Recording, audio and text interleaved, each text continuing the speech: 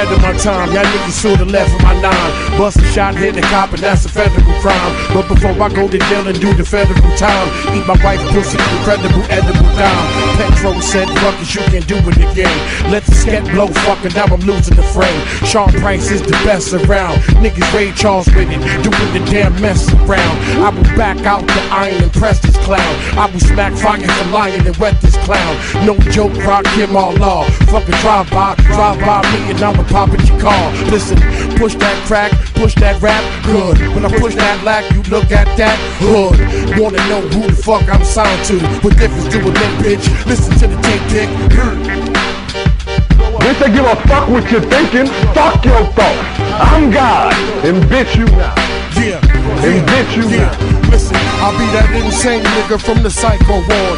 Insane nigga from the psycho ward. Be that insane nigga from the psycho ward. Insane nigga, insane nigga. Be that insane nigga from the psycho ward.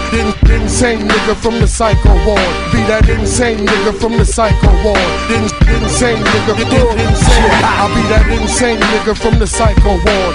Insane nigga from the psycho ward. Be that insane nigga from the psycho ward. Insane nigga, insane nigga. Be that insane nigga from the psycho ward. Insane nigga from the psycho ward. Be that insane nigga from the psycho ward. Insane nigga, insane nigga.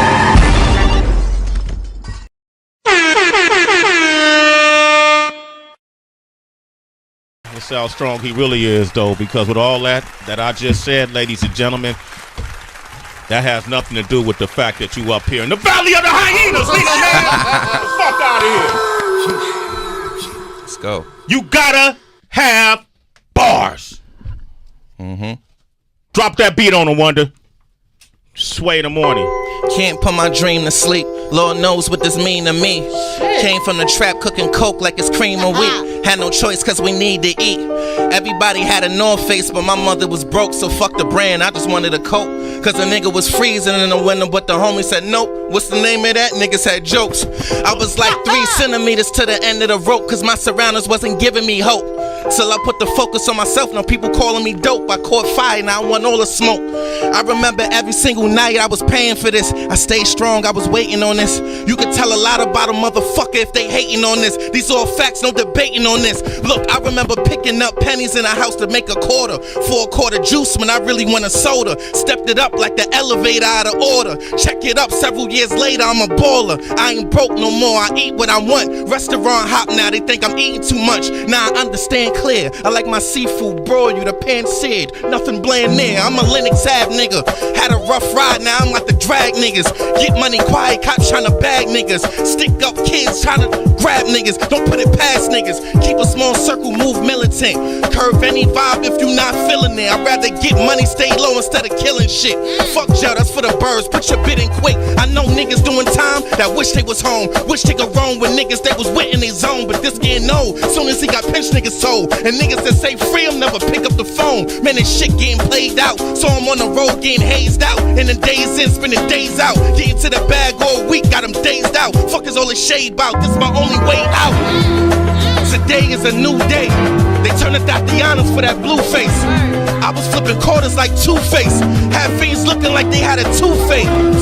Lockjaw, cause the rock pure. Just been getting it lately, they think I got sore. Like I ain't got goons to take tops off. But most of y'all gon' tell soon as it pop off. You a follower, you not a leader. It's embedded, I ain't gotta see her. Used to be hot-headed like I got a fever. Life a bitch, watch how you treat her. Cause we ain't getting no do-overs. So watch what you act a fool over, it's tricky. Is niggas showing love or they tipsy? Never trust a soul again for what they did to Nipsey. Holla. Nino Man. Say his name 3 times. Nino Man. Nino Man. Nino Man. So oh my God. Damn. Real rap is alive. It's alive, Sway. True MCs are living. God MCs. Wow. Nino Man. Excellent. Nothing short.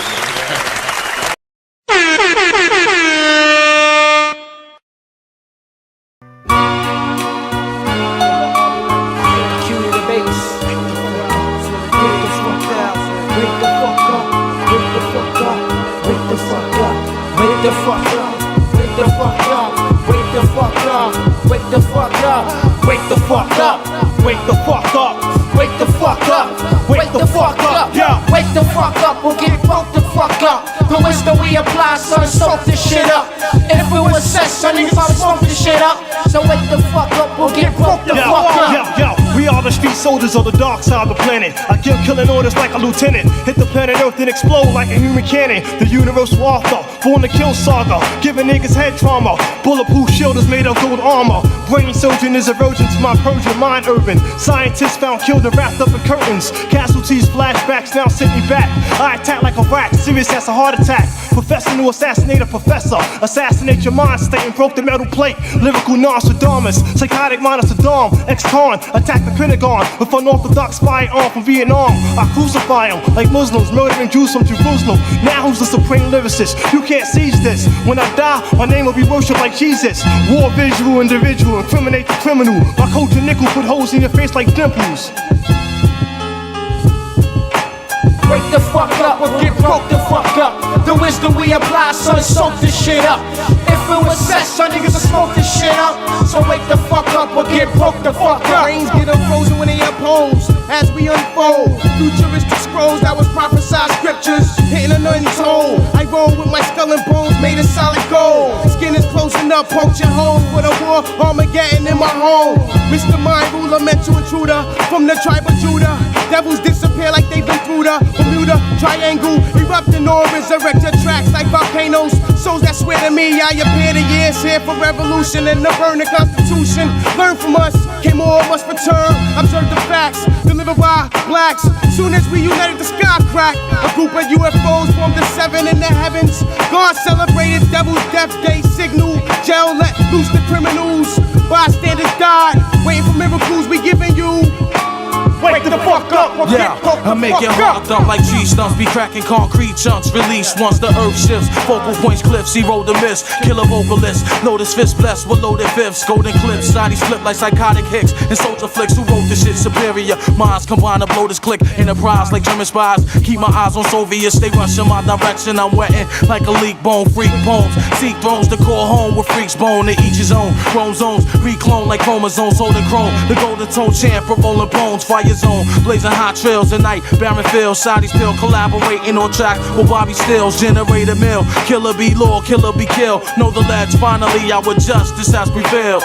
Wake the fuck up or get broke the fuck up. The wisdom we apply, son, soak this shit up.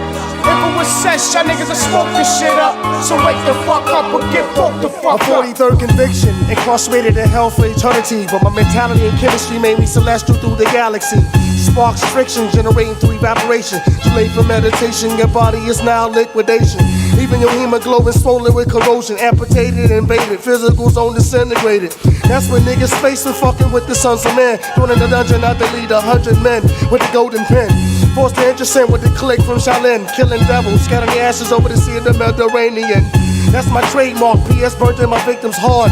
I be that star from afar, illuminating through the dark. Another burning phase of death, the initiation of the Mason. 186 days left in the book of Revelation. Reminiscing about the days, place in hell, the divinity of my mind. Able me to see the technicality of mankind. Let's take a journey behind the closed doors of reality. Open your eyes to the revolution, you'll now escape the blind state of confusion. Trials and tribulations of the original nation. Leaves your head aching, the only chance of elevation, unite with the black coalition. Son of man, population click, Wu-Tang Clan, birth the killer army. Leaving your skeletons buried in the promised land.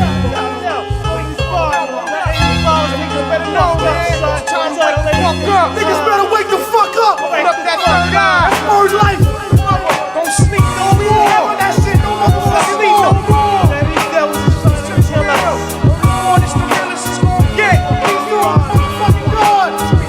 God's nerves. What's up, man? Army. Wu-Tang Clan. What? Yeah, wake the fuck up. Yeah, you better wake the fuck up. Wake the fuck up. Wake the fuck up or get broke the fuck up. The wisdom we apply, son, soak the shit up. If it was sex, y'all niggas will smoke the shit up. So Wake the fuck up or get broke the fuck up.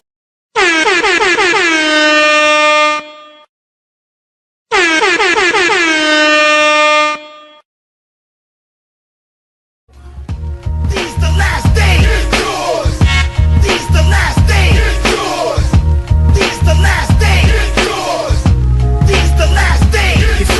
taking my own life into my own hands. RBG, refine, be a grown man. See, that's what I'm doing, cause I know it's inside of me. All I gotta do is just bring it to reality. It's fuck the government, but still I gotta pay the rent. So yeah, I'm for the caper, most definite. Keeping it militant, focused, intelligent. Pimping the system is basic common sense. It's still fuck the bid. Black power ain't dead. All that red, white, and blue shit be going to your head. See, we break bread, it's like a game or a sport. Gotta train every day to keep your team on point. Cause still, to this day, our reparations ain't paid. And you can see it in the poverty around the way. It ain't even our own people on BET. So they gotta get it from somebody, it might as well be me. Besides, a nigga gotta eat when he hungry. You see how they send troops to war for their country.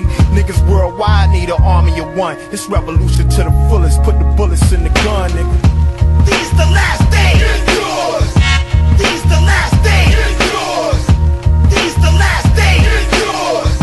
These the last days. It's yours. These the last days. It's yours. These the last days. It's yours. These the last days. It's yours. These the last days.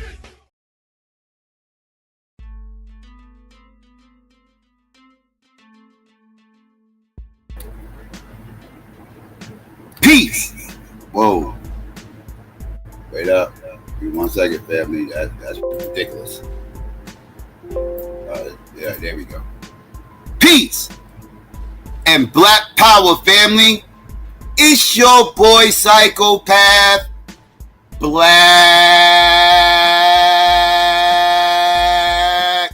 at you. Nah, I mean, with another Wake and Bake Bill. What's really hood out there, family? Nah, I mean, let me get some ones out there. Let's make sure everybody can hear me clear before I get into all this. Nah, I mean, let's see. All right. I already see what's going on. So, yeah. Let me get some shout outs while I'm waiting. Let me see. Shout out to G24Ds was good. Shout out to Infinity Link was going on. Miss Cardio Queen was good. Marcel, what's going on with you? 764 was good. Sweet D was good with you, sis. Ryan was going on. B1 for Life was good. See, J Viz was hood with you. Stephanie Moore was going on. Aisha Bass was good. Who else? Leonard was going on. Who else? Who else came up in the building? Let's see. Who else up in here? Regular Joe was good. No, that's not Sons of Man, Regular Joe. That's Killer Army. Killer Army. Wrong Wu-Tang group. Right click, wrong group. Yeah, that's Killer Army, not Sons of Man. But yeah, Drones was good.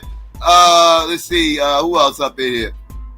Was that Joel Ortiz? No, I think you was talking about Killer Sin. The dude that was spitting the dude that was spitting when you left that comment, his name's Killer Sin. Cassandra was going on. Mika was good, sis. Who else up in here? Who else? Anybody else pop up in here? DC was going on. Let's see. Alizé was good. Let's see. Florence was going on. Anybody else? Shout out to everybody else out there might be listening or slide through. If I missed you, my bad. What's hood out there, family? What's going on? We in the building. Yeah, and I got some things that, need to be talked about and discussed. Nappy was good. Moo was going on. Old student, what's up? Yeah, family. Got some shit that we need to talk about. A lot of motherfucking things happened this week as far as like, the DNC, the Democratic National Convention happened for 4 straight days. This is normal. This is part of the course, right? Started on Monday, ended on Thursday, and that shit seemed like that shit was a 4-day concert. It felt like. Let's keep it a motherfucking stat. That shit felt like a motherfucking 4-day concert, but I kind of knew that was going to happen. Especially after what the Republicans tried to pull off. I don't know what the Republicans was thinking they was going to somehow or another out-celebrity the motherfucking Democrats. That ain't motherfucking happening. You ain't never going to out-celebrity the fucking left. You going to lose that war. Let's keep it a fucking stack around here, right? But yeah, so you know that all this shit happened. You know, they had all these little celebrity speakers come out. You know, some perform, some weak ass performances too. Let me tell you, but you know, I fuck with Stevie, I fuck with Patty. You know, Common being there was a little bit weird. You know, it's a little bit weird to me. You know, Sheila E. and Donnell Jones performing "Let's Go Crazy" was a little bit weird. A little bit weird, not his style of music, but you know, he pandering to Sheila E. because Sheila E. was performing. You know, I'm just saying. You know, it's a little weird, but you know, whatever. They was unable to get Beyonce, and they was also unable to get Taylor Swift. We'll get to Taylor Swift a little bit later. We could get into Taylor Swift right now, but we're gonna wait. We're gonna get into Taylor Swift a little bit later. But yeah, you ain't getting none of the, you know, none of the big time names out. You know, I know Taylor Swift's on tour, and Beyonce, I don't know. She just didn't show. I was a little shocked. B wasn't there. You know, this had B name written all over it. And she ain't want nothing to do with it. I don't know what happened. Maybe she was on tour too. I don't know. I know Taylor was. So don't get me, you know, but whatever. You know what I mean? Now, you know, all that happened. And yeah, so we get ready to go in the living room real quick, family. Let's get ready to go in the living room real quick. And let's get ready to touch on some of this shit that happened this week. Because a lot of shit went down that I want to actually touch on, right? Pause again. But we going to address some of this. Give me 1 second. I don't know why I didn't have all this ready already. I am tripping. I was totally rushing earlier. And I don't mean Vladimir Putin either. But yeah, I was totally rushing earlier. Right? I'm a Negro, but I was totally rushing earlier. Series B was up. GA was good. Big Red was going on. And New Kim was good. Yeah, family. So, like I said, the DNC happened this week. I covered the first day on Monday. We was watching that live. So there's no need for me to rehash what happened on Monday. I want to touch on some of the things that happened the other 3 days. Right? So let's get ready to get into some of that real quick, because this is some interesting shit that went down right now. I don't even know if I'm doing all this in chronological order, because shit was a little bit weird how the order they did all this in. I was surprised certain people spoke on the days they spoke. I know they wanted to kind of spread it out and have certain big speakers speak on each day to end off the event and everything. And they seemed like the first day was very heavy on the people that I wanted to hear. And the other days only had like about 2 or 3 speakers that I actually gave a fuck about even hearing what the hell they had to say. And the rest of the motherfuckers just filler. Right? It seemed like it was heavy on the first day of people that I actually wanted to hear. But yeah, let's get to this, family, and let's get to the first speaker that we want to cover, or at least I want to cover. So let's get to this real quick.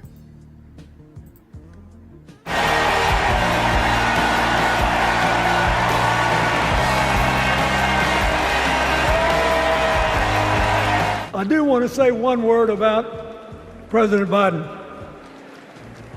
Remember, he had an improbable turn that made him president. And we were in the middle of a pandemic and an economic crash. He healed our sick and put the rest of us back to work. And he strengthened our alliances for peace and security. He stood up for Ukraine. He's trying desperately to get a ceasefire in the Middle East.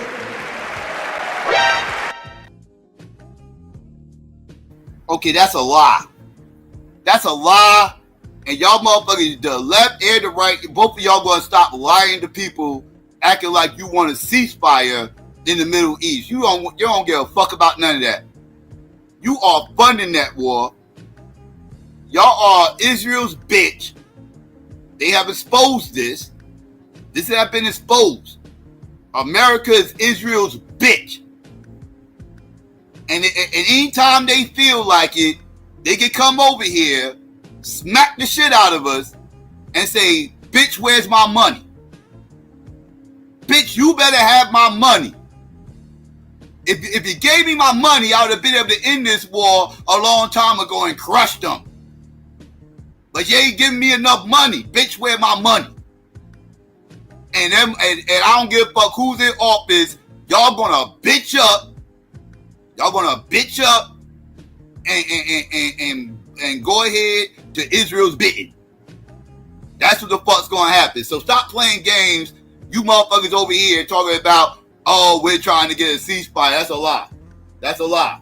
All y'all lying with that shit. All you. I don't believe none of you motherfuckers. He's trying desperately to get a ceasefire in the Middle East.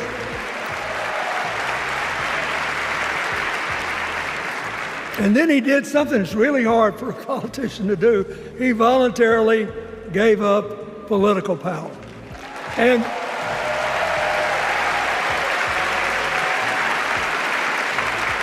George Washington knew that, and he did it. And he set the standard for us serving 2 terms before it was mandatory. It helped his legacy. And it will enhance Joe Biden's legacy. And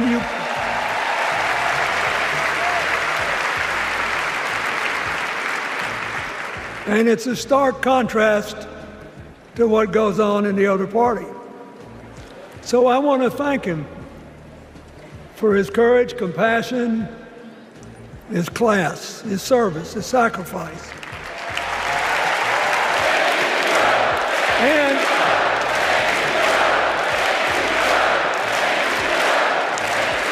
2 days ago, I turned 78, the oldest man in my family of 4 generations. And the only personal vanity I want to assert is I'm still younger than Donald Trump. So,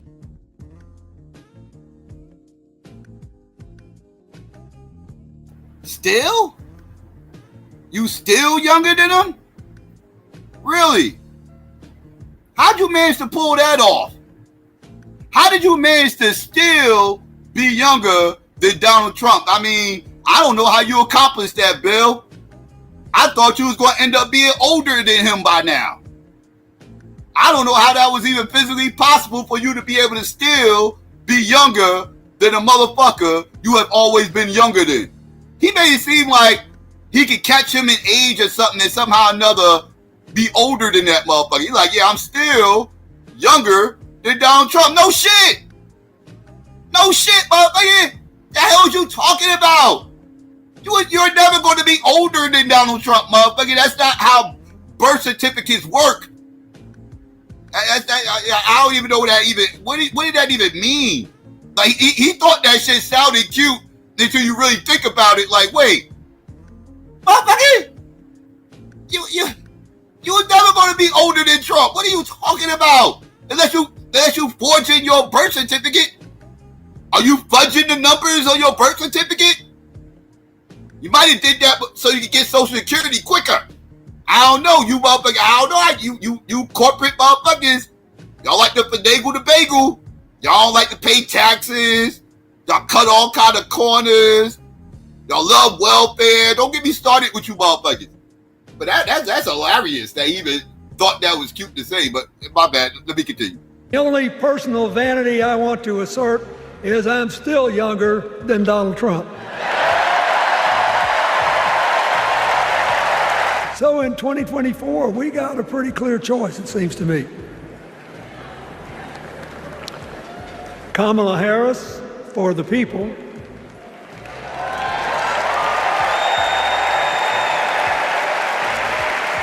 and the other guy who's proved even more than the first go-around that he's about me, myself, and I. I know which one I like better for our country.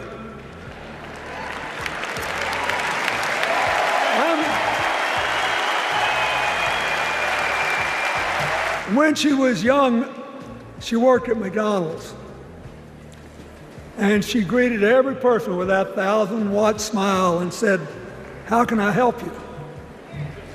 Now she's at the pinnacle of power and she's still asking, "How can I help you?"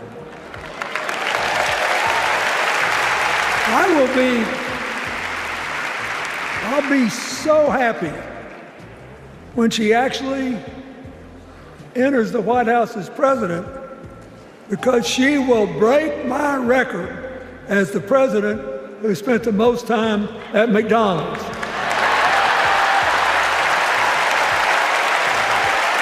Kamala Harris is the only candidate in this race who has the vision, the experience, the temperament, the will, and yes, the sheer joy to get something done. We got to ask ourselves the questions if we're going to hire a president. Do you want to build a strong economy from the bottom up and the middle out? Or do you want to spend the next 4 years talking about crowd size? I want to say this from the bottom of my heart. I have no idea how many more of these I'll be able to come to. I started in '76 and I've been to every one since. But no, 72. Lord, I'm getting old. But here's what I want you to know. If you vote for this team, if you can get them elected and let them bring in this breath of fresh air, you will be proud of it for the rest of your life. Your children will be proud of it. Your grandchildren will be proud of it.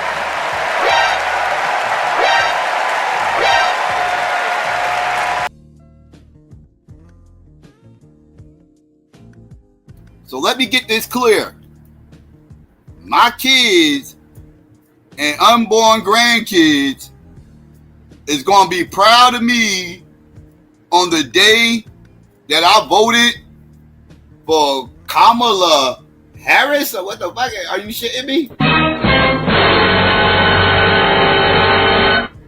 I have never looked back in the history of politics and said I'm proud of anybody in my family for voting whatever way they fucking voted. I don't even know how.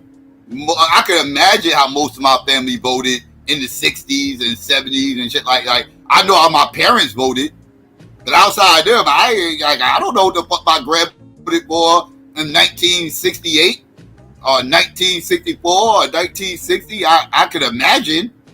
I'm assuming it was Democrat. That's what I'm assuming. But I don't look back at them times like, yeah, I'm so proud of them for doing that. I don't know. Maybe white families work that way. Maybe white families work that way. Black families don't work that way. That's not, I don't know. I'll never look back and just be proud that, I'm so proud that my family voted this way 40, 50 years ago. Like, not so much. I don't know. Maybe white families are different. You know, I don't know.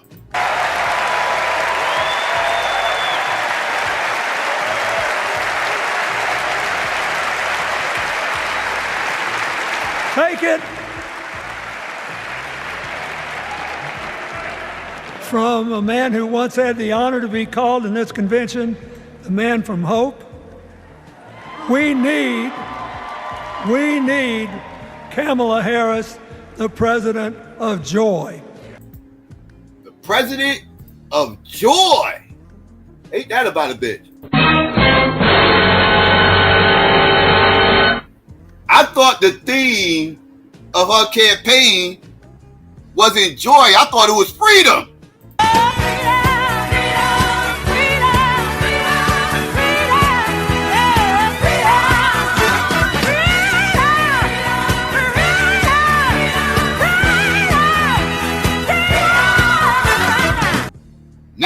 Now I'm confused because Bill keep coming up here talking about some joy shit.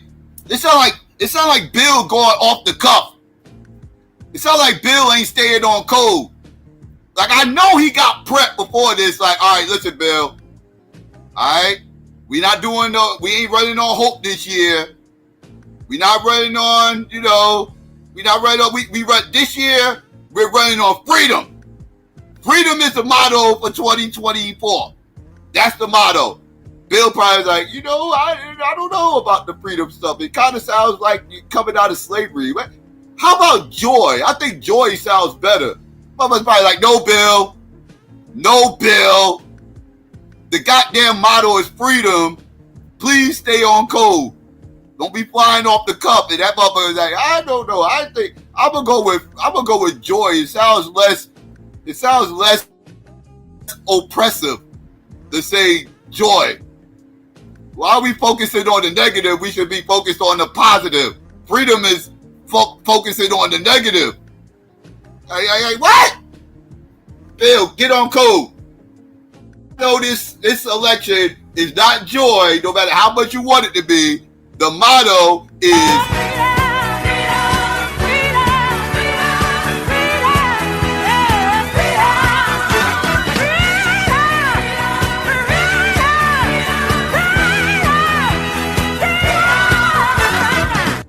Alright, so let's get that clear. Bill. Anyway, Bill old as hell. Sounding batshit crazy right about now. We gonna get up off Bill. Right? We gonna get up off Bill. And let's keep it on. Who should we listen to right now? Let's listen to this motherfucker right here. You know what I mean? He had an interesting take on this election. And that would be no other than House Rep Hakeem Jeffries from New York. Let's give it up for Hakeem Jeffries from New York. Let's get it up. Let's get it up one more time. All these liberals are coming out here with suits and sneakers on. I just want everybody to peep this. This is the most liberal event you'll ever see in your life. Suits and sneakers, motherfucker. You can't get more liberal than coming out. Like y'all should have saw Haskins. Haskins for the House of Representatives. That white liberal. That motherfucker came out with a suit and some suede Pumas. You can't write this shit. This is the most liberal shit you ever see. But now Hakeem Jeffries is walking out here with some black Air Force Ones on with his goddamn suit. Like, what? This is some liberal shit going on. I'm just critiquing the fashion statement that's it's a little bit, it's just extra liberal. I'm just saying, only a liberal can get away with this. But I digress. Let's continue.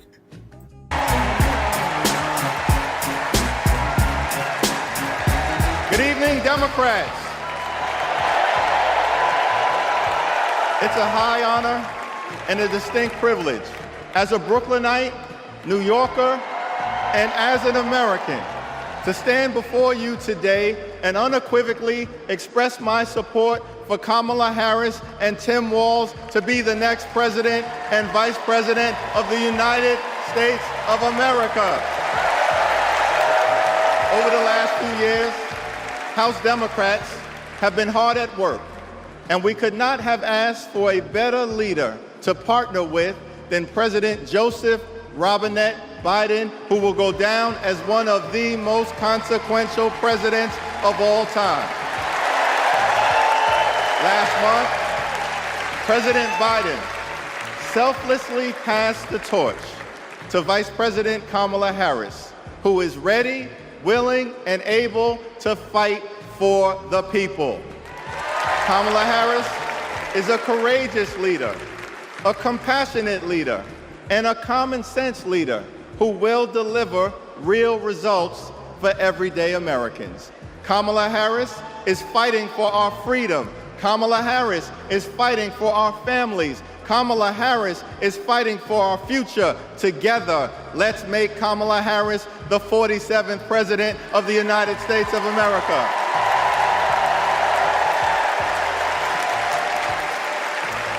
In our great country, when you work hard and play by the rules, you deserve to earn a living wage. You deserve to have an affordable place to call home.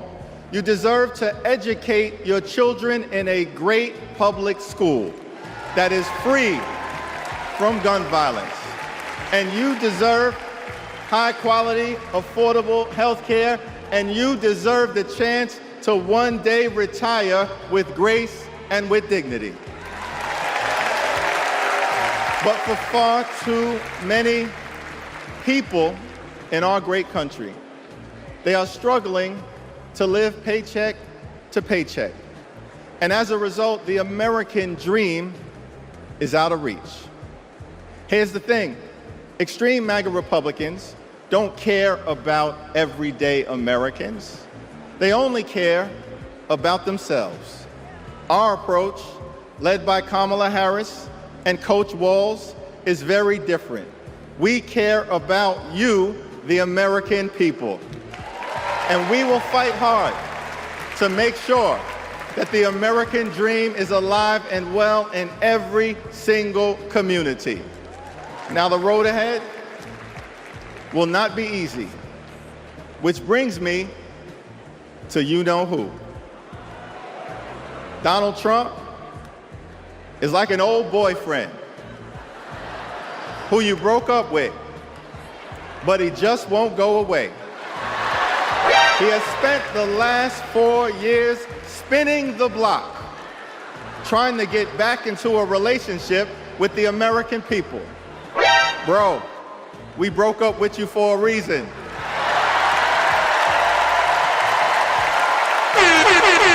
Trump was the mastermind of the GOP tax scam, where 83% of the benefits went to the wealthiest 1% in America. Trump failed our country during the COVID-19 pandemic. Trump is a chaos agent who is focused on himself, not the American people. Trump tried to destroy our democracy by lying about the election and inciting a violent mob to attack the Capitol. Trump put 3 extreme justices on the Supreme Court who destroyed Roe v. Wade. We broke up with you for a reason. Donald Trump can spin the block all he wants, but there's no reason for us to ever get back together. Been there, done that, we're not going back.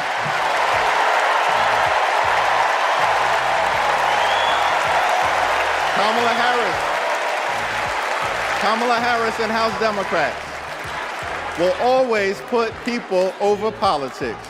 Kamala Harris and House Democrats will lower costs and grow the middle class. Kamala Harris and House Democrats will fix our broken immigration system and secure the border. Kamala Harris and House Democrats will strengthen the relationship between the police and the community.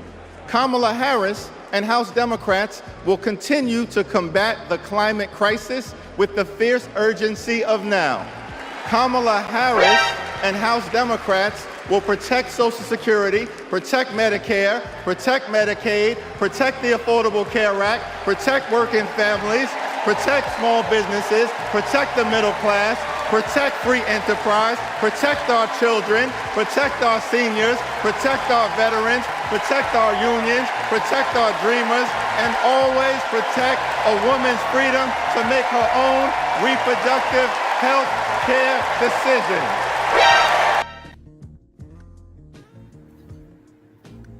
Out of all that shit he said, I didn't hear shit about motherfucking black people. Can I get y'all? Where did black people fall into all that? Can we keep it up? Because do not get it fucked up. These Democrats and Republicans, mainly these Democrats though, because it seems like they running on this year. It seems like a popular talking point from the Democrats this year. You gotta understand buzzwords with politicians. When politicians are talking about certain demographics of people, they are using buzzwords to do this. When these motherfuckers are talking about the quote-unquote middle class, and that's a statement that's been thrown around a lot over the DNC, you know, this is something that they're running on hard. Pause. You hear the middle class, before y'all start going crazy, I know it's black people in the middle class. My parents was middle class. I was raised under middle class, so I understand this. Understand the buzzwords, though. Middle class do not mean your black ass. Trust me when I tell you.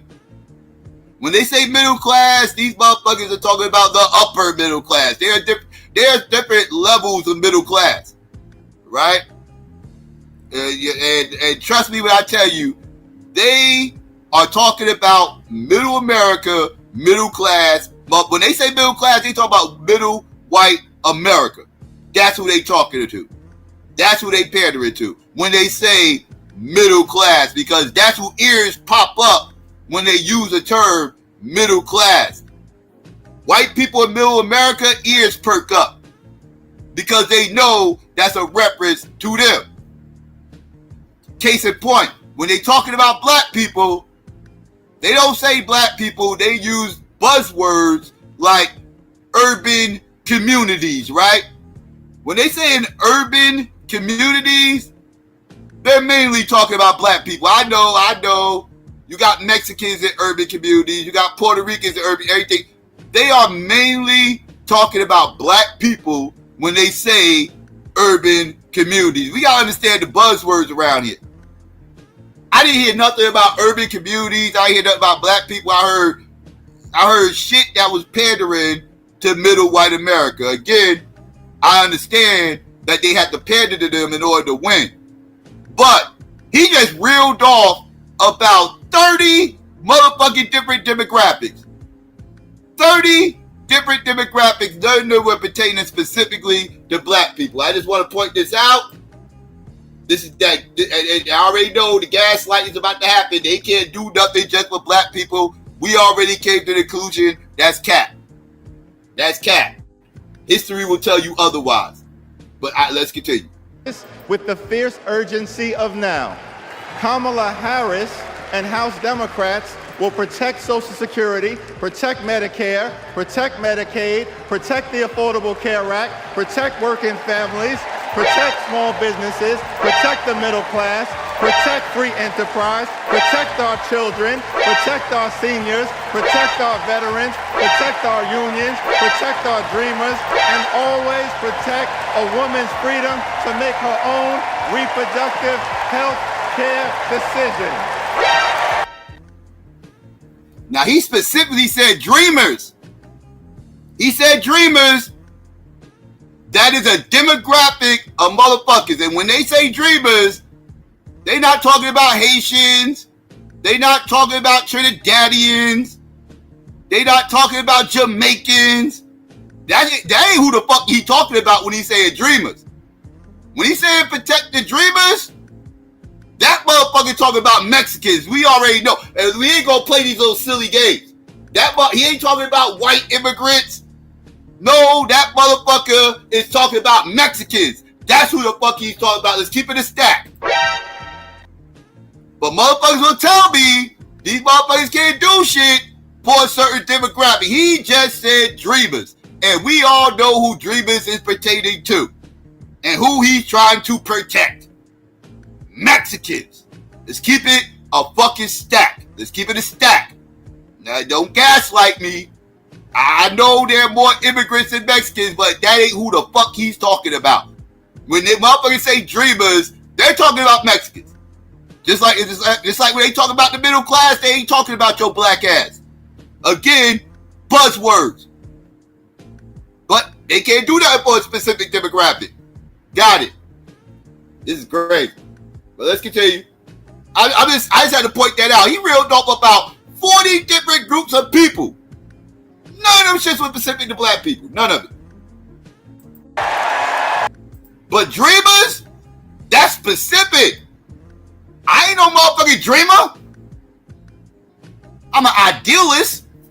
You know, I'm a little bit of an idealist, but I am not a dreamer, right? My first name ain't Tommy, right? That ain't me, right? I didn't play in the 92 team. I'm not a dreamer, right? That ain't who the fuck I am. That has nothing to do with me. Women's reproductive rights, that has nothing to do with me. That has nothing to do with me. I'm just hearing this motherfucker run down a whole slew of shit. None of it pertains to me. I'm not in the union. Said protect union. I'm not in the union. Don't pertain to me. I just heard a whole bunch of shit. None of it pertains to me. None of it. But I digress.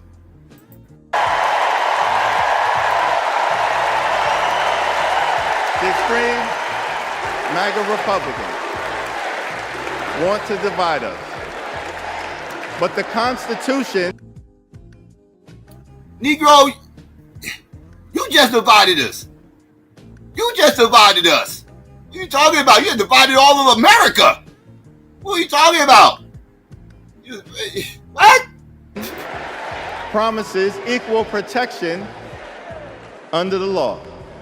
We are one nation, under God, indivisible, with liberty and justice for all. Yeah, that sounds cute, but you don't believe that. I know I don't. We don't get justice for all. That justice for all shit is cat. It's all cat. Justice for white people. Yeah.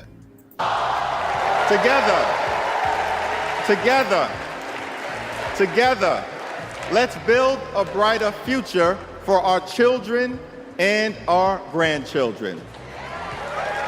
In the Old Testament, book of Psalms, the scripture tells us that weeping may endure during the long night, but joy will come in the morning. Here's how we do it. Strategize on Sunday. Meet the moment on Monday.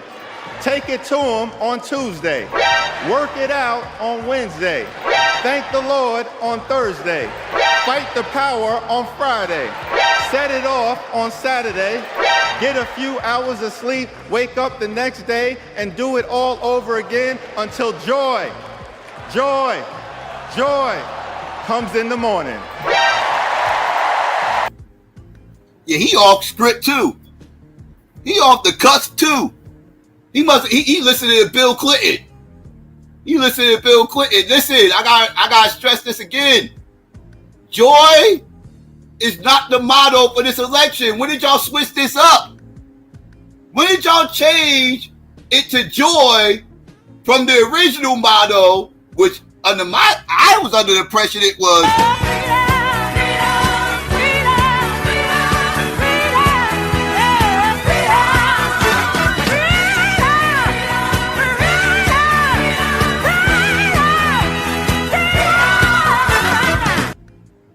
That's what I thought. But now all of a sudden, like it seemed like day 2, all that shit switched up. They like, oh, we get off this freedom train. We off the freedom train. Now it's about joy and happiness. Right? It's about joy and pain. Sunshine and rain. Give it up now. Joy and pain, sunshine and rain. Give it to the bride face. Now there's only 76 days left. There are only 76 days left. We must continue to speak up. We must continue to show up. We must continue to stand up, not as Democrats or Republicans, but as Americans. And when we do, nothing can stop Kamala Harris from becoming the 47th President of the United States of America. Nothing can stop House Democrats from taking back the majority. Nothing can stop the American people from continuing our march toward a more perfect union. Nothing can stop us. We're all the way up. God bless you. God bless Kamala Harris. May God bless the United States of America. Oh my God! Yeah, there was a lot of that going on too. There was a lot of that indoctrination going on too. The whole DNC, not just this Negro. That was a common theme amongst the DNC. Oh my God! That shit was sickening. Fuck you, plus your weak religion. Alright. Now let's get to the next thing I wanted to see. Next speaker, we wanted to kind of run through real quick.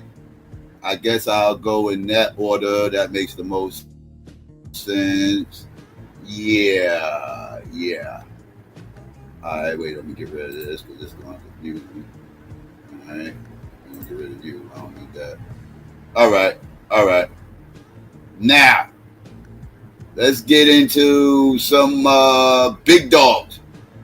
Let's get into the big dogs, right? Because big dogs came out. You know, I got to save the big dogs, right? Like, you know, that was light work. We had some big dogs come out for this DNC. They wasn't playing. It was like, y'all motherfuckers want to come out with Hulk Hogan and Amber Rose thinking y'all doing some shit. Watch our work. Watch our work, motherfuckers. Y'all can't do what we do. We got old motherfucking presidents and first ladies with all y'all motherfucking ex-presidents and ex-motherfucking first ladies are all dead. All your ex-presidents are fucking deceased and your ex-fucking first ladies. Y'all can't go in the grave and whip out they ghost motherfucking. We actually still got eyes breathing. So y'all can't outmatch us, right? So they took it places that the Republicans can't go. You know, they was digging deep. They was like, oh yeah, match this. Fuck with us. Oh yeah, let's get into it. Let's go. Let's hear the highlights from this because I can't hear the whole thing because her speech was long as hell. A lot of these speeches is long, so we just gonna hear like the highlights. We ain't gonna get too deep into listening to the whole damn thing. These shits are long. I'll be here till like 7 o'clock trying to cover all these goddamn speeches. I ain't trying to be here that long. Just covering speeches, right? So let's get into this real quick, family. All right, let's go. On issues of race and gender. In her remarks, she touched on her family's history and the importance of this election. Something wonderfully magical is in the air, isn't it? Yeah. You know, we're feeling it here in this arena, but it's spreading all across this country we love.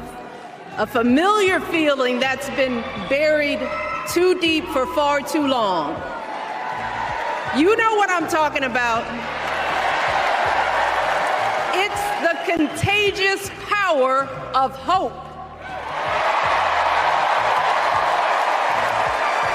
The anticipation, the energy, the exhilaration of once again being on the cusp of a brighter day.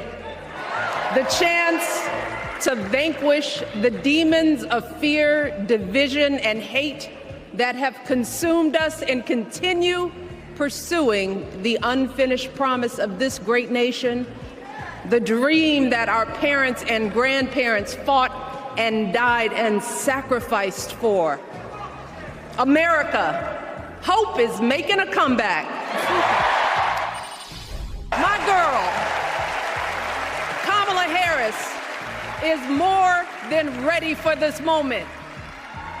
She is one of the most qualified people ever to seek the office of the presidency. And she is one of the most dignified. A tribute to her mother, to my mother, and to your mother too. The embodiment of the stories we tell ourselves about this country. Her story is your story. It's my story. It's the story of the vast majority of Americans trying to build a better life. She understands that most of us will never be afforded the grace of failing forward. We will never benefit from the affirmative action of generational wealth.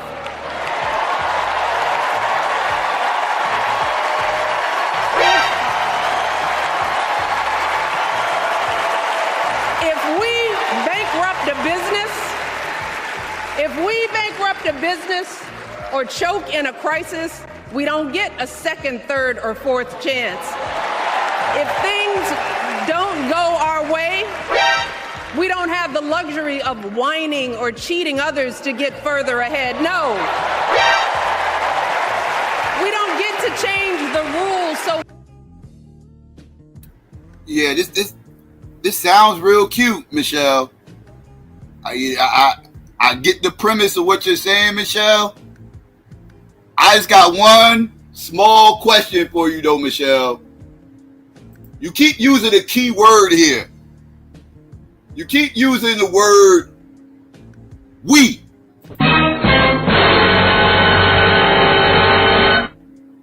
When you say we, Michelle, I'm going to need you to explain a little bit deeper what you mean by we. Because, you know, I fucks with you, Michelle, but let's keep it a stack.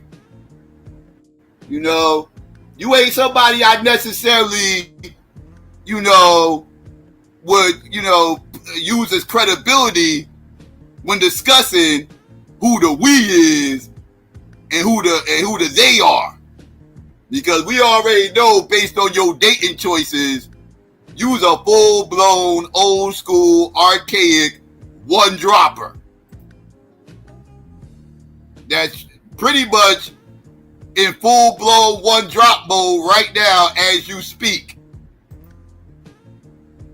So I'm a little bit confused back here. Whoa, what happened? Why did that just happen? Okay, there we go. I don't know why that just happened. That was weird. But yeah. I don't know why that just happened. That was weird. But yeah. You are a full-blown one-dropper, Michelle, and I'm totally not listening to you when it comes to who the we and the they are. Let's keep it a stack. All right? We ain't doing that. But, you know, it's a cute speech. But I'm a little bit concerned who the we is. All right, let's go, though. Or choke in a crisis, we don't get a second, third, or fourth chance. If things don't go our way, we don't have the luxury of whining or cheating others to get further ahead. No. We don't get to change the rules so we always win. If we see a mountain in front of us, we don't expect there to be an escalator waiting to take us to the top. Now, unfortunately, we know what comes next. We know folks are going to do everything they can to distort her truth. My husband and I sadly know a little something about this.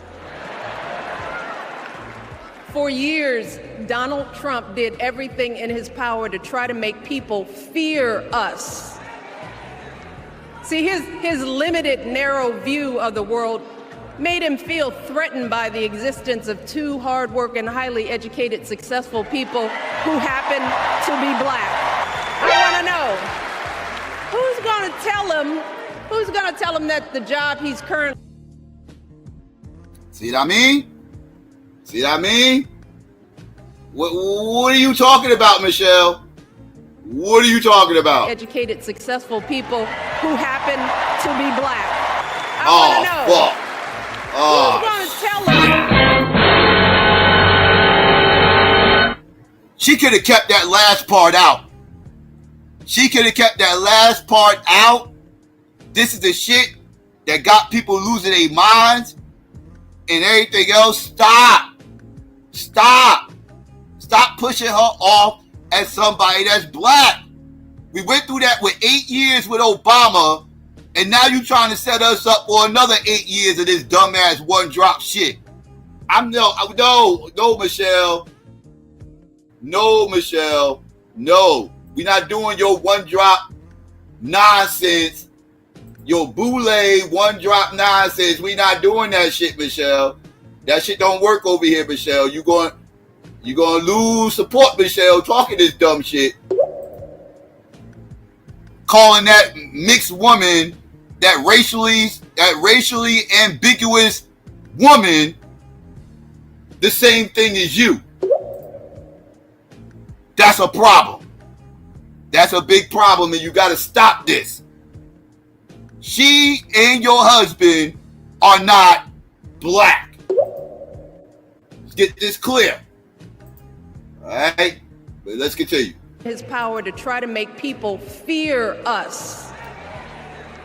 See, his limited, narrow view of the world made him feel threatened by the existence of two hardworking, highly educated, successful people who happen to be black. I want to know, who's going to tell him that the job he's currently seeking might just be one of those black jobs? It's up to us to remember what Kamala's mother told her. Don't just sit around and complain. Do something. So, if they lie about her, and they will, we've got to do something. If we see a bad poll, and we will, we got to put down that phone and do something. If we start feeling tired, if we start feeling that dread creeping back in, we got to pick ourselves up, throw water on our face, and what? Consider this to be your official ask. Michelle Obama is asking you, no, I'm telling y'all to do something.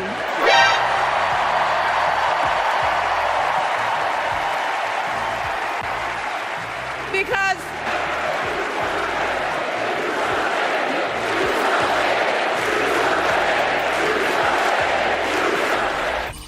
And Michelle Obama, Eddie Glaude, rocked the night. All right. So that was Michelle, gave an emotional speech, tapped into some people's souls, made one droppers very happy, and Blue MAGA, they very satisfied with, her speech. As you can see, I had some issues with certain parts of it. The other stuff, it kind of is what it is, but the black part, yeah, that shit gonna have me losing my mind every motherfucking time. Every time. It just is what it is. But I digress. Let's get to another big dog. No other than her motherfucking husband. That's right. Let's get ready. Where are RBR at? Where RBR at? Somebody get RBR up in here, because his Lord and Savior is about to speak. And I don't want him to miss his deity, speaking at the DNC, because this is very, very, crucial. The biracial genius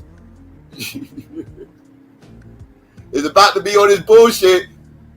So let's give him this proper intro before we listen to him. Let go.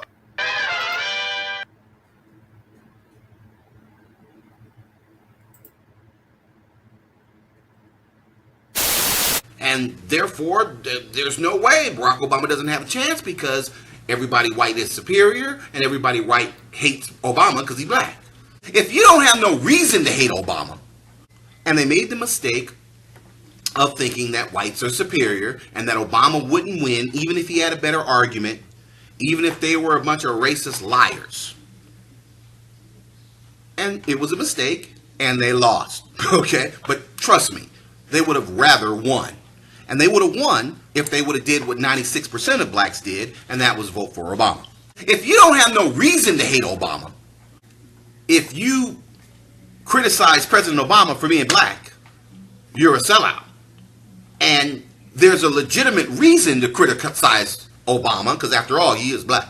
So you're not a sellout. Well, that's stupid. If you don't have no reason to hate Obama.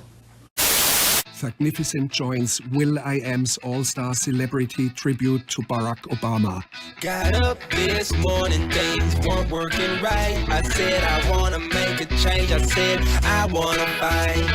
Obama walked up and said, yes, we can. I said I wanna ride your nuts, cause I think you're the man. Now I'm dick riding Obama, Obama. Now I'm dick riding Obama, Obama. Now I'm dick riding Obama, Obama. Now I'm dick riding. Dick riding for tomorrow, dick riding for today, dick riding for the straight, dick riding for the gay, dick riding for America, dick riding for Iraq.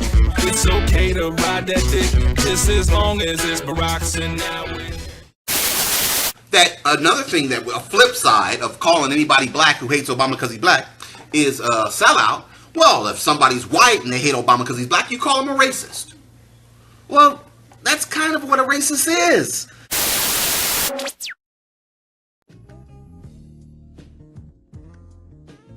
Thank you, thank you. Chicago! It's good to be home. It is good to be home, and I don't know about you, but I'm feeling fired up.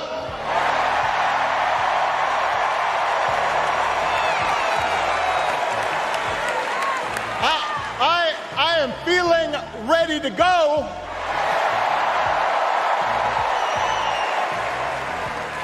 Even if I am the only person stupid enough to speak after Michelle Obama.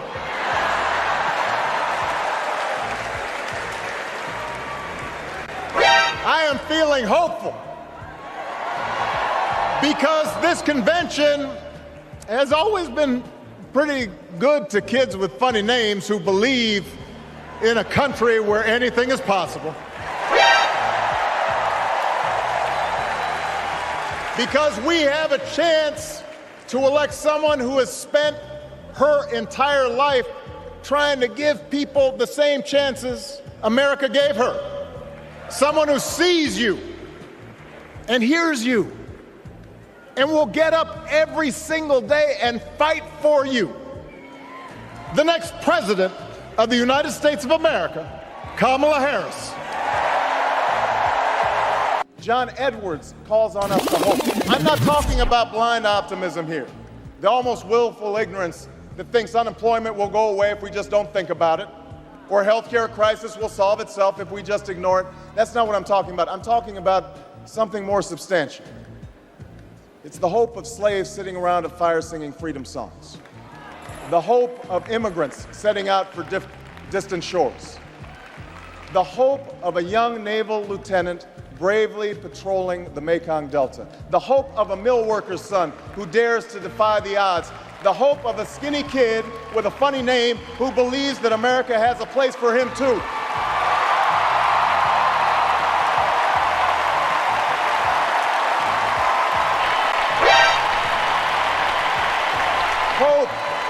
Hope in the face of difficulty. Hope in the face of uncertainty. The audacity of hope.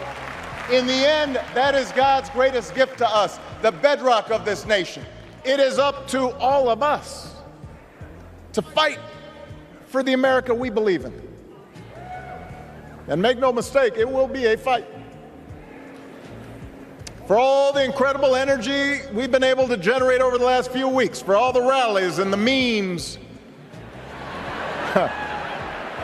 this will still be a tight race in a closely divided country. A country where too many Americans are still struggling. Where a lot of Americans don't believe government can help. And as we gather here tonight, the people who will decide this election are asking a very simple question. Who will fight for me? Who's thinking about my future?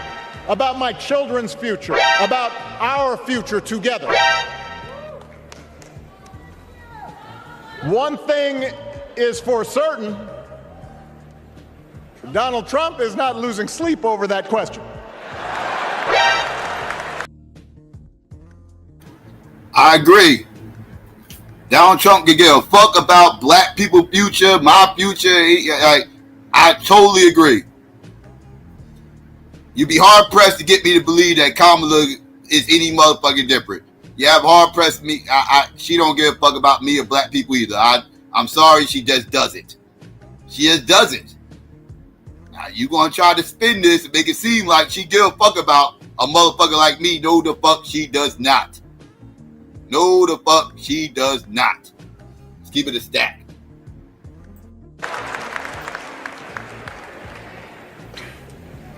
Here's a 78-year-old billionaire who has not stopped whining about his problems since he rode down his golden escalator 9 years ago.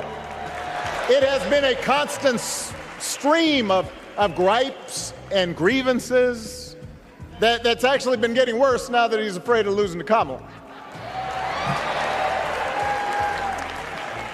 There's the childish nicknames, the crazy conspiracy theories, this weird obsession with crowd sizes.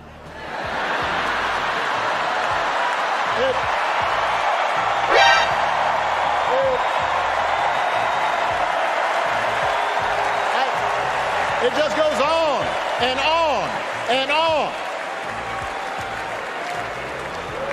The other day I heard someone compare Trump to the neighbor who keeps running his leaf blower outside your window every minute of every day.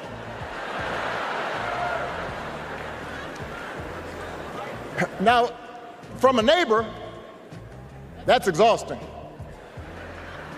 From a president, it's just dangerous. Tim is the kind of person who should be in politics. Born in a small town, served his country, taught kids, coached football, took care of his neighbors. He knows who he is, and he knows what's important. You can tell those flannel shirts he wears don't come from some political consultant. They come from his closet, and they have been through some stuff.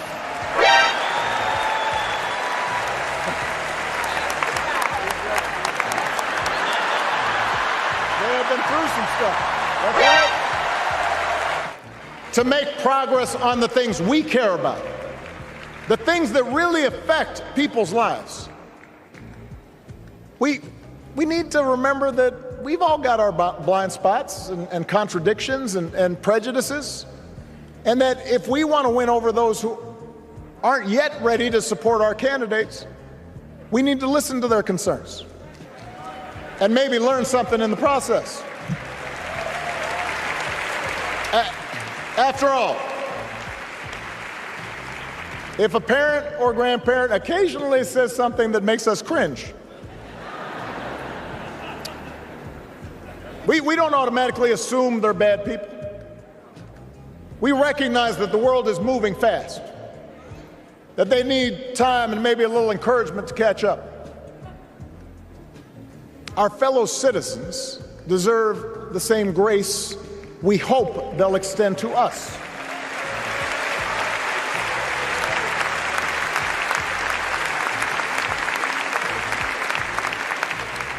That's how we can build a true Democratic majority, one that can get things done. And by the way, that does not just matter to the people in this country. The rest of the world is watching to see if we can actually pull this off and troll each other and fear each other.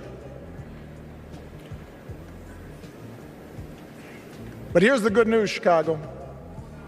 All across America, in big cities and small towns, away from all the noise, the ties that bind us together are still there. We still coach Little League and look out for our elderly neighbors.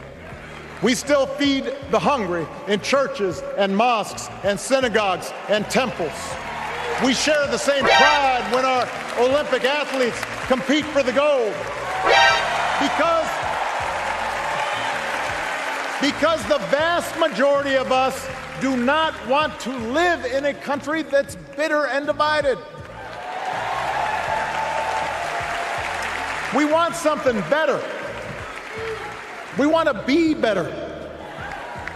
And the joy and the excitement that we're seeing around this campaign tells us we're not alone. You know, I've spent a lot of time thinking about these past few months because, as Michelle mentioned, this summer we lost her mom, Ms. Marion Robinson. And I don't know that anybody has ever loved their mother-in-law any more than I love mine. Mostly it's because she was funny and wise and the least pretentious person I knew. That, and she always defended me with Michelle when I messed up. I'd hide behind her.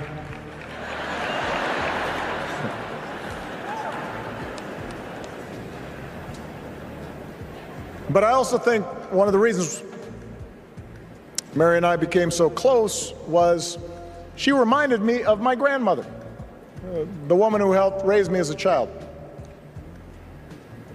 And on the surface, the two of them did not have a lot in common. One was a black woman from right here, south side of Chicago, right down the way. Went to Englewood High School. The other was a little old white lady born in a tiny town called Piru, Kansas. Now, I know there aren't that many people from Piru.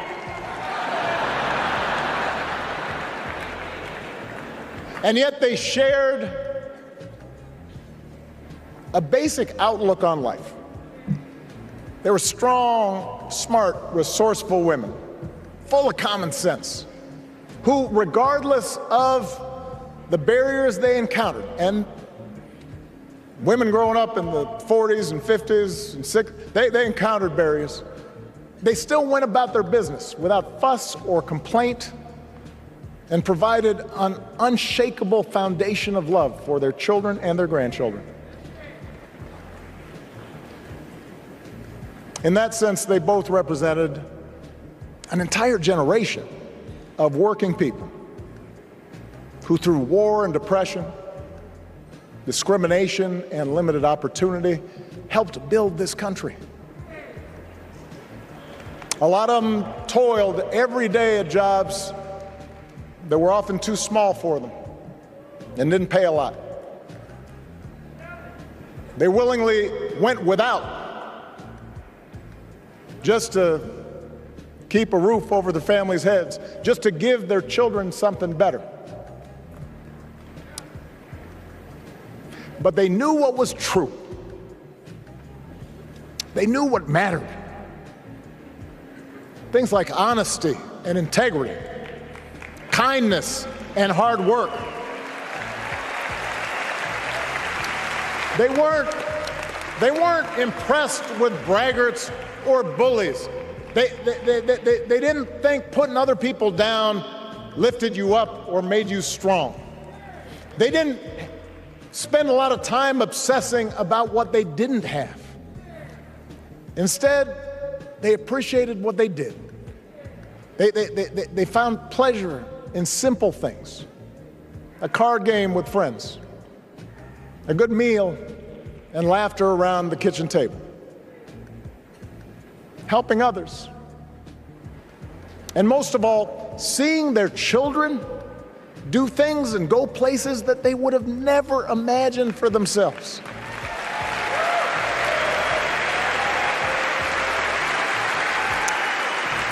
Whether you are a Democrat or a Republican or somewhere in between, we have all had people like that in our lives. People like Kamala's parents, who crossed oceans because they believed in the promise of America. People like Tim's parents who taught him about the importance. See, now you talking like, now you talk, what do you mean we all, no I don't. I don't got nobody in my family that freely migrated to this motherfucking country. What the fuck are you talking about, Obama? You done lost your motherfucking cotton, my bad. Half a cotton, my bad. Your non-cotton picking mind, motherfucker. Your pops from Kenya. Your pops ain't from over here. Your whole mother's white. So, like, that's your experience. You experience immigrants coming over here and trying to quote unquote achieve the American dream. That's your life.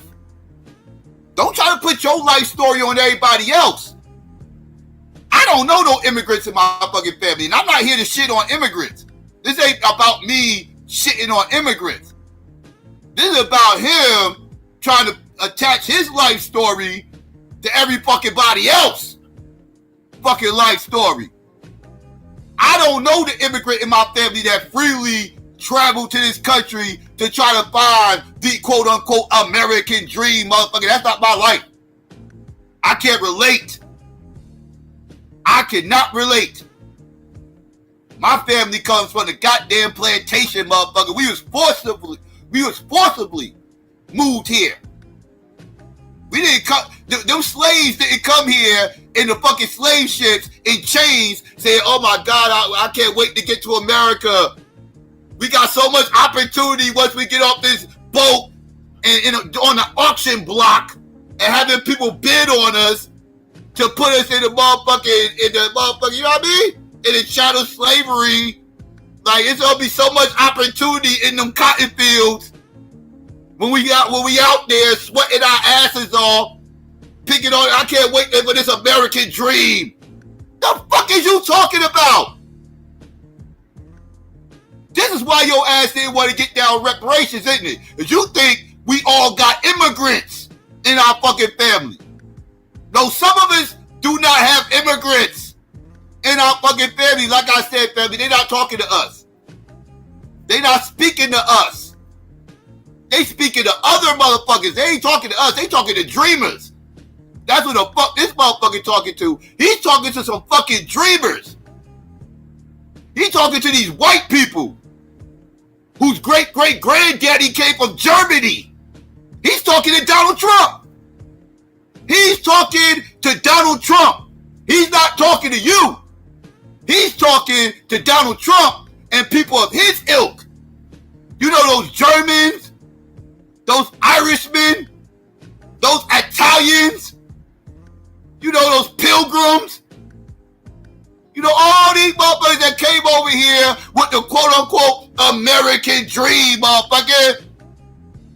You ain't talking about me. So don't say we all got this in our fucking family. You speaking from your white side. That's your white side talking. That ain't your nigga side talking, nigga. Because your nigga side would have known better than to say no dumbass shit like that. I'm insulted that you are trying to call our ancestors in slavery some kind of motherfucking immigrants.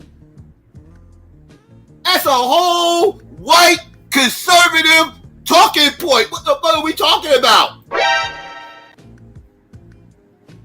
I just got triggered. I'm sorry, I just got triggered.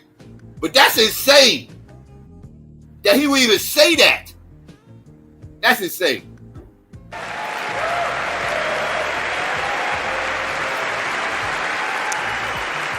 Whether you are a Democrat or a Republican or somewhere in between,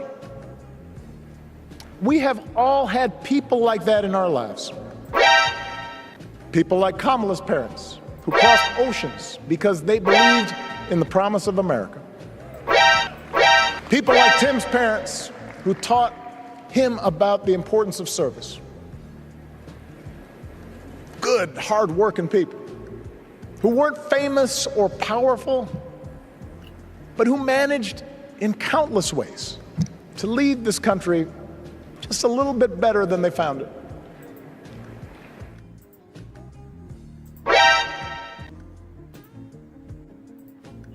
So our ancestors in slavery wanted to leave the country better than when they found it, huh? That was their goal, huh? But I swear, these motherfuckers gonna have me losing my shit up on here. They really are. It's insane that he would even fix his mouth to say some dumb shit like that. Like I said, that's that white side. That's that white side. Because I don't know no niggas who would even fix their mouth to say some shit like that without being called a coon. I'm just saying. That's a whole white supremacist talking point. Trying to make slavery about immigration. Gotta be shitting me, dog. Anyways, let's get to this motherfucker right here. Oh yeah, y'all see it. Y'all see what's about to happen. Oh, I saw this. It was like, oh, look at this bullshit right here. Of course, we had to have the mommy of all black women get on her motherfucking soapbox and speak for all black women. Because that's what she is. She's the female Jesse Jackson. She's the female equivalent of Jesse Jackson. No matter what the fuck she says, that's how all black women feel. She speaks for all black women. I don't give a fuck. Don't argue with me. Don't argue with me about this. This is reality. This is how it's set up. If Oprah said it, all black women said it. This is the concept. This is the narrative that is spun. She is the messenger of all black women. This is how this shit is set up. Don't shoot the messenger. I'm not the one who set this shit up like this. This is what it is. Your little boule Democrats set it up to where Oprah is the voice of all black women. If black women have a gripe and that gripe doesn't come out of Oprah's mouth, your gripe is dismissed. Not even taken serious. Your plight ain't taken serious until she said so. She's the gatekeeper of black women's thoughts. Do not get it fucked up. She is the gatekeeper. It's not because I say so. It's because they say so. So don't shoot the messenger. This is just what the fuck it is. So let's listen to what black women in totality has to say, right? Because that's how this is spun, right? So let's listen to black women in totality, right? Air quotations. But let's go. Stupid ass shit. Let's go. Who says you can't go home again?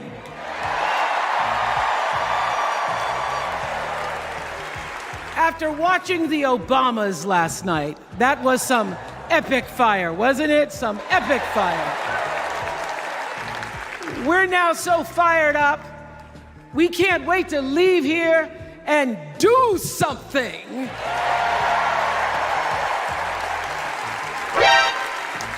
And what we're going to do is elect Kamala Harris as the next president of the United States.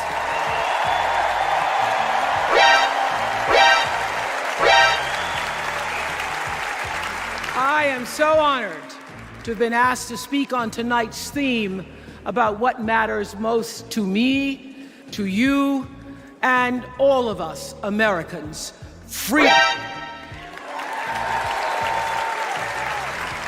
There are people who want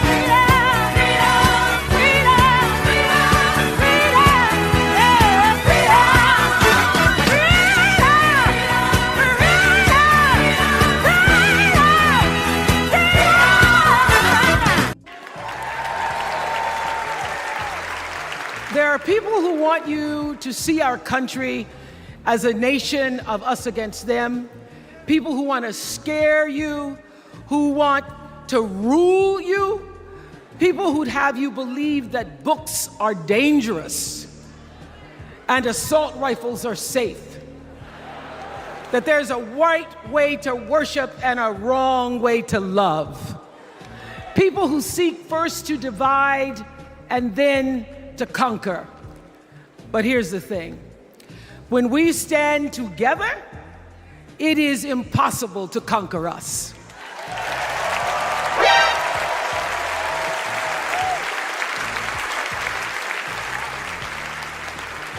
In the words of an extraordinary American, the late Congressman John Lewis,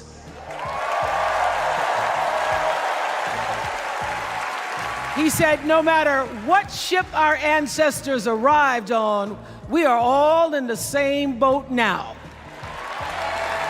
Congressman Lewis knew very well how far this country has come because he was one of the brilliant Americans who helped to get us where we are.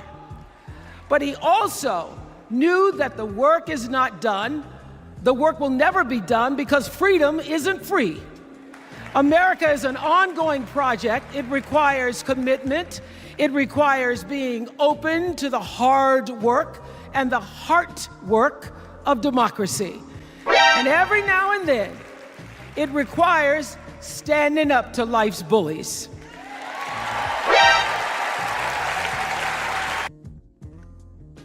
Nobody is a bigger bully than you, Oprah. You are the biggest bully out there. You get up here in Hollywood and blackball your own fucking people. You ain't oppressing white people with this status that you have, Oprah, that white people gave you. That's probably why you don't oppress them. Because you don't have the power to fight the hand that fed you. No, what you do, Oprah, is bully black people. That's what you do, Oprah. You are the gatekeeper, Oprah. Let's keep it a stack. Oh, the brothers and sisters have spilt the beans on you and your boule gatekeepers. Nobody bullies black people more than you, Oprah. Let's get that clear. Let's get that clear. You have oppressed more black people than Donald Trump. Oh, did I say that shit? You motherfucking right. Oprah Winfrey has oppressed more black people than motherfucking Donald Trump, and I stand on that shit. I stand on that. The nerve of this gatekeeper. The nerve of her. You done lost your mind. Open to the hard work and the heart work of democracy. And every now and then, it requires standing up to life's bullies.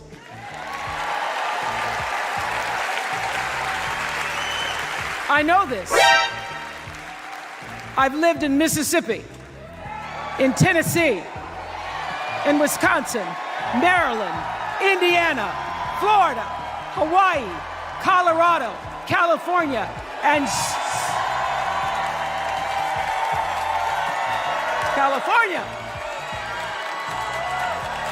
and sweet home Chicago, Illinois.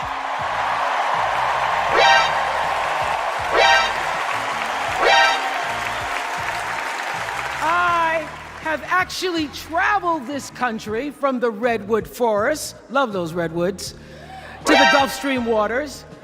I've seen racism and sexism and income inequality and division. I've not only seen it, at times I've been on the receiving end of it. But more often than not,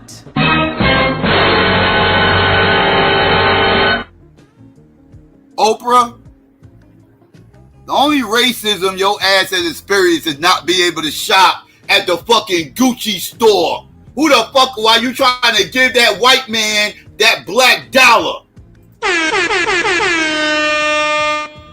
That's the levels of racism you experience. You went inside a Louis Vuitton store They said we don't want your black money, and then you went on your soapbox acting like the white man is oppressing you by not taking your black dollar that you shouldn't have been giving to him in the first goddamn place. Let's keep it a stack.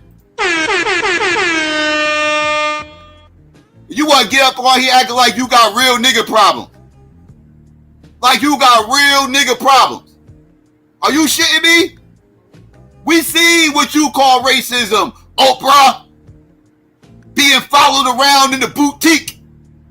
Motherfucker followed you around in the boutique. And now your ass acting like you being oppressed. Now you acting like they threw you in the back of the store. Like, what? This shit is a joke. What are we talking about? You can't talk that shit. Get somebody else up on here who's qualified to talk about real black issues. Not somebody who's on their soapbox on TMZ complaining about being followed around in a goddamn boutique. I don't give a fuck about that shit. Give me some real racism, please. Can I hear about some real racism? And not this pseudo shit? This is a joke. What are we talking about here? Oprah can't talk that shit. Inequality and division. I've not only seen it, at times I've been on the receiving end of it. But more often than not, what I've witnessed and experienced are human beings, both conservative and liberal, who may not agree with each other, but who'd still help you in a heartbeat if you were in trouble. These are the people who make me proud to say that I am an American.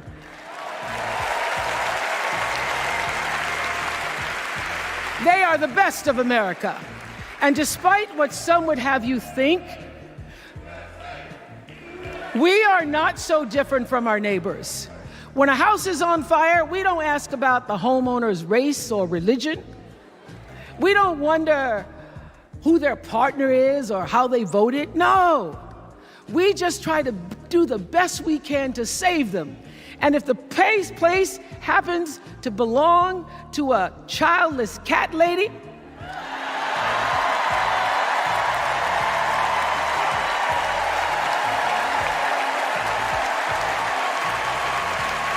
well, we try to get that cat out too.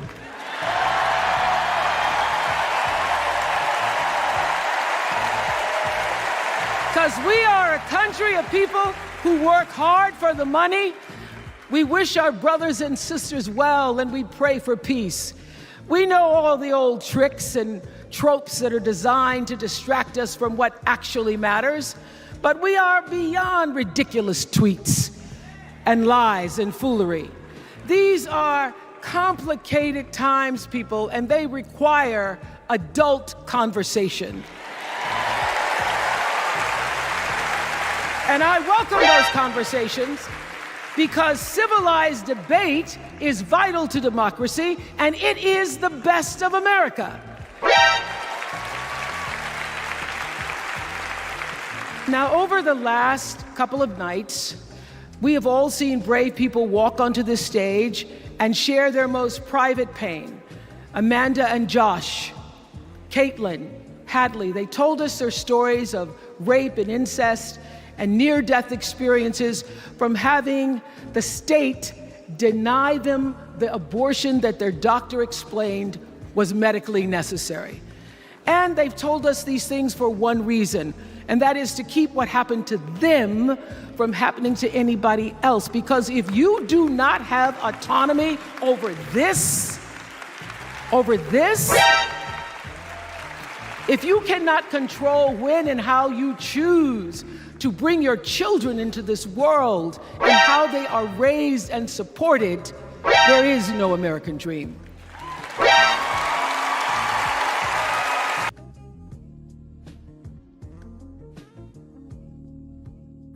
Okay, so this country was built on the right of abortion? That's what this country was built on?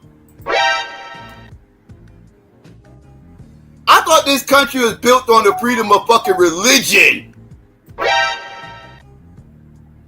I know people built this country on the backs of having some kind of crazy ass form of birth control that you want to keep going. I didn't know this. Who knew?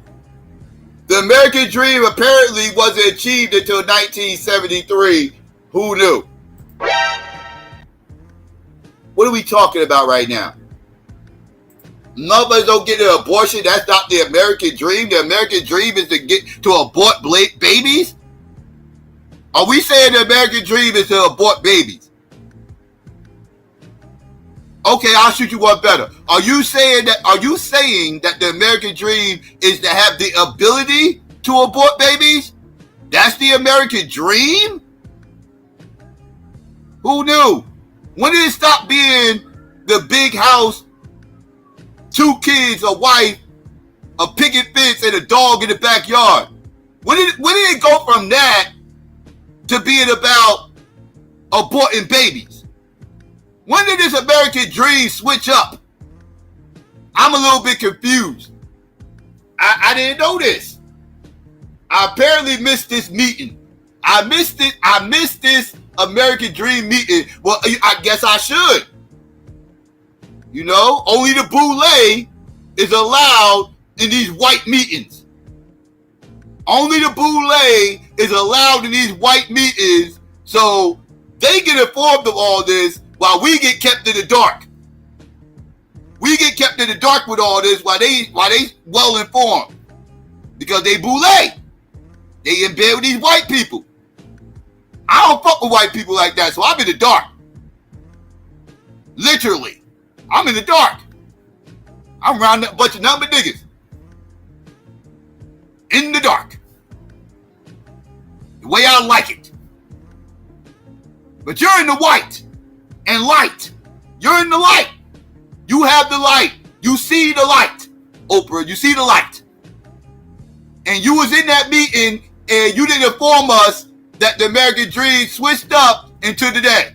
Now you want to drop the bomb on everybody and let everybody know what the real true American dream is. The ability to abort babies. That's the new American dream. This is insane. Children into this world, and over this, if you cannot control when and how you choose to bring your children into this world and how they are raised and supported, there is no American dream.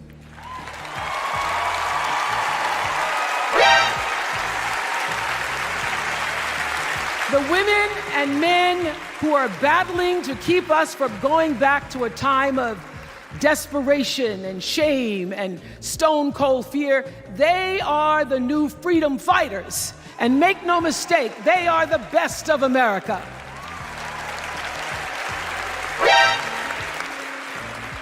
I want to talk now about somebody who's not with us tonight.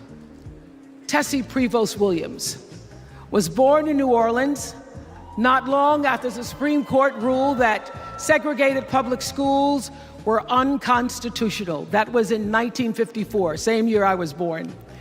But I didn't have to head to first grade at the all-white McDonough 19 school with a U.S. Marshal by my side like Tessie did. And when I got to school, the building wasn't empty like it was for Tessie. You see, rather than allowing McDonough to be integrated, parents pulled their kids out of the school, leaving only Tessie and 2 other little black girls, Gail Etienne and Leona Tate, to sit in a classroom with the windows papered over to block snipers from attacking their 6-year-old bodies. Tessie passed away 6 weeks ago. And I tell this story to honor her tonight because she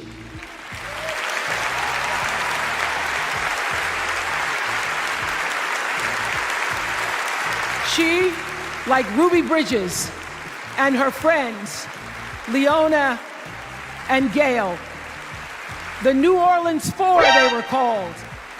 They broke barriers and they paid dearly for it. But it was the grace and guts and courage of women like Tessie Prevost Williams. You mean those 4 kids that they forced to integrate that school out in Louisiana? You mean that 4? You mean the same 4 kids they forced into those white schools so they could force integration? You mean those 4 kids who did not ask to go to those schools? Those 4 children who wanted to stay in the school that all their friends went to, and they snatched them out of those schools that all their friends was at to force integration into some white schools? You mean those 4 kids that became a part of a fucking devious plan to integrate the black community? You mean those 4 kids? Which 4 kids are you talking about? You mean the same 4 kids who didn't get forced to integrate those schools until years after? Let me say this again. Got forced to integrate those schools years after Brown v. Board? Forced to integrate those schools when they never wanted to integrate that motherfucker? You telling me a 4 or 5-year-old girl is sitting around crying that she can't go to a white school and be around a bunch of white kids in the Jim Crow South? That's what was on a little girl's mind at 5, 6, 7 years old? That's on their mind? And you want me to believe this? You want me to believe this bullshit propaganda? Like I don't know the history. No, y'all forced those 4 kids to go to that goddamn school. Just like y'all forced the same shit at Central High School in Arkansas. We all forced those kids to go to Central High School. Them motherfuckers didn't want to go there either. Y'all was forcing integration on those kids in the South. Let's keep that a stat. Let's keep that a stat. That's what happened. Don't talk that dumb shit to me. Talk that shit to these blue MAGA motherfuckers who looking for a feel-good story. Don't talk that dumb shit to me. Blue MAGA believes you. I don't. That's cap. I'm annoyed you even bring this shit up. Acting like them little girls wanted that shit. That's a lie. That's a lie. That paved the way for another young girl who 9 years later became part of the second class to integrate the public schools in Berkeley, California. And it seems to me that at school and at home, somebody did a beautiful job of showing this young girl how to challenge the people at the top and empower the people at the bottom. They showed her how to look at the world and see not just what is, but what can be. They instilled in her a passion for justice and freedom and the glorious fighting spirit necessary to pursue that passion. And soon and very soon,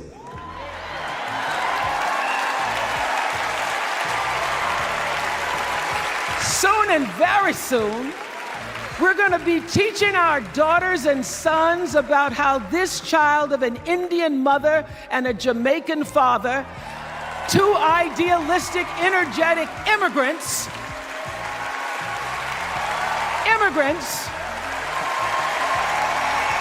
how this child grew up to become the 47th President of the United States. That is the best of America.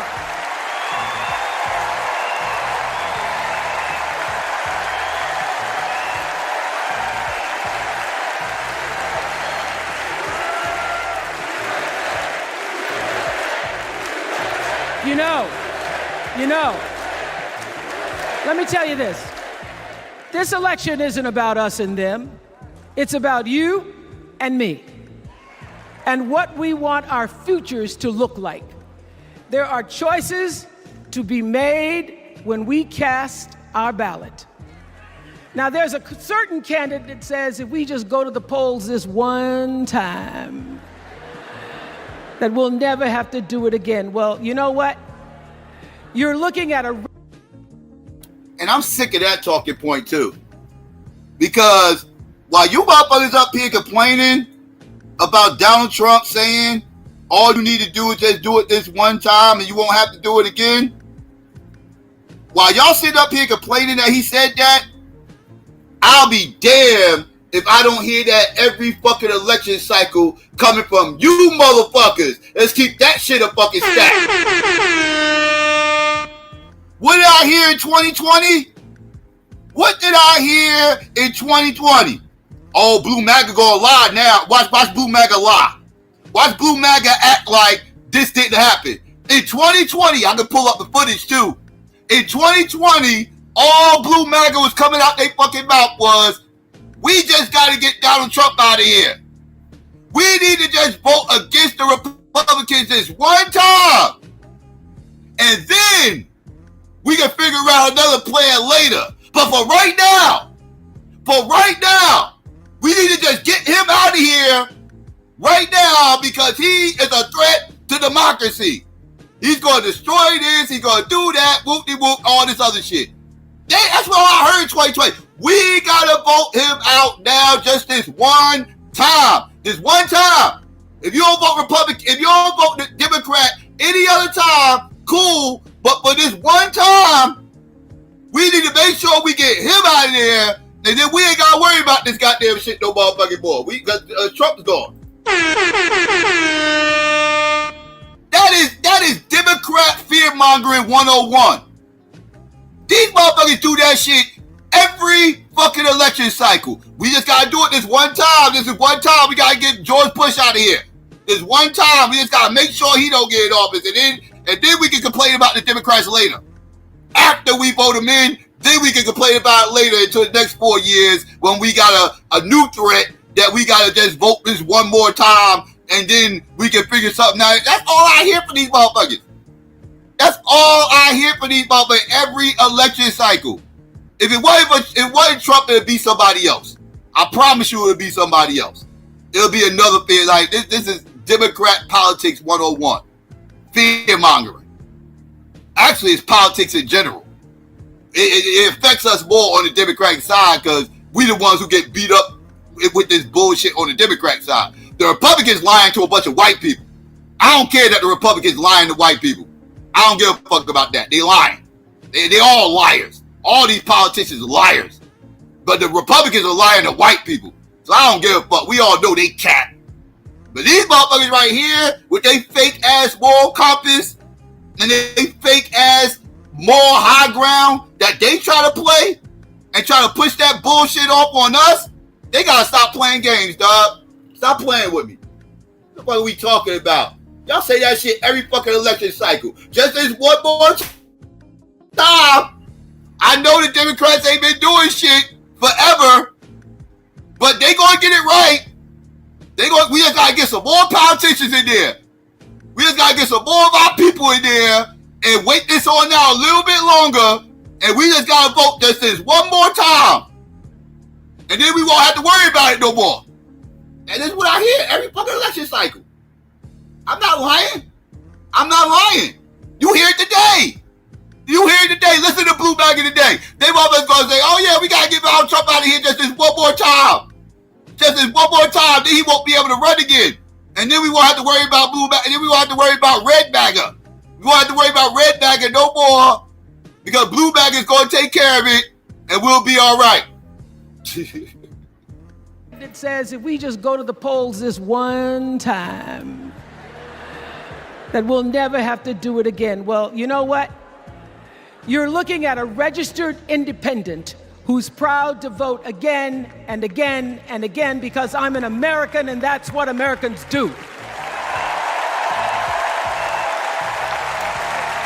Voting is the best of America. And I have always, since I was eligible to vote, I've always voted my values. And that is what is needed in this election now more than ever. So I'm calling on all you independents and all. I want y'all to notice who she said first.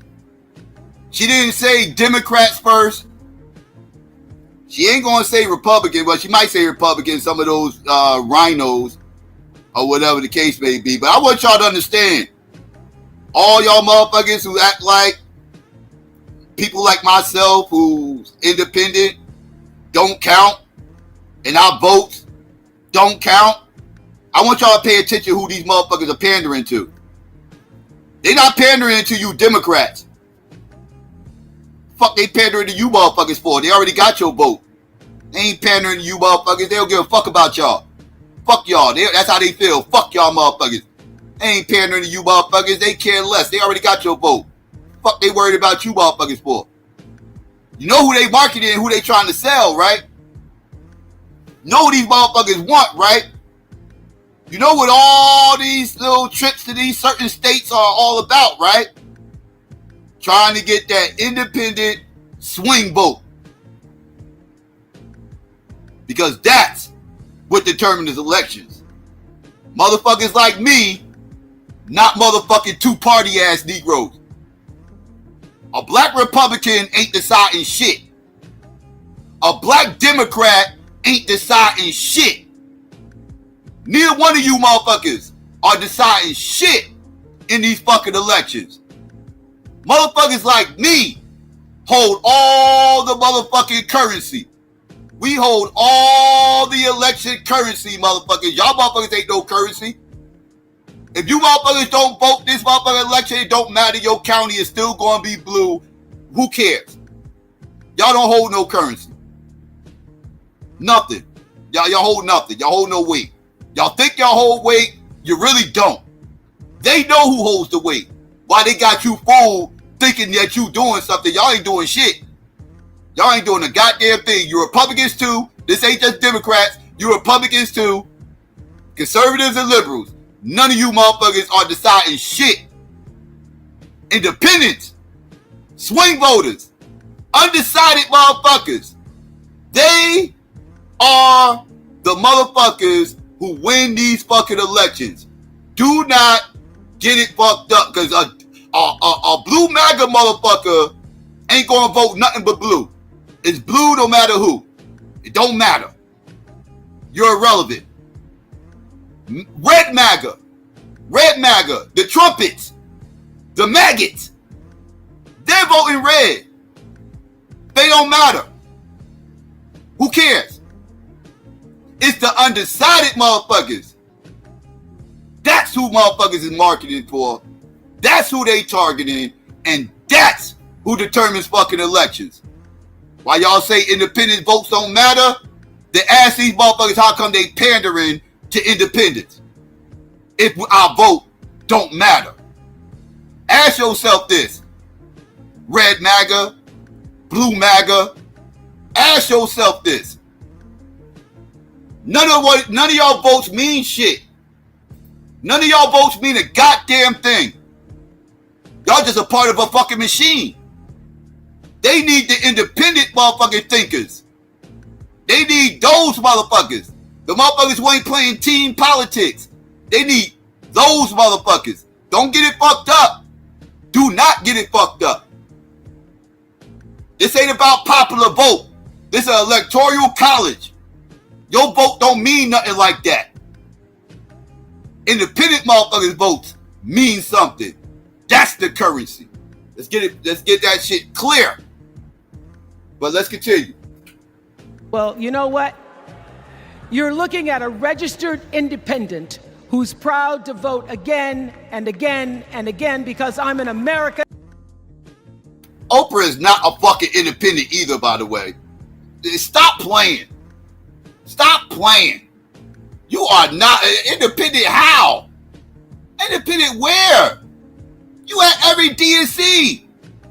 You at every single DNC talking about you a motherfucking independent? Are you shitting me? If you was a true independent, I would have seen you at least one RNC, or I would have saw you at no NCs. You wouldn't be at the RNC or the DNC if you was a fucking independent.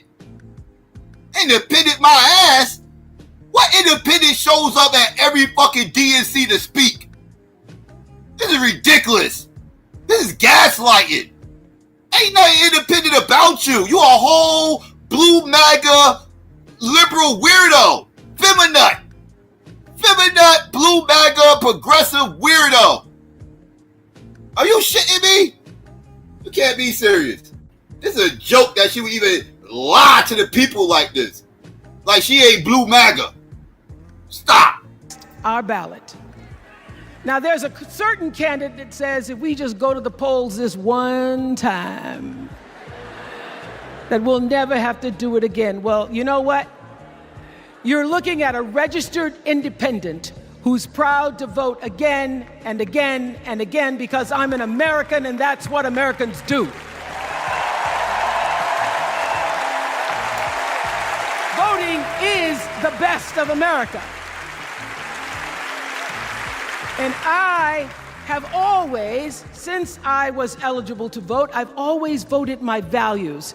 And that is what is needed in this election now more than ever. So I'm calling on all you independents and all you undecideds. Calling on us. He's calling on me. I ain't listening to her, but I want you to pay attention who she's calling on. The independents and the undecided, because that is who wins elections. So while people try to dismiss motherfuckers like me, you can do that, but your prophets and your Lord and Saviors know what time it is, and they know they better get on their grind if they want a motherfucker like me to listen, because I'm not blue MAGA. I'm not red MAGA. You can't just show up in my projects like Donald Trump and then get my motherfucking vote. It don't work that way. You can't get up here telling me you used to listen to Tupac in college and get my motherfucking vote. It don't work that way. So these motherfuckers got to work a little bit harder if they want my swing vote. Because my swing vote is expensive. These blue MAGA and red MAGA, they get their votes, they get their shit away for cheap. They a bunch of cheap hoes. They some cheap ass hoes. They ain't even whores, they hoes. They giving that shit up for free. A whore requires money. A whore requires money. I'm whoring my vote. I'm not gonna hold my vote away like these two-party ass motherfuckers. Blue MAGA, red MAGA, they a bunch of political hoes. They political hoes. I am a political whore. My vote is gonna cost you, and it ain't cheap, motherfucker. It ain't cheap. Do not get it fucked up. I ain't no hoe ass nigga. I whore my motherfucking vote. And that shit is expensive, motherfucker. Y'all want to be political hoes? Y'all go ahead and be political hoes. Go hold your vote away for free, like hoes do. I'm going to be a motherfucking expensive ass whore. That's what I'm going to be. That's what I'm going to be, motherfucker. Fuck that shit y'all talking. I ain't nobody's hoe. Than ever. So I'm calling on all you independents and all you undecideds. You know this is true. You know I'm telling you the truth, that values and character matter most of all. In leadership and in life. And more than anything, you know this is true, that decency and respect are on the ballot in 2024.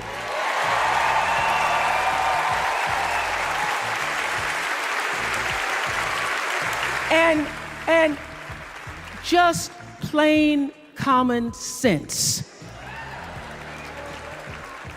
Common sense tells you that Kamala Harris and Tim Walz can give us decency and respect. They're the ones that give it to us.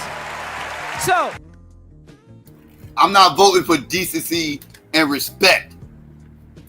I'm not voting for morals. I'm not voting for moral. I am an amoral motherfucker when it comes to a lot of shit. I'm a whole heathen over here, right? So I ain't got no spiritual doctrine that I'm following and all this other shit where I got this 2,000, 3,000, 4,000 year old objective morality that I'm trying to maintain. That's not me, motherfucker. You got me fucked up. I am amoral when it comes to a lot of shit. I can give a fuck about your moral positions. Tangibles. That's what I give a fuck about. Tangibles. Fuck your morals. That's a conservative way of looking at things. I don't give a fuck about your conservative cultural values, that dumb shit. I don't give a fuck about that shit. That shit annoys the shit out of me when I hear conservatives talk that shit. I don't give a fuck about your culture. Fuck your culture. I want tangibles. But now I got these leftists over here talking the same dumb shit. Culture and morals and shit. I don't give a fuck about that shit, dog. I don't care. I don't care. Tangible.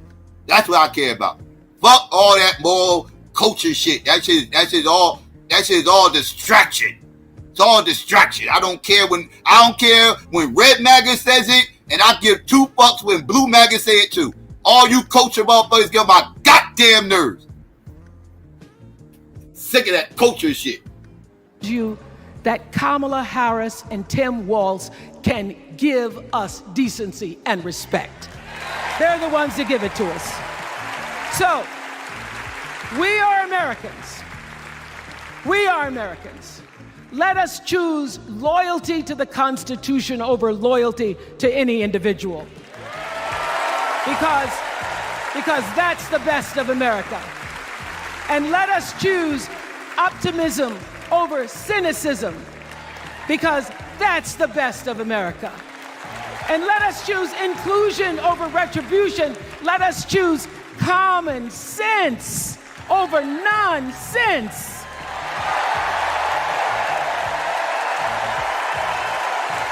Because that's the best of America. And let us choose the sweet promise of tomorrow over the bitter return to yesterday. We won't go back. We won't be set back, pushed back, bullied back, kicked back. We're not going back.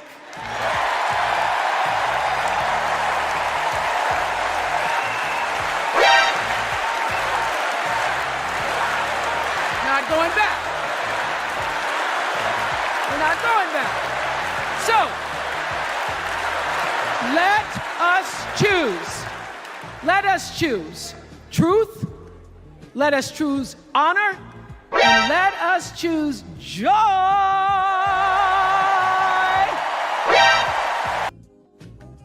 God damn, there we go again with the joy word.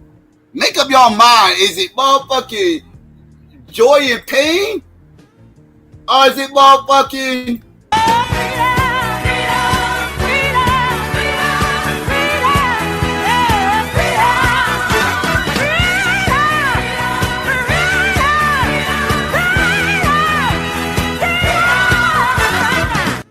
I'm confused.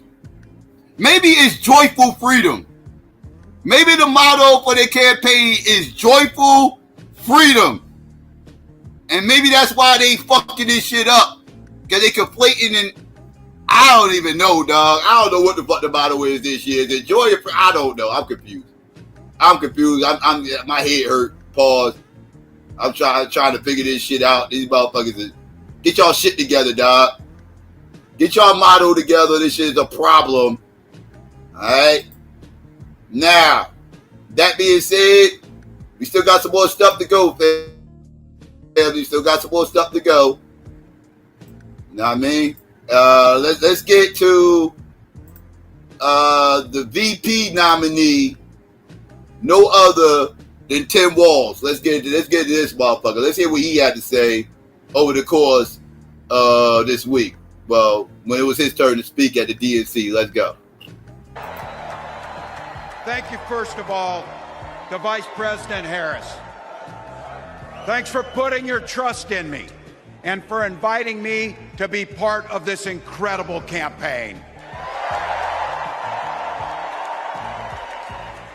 And a thank you to President Joe Biden for 4 years of strong, historic leadership.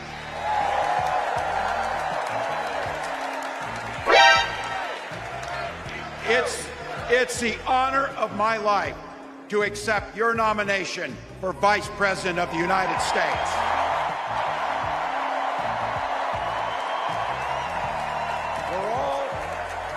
We're all here tonight for one beautiful, simple reason. We love this country. So thank you to all of you here in Chicago and all of you watching at home tonight. Thank you for your passion. Thank you for your determination. And most of all, thank you for bringing the joy to this fight.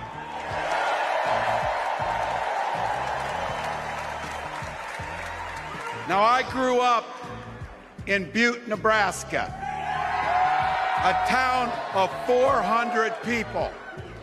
I had 24 kids in my high school class, and none of them went to Yale.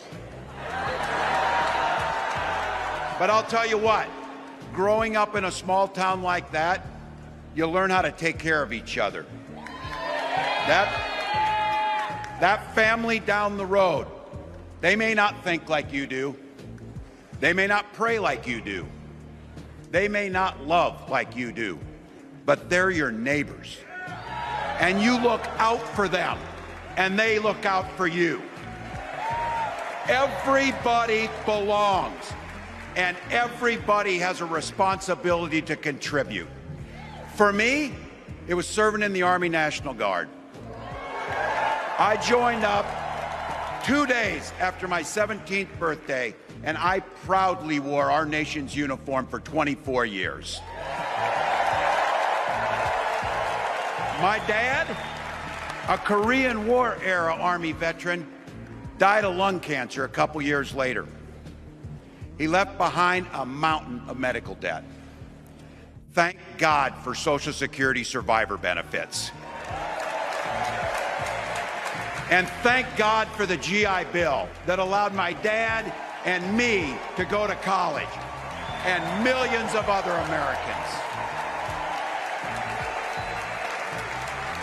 Eventually, like the rest of my family, I fell in love with teaching.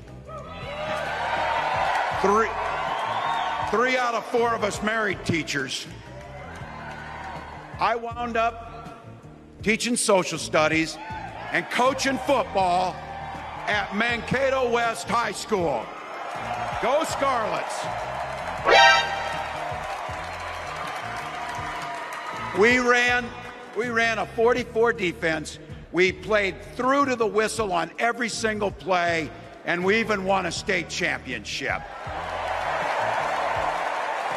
Never closed the yearbook, people. But it was those players and my students who inspired me to run for Congress. They saw in me what I had hoped to instill in them, a commitment to the common good, an understanding that we're all in this together, and the belief that a single person can make a real difference for their neighbors. So there I was, a 40-something high school teacher with little kids, 0 political experience, and no money, running in a deep red district. But you know what? Never underestimate a public school teacher. Never.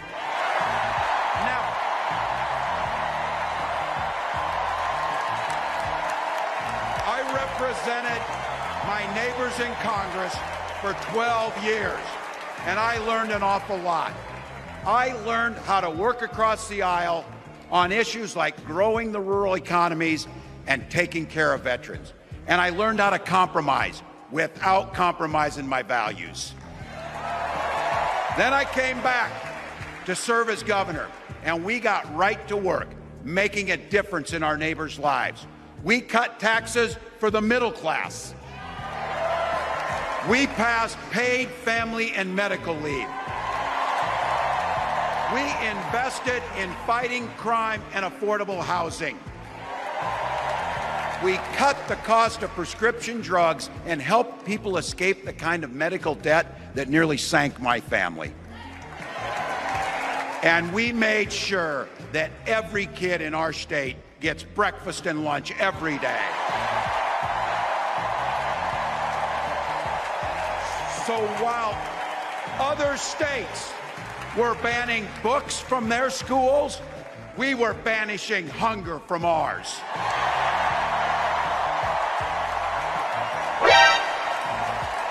We also protected reproductive freedom because in Minnesota, we respect our neighbors and the personal choices they make.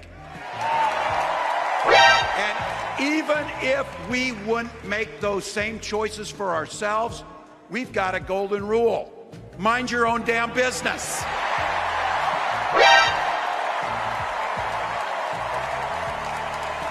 And that includes IVF and fertility treatments. And this is personal for Gwen and I. If you've never experienced the hell that is infertility, I guarantee you, you know somebody who has. And I can remember praying each night for a phone call. The pit in your stomach when the phone would ring, and the absolute agony when we heard the treatments hadn't worked. It took Gwen and I years, but we had access to fertility treatments. And when our daughter was born, we named her Hope. Hope, Gus, and Gwen, you are my entire world, and I love you.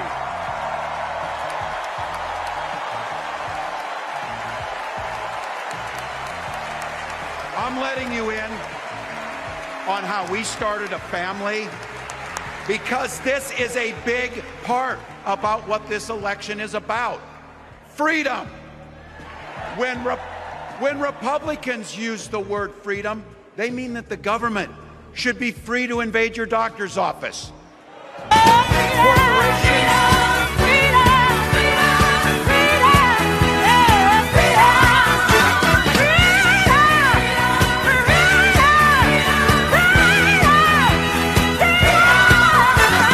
Should be free to invade your doctor's office. Corporations free to pollute your air and water. And banks free to take advantage of customers. But when we Democrats talk about freedom, we mean the freedom to make a better life for yourself and the people that you love. Freedom to make your own healthcare decisions. And yeah, your kids' freedom to go to school without worrying about being shot dead in the hall. Look, I know guns. I'm a veteran. I'm a hunter. And I was a better shot than most Republicans in Congress, and I got the trophies to prove it. But I'm also a dad. I believe in the Second Amendment, but I also believe our first responsibility is to keep our kids safe.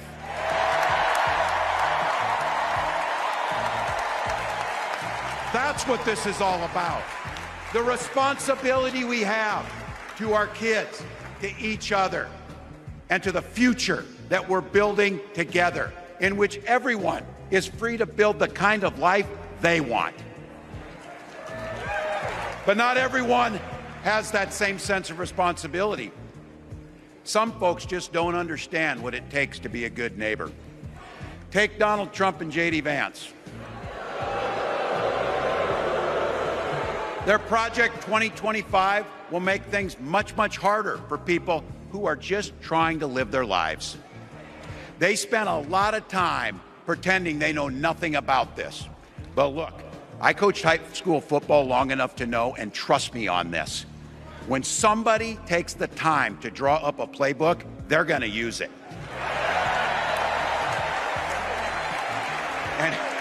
And we know if these guys get back in the White House, they'll start jacking up the costs on the middle class. They'll repeal the Affordable Care Act. They'll gut Social Security and Medicare. And they will ban abortion across this country with or without Congress. Here's the thing. It's an agenda nobody asked for. It's an agenda that serves nobody except the richest and the most extreme amongst us. And it's an agenda that does nothing for our neighbors in need. Is it weird? Absolutely. Absolutely. But it's also wrong. And it's dangerous. It's not just me saying so. It's Trump's own people. They were with him for 4 years. They're warning us that the next 4 years will be much, much worse. You know, when I was teaching every year, we'd elect a student body president. And you know what? Those teenagers could teach Donald Trump a hell of a lot about what a leader is. Leaders don't spend all day insulting people and blaming others. Leaders do the work. So I don't know about you. I'm ready to turn the page on these guys. So go ahead. Say it with me. We're not going back.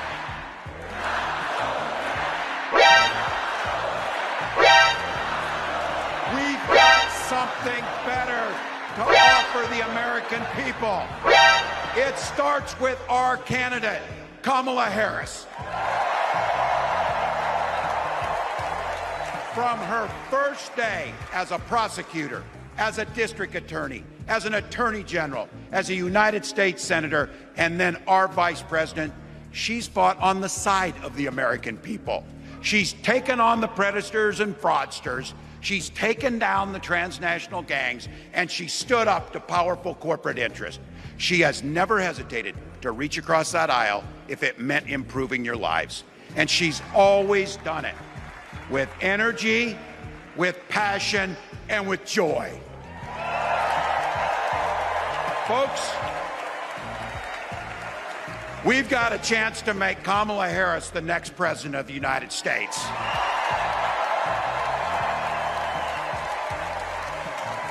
But I think we owe it to the American people to tell them exactly what she'd do as president before we ask them for their votes. So here, this is the part, clip and save it and send it to your undecided relatives so they know.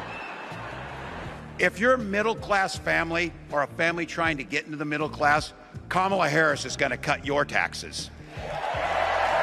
If you're getting squeezed by prescription drug prices, Kamala Harris is going to take on Big Pharma. If you're hoping to buy a home, Kamala Harris is going to help make it more affordable. And no matter who you are, Kamala Harris is going to stand up and fight for your freedom to live the life that you want to lead. Because that's what we want for ourselves, and it's what we want for our neighbors.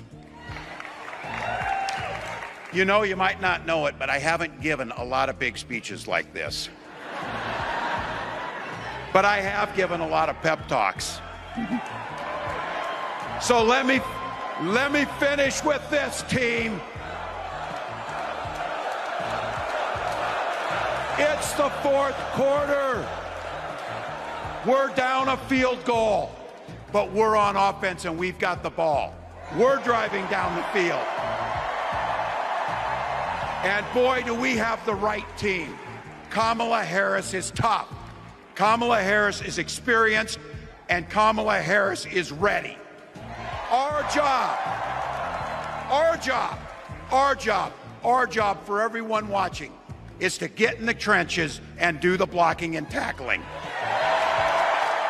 1 inch at a time, 1 yard at a time, 1 phone call at a time, 1 door knock at a time, 1 $5 donation at a time.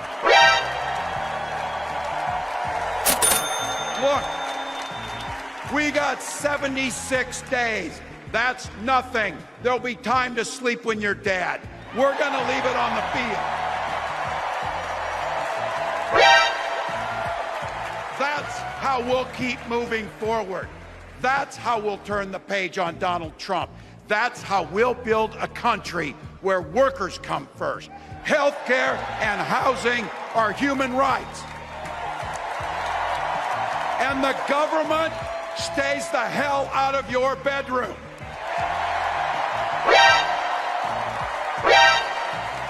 That's how we make America a place where no child is left hungry, where no community is left behind, where nobody gets told they don't belong. That's how we're gonna fight. And as the next president of the United States always says, when we fight, when we fight, when we fight, thank you. God bless.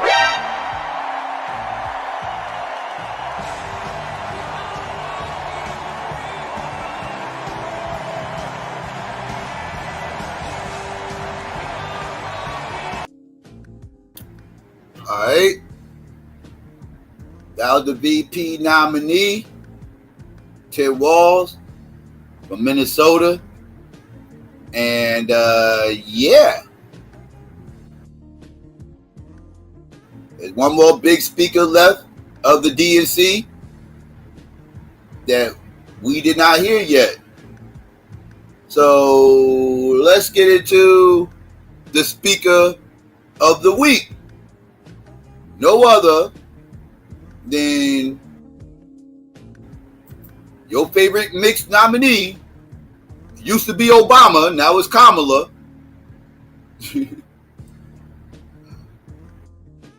Kamala Harris. Oops. Kamala Harris. Oops. I mean Kamala Harris. I don't want to sound racist and shit. Let's get into this, man. Wait up. Okay. All right, let's get into this, fam. There you go.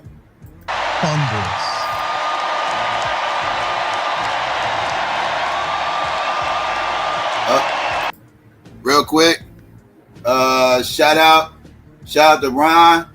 I appreciate the Cash App. Shout out to Ron, appreciate that. Donations. All right, let's get back into it. It's kind of nice to have. I like this. This is a tribe getting together, right? Thank you, everyone. I think that it's seen excitement like this. I mean, in my opinion, since 2008. Yeah. Right? It's like similar energy. I mean, Joe Biden did electrify the country, but thank you all. This is a different level. We gotta get to some business. Okay. Thank you all. Okay. Thank you.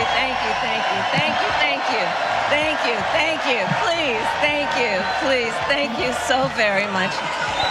Thank you, everyone. Thank you. Okay, let's get to business. All right. So let me start by thanking my most incredible husband, Doug, for being an incredible partner to me, an incredible father to Cole and Ella, and happy anniversary, Dougie. Doug I love you so very now much. known as me. To our President Joe Biden. When I think about the path that we have traveled together, Joe, I am filled with gratitude. Your record is extraordinary, as history will show, and your character is inspiring.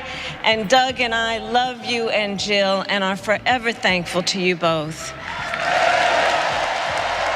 Especially because you know. No, but seriously, that's a nice moment, of course. Tim Walz. Well, Big Walls Energy Shop, QRT.com. To be an incredible vice president. And to the delegates and everyone who has put your faith in our campaign, your support is humbling. I just want to point out that Kamala sat up there and married a single baby father. Y'all do realize the kids that she's talking about that her Jewish husband has was with another motherfucking woman. Y'all do understand this, right? Y'all do understand that Kamala actually has no motherfucking biological kids. Y'all do understand this, right? Yes, this is true. Kamala is the cleanup lady. She's the cleanup lady. She's marrying all these single daddies out here. You know? These single daddies are ruining the community, and she's sitting up here marrying them, making bad life choices, messing with these single daddies, fucking up the community. I just wanted to point this out. She doesn't have any biological kids. This is that small hats kids that she's repping. Yes, it is true. It is true. I just wanted to point that out. I found that interesting when I found this out. Like, oh, really now? So she's the cleanup lady. That's fascinating. But let's get so she married into a ready-made family. She didn't want to build a family the hard way like Barack and Michelle. No. She's like, I'm going to do the easy route. I'm going to go find me some white boy who's widowed or whatever the fuck happened. I don't even know if he's widowed. Might be divorced, whatever.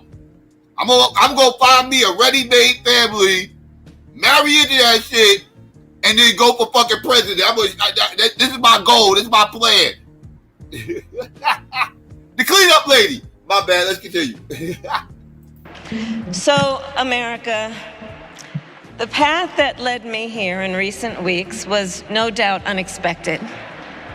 But I'm no stranger to unlikely journeys. So, my mother, our mother, Shamala Harris, had one of her own. And I miss her every day, and especially right now. And I know she's looking down, smiling. I know that.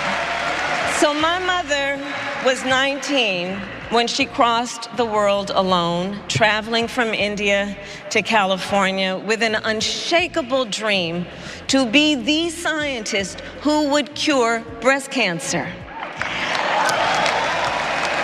When she finished school, she was supposed to return home to a traditional arranged marriage.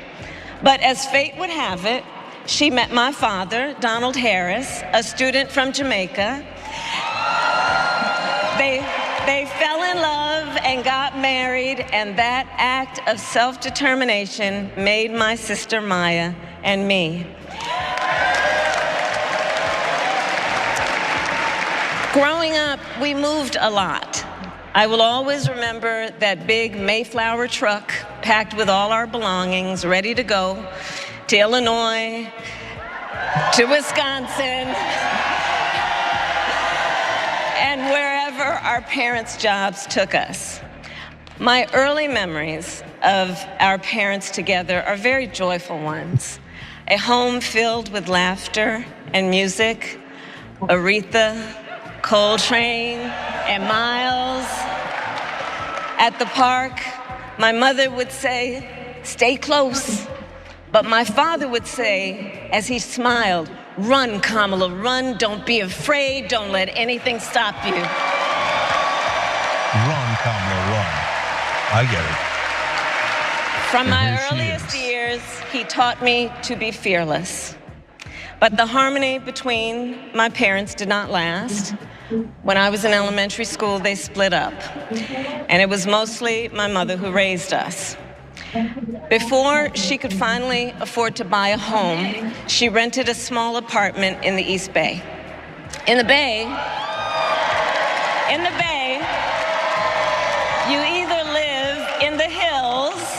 or the Flatlands, we lived in the Flats, a beautiful working class neighborhood of firefighters, nurses, and construction workers,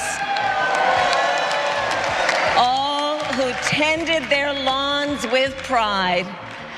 My mother, she worked long hours, and like many working parents, she leaned on a trusted circle to help raise us.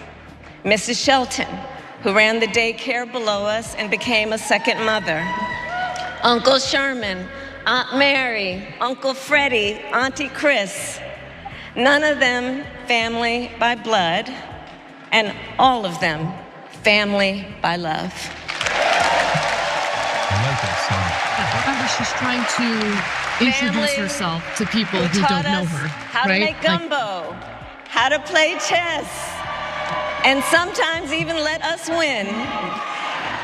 Family who loved us, believed in us, and told us we could be anything and do anything. Family's everything. This is the part of the speech where she's saying, I'm you. I'm middle class. I'm just like you.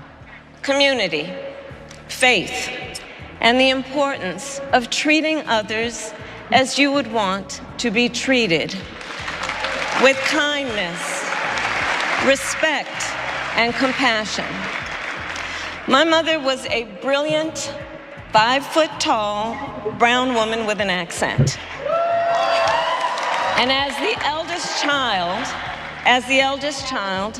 I saw how the world would sometimes treat her. But my mother never lost her cool. She was tough, courageous, a trailblazer in the fight for women's health, and she taught Maya and me a lesson that Michelle mentioned the other night. She taught us to never complain about injustice, but do something about it. Do something about it. Good. That was I do my love her mother. mom. And she taught us, and she also taught us, and never do anything half-assed. And that is a direct quote. No, all the stories I've heard about her mother, it's classic immigrant story. Yeah. Loves this country, works hard, love the civil rights movement. My I wish your parents mom had were met here at a to civil see rights this. gathering, Yeah, and it's they heartbreaking. made sure that we learned about civil rights leaders, including the lawyers like Thurgood Marshall and Constance Baker Motley. Those who battled in the courtroom to make real the promise of America. So at a young age, I decided I wanted to do that work. I wanted to be a lawyer. And when it came time to choose the type of law I would pursue, I reflected on a pivotal moment in my life. You see, when I was in high school, I started to notice something about my best friend, Wanda. She was sad at school, and there were times she didn't want to go home. So one day I asked if everything was all right, and she confided in me that she was being sexually abused by her stepfather. And I immediately told her she had to come stay with us, and she did. This is one of the reasons I became a prosecutor, to protect people like Wanda. Yes, because I like believe this. everyone has a right to safety, to dignity, Yes. and to Yes. justice. Yes. Y'all see Anna low-key conservative ass? Anna be on like, Anna's a goddamn shield. She's got, I ain't gonna call her a shield, she's an agent. She's not a shield. She's an agent. Right? She's only progressive when it comes to her motherfucking little Turkish motherfucking people and shit. Like when it comes to Palestine, she's very progressive. When it comes to feminine shit, she's very progressive. Oh, but she's all about law and order, right? She's all about locking up these niggas. She's all about locking up these super predators, right? Anna full of shit.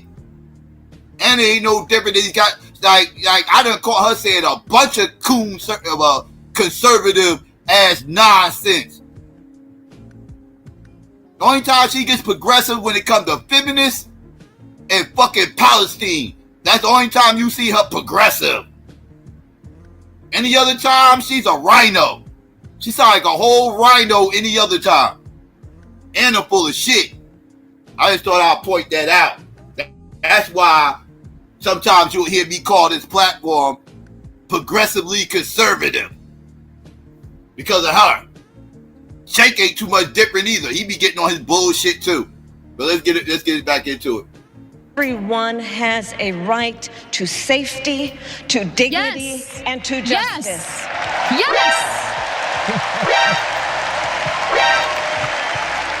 As a prosecutor, when I had a case, I charged it not in the name of the victim, but in the name of the people. For a simple reason. Kamala Harris for the people. In our system of justice, a harm against any one of us is a harm against all of us. Yes. And I would often explain this to console survivors of crime, to remind them no one should be made to fight alone. We are all in this together. And every day in the courtroom, I stood proudly before a judge and I said 5 words: Kamala Harris for the people. So the Democrats always emphasize doing this together. And to be clear, Trump almost never emphasizes that. And to be clear, he says, my I alone can career, fix it. I've only had one client, the people. And so, on behalf of the people, on behalf of every American, regardless of party, race, gender, or the language your grandmother speaks, on behalf of my mother and everyone who has ever set out on their own unlikely journey, on behalf of Americans like the people I grew up with, people who work hard, chase their dreams, and look out for one another, on behalf of everyone whose story could only be written in the greatest nation on earth, I accept your nomination to be President of the United States of America. Kim Walz is like the most enthusiastic VP pick of all time. Yeah. Meanwhile, his son.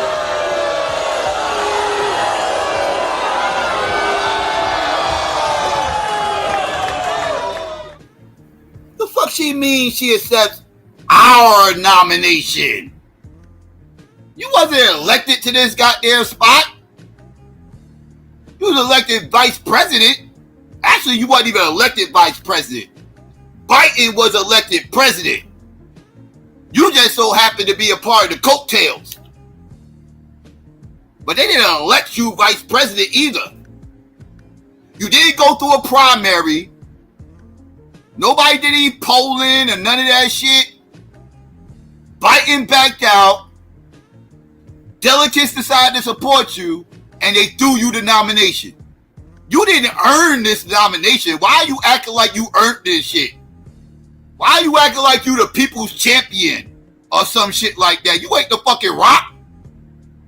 You are not the Rock. You know what I mean? Y'all might have the same complexion. Y'all might have the same backstory. But you are not the Rock. You are not the people's champion. You did not go through a primary. You didn't earn this shit.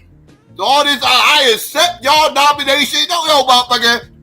You accept this gift that the Democrats gave you. Say that. I accept this gift that my party gave me that I didn't even have to work for. Say that. All this old fake ass shit like the people chose you. You ain't the people's champ. Stop. What the fuck is she talking about? I'm the people's champion. They nominated me. I'm the people's champ. And if you don't get your ass the fuck up out of here, Let's go, champ. Fuck out of here. I accept your nomination to be President of the United States of America. Tim Walz is like the most enthusiastic VP pick of all time. Yeah. Meanwhile, his son's like, that's my dad's books. We love that kid. And you know, the conservatives are attacking him today. I know. They're the worst. Disgusting. And with this election, our nation with this election has a precious, fleeting opportunity to move past the bitterness, cynicism, and divisive battles of the past, a chance to chart a new way forward. Not as members of any one party or faction, but as Americans. I like that. And let me say, I know there are people of various political views watching tonight, and I want you to know, I promise to be a president for all Americans. You can always trust me to put country above party and self. To hold. That's cap. That's cap. You're not gonna go against your party. You're not gonna go against your party. That's not how politics work in this motherfucking country. You're not gonna go against your party. If Donald Trump wins, he's not gonna go against his party. This ain't what y'all motherfuckers do. Stop. Neither side goes against their fucking party's interests. Stop playing. I'm not going to be the president just by stop. Yes, you are. Yes, you are. Yes, you are. Yes, you are. All Americans, you can always trust me to put country above party and self. To hold sacred America's fundamental principles, from the rule of law to free and fair elections to the peaceful transfer of power. So far, her speech has been a positive message as opposed to a message of fear, a message of, trashing the other guy. I mean, around our in a highest way, aspirations, free and fair elections. A president You're going who after leads Trump, but in a good way. And listens, who is realistic, practical, and has common sense, and always fights for the American people. From the courthouse to the White House, that has been my life's work. From the courthouse to the White House. Where's As a young courtroom prosecutor in Oakland, California, I stood up for women and children against predators who abuse them. As Attorney General of California, I took on the big banks. And who are these predators that abuse these women and children, Kamala? That sounds like a misogynist ass statement right there. You ain't say you stood up and protected men, women, and children. You said you protected women and children and then left out who you was protecting them from. And being that there's only one other demographic left out that equation that you left out, basically what you're saying is, I protected women and children from these niggas. That's what you just said in so many words. I protected women and children from these niggas. That's what I heard. I could be wrong. I'll rewind it just to make sure I didn't hear you incorrectly. But that's what I heard. Because you said you was for everybody. You literally just said you was up here not for party, not for self, but for everybody. That's what you said. But yet, about a paragraph later in your speech, you turn around and say you do everything to protect women and children, and I ain't hear shit about men, which means you're going to take women and children from these niggas. That's what I heard. From the courthouse to the White House. Where's As a young courtroom prosecutor in Oakland, California, I stood up for women and children against predators who abuse them. And there it go. Not only did she say in so many words, us niggas, she went and took the Hillary Clinton route and called us a bunch of fucking super predators. Oh, my bad. She left the super part out. She left the super part out, and ultimately she just called us a bunch of predators. So she ain't as bad as Hillary, I guess. I guess I can take that as somewhat of a dub. You know, at least she didn't call us super predators, right? We just predators, right? She dumbed it down a little bit and just said predators and left the super part out of it. Right. But later people gonna say, I'm hearing things. That's what motherfuckers gonna say. From the courthouse to the White House. Where's As a young courtroom prosecutor in Oakland, California, I stood up for women and children against predators who abuse them. Against predators that abuse them.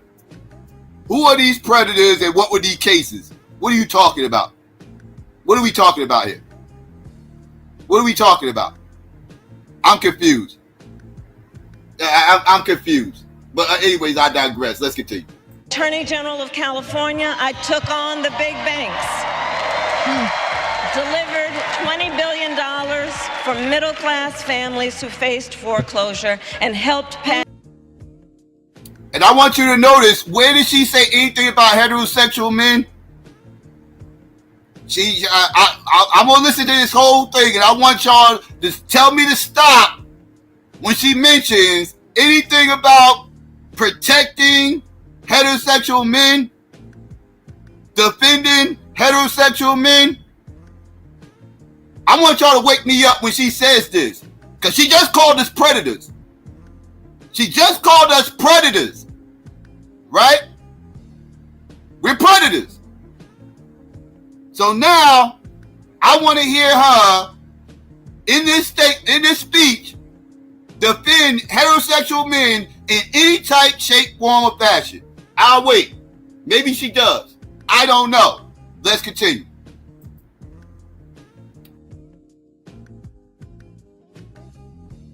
A homeowner bill of rights, one of the first of its kind in the nation. I stood up for veterans and students being scammed by big for-profit colleges. Apparently the GOP ain't paying me as much as the Democrats are paying you, Arthur. Apparently the Democrats are paying you a whole lot more. Because the reaches you are making, then you have to be getting paid more than me. Then I'm getting paid. I'm getting paid crumbs. I can show you my Cash App. I'm getting paid crumbs. I don't know. How much they pay me? Apparently not enough. I don't know. I don't know how you getting GOP out of anything I'm saying, but whatever, that's Blue MAGA for you. You're a part of a cult. This is what the cult tells you to do. Attack anybody who questions anything. I understand how the cult mind works. Let's continue. Workers who are being cheated out of their wages, the wages they were due. For seniors facing elder abuse. I fought against the cartels who traffic in guns and drugs and human beings. More of that. Who threaten the security of our border and the safety of our communities. And I will tell you, these fights were not easy. And neither were the elections that put me in those offices. We were underestimated at practically every turn. But we never gave up, because the future is always worth fighting for. And that's the fight we are in right now, a fight for America's future. So we're going to do a summary at the end where I'm going to go, where we're going to go into more of the details. This election is not only the most important of our lives, it is one of the most important in the life of our nation. In many ways, Donald Trump is an unserious man. But the consequences of putting Donald Trump back in the White House are extremely serious. Consider not only the chaos and calamity when he was in office, but also the gravity of what has happened since he lost the last election. Donald Trump tried to throw away your votes. When he failed, he sent an armed mob to the United States Capitol, where they assaulted law enforcement officers. When politicians in his own party begged him to call off the mob and send help. Oh shit, real quick. The GOP just hit me up. Shout out to Bazillion for that GOP Cash App. I appreciate that GOP Cash App. Donations. Thank you. I appreciate it. Thank you. He did the opposite. He fanned the flames. And now, for an entirely different set of crimes, he was found guilty of fraud by a jury of everyday Americans and separately found liable for committing sexual abuse. And consider what he intends to do if we give him power again. Consider his explicit intent to set free violent extremists who assaulted those law enforcement officers at the Capitol. His explicit intent to jail journalists, political opponents, and anyone he sees as the enemy. His explicit intent to deploy our active duty military against our own citizens. Consider the power he will have, especially after the United States Supreme Court just ruled that he would be immune from criminal prosecution. Just imagine Donald Trump with no guardrails. And how he would use the immense powers of the presidency of the United States. Not to improve your life, not to strengthen our national security, but to serve the only client he has ever had, himself. It's so true, though. And we know what a second Trump term would look like. It's all laid out in Project 2025, written by his closest advisors, and its sum total is to pull our country back to the past. But America, we are not going back. We are not going back. Damn right. We are not going back. I'm liking this speech. She started out with security. That was a good way to go. When Donald Trump tried to cut Social Security and Medicare, we are not going back. to when he tried to get rid of the Affordable Care Act, when insurance companies could deny people with pre-existing conditions. We are not going to let him eliminate the Department of Education that funds our public schools. We are not going to let him end programs like Head Start that provide preschool and child care for our children. America, we are not going back.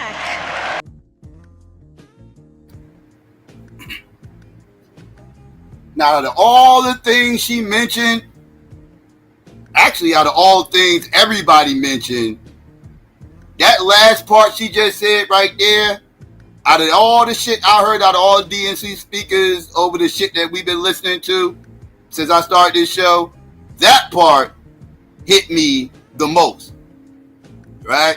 Because my seed started off at Head Start, right? That Head Start program, my seed started off there. My seed with the preschool, with the Head Start program, right? So, I have no, I support education. And the Head Start program is a good program. So out of all the shit that they mentioned and everything else, that statement right there hit closer to home than any of that other shit that they was talking about. Healthcare too. Healthcare as well. But the Head Start program, that one hit close to home. But let's continue. Let him end programs like Head Start that provide preschool and child care for our children. America, we are not going back.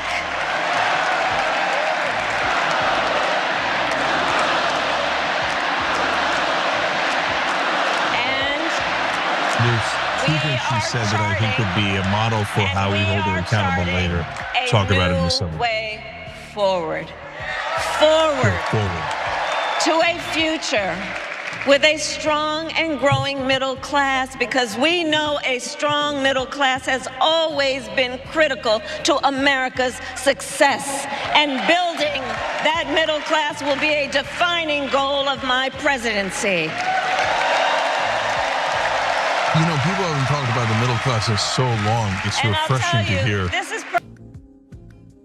I agree, Chink. That right, like the middle class buzzword over the course of this week, and I know, like, again, that's targeting middle America. When she's saying middle class, she's not talking about black people. She's not. She's talking about black people, maybe with the, well, at least a segment of black people. She's talking. Black people are included when she's talking about the social programs and shit like that. That's basically what I'm saying. She's not only talking about black people, but black people are included in that. When she talking about the middle class, she's directly talking to middle America, white America, middle white America, right? The undecideds, right? Of that area, that ilk, right?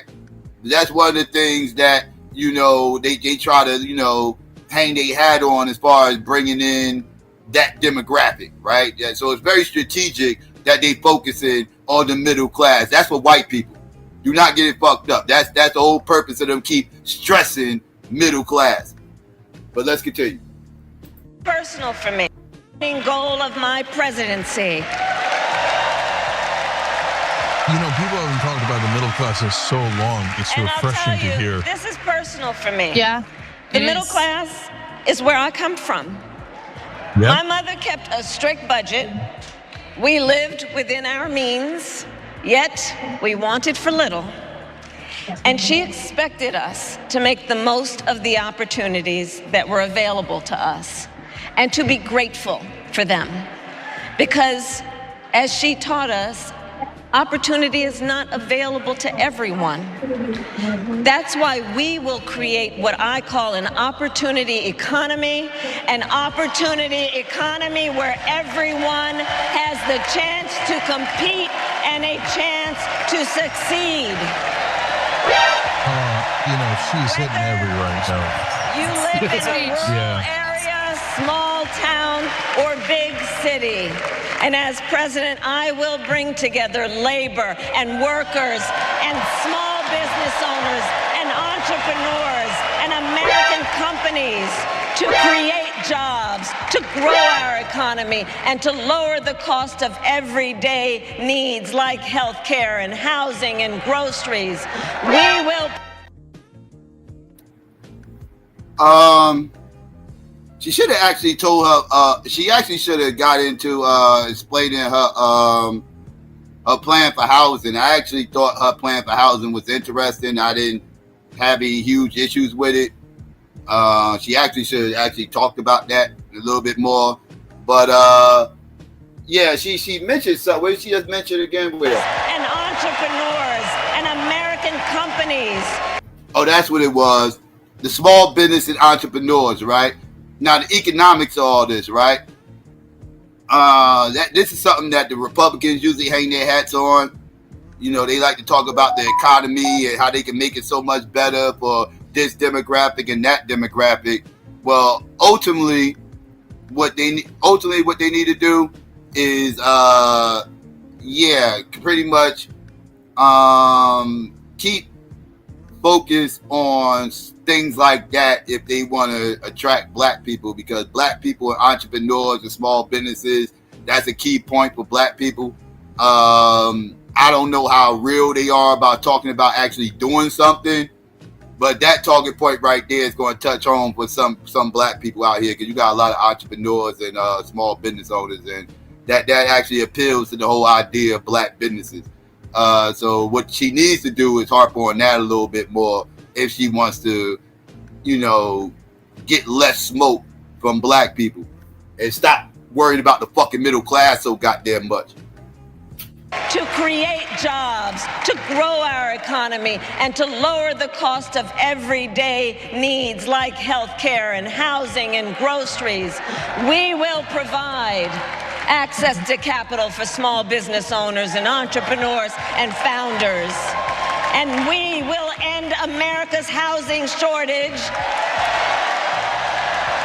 and build those houses. Social Security and Medicare.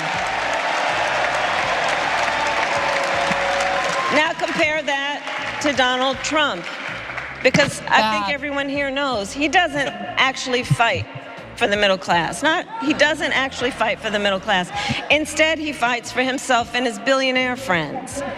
And he will give them another round of tax breaks that will add up to $5 trillion to the national debt. And all the while, he intends to enact what in effect is a national sales tax, call it a Trump tax, that would raise prices on middle-class families by almost $4,000 a year. Well, instead of a Trump tax hike, we will pass a middle-class tax cut that will benefit more than 100 million Americans.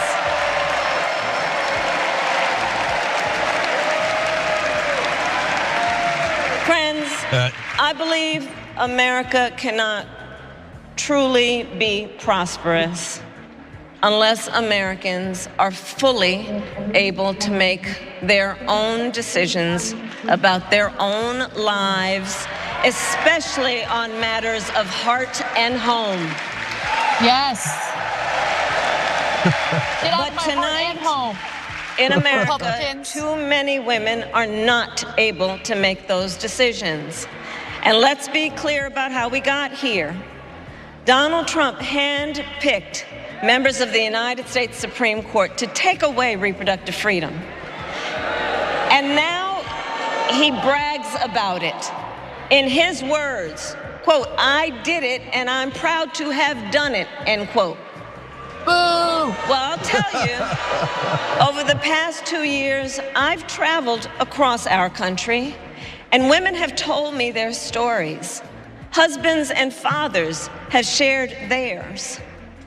Stories of women miscarrying in a parking lot, developing sepsis, losing the ability to ever again have children, all because doctors are afraid they may go to jail for caring for their patients. Couples just trying to grow their family, cut off in the middle of IVF treatments.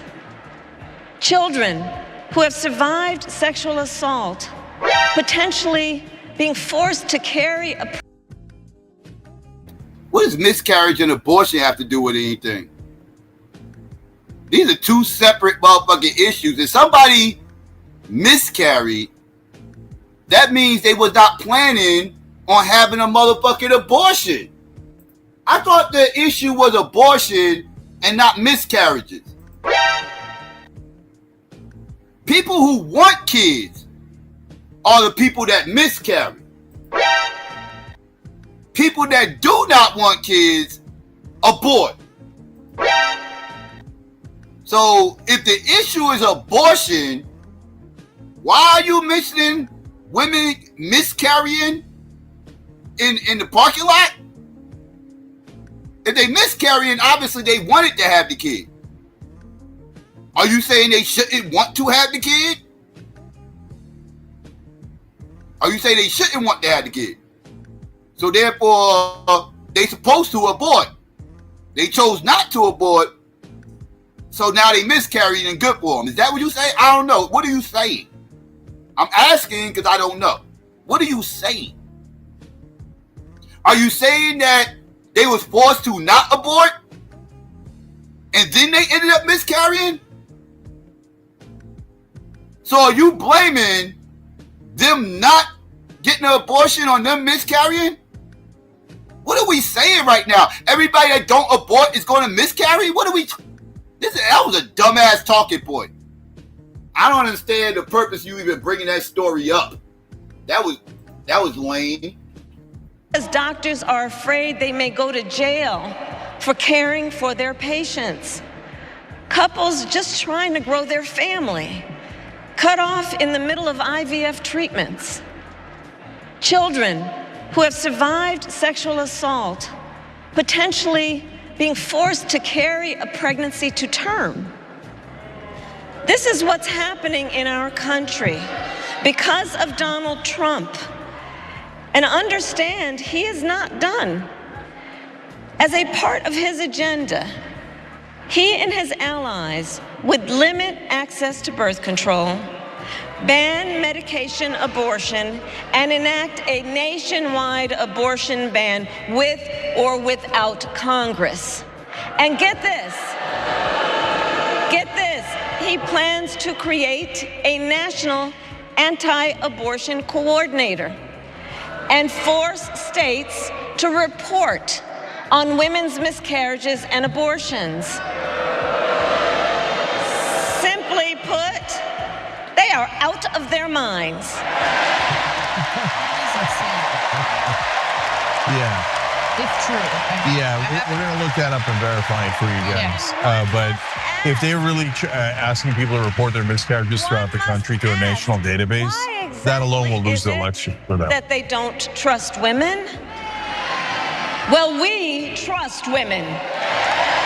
We trust women. And when Congress passes a bill to restore reproductive freedom, as President of the United States, I will proudly sign it into law.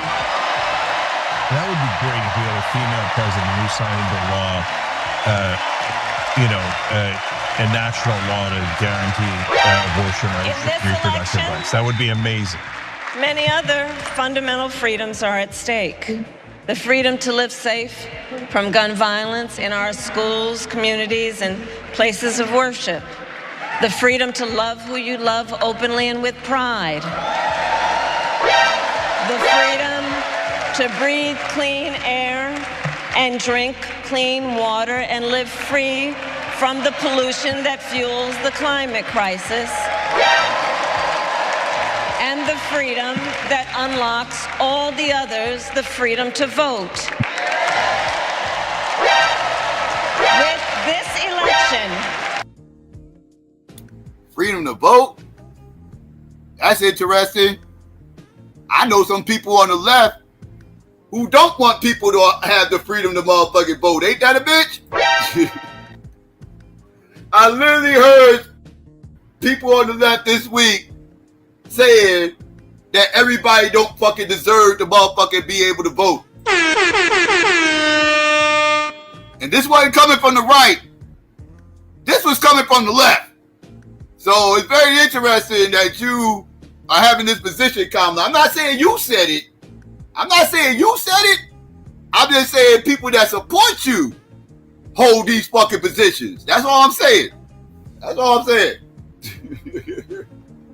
I did hear that though. The freedom that unlocks all the others the freedom to vote. With this election, we finally have the opportunity to pass the John Lewis Voting Rights Act and the Freedom to Vote Act. There's a rare mention of voting rights. They kind of ignored it largely during the election cycle. And let me be clear. So let's see. After decades in law enforcement, That's a sore spot, I know honestly. the importance of safety and security, especially at our border. Last year, Joe and I brought together Democrats and conservative Republicans to write the strongest border bill in decades. The Border Patrol endorsed it. But Donald Trump believes a border deal would hurt his campaign. So he ordered his allies in Congress to kill the deal. Well, I refuse to play politics with our security, and here is my pledge to you. As president, I will bring back the bipartisan border security bill that he killed, and I will sign it into law. I'm going to tell you why that's has an outsized effect on this election, potentially at that. To our proud heritage as a nation of immigrants and reform our broken immigration system. Here we go. Here we go with that goddamn calling everybody fucking immigrant shit again. This is what I mean. These ain't niggas. These ain't niggas. A nigga whose lineage dates back to slavery in this country is not going to fix their mouth to say that everybody in this country comes from fucking immigrants. No self-respecting nigga whose lineage dates back to slavery and is not denying slave ships would fix their mouth to say everybody's family comes from fucking immigrants.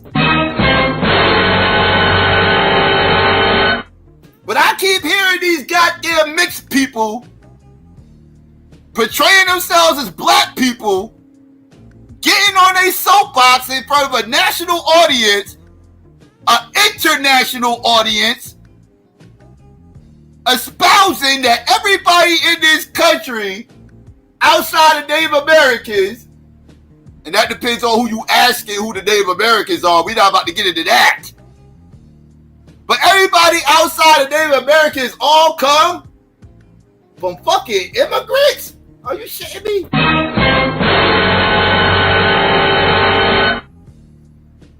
I can't do it with you mixed people. That's why we need some black people up there and not you confused mixed people that want to speak from your non-black position and try to insert that on everybody else. Talk about you. Talk about Obama. Talk about Donald Trump. You know, the people that actually fall under that immigrant category, the people whose family members actually are immigrants. Talk about you motherfuckers. Don't throw me in that box. I ain't nothing like you, dog. I ain't nothing like Obama, dog. I ain't nothing like Donald Trump, dog. I ain't like you motherfucking children of immigrants. I don't have that experience. That's not me.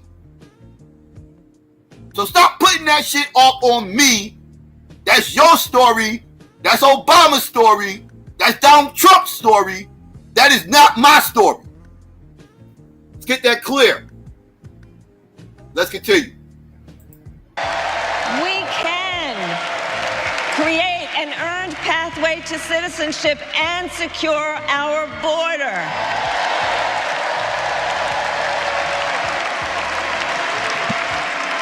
And America, we must also be steadfast in advancing our security and values abroad.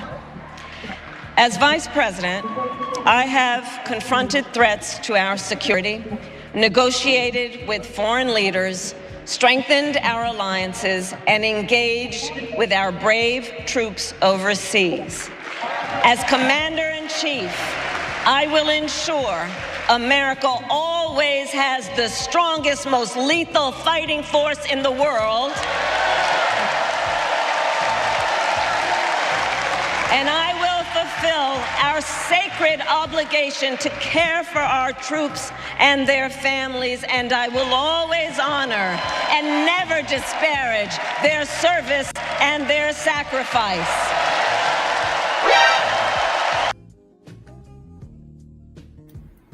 That right there is coded language for we not going to do no goddamn ceasefire. We not doing no ceasefires, no nothing. We support the military. It's coded language for we about to send these motherfuckers to war. And we support them. That's what that shit means. We support the military is coded language for we about to send these motherfuckers overseas, and we support every gunshot that comes out of their motherfucking pistols. We support them. That's what that shit means, family. Don't get it fucked up. Coded language. Understand what it is. Read through the motherfucking lines, and you'll see. They tell on themselves. Our sacred obligation to care for our troops and their families, and I will always honor and never disparage their service and their sacrifice. Look, as a person who has a daughter, it would be very cool to see a woman in charge of the country. So I wouldn't vote based on that. They have to have the right policies, but it would be cool. That we lead so the far, world if she's serious about everything she's saying here, space and artificial she's hitting the right intelligence, tone. that America, not The right China, policies. wins the competition for the 21st century, and that we strengthen, not abdicate, our global leadership. Trump, on the other hand, threatened to abandon NATO. He encouraged Putin to invade our allies, said Russia could, quote, do whatever the hell they want.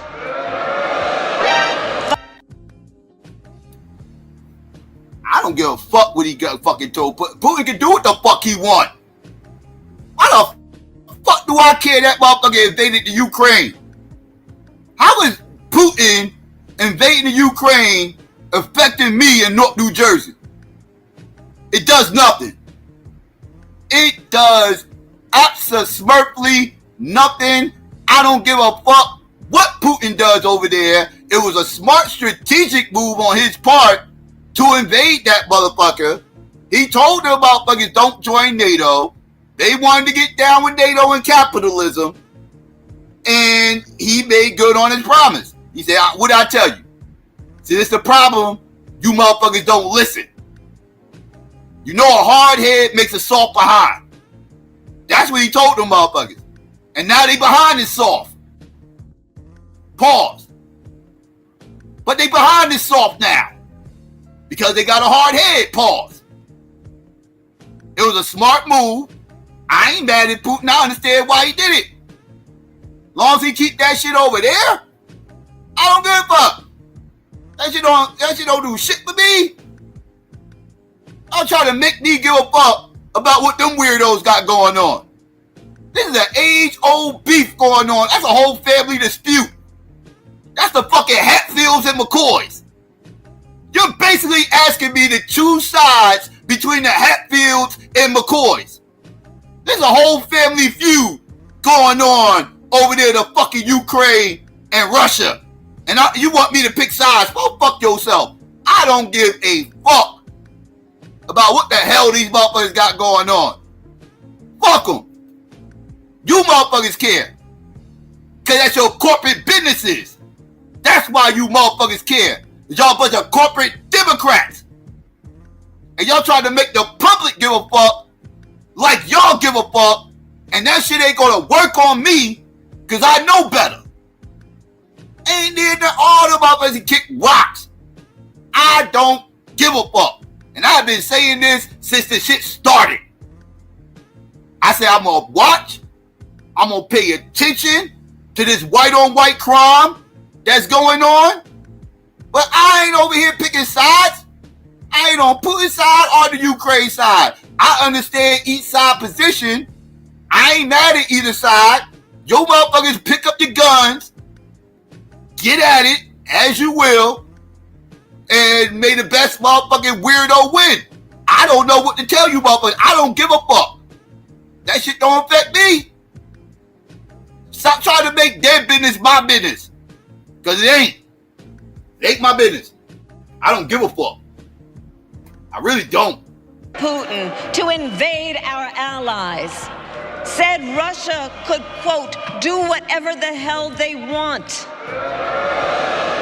5 days before Russia attacked Ukraine, I met with President Zelensky to warn him about Russia's plan to invade. I helped mobilize a global response, over 50 countries, to defend against Putin's aggression. And as president, I will stand strong with Ukraine and our NATO allies. Yeah, this is not close. Kamala, like in terms of who to vote for, she's pretty good, and Trump is terrible. In Gaza, all right, thank you. President Biden and I are working around the clock because now is the time to get a hostage deal and a ceasefire deal done. She's lying. She's lying. I don't believe none of these motherfuckers. I don't believe none of them.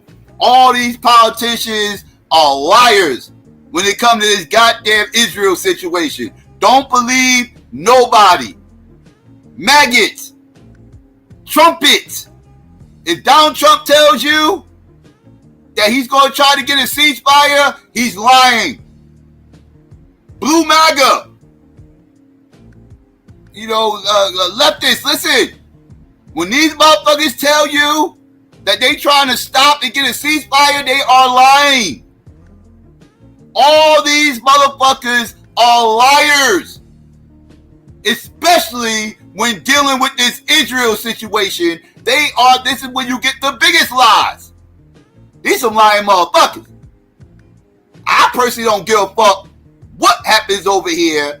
I'm just calling out the fucking lies. Because just like Palestine, just like the Ukraine and Russia, I really don't give a fuck what the fucking happens over there either. I can give a fuck. I'm just going to pay attention, see what the fuck's going on, call it what the fuck it is, and keep it fucking pushing. Because that shit don't affect me either. And that's what I've been telling black people since this shit started. Right? But now, black people who have been into this shit, who have been emotionally invested in this fuck shit, this holy war, all the black people that's been emotionally invested in this holy war, now the rubber is about to hit the road. Right? And you got both sides pandering, lying to both of you motherfuckers about what the hell is going on, and the shit's, yeah, they all liars, dog. They all liars. This is a Zionist country, and they're going to support Israel. Period. If they tell you anything other than that, they're lying. This shit ain't going to be over until Israel says it's over, and they don't give a fuck what the fuck America got to say. They don't give a fuck what your motherfucking, what American president has to say. Matter of fact, that American president better not say shit. He better not say shit. That prime minister of fucking Israel came up over here, pumped this whole motherfucking government in their motherfucking face in that fucking UN. Bitch, all the motherfuckers to fuck up. Republicans and Democrats alike. Bitch, all the motherfuckers up. Deboat the shit out of the U.S. government. Pump the shit out of you motherfuckers. Told motherfuckers, you better do this or else, motherfucker. Or else. He marched his ass up in that fucking UN, made all types of motherfucking demands. Nobody checked him. Nobody checked him. None. Zero. Nobody. He bitched them up. Went to their home stadium. In their home stadium. Talking shit. Big shit. In their hometown. Ain't do shit about it either. Nothing. These motherfuckers are all liars. They're liars. They cowards. They bow down to that small hat. They all bow down to the small hat. All of them. This ain't a partisan thing. All of them. Listen to what I tell you, family. Oh, the Trumpists are back there like, yeah, not us. That's Kamala and them. No, you too, motherfucker. You too.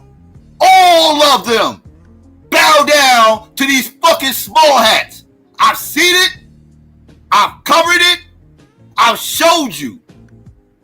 This is a Zionist country. They're never going to go against Israel. Ever. Let's not get this fucked up. Let's understand what the fuck is going on around here. They're all liars. All of them. Liars. And Trump is terrible. In Gaza. All right, thank you. President Biden and I are working around the clock because now is the time to get a hostage deal and a ceasefire deal done. Buying words. No, sorry. Not buying this one. And let me be clear. I will always stand up for Israel's right to defend itself. Yup, and there you go. Now all of a sudden she's trying to spin it. Like, yeah, Israel just defended themselves. Israel is just defending themselves. And I'm going to defend their right to defend themselves. Ain't that what y'all just heard? I told you they full of shit. I told you they full of shit. First they want a ceasefire, now they sit up there and throw the banana in the tailpipe. Pause. Right after that, they're like, yeah, but yeah, we want a ceasefire, but we will defend their right to defend themselves. Ain't that a motherfucker, bitch? Like I'm stupid. Like I'm dumb. All these motherfuckers bow down to Israel. All of them. This entire U.S. government. Guilty. Guilty. All of them. Guilty. And I will always ensure Israel has the ability to defend itself.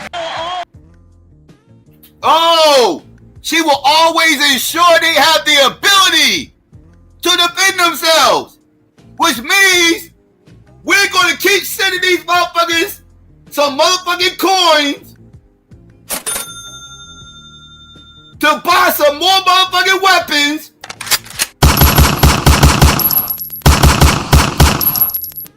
so they can win this motherfucking war. These motherfuckers ain't trying to get no ceasefire. You just sat there and said you're willing to give them weapons and manpower. That's not calling for a ceasefire. That sounds like a motherfucker trying to escalate shit. Don't talk this dumb shit to me. Talk this shit to Blue MAGA. They believe you. I don't. All you motherfuckers is pro-Israel. Republicans, because them motherfuckers was at the UN standing up clapping for that goddamn prime minister. That was mainly Republicans clapping. Because like I said, this shit right here that I'm talking about, bipartisan. All these motherfuckers full of shit. All of them. Always ensure Israel has the ability to defend itself because the people of Israel must never again face the horror that a terrorist organization called Hamas caused on October 7. Including unspeakable sexual violence and the massacre of young people at a music festival. How about the massacre of 15,000 people? You better get to it. What has happened in Gaza over the past 10 months is devastating. So many innocent lives lost. Desperate, hungry people fleeing for safety over and over again. The scale of suffering is heartbreaking. Is it? President Biden and I are working to end this war such that Israel is secure, the hostages are released, the suffering in Gaza ends, and the Palestinian people can realize their right to dignity, security, freedom, and self-determination. Yeah, cut the funding and it'll happen tomorrow. Their lack of action, it disgusts me. See, look, now Chicken them want to be critical. It took for them to talk about those Palestinians, they cousins. Palestinians and Turkish, they the same motherfucker. Right? They all cut from the same cloth. Right? They all come from them goddamn Ottomans. These Palestinians, these Turkey motherfuckers, all Ottoman motherfuckers. That's all the Ottoman Empire. All that shit. So these are the same people. They talking about their people. They all cut from the same cloth. So when it's time to talk about Palestine and everything else, now they want to be critical of Kamala. Now they like, well, why don't you just cut the funding? If it's that, that's all it takes. Cut the funding and it's over. Well, they're not going to cut the funding. She already said she's going to supply more monies. What are we talking about? Like I said, they are full of shit. All these motherfuckers are full of shit. Y'all gotta weed through the bullshit, family. Y'all gotta see the bullshit for what the fuck it is. Now these motherfuckers want to be critical of Kamala. And it was just cheerleading the super predators getting locked up. All this justice on these super predators. And then over here in Palestine, these goddamn slaveholders, these slave traders, turn around, they get their ass blown up by some goddamn high C-34. They get their ass blown the fuck up. Right?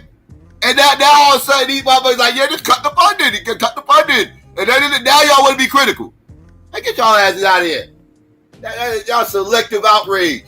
I should have been calling this bullshit out. Now y'all got a mouthpiece.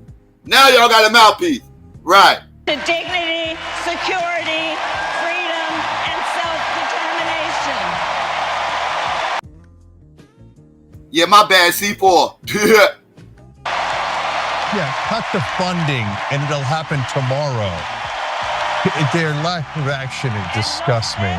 So this is just words. I mean, look, the fact that she says self-determination is good, but that's already our policy. Necessary to defend our forces and our interests against Iran and Iran-backed terrorists. I will not cozy up to tyrants and dictators like Kim Jong-un who are rooting for Trump.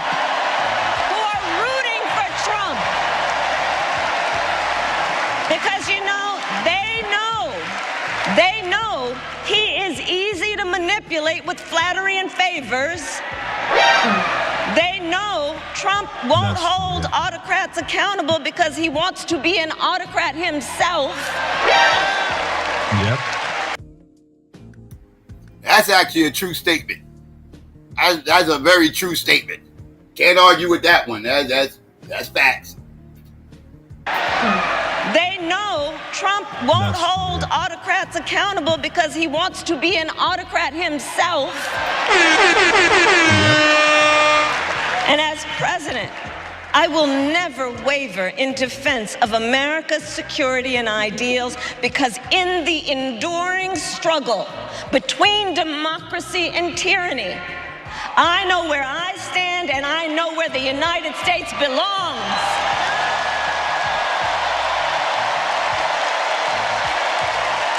USA. Yeah, the Gaza part was super mediocre. We're talking about It's beyond that. It's just totally problematic for me. Fellow Americans. I love our country with all my heart. Everywhere I go, in everyone I meet, I see a nation that is ready to move forward, ready for the next step in the incredible journey that is America. I see an America where we hold fast to the fearless belief that built our nation and inspired the world. That here, in this country, anything is possible. That nothing is out of reach. An America where we care for one another, look out for one another, and recognize that we have so much more in common than what separates us. That none of us has to fail for all of us to succeed. That's not capitalism. Now you're talking about something other than capitalism. Because capitalism clearly states that it's dog eat dog. You have to have a bottom class in capitalism. And that means you got to step on some people to climb on the top to make sure you're not on the bottom of that pyramid. It's capitalism. That's how capitalism is shaped. A class system, right? Class systems run capitalism. Now, you talking like you trying to end classism. And once you start talking about ending classism, you're talking about socialism and communism at that point, right? Because there's going to be a bottom class in capitalism. There's no getting around it. There's going to be a bottom class. That's just the way capitalism is shaped and framed. You have a top class and a bottom class. So all this, we going to eliminate a bottom class. You're talking about socialism and communism at that point. At that point, you're talking about completely shifting the governance system. And I don't think that's going to happen. So no, there's always going to be a bottom class in this country. Unless it flips to communism or socialism, and I don't see that happening. So it's going to be a bottom class. It sounds good, cute story, not realistic. That's fantasy. What separates us? That none of us has to fail for all of us to succeed. And that in unity there is strength. Our opponents in this race are out there every day denigrating America, talking about how terrible everything is. Well, my mother had another lesson she used to teach. Never let anyone tell you who you are. You show them who you are.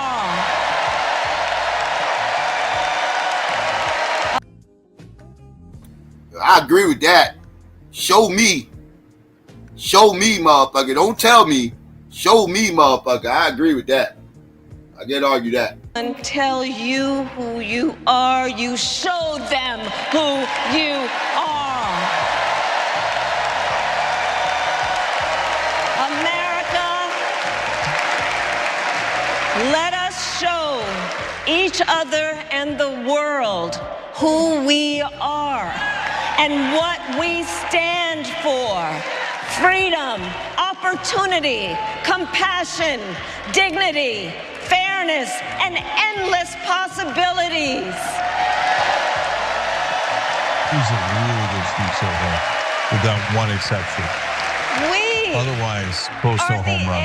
heirs to the greatest democracy in the history of the world.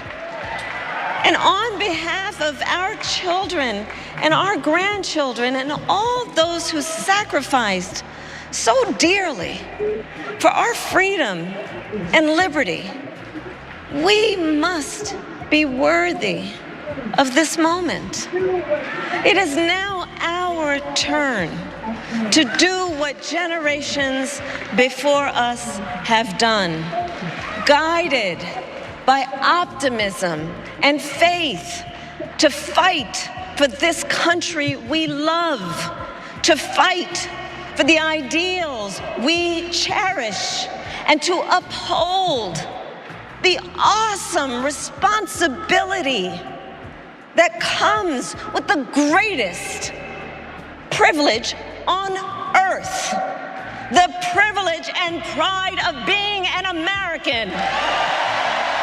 Proud to be an American. So let's get out there. Let's fight for it. Anthony with his brother. Let's get out there. Let's vote for it. And together, let us write the next great chapter in the most extraordinary story ever told. Thank you. God bless you, and may God bless the United States of America. Thank you all. And there you go, family.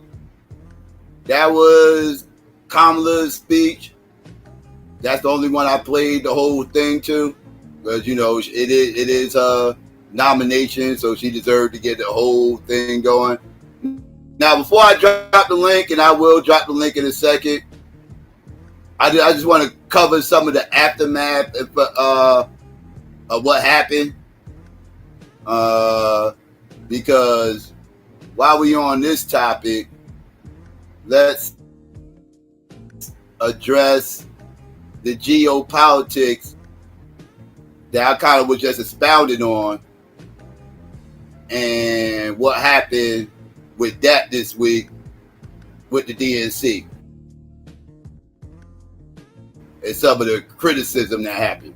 All right, so let's get to this real quick, because I told y'all before all this election campaign was really started, whether it was Biden or Kamala, I said that geopolitics is going to play a major role in this election, and really on both sides, but more so on the left than the right.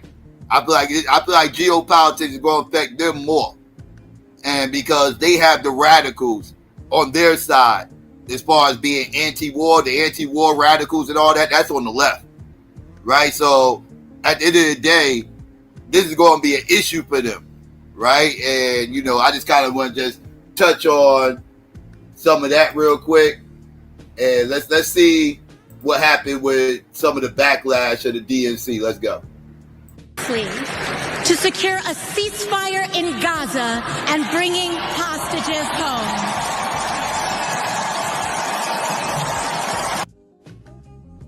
Is she, though? Is Kamala Harris working tirelessly to secure a ceasefire and bring the hostages home?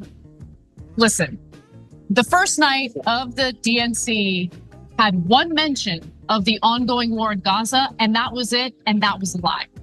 That was a lie. And look, to be fair to Kamala Harris, she's currently the vice president, and she is the Democratic nominee. She's currently running in the general election. It's really on Joe Biden, but I still don't really appreciate being gaslit by AOC of all people in regard to Kamala Harris working tirelessly to secure a ceasefire. There is no indication of that, no evidence of that. And in fact, I want to just remind you all, last week while I was on break, I saw this headline: U.S. releases $3.5 billion to Israel to spend on U.S. weapons and military equipment months after Congress appropriated. So this is the first round of the $14 billion that Congress appropriated for Israel's war on Gaza. And so...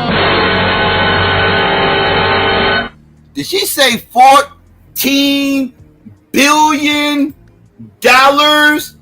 of our tax money is going to a bunch of small hats to blow shit up? Is that what she just said? Oh my goodness. Yeah, ceasefire my ass. Ceasefire my ass. On break, I saw this headline. U.S. releases $3.5 billion to Israel to spend on U.S. weapons and military equipment months after Congress appropriated. So this is the first round of the $14 billion that Congress appropriated for Israel's war on Gaza. And so you can't argue that the current Biden administration, which includes Kamala Harris, is fighting tirelessly for a ceasefire when they refuse to use the weapons as leverage and refuse to engage in an arms embargo and keep rewarding Israel with military support. Exactly. It's word salad. They full of shit. They all in. They're making this shit happen. $14 billion. 14 billion.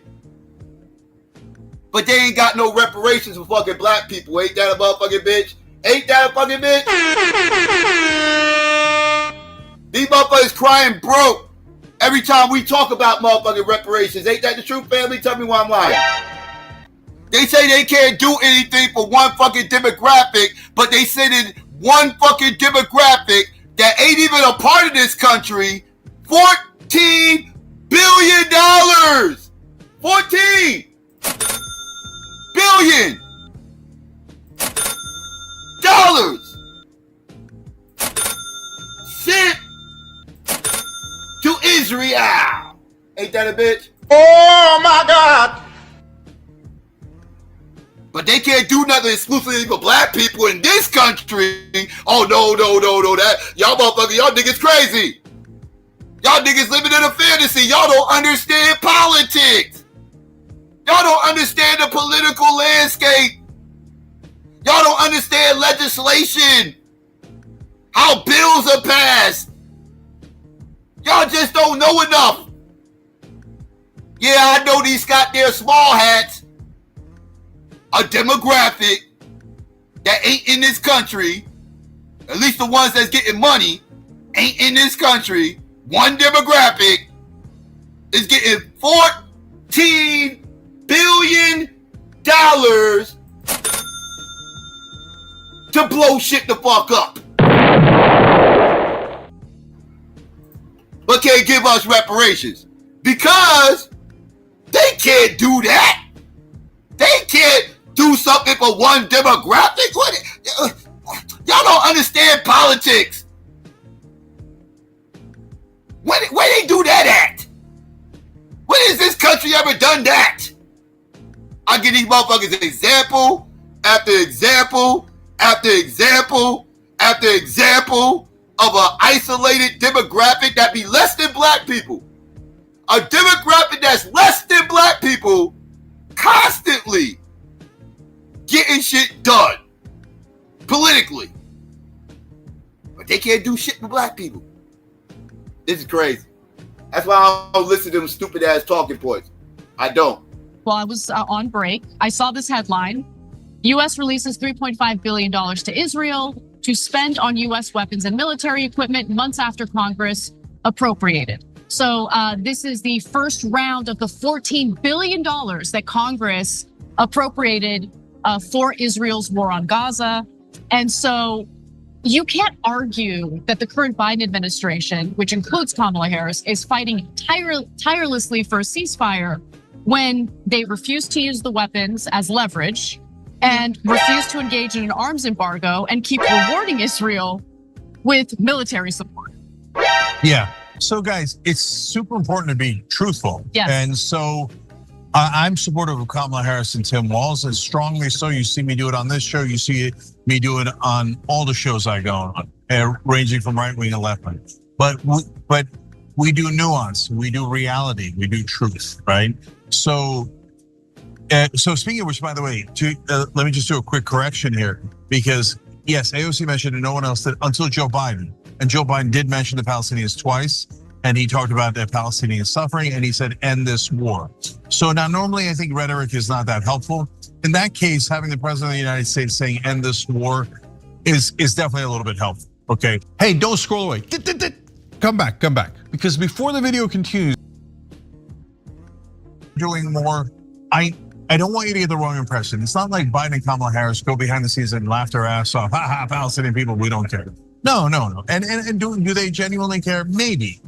But the reason we talk about if you don't threaten the funding, you're not really doing anything is because that's the only thing that can get this government of Israel to move, right? If they find another clever way of getting the government of Israel to stop the bombings and get to a ceasefire or a permanent peace deal, great, wonderful, that's all we want. But don't pretend that they did that. They didn't do that. In fact, they actively chose not to use their leverage. Exactly. And they actively chose not to use their leverage and continue rewarding. It's not just, some vague government of Israel. We're talking about a government that is currently led by an individual who has served as an obstructionist to any possible ceasefire. In fact, we covered that recently, and I want to remind you of this important excerpt from an Axios piece written by Barak Ravid. He says Netanyahu's negotiating team briefed him on Sunday that if he gave them, meaning Hamas, more wiggle room, meaning an actual ceasefire, okay, not a, we agree to a ceasefire, but we're going to keep bombing Palestinian civilians, which is what Netanyahu keeps saying that he wants to do. A deal might be possible, but Netanyahu refused to budge and reprimanded them for caving, two senior Israeli officials tell Axios. Now, I give you that because if you don't condition the military aid and you just keep rewarding Netanyahu, then Netanyahu is going to Netanyahu. And that's exactly what he's been doing. And again, I get, I'm going to stop holding back. AOC gaslighting us on that is unacceptable. Unacceptable. Okay, she should have just left that out of her speech entirely. You want to go up on that stage and you want to rally for Kamala Harris, do you, boo? But don't gaslight me and the American people and Democratic voters as some. Wow. Uh-oh. And they're getting a little spicy. With AOC, ain't she? Like, don't try to check me, boo. Like, who you trying to check, boo? Like, who gonna check me, boo? Like, she getting a little spicy up there, ain't she? And they getting spicy with AOC. She getting hot tamale with AOC, ain't she? I mean, she getting hot tamale with motherfucking AOC. Ain't that about it, bitch? Unacceptable. Okay, She getting jalapeno with AOC. She getting mighty jalapeno with AOC like a motherfucker, ain't she? From that is unacceptable. Unacceptable. Okay, she should have just left that out of her speech entirely. You want to go up on that stage and you want to rally for Kamala Harris, do you, boo? But don't gaslight me and the American people and Democratic voters as someone who ran as a progressive who's looking to oust the corporate Democrats, okay? Don't gaslight me and tell me like, no, she's working around the clock.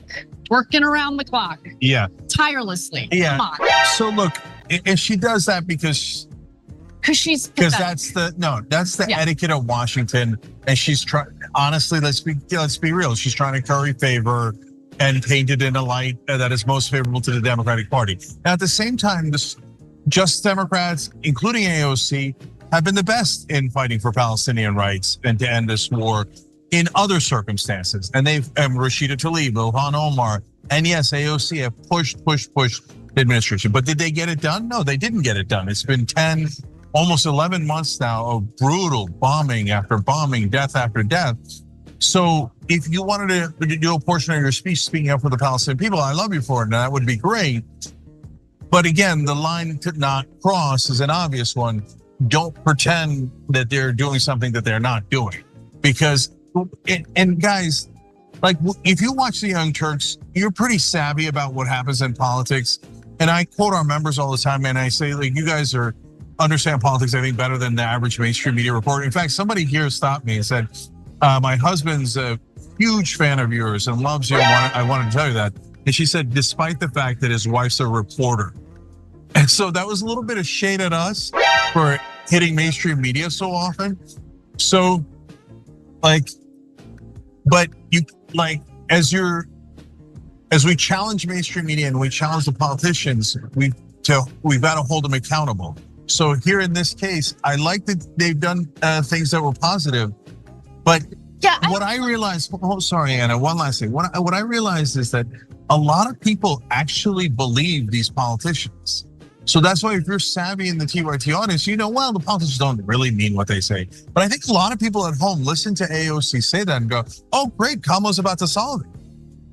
And I can't have that because that's just not true. Progressive voters did not canvass for her, donate to her, fight for her, so she could stand on that stage and lie in their faces about what Kamala Harris is up to in regard to pushing for a ceasefire in Gaza. Okay, that was insulting, and I literally can't believe she said that.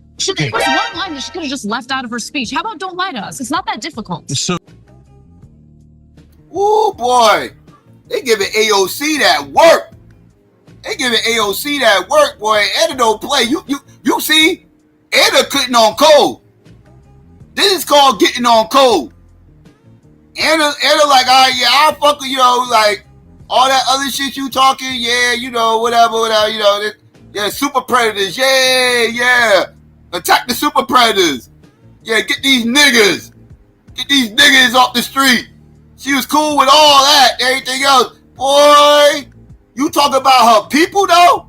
You talk about her people? Her slave owning ass people? What you want to talk about her people? Oh, now all of a sudden it's, oh, well, this is so, oh, y'all motherfuckers ain't this, and oh, y'all talk this progressive shit, but y'all ain't really progressive, and blah, blah, this, and da, and then all of a sudden they whole tune change. They whole tune change. Now all of a sudden they want to be critical of Kamala and the motherfucking Democrats. When their people are being motherfucking executed, right? Now you give a fuck. Now you can't. Now it's motherfucking Berber lives matter, right? What are we talking about here? What are we talking about here? Semitic lives matter now, right? What the fuck are we talking about here?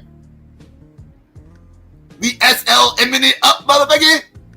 The fuck are we talking about? You can't be serious.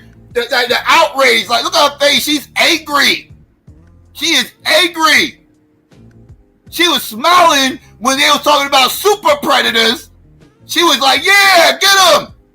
Yeah, justice for the super predators. But now it's her people. She's like, this is bullshit. You a liar. You a stone. You a bald-faced liar. You lying about people. Yeah, now you want to talk shit. Yeah, these motherfuckers that I just had to point that out. She is totally on code right now. I can't even really say I'm mad at her because she's supposed to get on code. That's her people. I wish my people would get on code like that when it comes to us. But let's continue.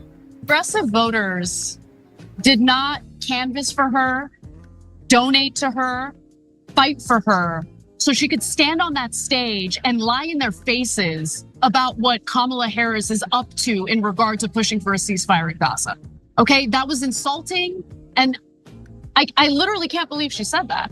There was one line that she could have just left out of her speech. How about don't lie to us? It's not that difficult. So, and I know that this will somehow get to her and she's gonna catch feelings about it, but she should catch feelings about it. I remember in that documentary about her, one of the things that she was worried about, right? She's a freshman legislator.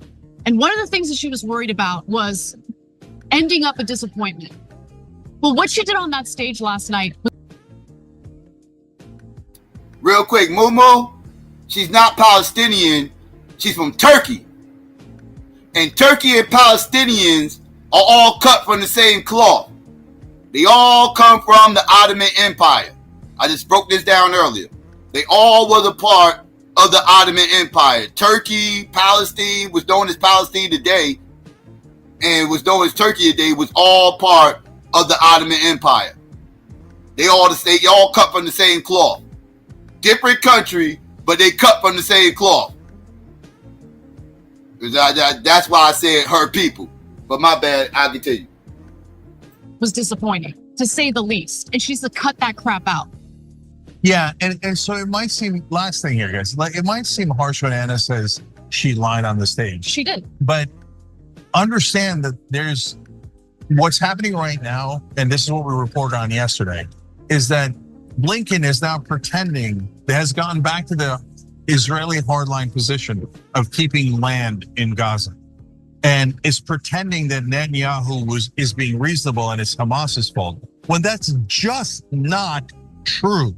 Netanyahu has not moved at all, and now the U.S. administration has basically decided it looks like, based on what they're saying, we're not gonna get a deal, we're not gonna get a ceasefire, so let's turn around and blame Hamas, even though we know Netanyahu is the one that caused the ceasefire to fall apart.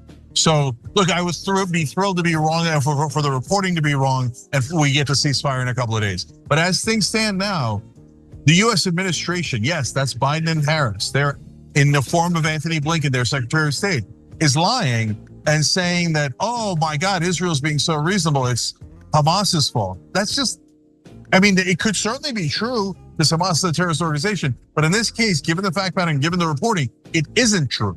So to pretend that, oh my God, they're so great and they're trying to help get to a ceasefire when now they're doing propaganda for Israel, it's just not true. And it's important for us to be real with you guys and to be honest with you guys. And that's why we say what we say, no matter who catches feelings. And let me be real about one other thing, okay? Because you're in this environment right now. Anyone who is here in the flesh, there's genuine excitement, there's genuine optimism, hope, positivity, all of that. And it's so difficult because it's tempting to want to get sucked into those positive feelings, those positive vibes. But it's impossible to do it when you know that we're talking about the same administration that has provided cover for the atrocities and brutality that has been directed toward the Palestinian people for nearly a year now. Yeah, and look, the last thing on this, because as a general note to what Anna said about hope, look, we want them to take 20 steps forward, and we think that it's totally realistic that they can. I can even show them how to do it, right? But if they just found a way to get past the donor wall, in a sense, I know they can get to 10 different things, like 10 bills, for example, to pass, right? But we know that they're going to pass about 2 bills.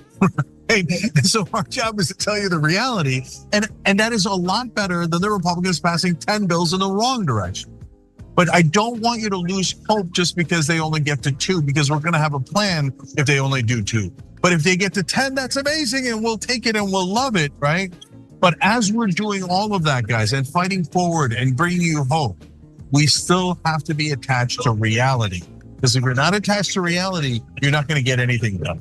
So, and right now the reality is the US has backed Israel 100%, is actively choosing not to use their leverage, and Palestinians are being slaughtered for it. And the likelihood of a ceasefire is now unfortunately low. The likelihood of ending the occupation is nearly non-existent at this point.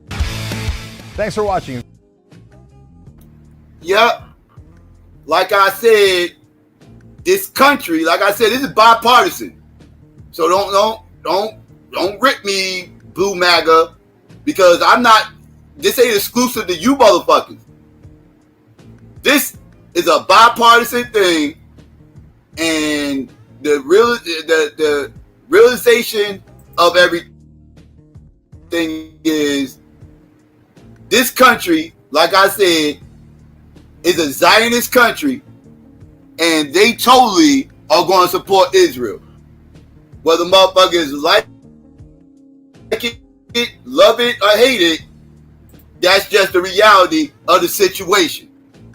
Regardless of who wins this election, this country is going to be pro-Israel. So don't believe none of these motherfuckers when discussing Israel and Palestine and ceasefires. If Trump is talking that shit, he's a liar. If Kamala is talking that shit, she's a liar. They're all lying to you. All of them. Lies. Bold-faced lies. Now let's get some more of this shit real quick. Let's peel back the onion on this. So y'all don't think I'm bullshitting. Because these Palestinians got a message to you progressive Negroes out there, you college students out there, you college graduates who turn your back on people, you motherfuckers out here marching, looking crazy to me, you motherfuckers jumping out the window for all these goddamn slave traders, you motherfuckers, yeah, these Palestinians got a message for you. I want you motherfuckers to hear the Palestinian message that they have for you. This is very important. Y'all pay attention. You pro-Palestinian Negroes, pay attention. Responded to those who are calling black people colonizers. I know you're not talking to me. On TikTok, there have been people saying that black...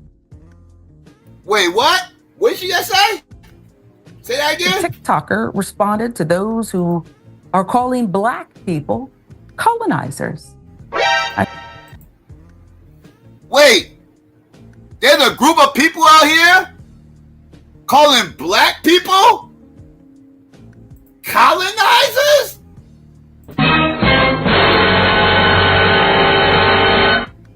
Who the fuck is out here calling black people colonizers? Who the fuck is doing that shit? I know you're not talking to me. On TikTok, there have been people saying that black people are complicit with the war in Gaza and they are colonizers. I need you to see this. Every race in America has oppressed us. Black people also wear a uniform and get on a plane and come to our countries and kill us. You vote the same melanated people to government that sign papers to kill us. I don't want to hear it anymore. I don't want to hear it. You are our colonizers. Because you are all complicit. Oh, did you hear her tell y'all about yourselves? You motherfuckers are colonizers. You motherfuckers. You niggas. Colonizers. She don't give a fuck about none of that shit y'all talking about. She don't give a fuck about none of that shit y'all marching about. She don't give a fuck about none of these votes y'all making. She said you motherfuckers are voting in melanated people. She said melanated too. I found that interesting. She said y'all are voting in these melanated people that are signing bills to slaughter us. You motherfuckers are wearing the same motherfucking uniforms bombing us. You motherfuckers are colonizers. Ain't that a motherfucking bitch? Blue MAGA. Leftists. Did you hear it? Do you hear what they think about you? Here's what they think about you. Here's what they think about you. Here's what they... I feel like the beginning of fucking Jacket for Beats. This is the beginning of Jacket for Beats. Here's what you think about you. Here's what they think about you. Here's what they think about you. Here's what they think about you. Here's what they think about you. When I told all you dumbass Negroes, stop being emotionally invested in them slaveholders. I told you them slave traders can't be trusted, and you motherfuckers wanted to jump out the window and tell black people, try to give them history lessons about the 60s, like I agree with those motherfuckers in the 60s who apparently didn't know their history, because they would have known they were supporting a bunch of slave traders. Want to give me history lessons and shit on how black people are supposed to support Palestine. Fuck you. Fuck you. I ain't supporting shit. I ain't supporting none of them motherfuckers. Fuck that holy war. And this is why I told y'all motherfuckers, stop drinking the Kool-Aid. Y'all listening to weirdos. Stop drinking the goddamn Kool-Aid. because they don't give a fuck about you. They don't give a fuck about you. The TikToker responded to those who are calling Black people colonizers. I know you're not talking to me. On TikTok, there have been people saying that Black people... Oh, she talking to you? She talking to you too? What, you think you excluded? Oh, you one of those, huh? She like, oh, she ain't talking about me. She talking about niggas. I'm a black person. There's a difference between niggas and black people. I'm a black person. She talking about niggas. She ain't talking about me. Oh, yes, the fuck she is. She talking about you too, motherfucker. She talking about you too. Get over yourself. Those who are calling Black people colonizers. I know you're not talking to me. On TikTok, there have been people saying that Black people are complicit with the war in Gaza and they are colonizers. I need you to see this. Every race in America has oppressed us. Black people also wear a uniform and get on a plane and come to our countries and kill us. I find it very ironic somebody whose lineage comes from being slave traders of my people turning around and calling us fucking oppressors. How can a motherfucker of your lineage, do you understand that Palestinians had slaves all the way to the 1900s, motherfucker? Palestinians had slaves 50 years after white people in this country gave up their slaves. White people in this country gave up their slaves 50 years before Palestinians gave up theirs.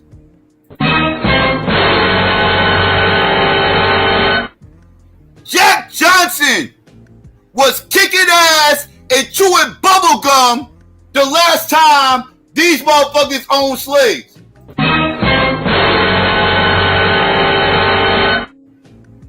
World War I was a thing the last time these motherfuckers owned slaves.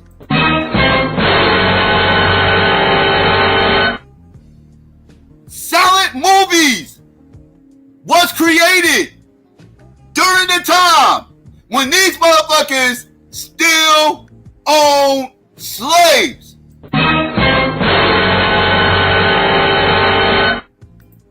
But now you got this weirdo, this sand nigga on the motherfucking interwebs talking about we're the motherfucking colonizers.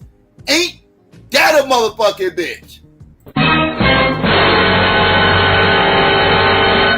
Make this shit make sense. Make this shit make sense.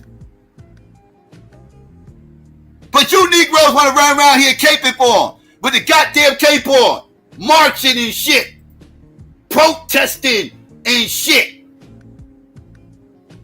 For these weirdos with the goddamn cape on. Here I come to save the day. This shit's a joke.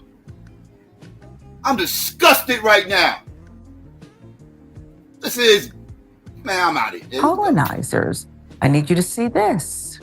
Every race in America has oppressed us. Black people also wear a uniform and get on a plane and come to our countries and kill us. You vote the same melanated people into government that sign papers to kill us. I don't want to hear it anymore. I don't want to hear it. You are our colonizers. Because you are all complicit. I don't know. I'm D.A.B.A.T.E. I came to America 6 years ago solely for just education because that's the least y'all could do to, I don't know, give me some sort of compensation for displacing my family. But that the government coerces you to join the military. So basically, you guys join the military to kill my people, displace our people. Well,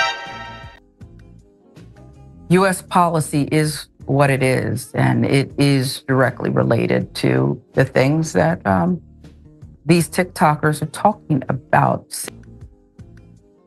She blaming all you black military motherfuckers, all you niggas that joined the military, and I got a lot of niggas that be in my chat that serve.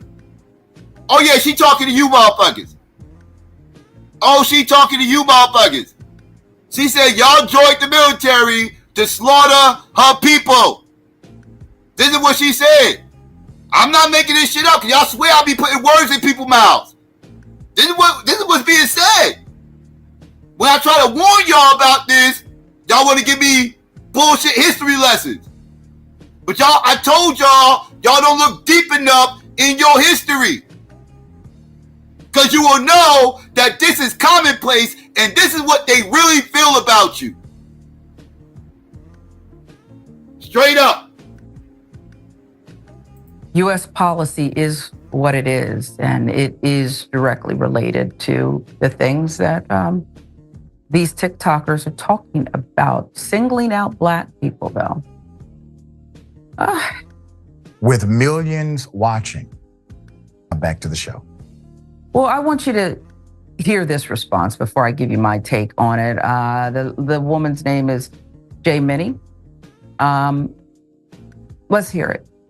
Right, so I'm going to say a few things and then I'm going to leave the conversation. Every tax-paying American and eligible voter technically has a hand in imperialism because of what our tax dollars fund and who we elect into office. But the thing is, we live in a world with nuance. You condemn us for enlisting and voting for lesser evils as if there is a way around the system and we're just shamelessly choosing to be part of the problem. If you were to condemn someone for buying from Starbucks knowing that they support Israel, that's reasonable because it's 100% a choice at this point, like it's not a necessity. But if you were to shame someone who shops at Walmart when it may be the only thing that they can afford or the only grocery store within their vicinity that they have access to, that's not reasonable. Both consumers are buying from corporations that fund genocide. But it's not that black and white, is it? You willingly came here to receive an education, all to secure a better future for yourself. Black people are doing the same thing when they enlist. You accepted an opportunity offered through a government that you know is actively oppressing others. You work here and contribute to our economy and society. So how are you absolved of the same responsibility you say we have in the matter? You acknowledge that they coerce vulnerable children and young adults into enlisting. They take advantage of people's ignorance and desperation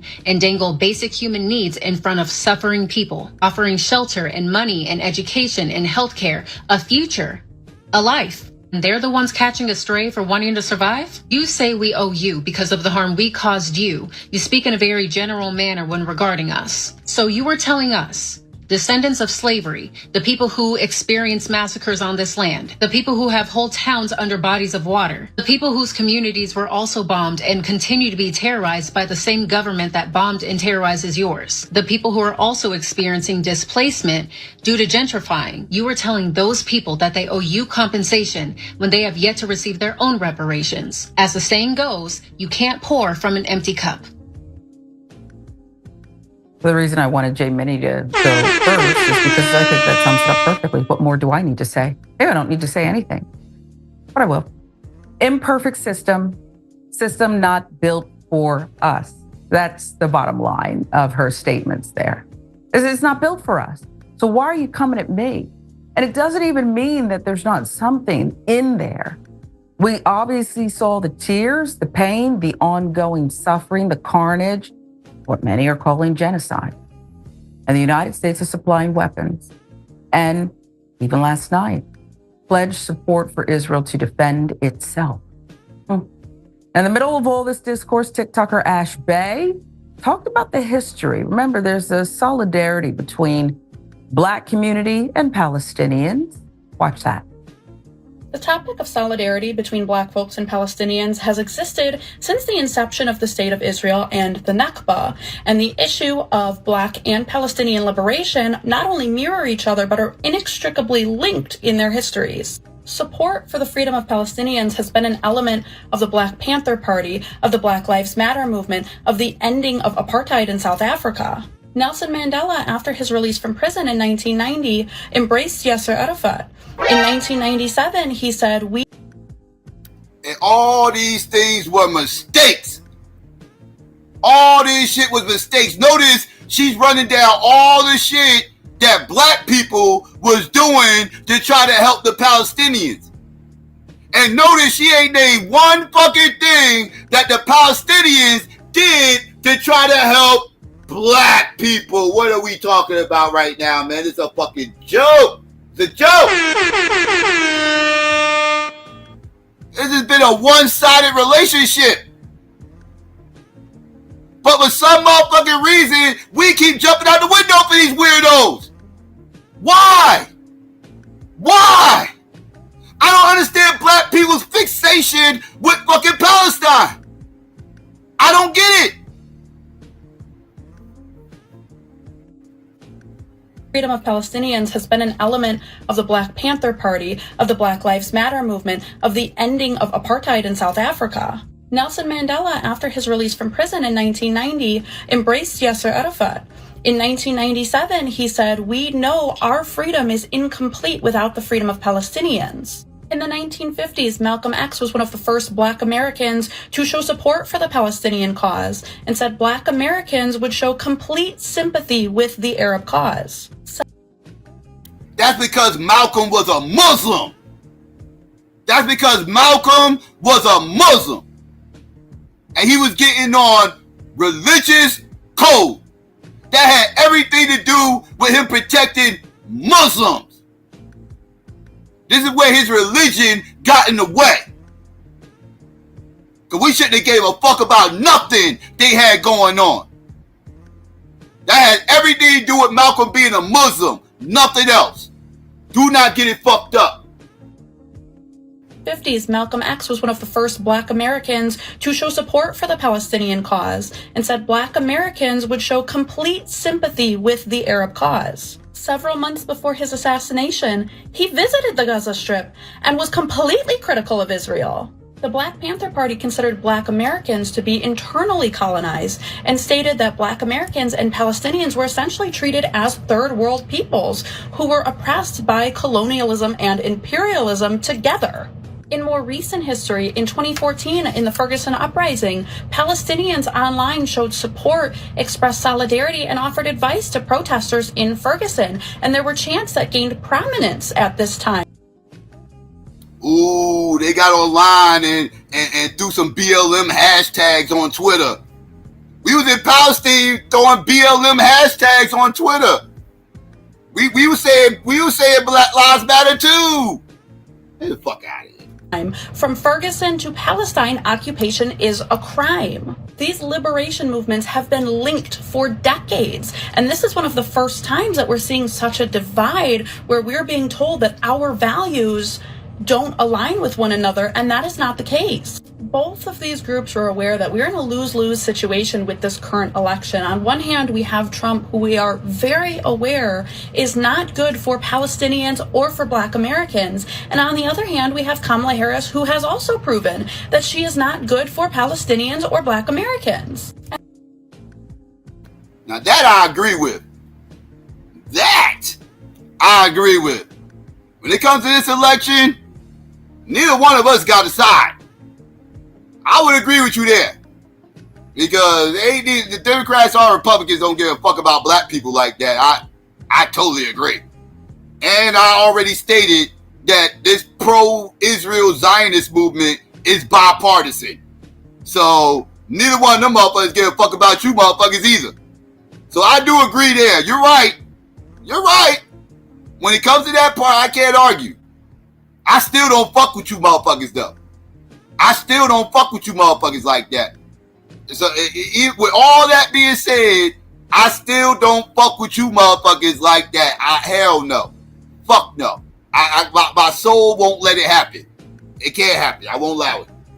And we're sitting here so incredibly divided over what the right answer is when there's no clear answer for anybody. It doesn't turn out good for anybody. I mean, I have seen so much division on this app in the last couple of days. I think we need to sit down and have more open and honest conversations about how this election cycle impacts different minority communities. What they are afraid of is our unity. And we talk so much about harm reduction. I think the most harm reductive thing we could do is put our collective voices together and use them to pressure her campaign to actually vote in the interests of the American people, to adopt policies that we want to see on our ballots, rather than just blindly following her platform as it is currently. We can say we intend to vote for Kamala Harris, but demand that she do better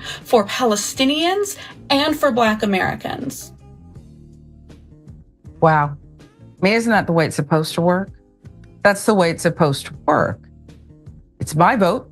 I'll use it how I wish, and I'll hold you accountable. Got to do the work.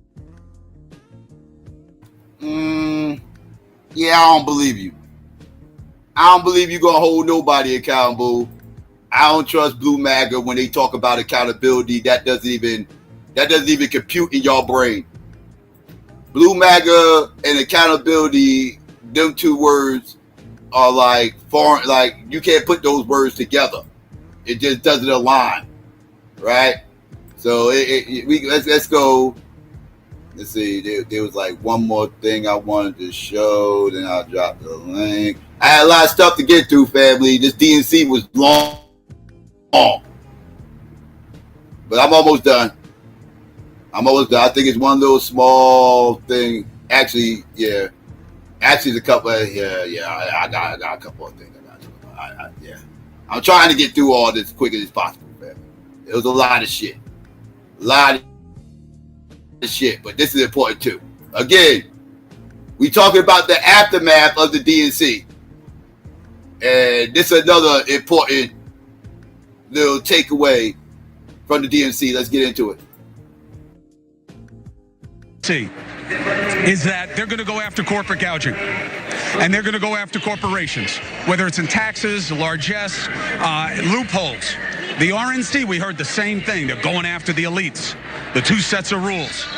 Let me reveal a reality to you that has to be spoken to here, okay? These are the soldiers. These are the men and the women that go back to their constituencies and their communities, and they fight. They take time from their jobs. They take time from their families. Republicans and Democrats alike, that's what they do. They need to charge these people up. They need to be able to get them on board. But there's another reality that is literally looking down on them. Greg, look at the ring of sweets, okay? This is not unique to Democrats. There is a game of money on them. Greg, look at the ring of sweets, okay? This is not unique to Democrats. There is a game of money. Damn.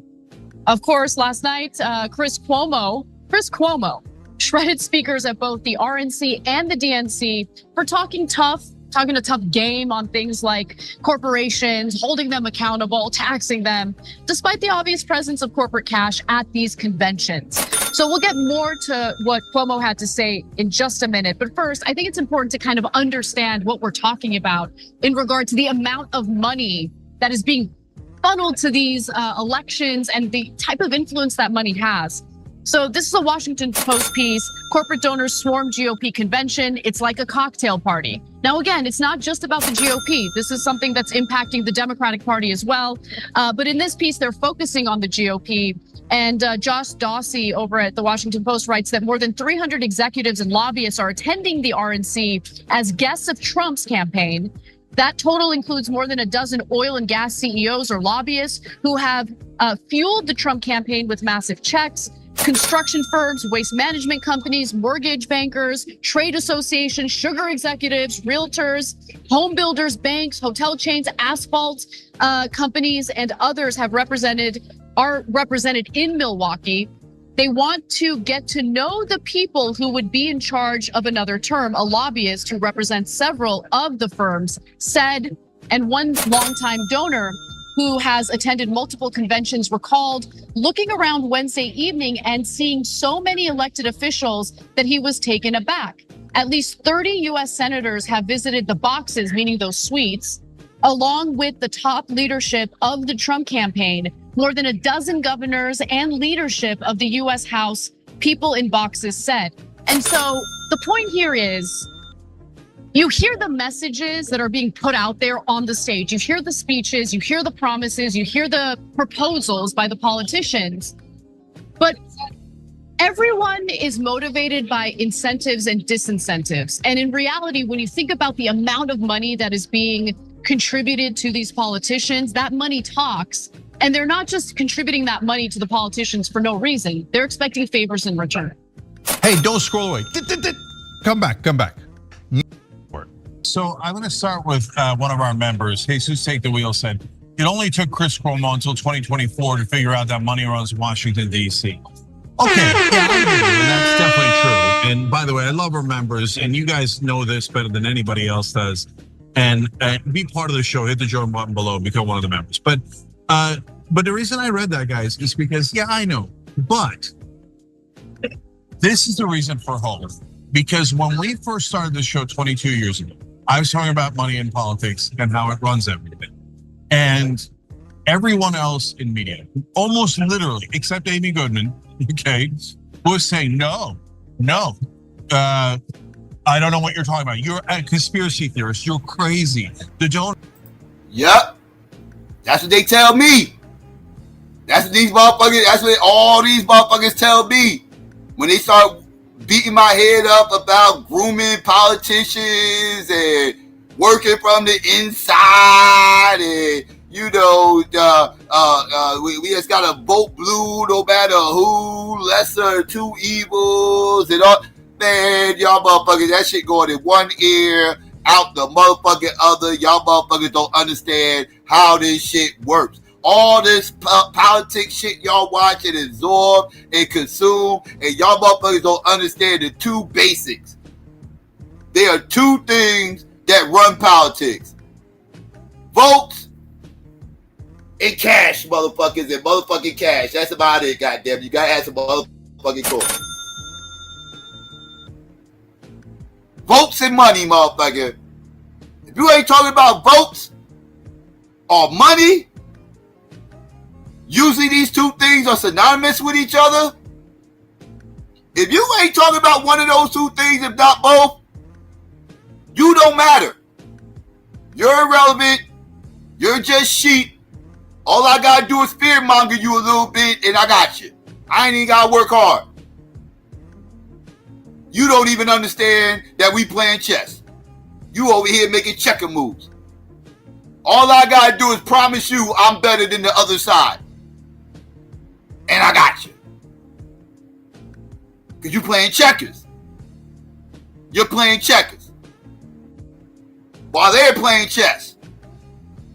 As long as you're playing checkers on the chessboard, you're never going to win. They can give you the illusion that you're actually making progress in this game, but you ain't doing shit. Them quadruple jumps don't count that you trying to make. That's symbolism. Them quadruple jumps that ain't take near fucking pawn. Yeah, that shit is symbolism. That shit ain't about nothing. They'll let you make your quadruple jumps as long as they understand their pieces are still on the board. Because this is chess. And you're playing checkers. Which means you ain't even got the right pieces for this fucking game. Now, once we get the right pieces to the fucking game, then we can start playing it. But right now, we're not playing the game. We think we are, but we're not.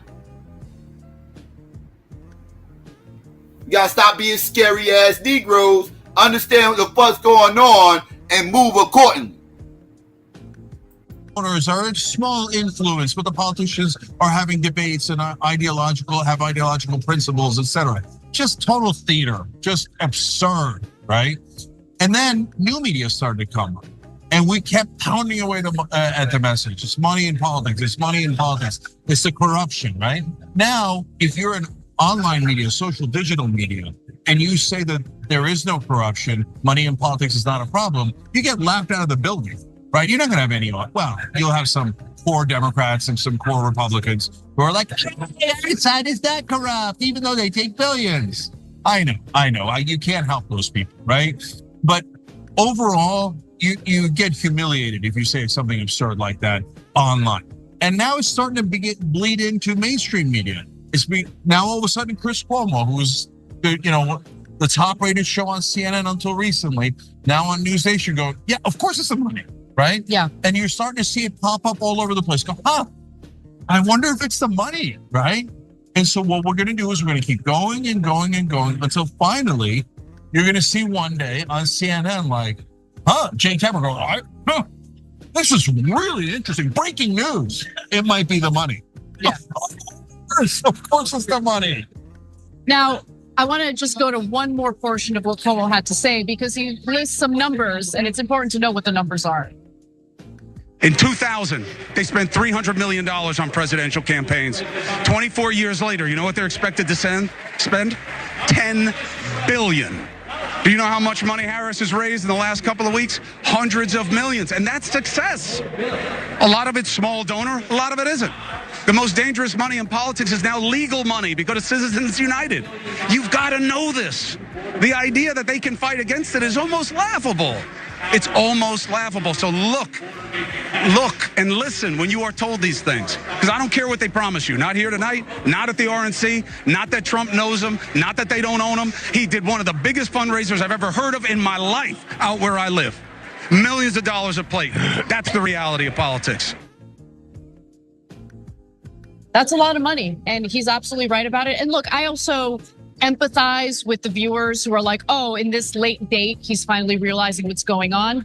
Listen, the important thing is he is spreading this message, and there is value in that, guys, because once you make the corporate corruption of our political system super taboo, suddenly politicians might reconsider taking money from the corporate donors.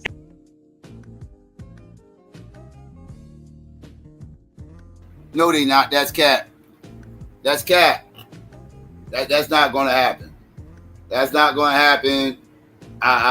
Yeah, they're never going to stop taking donor money just because we know they're taking donor money. Motherfuckers do this forever, and they still taking the donor money. That's why I don't trust no politicians. None of them. They all dirty. All of them. Just like I hold a position there's no such thing as a good cop. I say the same thing about politicians. There is no such thing as a good politician. All these motherfuckers going to get in line. Every last one of them. Let's continue. Exposing it is the most important thing. Guys, why do I focus like crazy on mainstream media? Because as long as they're able to hide it, and remember before digital media started, they could hide it 100%. Everyone in mainstream media told you that money had nothing to do with the results. That, like when they were talking about whether legislation was going to pass or not pass, money was never measured, right? So, look, mainstream media reporters get mad at me all the time, and they think they take personal offense. Sorry, then do your job. Like, why do bills pass or don't pass? If you're not writing about money, you're saying, I'm leaving out at a minimum 90% of the reason that legislation passes or doesn't pass. So if you're not going to do your job, and I don't care if you're offended, do better, okay? Don't embarrass yourself. And if your editor says, don't write about the money, okay? Pretend they're having principled debates, and you stay in that job, understand that you're not staying at a news job, you're staying at a marketing job, okay? So now, on Chris, what did I tell you guys? People look, Chris is a good guy. And you can say, hey, I disagreed with him 100 different ways. I disagreed with him 100 different ways. And when someone comes to your side, the correct answer is, thank you. Yeah. And that's awesome, right? Don't be like, look, the right wing, if you agree with them 2%, they're like, oh, welcome, come on in and vote for Trump, right? So we have to be more welcoming. if someone says you're right, the answer isn't, you didn't say it earlier, right? The answer is, oh boy, way to go. Now we got Chris Cuomo on our side. That's the brother of Andrew Cuomo, okay? And that is a legendary political family and a guy who was #1 on CNN going, obviously it's the money. And that's a great day in America. That's a great development. Let's keep going until we get all the media to go, fine, we'll stop lying. It's obviously the money. Thanks for watching the video, guys. All right, and there you go. I just wanted y'all to hear a little bit about, some of the corporate backing that's going on over here. That's very important. And one more key thing happened this week. I'm going to skip over that because that's really ain't about nothing. I'm running long as hell. So I kind of just want to get straight into what actually happened this week with my side of the political aisle. Not anybody that I support directly, but is registered as an independent and ran as an independent. And this is actually a crucial moment for this race. Very crucial moment for this race, and something I spoke on last week, and here we are. So let's get into it real quick. And that would be RFK Jr. with his wacky, conspirator, weird ass. You know what I mean?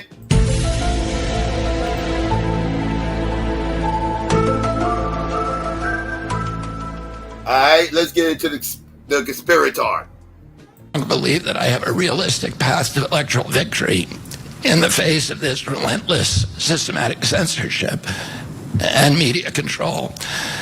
So I cannot in good conscience ask my staff and volunteers to keep working their long hours or ask my donors to keep giving when I cannot honestly tell them that I have a real path to the White House. Earlier today, independent candidate Robert F. Kennedy Jr. has suspended his campaign for president in an announcement. Now, he clarified that he doesn't mean he terminated his campaign and is still in the race technically. He explains that if he stayed in completely, he would likely hand the election over to Democrats. Take a look. I want everyone to know that I am not terminating my campaign. I am simply suspending it and not ending it. My name will remain on the ballot in most states. If you live in a blue state, you can vote for me without harming or helping President Trump or Vice President Harris. In red states, the same will apply. I encourage you to vote for me. And if enough of you do vote for me, and neither of the major party candidates win 270 votes, which is quite possible, in fact, today our polling shows them tying at 269 to 269. And I could conceivably still end up in the White House in a contingent election. But in about 10 battleground states where my presence would be a spoiler, I'm going to remove my name. And I've already started that process and urge voters not to vote for me. But in addition to suspending his campaign, RFK Jr. also threw his support behind Donald Trump. Take a look. Three great causes drove me to enter this race in the first place, primarily. And these are the principal causes that persuaded me to leave the Democratic Party and run as an independent. And now to throw my support to President Trump. The causes were free speech, a war in Ukraine, and the war on our children. President Trump. And there you go. That is what the Democrats absolutely did not want to happen. The best thing for the Democrats to wish for was to keep this man in the election. because this man right here was going to siphon so many of Trump's voters that it pretty much would have gave Kamala a handicap in her favor going into the election.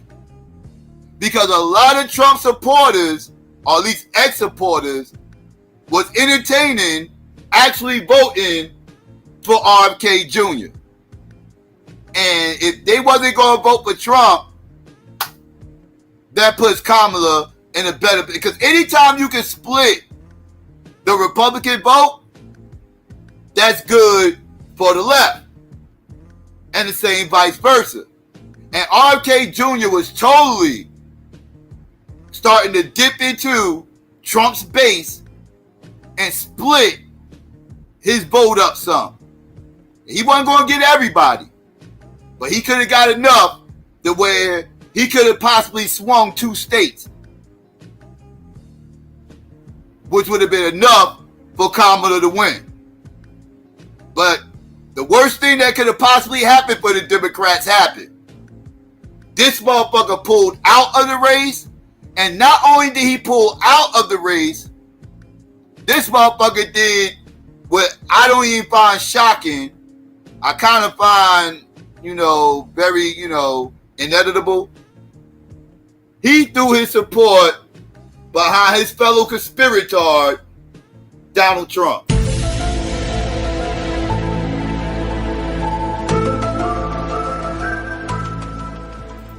So there you go. There you go. There you go. There you go. All right, so let's continue. President Trump, the causes were free speech, a war in Ukraine, and the war on our children. President Trump says that he will reopen negotiations with President Putin and end the war overnight as soon as he becomes president. This alone would justify my support for his campaign. And he discussed the potential of a cabinet position in a hypothetical Donald Trump administration. Take a look. Last summer, it looked like no candidate was willing to negotiate a quick end to the Ukraine war, to tackle chronic disease epidemic, to protect free speech, our constitutional freedoms, to clean corporate influence out of our government, or to defy the neocons and their agenda of endless military adventurism. But now one of the 2 candidates has adopted these issues as his own, to the point where he has asked to enlist me in his administration.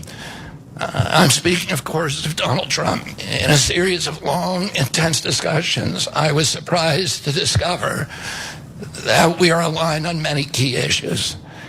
In those meetings, he suggested that we join forces as a unity party. We talked about Abraham Lincoln's team of rivals.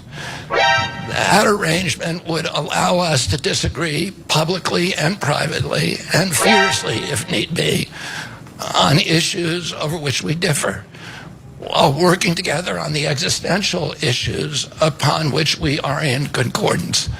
There's a lot there, Sharon and Yaz. Do you think this is going to make a difference? And if so, which candidate that remains in the race do you think it'll benefit more? Sharon, do you want to take a start? Hey, don't scroll away. Team, and we love you for it. I don't think it matters one bit. I don't even know why he had this press conference today instead of, I don't know. Okay, she's delusional. She's delusional. Sharon, you're delusional. If you think this don't make no difference, if you think him pulling out the race and not splitting Trump's vote don't make no difference, you're delusional. If you think him throwing his support behind Trump and those trumpets and maggots that was thinking about leaving are now not leaving, if you think that doesn't make a difference, again, you're delusional. This totally makes a difference. This is bad. This is bad. People be talking with their feelings. They just don't be making a whole lot of sense. That's reporting. You do it at tyt.com/. Had this press conference today instead of, I don't know, matters one bit. Now, I don't even know why he had this press conference today instead of, I don't know, tweeting it out or sending out a letter, snail mail. It's just not going to matter in my view. And I don't mean to be flip, but I mean, come on. He's not going to take away from Kamala Harris, in my opinion. I don't even know if they actually fielded a phone call or if they were going to meet with him at all. It's just silly. I think it's silly at this point, and he has a very self-important ego, an inflated ego, if you will, but he's more unserious than ever. We could have said that after the bear situation in Central Park. But this takes the cake. Thanks, but no thanks. Yeah, I feel similarly. I thought it was very funny whenever he said that he was going to address the American people, he's going to address the public, and it's like, right, like you could have just sent out a tweet. Everyone was expecting you to drop out. It was only ever a matter of time. Then there were all the rumors that he was, courting both candidates, both Kamala Harris and Donald Trump, to see who he could maybe finagle a cabinet position out of. This is true. This is true. He tried to behind the scenes finagle his way into the Harris campaign, and Kamala them said no, thank you. They said no, thank you. We want nothing to do with your kooky conspiratard ass. You know what I mean? So yeah, but he definitely tried to latch on to that cabinet. But let's continue. And then we very shortly later afterwards heard that he was going to be dropping out and supporting Donald Trump. So really none of this is surprising.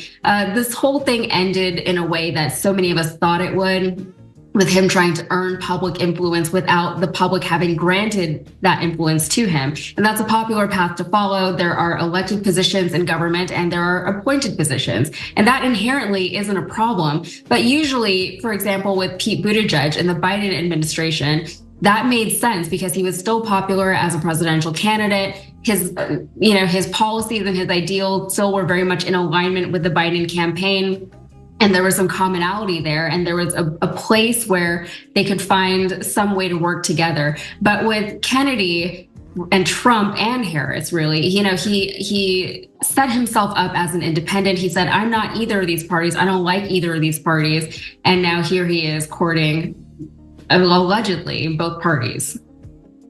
Yeah, and previous polling before Biden dropped out showed that he was pulling significantly from Trump. And then that problem got worse and was exacerbated after Biden dropped out. You saw more of the undecideds or even people in his camp go toward Harris. So what remains of his base will probably just end up in Trump's camp. It is marginal, but it could make a difference. We're talking about a president and a 2020 race that was decided by a very, very slim margin in a handful of.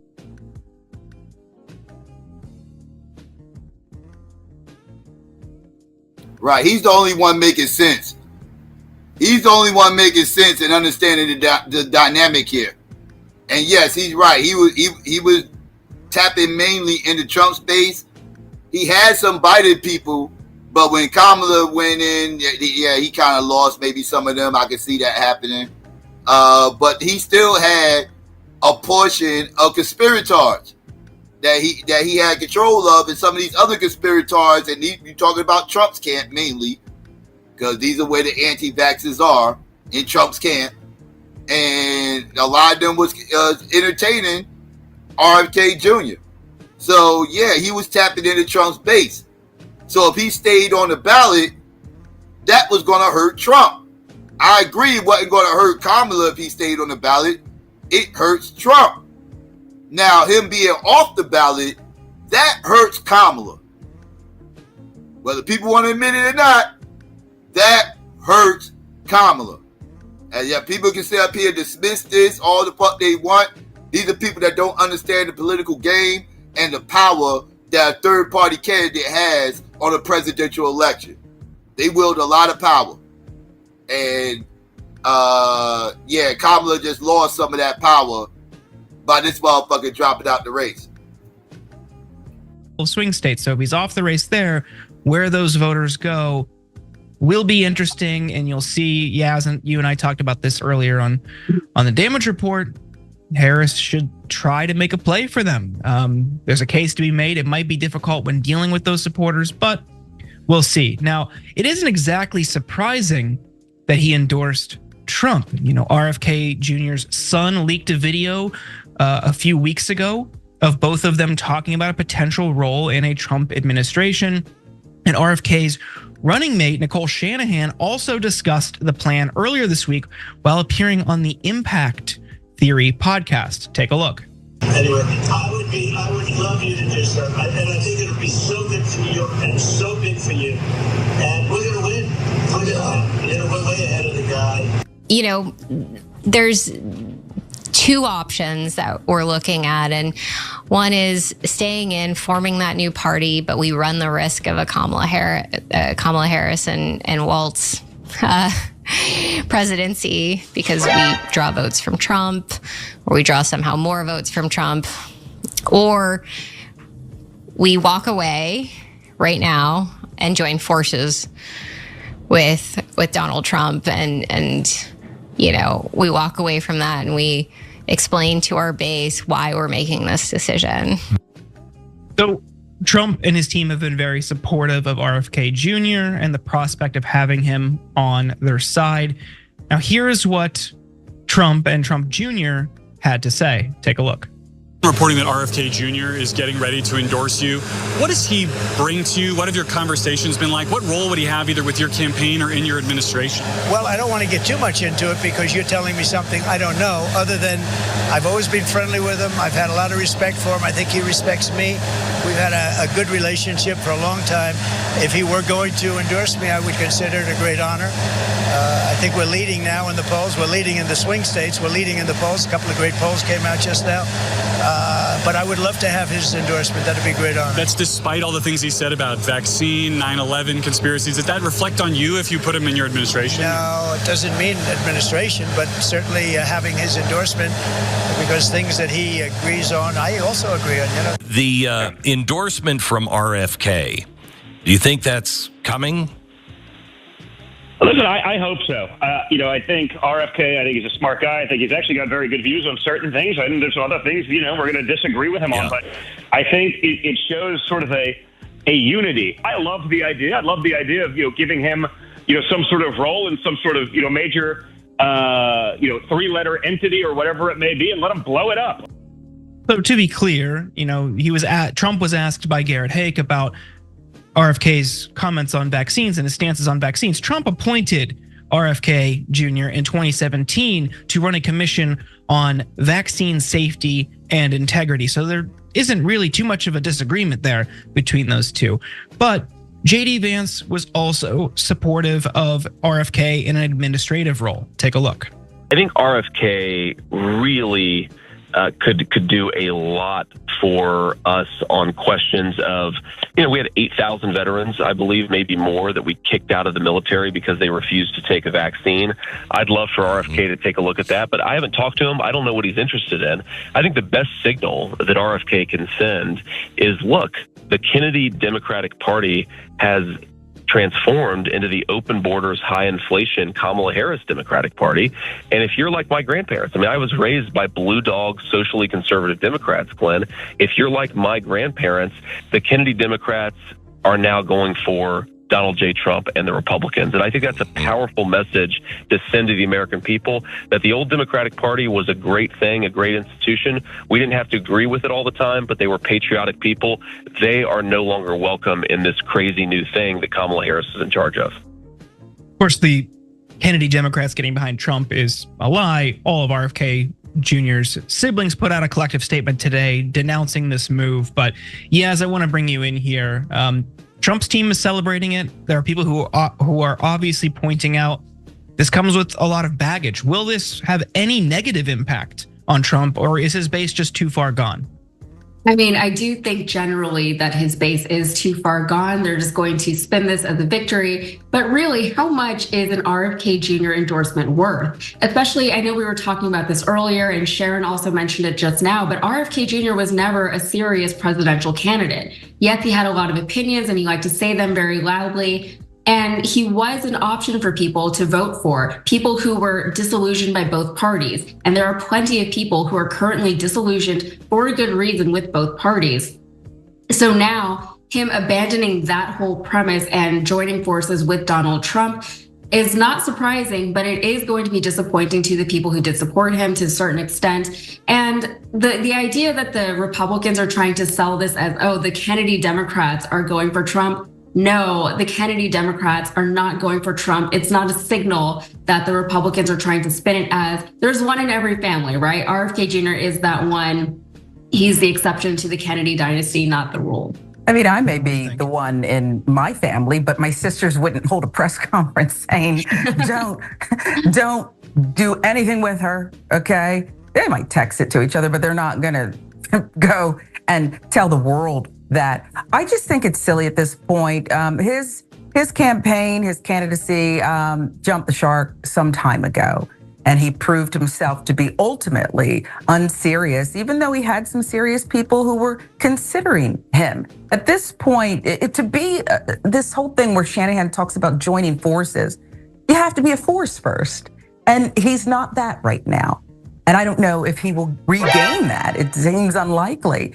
What position would they do? You know, Junior talks about some 3-letter entity and then blowing it up.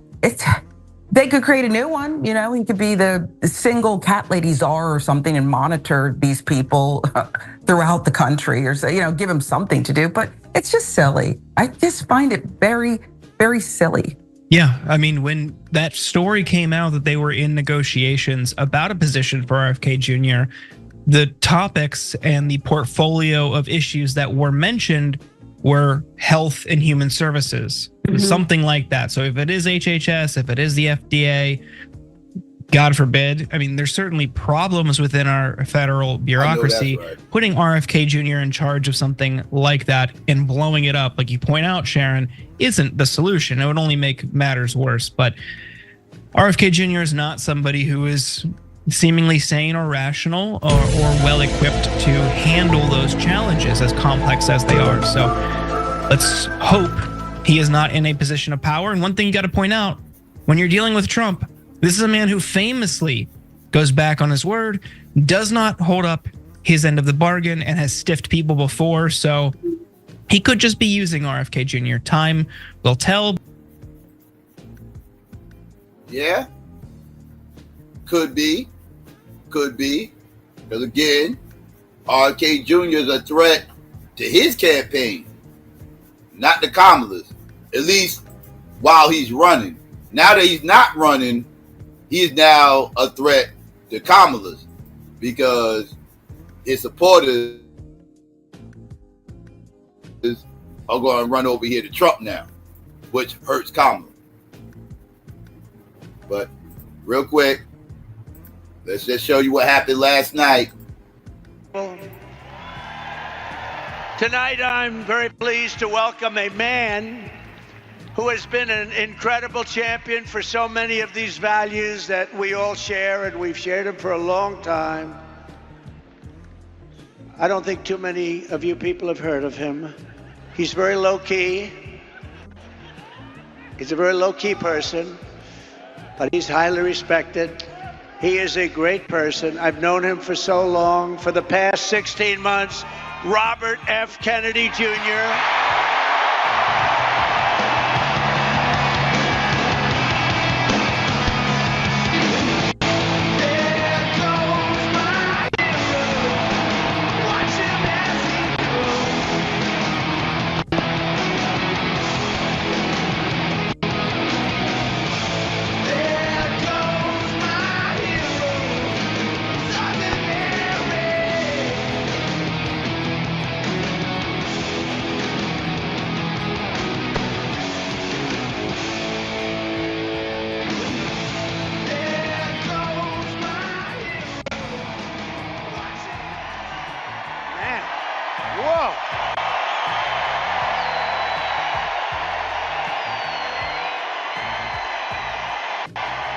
And he deserves it. He deserves it.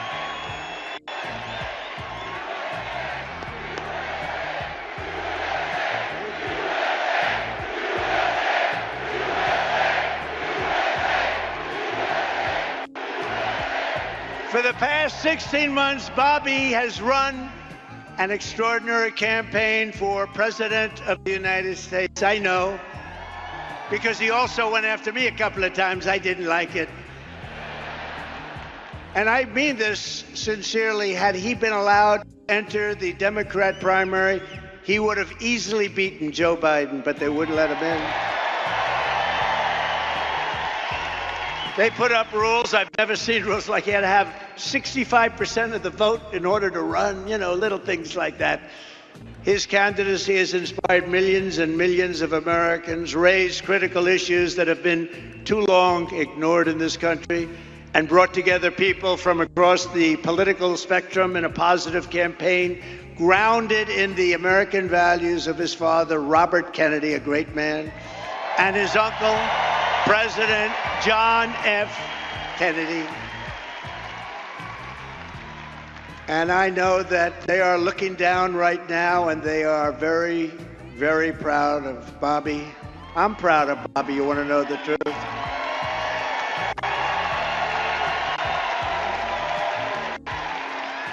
And I don't think I've ever introduced anyone that got applause like he just got. I must tell you, I don't think it's true. I don't think I've ever introduced anybody that got applause like that.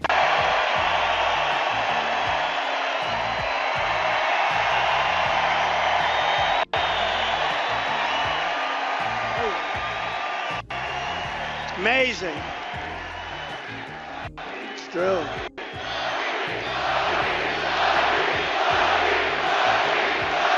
Amazing.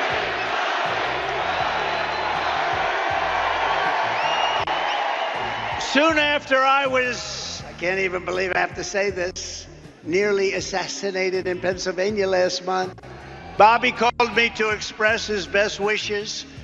He knows firsthand the risks incurred by leaders who stand up to the corrupt political establishment. When you stand up, you bring on some trouble for yourself, but you have to do what's right. You have to do what's right for the country. I will tell you, we are both in this to do what's right for the country. That's one thing I can tell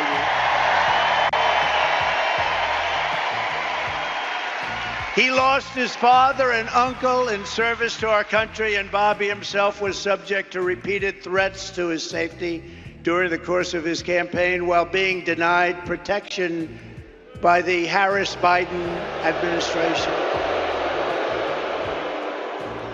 And this is a tribute in honor of Bobby. I am announcing tonight that upon my election, I will establish a new independent presidential commission on assassination attempts. And they will be tasked with releasing all of the remaining documents pertaining to the assassination of President John F. Kennedy.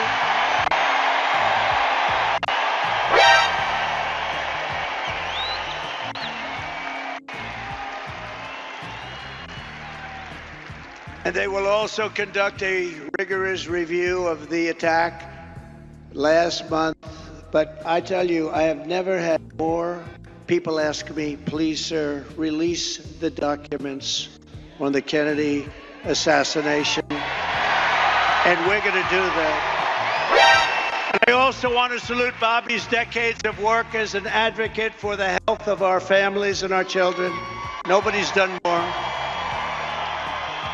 Millions and millions of Americans who want clean air, clean water, and a healthy nation have concerns about toxins in our environment and pesticides in our food. That's why today I'm repeating my pledge to establish a panel of top experts working with Bobby to investigate what is causing the decades-long increase in chronic health problems and childhood diseases,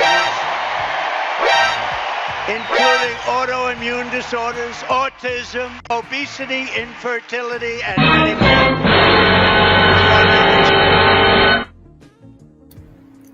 Boy, Donald Trump doing his best to try to get me to vote for Kamala, boy.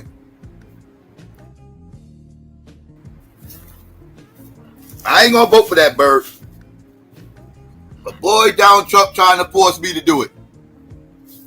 Because having that kooky motherfucker in charge of anything medical in this country is a problem for me.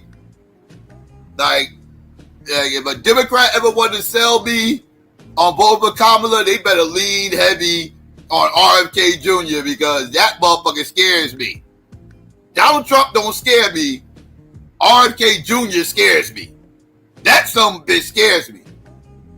I don't fuck with that motherfucker. That motherfucker is weird, dog. Like that, yeah, that's scary. That's scary. Right? Like, so yeah. I'm just saying. Like, I don't fuck with that weirdo. He's a whole liar. You already heard him saying he's gonna check for autism and all, because he's the motherfucker who started saying dumb shit like vaccines cause autism. He's been saying this since the 90s. Like, RK Jr. ain't one of these new conspirators that went down the wrong YouTube rabbit hole. No, he ain't one of those motherfuckers. No. RFK Jr. is OG conspirator. He been at this shit for decades, motherfucker. Let's keep it a buck.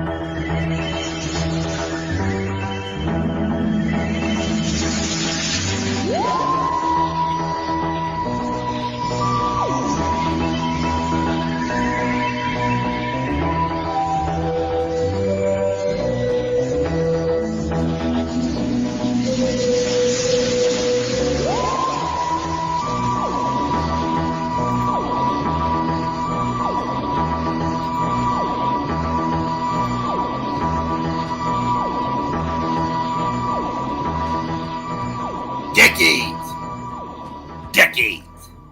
But yeah, family, I've been going for a minute. I'm gonna go ahead and get ready to drop the link. I got something else I could talk about, but there ain't no need for it. You know, I can touch on that another time. This one could wait. You know, I've been having y'all waiting for a minute, so I'm gonna go ahead and get ready to drop this link, family, and y'all can come up here and chop it up if y'all so choose. And yeah, I'll be right back after the commercial. Let's get into it.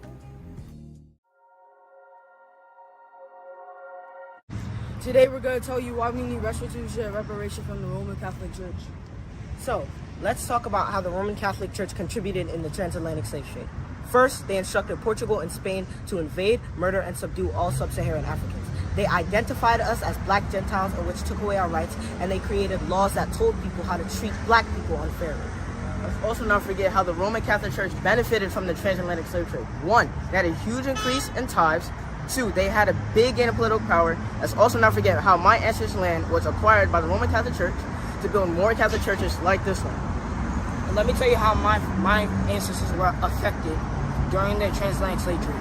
1, they violated our rights and privileges. 2, they stole our lands and our resources. 3, they destroyed our family culture and our family structure. And you can't forget how black people are still affected by the transatlantic slave trade to this day. 1, we don't have access to our own land. 2, we can't trace back our own family lineage. And 3, we can't connect with our own people because our identity is lost. And after hearing all of that, we're here to tell you that we need restitution and reparation from the Roman Catholic Church. Right now! Right now! Yeah.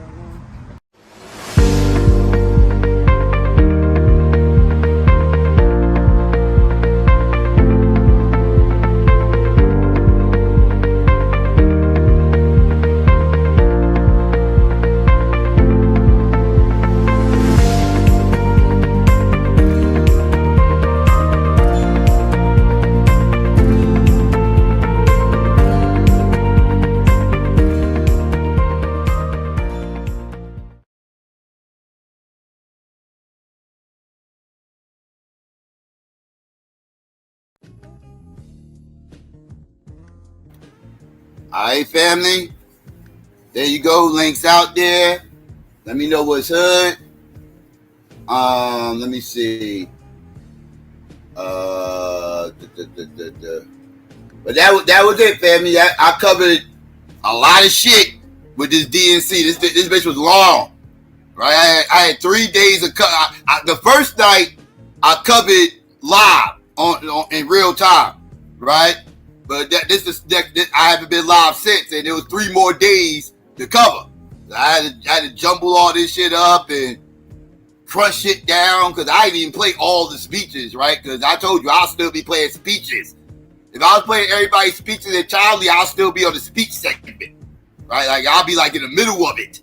There was a lot of speakers, a lot of them. These speeches were long as fuck. So I was going in for a minute, family, but there was a lot of shit to cover. You know, the old DNC. So yeah, but I'm done. had to get that shit out. Had to get that shit all out. You know what I mean? Make sure y'all all caught up. You know, I gotta make sure y'all motherfuckers understand what's going on. Y'all need to understand the temperature of the room, right? I don't want y'all to make decisions based off bullshit, right? Because both sides are gonna be feeding you a bunch of bullshit, and you got, you got to weed through the bullshit, right? So, you know, I'm here for all that. I'm here just to let y'all know what's going on, get y'all the in and out, because motherfuckers are liars, dog. Don't believe none of these motherfuckers. They all liars. All these people are liars. Don't believe none of them. They tell you half truths, if any truth at all. There's all like, don't believe them. It's all lies. I don't believe none of that shit. I don't believe none of that shit. Real talk. What's good though, family? Talk to me. I mean, set off the all shadow boxed out. Yeah, peace to everybody in the chat. Peace to you, Sabio, Ms. Corey, Skinny Boy, Aries was good, sis. I know I'm late with all this. Tim, what's going on? Big Ups was good. Who else? Who else came up in here? I know I'm missing some people. Shout out to everybody else out there might be listening and come through. If I missed you, my bad. I had a lot of shit to cover, like I said. But yeah, we got Chris up here. What's going on, Chris? How you? What up, brother? I think I caught mostly the show. I caught when you were playing Michelle and Obama. Mm-hmm. So yeah, and you kind of said you remember when you were talking about when you were posting about the Israel stuff, like you said this like days before you did this video about how our government is backing up Israel and things like that. Yeah, I've been saying that for weeks. Yeah, I've been saying that for weeks, days, months, all that. So, you know, good stuff, man. Both sides, man. Both sides. As I said, that's a bipartisan thing. I can't even, that's what I said, I can't even blame one party over the other. And I don't really have a horse in that fight anyway, because both sides have oppressed black people. I don't care about neither side. That's you know, that's fuckery on fuckery right there. Like, I really don't care. I'm not emotionally invested. But I understand that it's going to play a role in these elections, right? So I'm looking at it from that perspective. Like, who's pissed off? Who does this affect? You know, who is emotionally invested in this shit? You know, like, so yeah. So I am interested in because we left off at Robert F. Kennedy, if he gets like some type of medical thing in the Trump administration. That's scary. Yeah, I need to read up about him. Yeah, he a whole conspirator, bro. Like all that anti-vax rhetoric, most of that anti-vax rhetoric you heard came from him. Mm-hmm. He been on this shit. Like I said, he started this shit like in the 90s, early 2000s.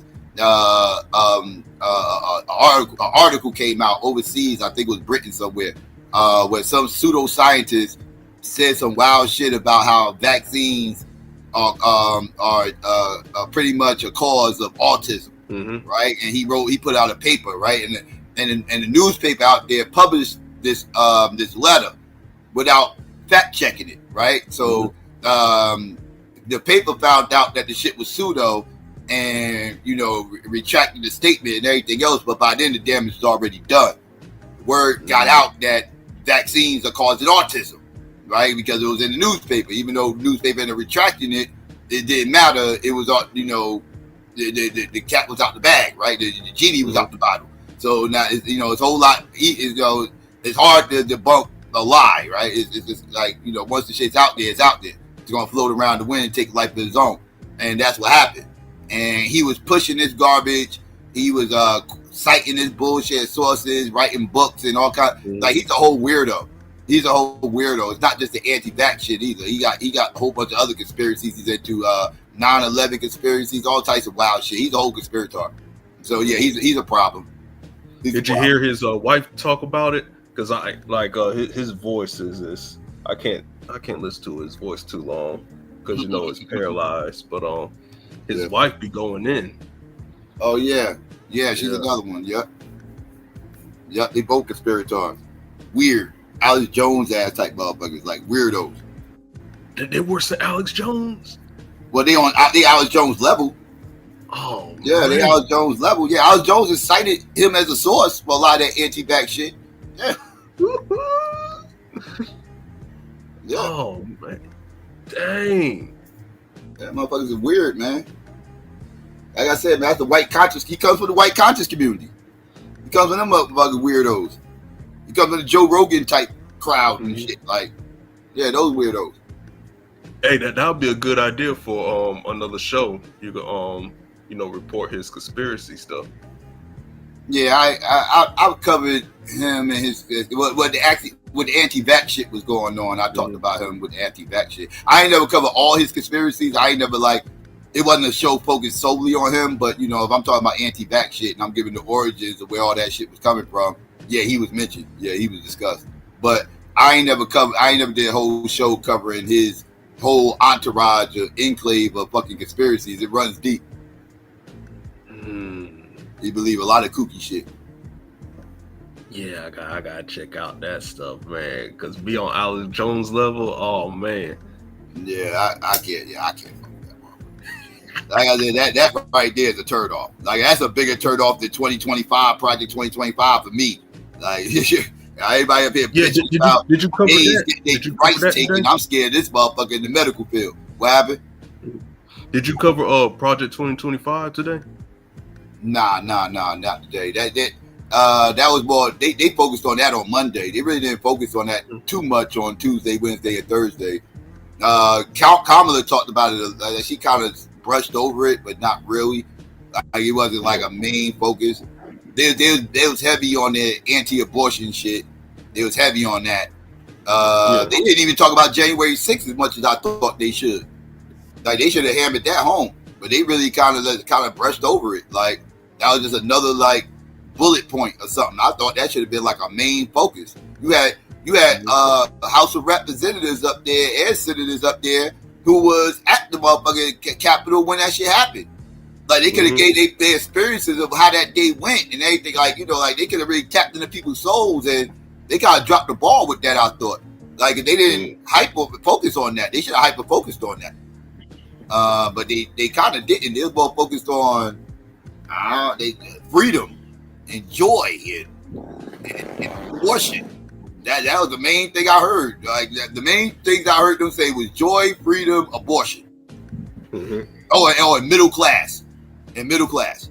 Those 4 things. Those were the key buzzwords of the DNC. Joy, freedom, abortion. What's the other one I just said? Oh, middle class. Hope. Yeah, they said that a couple of times. Not as much as the other words I said, but yeah, they said it a couple of times. They beat that other shit to death. So the thing about the Project 2025 thing, the dude from Good Burger, he acts on SNL now. You know what I'm talking about? What happened? The black guy that he was on with Good Burger was on Nickelodeon. I think Keenan Pell, whatever.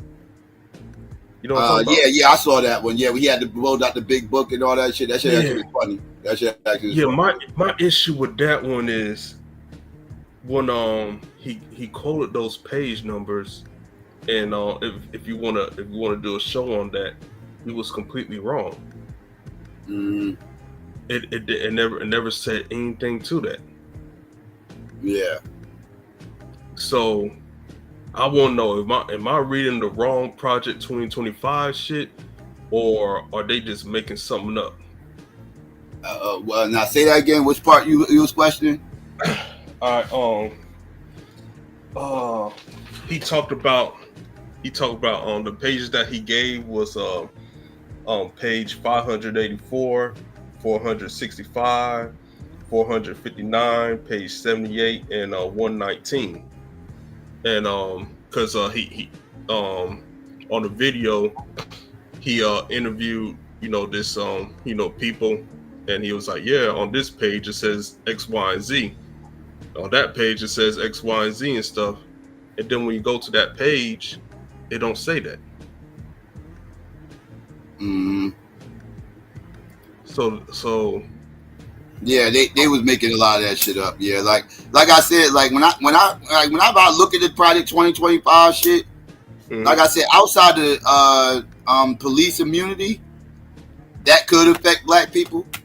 But outside that, I didn't see a whole lot that really affects black people outside of police immunity. The rest of that shit, well, I mean, it affects immigrants. I saw shit that affects LGBT. I don't give a fuck about them, and I don't give a fuck about immigrants. I saw some, like I said, I saw anti-gay stuff. I saw anti-immigrant stuff. I didn't see, and of course, the education shit and everything else. That's about, that is about removing a lot of Black history from school books. And to be honest with you, as a person who loves talking history and all this other shit, everything else, I don't like the public school system teaching Black history anyway, because they teach motherfuckers this surface level elementary school knowledge of the liberal knowledge of the civil rights movement and all these other movements and everything else to try to paint a narrative. And it's a lot of propaganda. And yeah, I feel like it's our job to teach our own history any motherfucking way. I learned way more about Black history outside of school than I ever learned in school. You don't really learn Black history in school. If you run into a motherfucker like me who studied in Black history and everything else, we didn't learn this shit in school. This shit came from independent studies outside of school. Because school, I'll be ignorant to a lot of shit we talk about as far as Black history if I just went off public school knowledge. That shit is bullshit.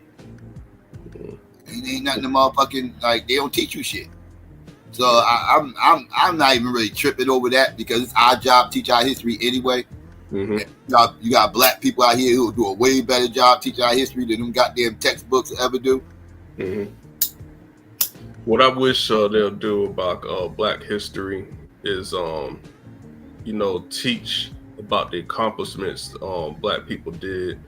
I always had an issue of they painting Black history as Black people, history always starting at slavery and stuff. That was just a moment in time. Black people accomplished way more things than that. And I would like for that to be highlighted a whole lot more than just,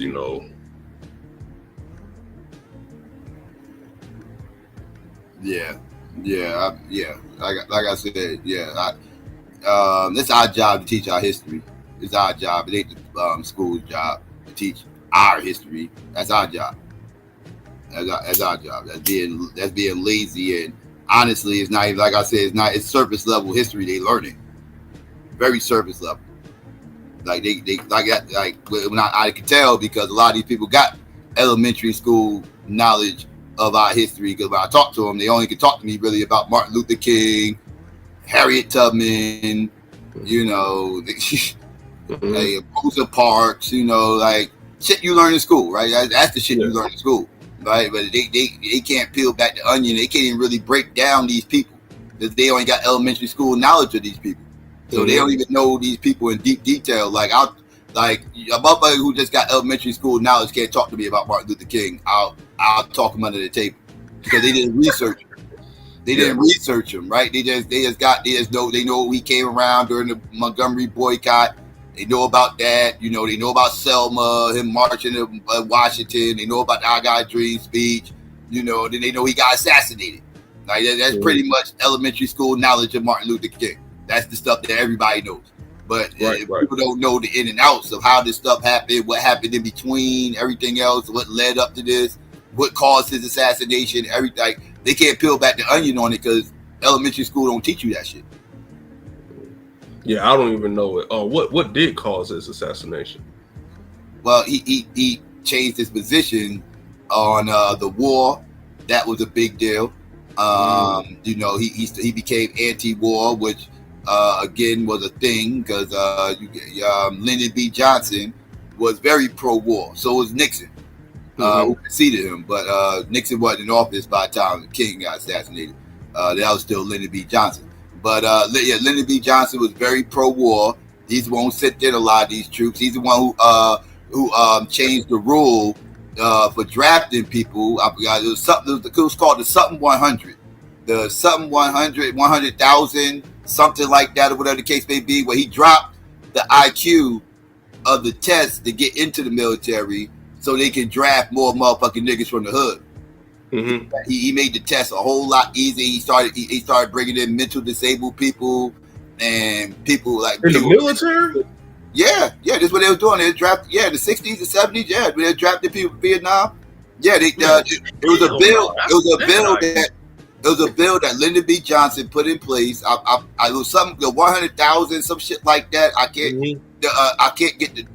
Don't quote me on the name of the bill, but you can look it up and you will see it's something about 100,000 or whatever. But the premise behind it was to pretty much lower the IQ that was required in order to be in the military.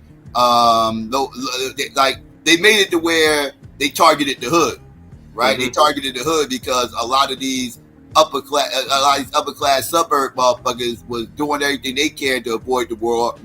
You know, a lot of these daddies was paying off motherfuckers. A lot of these people was able to flee to Canada because they was mobile, so they was able to flee to Canada. Some moved to Switzerland. It's a true story. So these white people was able to do certain things to get around it, but they wanted to make it to where they seemed like because these white liberals was losing their minds about the draft and the war and all that shit around this time, and they was trying to quiet those white liberals. So they figured they'd find ways to where they're not being drafted as much, and it's more of the people in the hood that was getting drafted. So they lowered the standards and qualifications in order to draft people. You know, so this happened and everything else, and I'm kind of getting off the original premise I was making about MLK. But MLK, well, he started being very anti-war around this time, and he also started pushing for economic change. Right? He realized that the Civil Rights Bill of '64 really was a trick bag. Right? Like the Civil Rights Bill of '64 didn't cost white people nothing. Right? It didn't cost them shit. Right, like they was able to, you know, pretty much get us quiet, you know, promise us integration, which don't cost white people nothing. It actually makes them more money, right? And he realized the trick bag because he went up to Chicago in 66, 67, around that time, like a year some change before he died. And he when he went up there, he realized that people in the North is dealing with a completely different animal than people in the South is dealing with. Right, it's a different type of racism. Right, he also saw a different type of oppression, and he saw that economics was the universal issue from between the North and the South. Right, like we had different issues that we was fighting for, but the one universal thing we was fighting for was economics. So he started talking about, you know, we coming for that check. You know, we about to fight for economic change. Matter of fact, the whole purpose of him being in Memphis when he died and shit was because he was there for a labor strike. He went there because of a labor strike and go speak at a labor strike and everything else. This is when he got killed. That was the whole purpose of him being out there. So he was changing his position, and when he changed his position, Lyndon B. Johnson, again president at the time, he removed all the protection that he had around Martin Luther King, because Martin Luther King had a lot of protection around him during the Kennedy Johnson administration. They made sure he wasn't to be, you know, they needed him. Right, he was a useful tool. Right, he was pushing their agenda, and they made him the face of the agenda. So they had to make sure they protected him. So when he went marching places and everything else that third, they made sure he had protection there. They made sure he had protection there and everything else. They made sure he was well protected. There's a reason why he didn't get assassinated until he got assassinated. Because if he didn't have that protection that the presidents were giving him, he would have got assassinated probably in 62. 63, he would have been dead if he didn't have that protection, but he had protection. So they really couldn't get to him. But once they removed the protection, Lyndon B. Johnson removed his protection, he was fair game at that point. I didn't know that. Yeah. I ain't know none of that. Mm-hmm. Yeah, that's what led up to his death, and that's why he ended up dying, because Lyndon B. Johnson and them, I'm not going to say they assassinated him, but they made it easy for him to be assassinated. They left the door, they kind of like left the door unlocked and walked away for anybody to walk up in and just do what they got to do.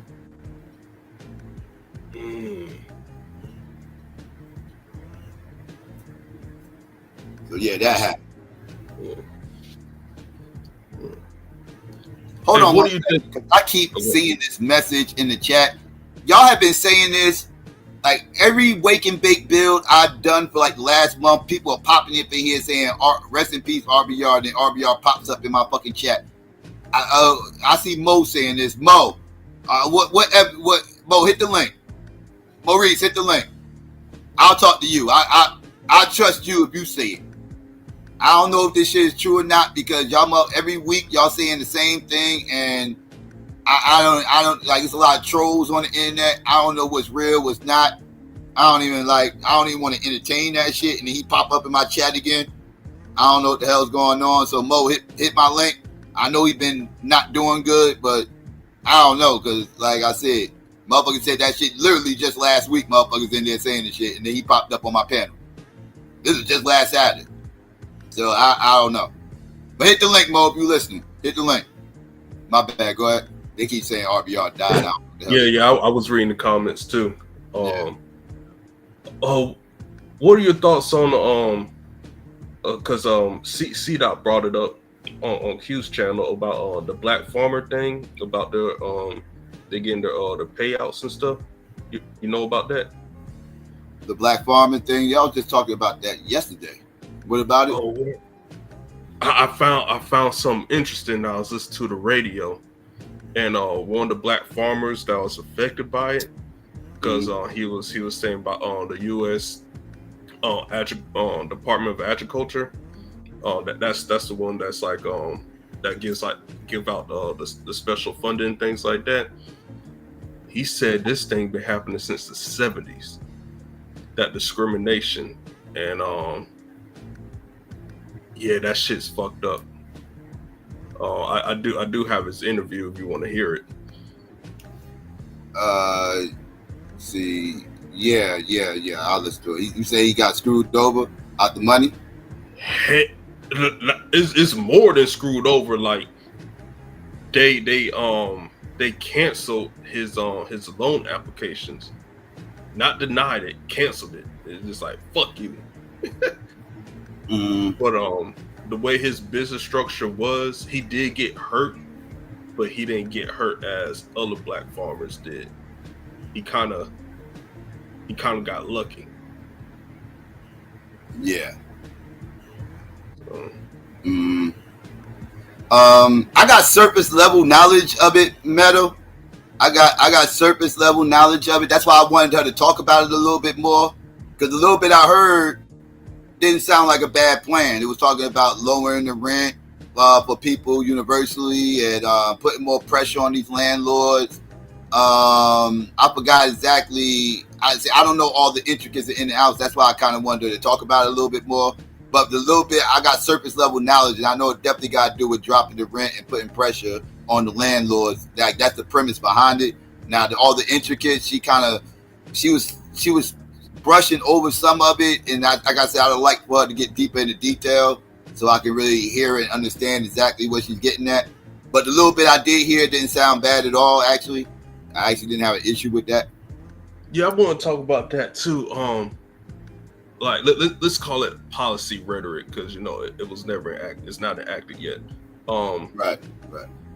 It does sound like if you're a new home buyer, that shit will help. But will it continue to help in the long run? Because the way I'm thinking, ever since the federal government took over student loans, college tuition went up. It slowly kept on rising up.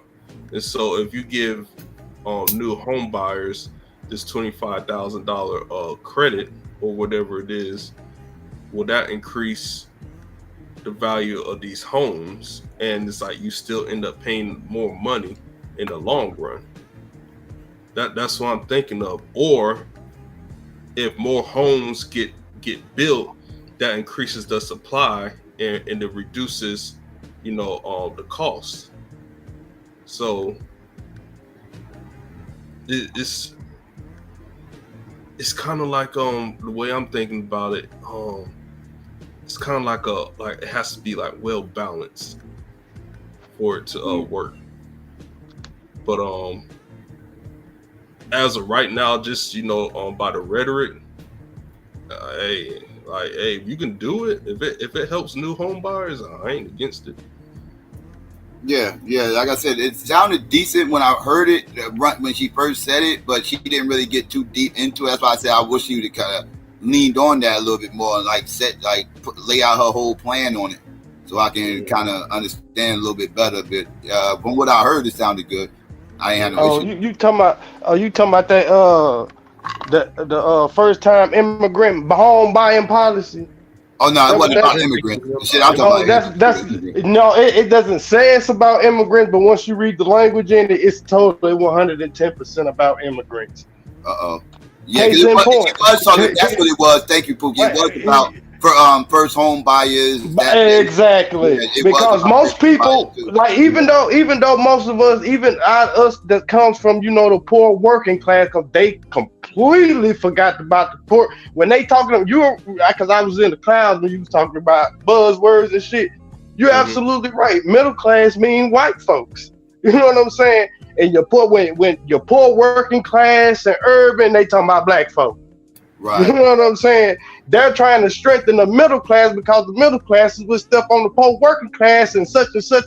You know what I'm talking about? So it's like, no, like fuck them in they motherfucking middle class. You know what I'm saying? Because I know what they talking about and I know what you mean when you saying it. You know what I'm saying? Just pretty much like that first time home buyer shit. Most of our parents or grandparents, we've been in this country too long, and they came and they was able to acquire a home in a time period, in a small little time period where that shit was easy. You know what I'm saying? Where that shit was pretty much laid out for them to be able to do.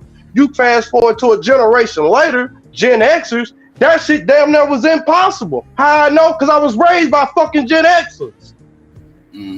To where like they made that shit damn near hardly unless a Gen X was inheriting it or passing that shit down, or they inherited a good career or some shit like that from they folks before then. But for us poor working class motherfuckers, man, you talking about owning a house, nigga? What? Man, we trying to get from paycheck to month. We trying to pay our bills this month. You know what I'm saying? And hoping we don't have to rob Peter to pay Paul, which probably gonna happen anyway. Right. You know what I'm saying? Then that bitch get up there talking about her and Bill Clinton punk ass talking about she worked at McDonald's. Man, this bitch ain't never worked at no, man, this motherfucker is upper middle class. This bitch ain't never worked at no motherfucking McDonald's. Bitch, show me your check stub from McDonald's. Pull out your manager, pull out your supervisor at that McDonald's. Show me your employees during that time, who your co-workers during that time. But you ain't working at no motherfucking McDonald's. You know what I'm saying? Like, man, hell no, that housing shit is for first generation home buyers. That's what it was. Exactly. Yeah. Most of our people done had a house in their generation somewhere. You know what I'm saying? I'm just saying, most of us in the South, yeah. Not in the Northeast. Northeast, a lot of people ain't have houses in the Northeast. But yeah, in the South, yes, I agree. Right. Yeah, I'd agree with that. Too. But hell, even in I wouldn't even say Chicago. Smitty Boy can speak on this a little bit better, but I think Chicago is probably the same situation. Most people in Chicago probably never had a house. No, not when you talking about a certain generation. Not when you talking about that sleeper gen and that baby boom gen. Detroit, Chicago, them people own they shit. My grandmother did, but my mama never exactly. So yeah, exactly. Yep, that's who fucked every goddamn thing up. Either the Gen X's fucked it up or the boomers fucked it up because the sleepers passed theirs down to them, and the boomers fucked it up, or the boomers passed on down to the Gen X's and they fucked it up. like they on the cusp of the boomers and that next generation after like, yeah, I think my mama like 60 something, 66, 67. Yeah, Yeah, she a boomer. I'm not sure what generation that one. I think it's the cusp of boomer. She's like a Like she's a 10, baby something like boomer, that. yeah, a baby She's boomer. 10, I think. But yeah, they fucked it. And then you gotta think she's of that crack era too. So you know what I'm saying? Right. That played a part of it. Like, I mean, just keep it a buck. You know what I'm saying? But yeah, our shit was paid off. The restaurants were paid off. We had y'all call them brownstones in New York, but we call them gray stones. Yeah, that shit was paid off, man. Like niggas took loans out on this shit. Niggas wasn't paying taxes. That's how we lost our shit, bro. Straight up, cause like I know on my mom and my dad's side, you could go like it seemed like damn near of a certain of people of a certain age, everybody had an opportunity on their own shit. And On then a land, lot of on it house. too, Even bro. if it wasn't nothing but a little bit or it's in the hood. Cause most everybody got their shit well back then when they was growing up it was a black middle class. But when crack hit, that shit turned into the straight ghetto. Crack bomb hit and it just fucked everything up. But a lot of as that far as too in Chicago is a lot of the like even you seeing it still now, like in certain like in Peel Hill and shit. Like Pookie said, that shit gets passed down, but a lot of the people of my generation and maybe a little older, they didn't want to be bothered with that shit. So they, you know what I'm saying? They had their careers or they condos or whatever. So the properties and shit that they got left from by grandma or mama and them, they didn't want to be bothered. So a lot of them, they sold the shit or lost it to taxes. Or, you know, yeah, family feuding, they fighting over the property, the siblings and shit. Like facts. that happened on my dad's side, like in Selma, Alabama. We had shit down there, bro. We lost that shit to the county because my grandma and them and my great aunts, they fighting the siblings, they fighting over the tax bill. You understand who gonna be in charge and all that bullshit. So we lost a lot of land down in Selma, Alabama for that, bro. So like it's a variety of reasons why that generation fucked up. You know what I'm saying? It's a variety of reasons. Real shit. So yeah, that's why I say no. It's not even a real. It's just a proposal that was thrown out because I ain't seen the policy that it was behind. That's why she couldn't speak on that shit. Cause there ain't no real policy. They ain't got no policy. They thing is vote for me because I ain't Trump. Vote for me because I bring joy. Vote for me because I can just bottom just bullshit ass promises. Like when I ain't like what most motherfuckers run for, public office, they gonna have a proposal on what they want to do, the policies that they want to, and lay it out and how they plan on executing that shit. I ain't hear none of that shit from her. Yeah, that shit was bad. Yeah, that shit was bad. They should have just had the primary and had a runoff so motherfuckers won't even must have this shit to say about them. But now it's like they didn't want that. They put her at risk and not. That's what they wanted. They wanted Kamala. So is McDonald's supposed to be one of those black jobs, Psycho? I'm just asking. Yes. Yeah. That's the point of that story. I'm just asking. Yes. Okay. That was the point. All right. My bad, Psycho. My bad. No, you good. I was lost.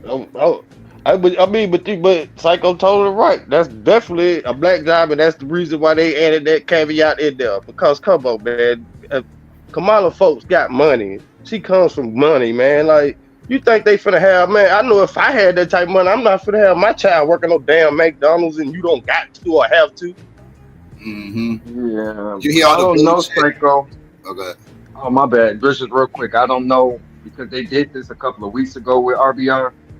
Talking about, he do the That's what I'm saying. I don't know what's going on. I don't know how to say he got people that got access to his channel, and that's like I don't know. Haven. His channel is Troll Haven. So you know his channel, like how many trolls be over there. Like I don't know. I don't know how to say. So I'll wait before I even. That's a sidebar. So before I put that in the atmosphere, I'd rather wait.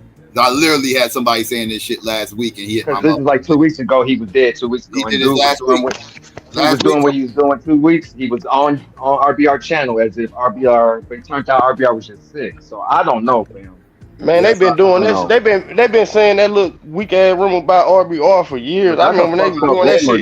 Yeah, that's some bullshit. They've been doing that for I should years. entertain that shit. Like, I don't know. Like, people saying he lied, but yeah, y'all gotta understand. RBR channel is a troll channel. Trolls, like he gave troll access to his fucking channel to do trolly type shit. And I just don't know what to believe and what not to believe. Show me an obituary before I even say rest in peace to him. I gotta see an obituary. Show me show me him in show me an article. I'll even take show me an social article. media. Somebody can even come up with his actual social media. I'll take that, but yeah, being on YouTube, I can't go with that. I can't roll with shit that come off that channel about him dying and none of that shit, because it's just, this channel's kind of weird. He got a weird channel. Now, if somebody came on my channel saying that shit, you probably gonna know some cretins behind it, or my shit got hijacked. But his channel, you gotta be very, he got a trolly ass channel.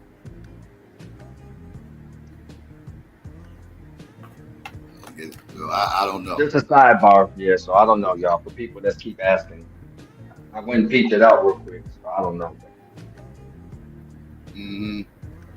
That's what I said. So, like, like I said, it was literally in the chat last week before my show saying rest in peace RBR, rest in peace RBR. And I was like, I don't even want that in the airways until y'all get some proof. And sure enough, I got a Cash App and he hit my motherfucking link just last week. So like, I don't know what to believe.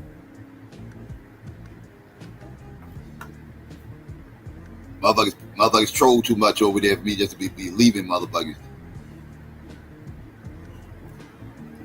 So I don't know. Yeah, that's some shitty clickbait. I know that much.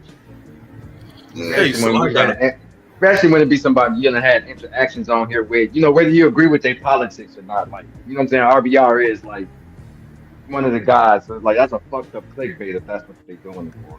RBR is everybody crazy uncle and shit. Like, he's nutty as fuck. You done got on my nerves a lot on this motherfucker, but I don't want to see nothing happen to him. Right. But I got a question. So, according to Biden and Kamala, the economy is good. Bidenomics is working and all that stuff. Then on her campaign, she's saying what she's going to do to fix the economy. So is the economy good or bad? Well, you can always improve on anything. That's a response to the inflation that everybody's complaining about. That's what she's responding to. The economy is actually not bad. Inflation is bad, but the economy isn't. That's pretty much what she's touching on, trying to get inflation down. But good luck with that. Yeah. Well, they working with her though, because you see they just lowered the thing after yesterday. You see they just announced they lowering the interest rates, so it might work out. She's running on that too. Yeah, making the banks lower interest rates. Did y'all hear? I will say this: she's doing a better job laying her policies out than Trump.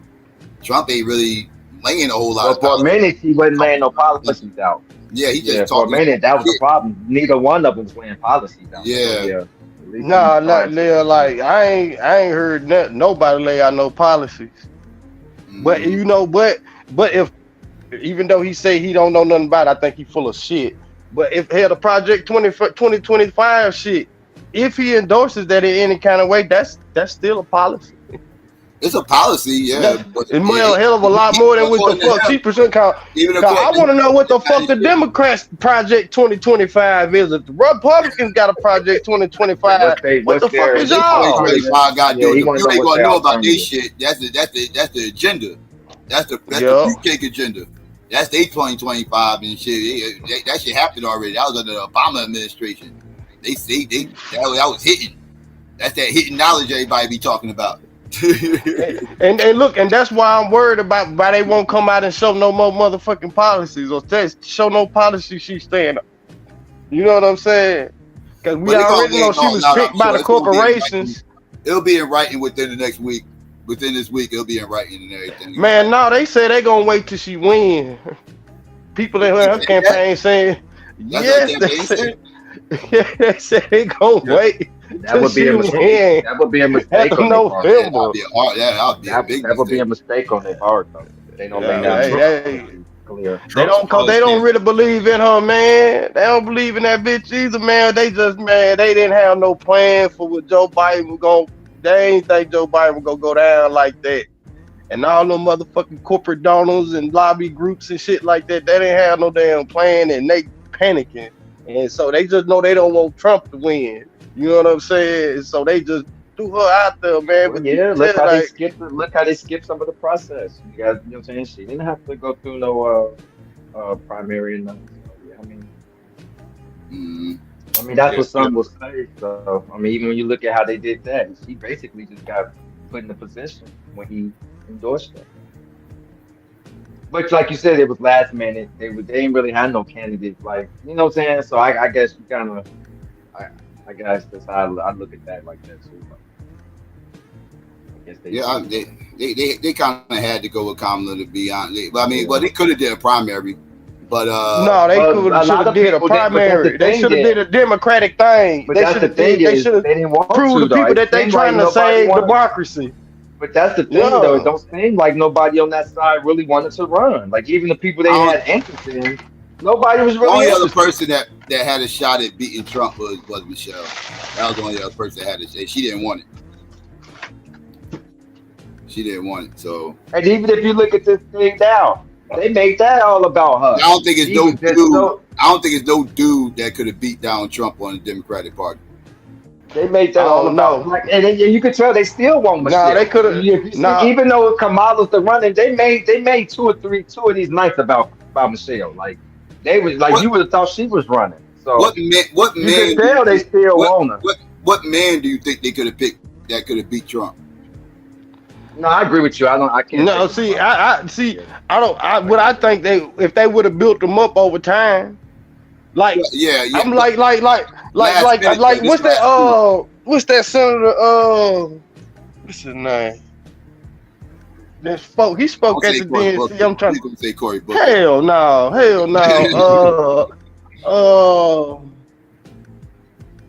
But he is from that East Coast. He is from Brooklyn. I want to say. Yeah. They could have been building him up over the past year and a half. You know what I'm saying? You talking about they could have dust him out. They grooming right. Psycho's right. They grooming him now. They grooming him. He's up next. Yeah, he's up next. Yeah, cause I could tell with the way he was talking. I'm like, yeah, this the nigga that's dating new Obama. I thought they were lining up new Obama. Yeah, exactly. And I thought they were lining Newsom up for a minute, but then. Oh hell no! Don't nobody fucking with Newsom. Cause don't nobody fuck with California. It seemed like last year he was lining up a little bit, trying to position people because of his progressiveness. He was scared. Yeah, exactly. Ain't nobody fucking with. Like, ain't nobody too far. Like, ain't nobody fucking. Outside of Californians and people on that West Coast, ain't too many people fucking with no California politician. Him pandering to us fucked him up with the middle left. You know what I'm saying? Him when he started doing that reparations out there and all that. You see him pandering he actually fucked up him with the middle of the left. No, he didn't. He redeemed himself with that pandering when he came back and went motherfucking made it illegal to be homeless in California. Who the fuck you think that was targeting? Who you think he was signaling that to? You know what I'm saying? We 7%. Like, what was it? We like 7% of the California population is like 60-something%. 65+%. I want to say like 66% of the homeless population. Exactly. So who the fuck you think that shit was targeted, and who you think he was signaling it to? Right. Yeah, I didn't think. Like, nigga, you can't even sleep outside of your car no more. Nigga, the Supreme Court and that motherfucker made that. He laid out that foundation for the Supreme Court to make that ruling. Like, nigga, you can't even, like, it's illegal for you to sleep outside. Now, ain't that a bitch? For real? Hell yeah. That's fucking crazy. You see, you're gonna be fucking with a lot of people's liberties with that, though. It's illegal to sleep outside. Straight up, man. They just made that ruling a month or two ago. So they making poverty illegal. gotta go to a shelter. You gotta go to a shelter. You can't just sleep outside. You gotta But they're gonna have to provide. But if they make a law like that, I would imagine he's gonna have to. The state at that point is gonna have to provide. Yeah, they do it up here. They take you to a shelter. Yeah, you're not supposed to. They're gonna have to provide somewhere. Is that a state issue or is this nationwide? Nationwide. I know it's like that in my city too. You can't. Yeah, you can't be homeless. California is the face of homelessness because of Skid Row and shit. You know, Skid Row is always gonna come up when that homeless. They take you to a shelter. You gotta go to a shelter. They'll take your ass to jail here. Oh hell no, they ain't taking you to no shelter or telling you to go to no shelter. Like, cause we got a whole bunch of homeless encampments just spread out throughout the city, like in like any like wooded patch area and shit like that. Man, when they go over there, man, they taking them folks to jail for trespassing, and you can't be homeless. Well, that's what I'm saying. You got to find somewhere to you trespassing, but they don't like if they just catch them just being homeless or whatever. They don't like force them to go to a shelter. But how is you trespassing in a city park? Nigga, this is a city park. After hours, because the park, I know the park. You got to think now. Certain parks do close. You got to think in the 90s they started making the parks close because when we was growing up, remember the park was open 20. You can go to the park anytime. Parks ain't 24 hours. Back in the 90s, it's like most parks here are 24 hours, but some do close. But the ones that are 24 hours, like you still can't be sleeping on them. You can't be sleeping in them parks, man. Yeah, that's how they get around that public park shit. They got hours on them. So what you'll normally see here, like even here at the lake over here, they'll be homeless over here. They'll let them sleep on the benches, the bus stops, all that, but they gotta be up and moving around. You get what I'm saying? When the world start moving, quote unquote, if you will. So basically, yeah, that's especially in the wintertime. In the wintertime, they really don't play that shit. Yeah, they put you in the shelter. Oh, the wintertime, yeah, definitely. Oh yeah, you'll die up there in the wintertime. You ain't in no shelter. Mm-hmm. Yeah, that's like the summertime, like y'all wintertime, like our summertime heat. That shit dangerous. That shit'll kill you. Yeah. Mm-hmm. Now let me ask y'all something. Yeah. Since we're on this, now everybody been talking about that immigrant thing. Now, I actually talked to an alderman here. Now, the way it was explained to me, fam, is we're looking at this wrong, even when we're addressing this as immigration. Y'all got to understand the way he broke it down to me, and it made a whole lot of sense. That's where the money's coming in. When I say what I'm going to say, this is why a lot of times the money's coming in. So when we're doing the comparisons to the regular quote unquote homeless and whatever, or immigrants as opposed to these, it's because they're under quote unquote, they're really considered refugees. That's, you get what I'm saying? So they got a status like the Afghans that they brought here, the DACAs, because they're coming here quote unquote under the guys that, you get what I'm saying, shit's fucked up. Like you, where they come from. Like you, so, I can't buy that's that. The way I was having this conversation with. I'm not saying like I'm not saying I agree with it. I'm just saying like when we was approached, like we've been talking about it as immigrants when we had this conversation, but really a lot of this stuff is going on, especially with the money. Those monies are being opened up like it is because they're not just quote unquote immigrants, if you will. They're here under a different status. Even though they're using that immigrant term, they're really considered refugees, bro. Refugee, still immigrant. You still migrated from somewhere. But let me tell you why that shit's so. And actually, they're not even saying immigrants. If you notice, the government they use the word migrant. They use migrant. Right. So, when he said it, it made a whole lot of sense, and I was like, okay. Yeah, because the liberals, those far left liberals got a thing going on within there, think tanks and shit like that, where they're trying, because it's a whole, they trying to make the world open border. So they come up with this whole idea, well, a person can't be illegal. There's no such thing as an illegal immigrant because a person can't be illegal. Be illegal.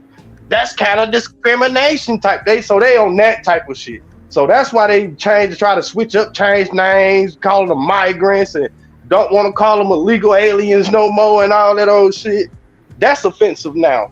I didn't even know that, but yeah, that's really like the F word. You can't say illegal alien no more. You know what I'm saying? Really? Because it's really tripped me the hell out. You know what I'm saying? Zudugu, I can't speak for Haiti. Like, I mean, I'm just telling you, like, and it makes sense, bro. I'm just telling you what, like, the conversation I had with this alderman, though. It makes sense. The reason why I say it don't make no sense, and that's bullshit. Because you remember when Katrina happened, they were calling my people the same motherfucking thing.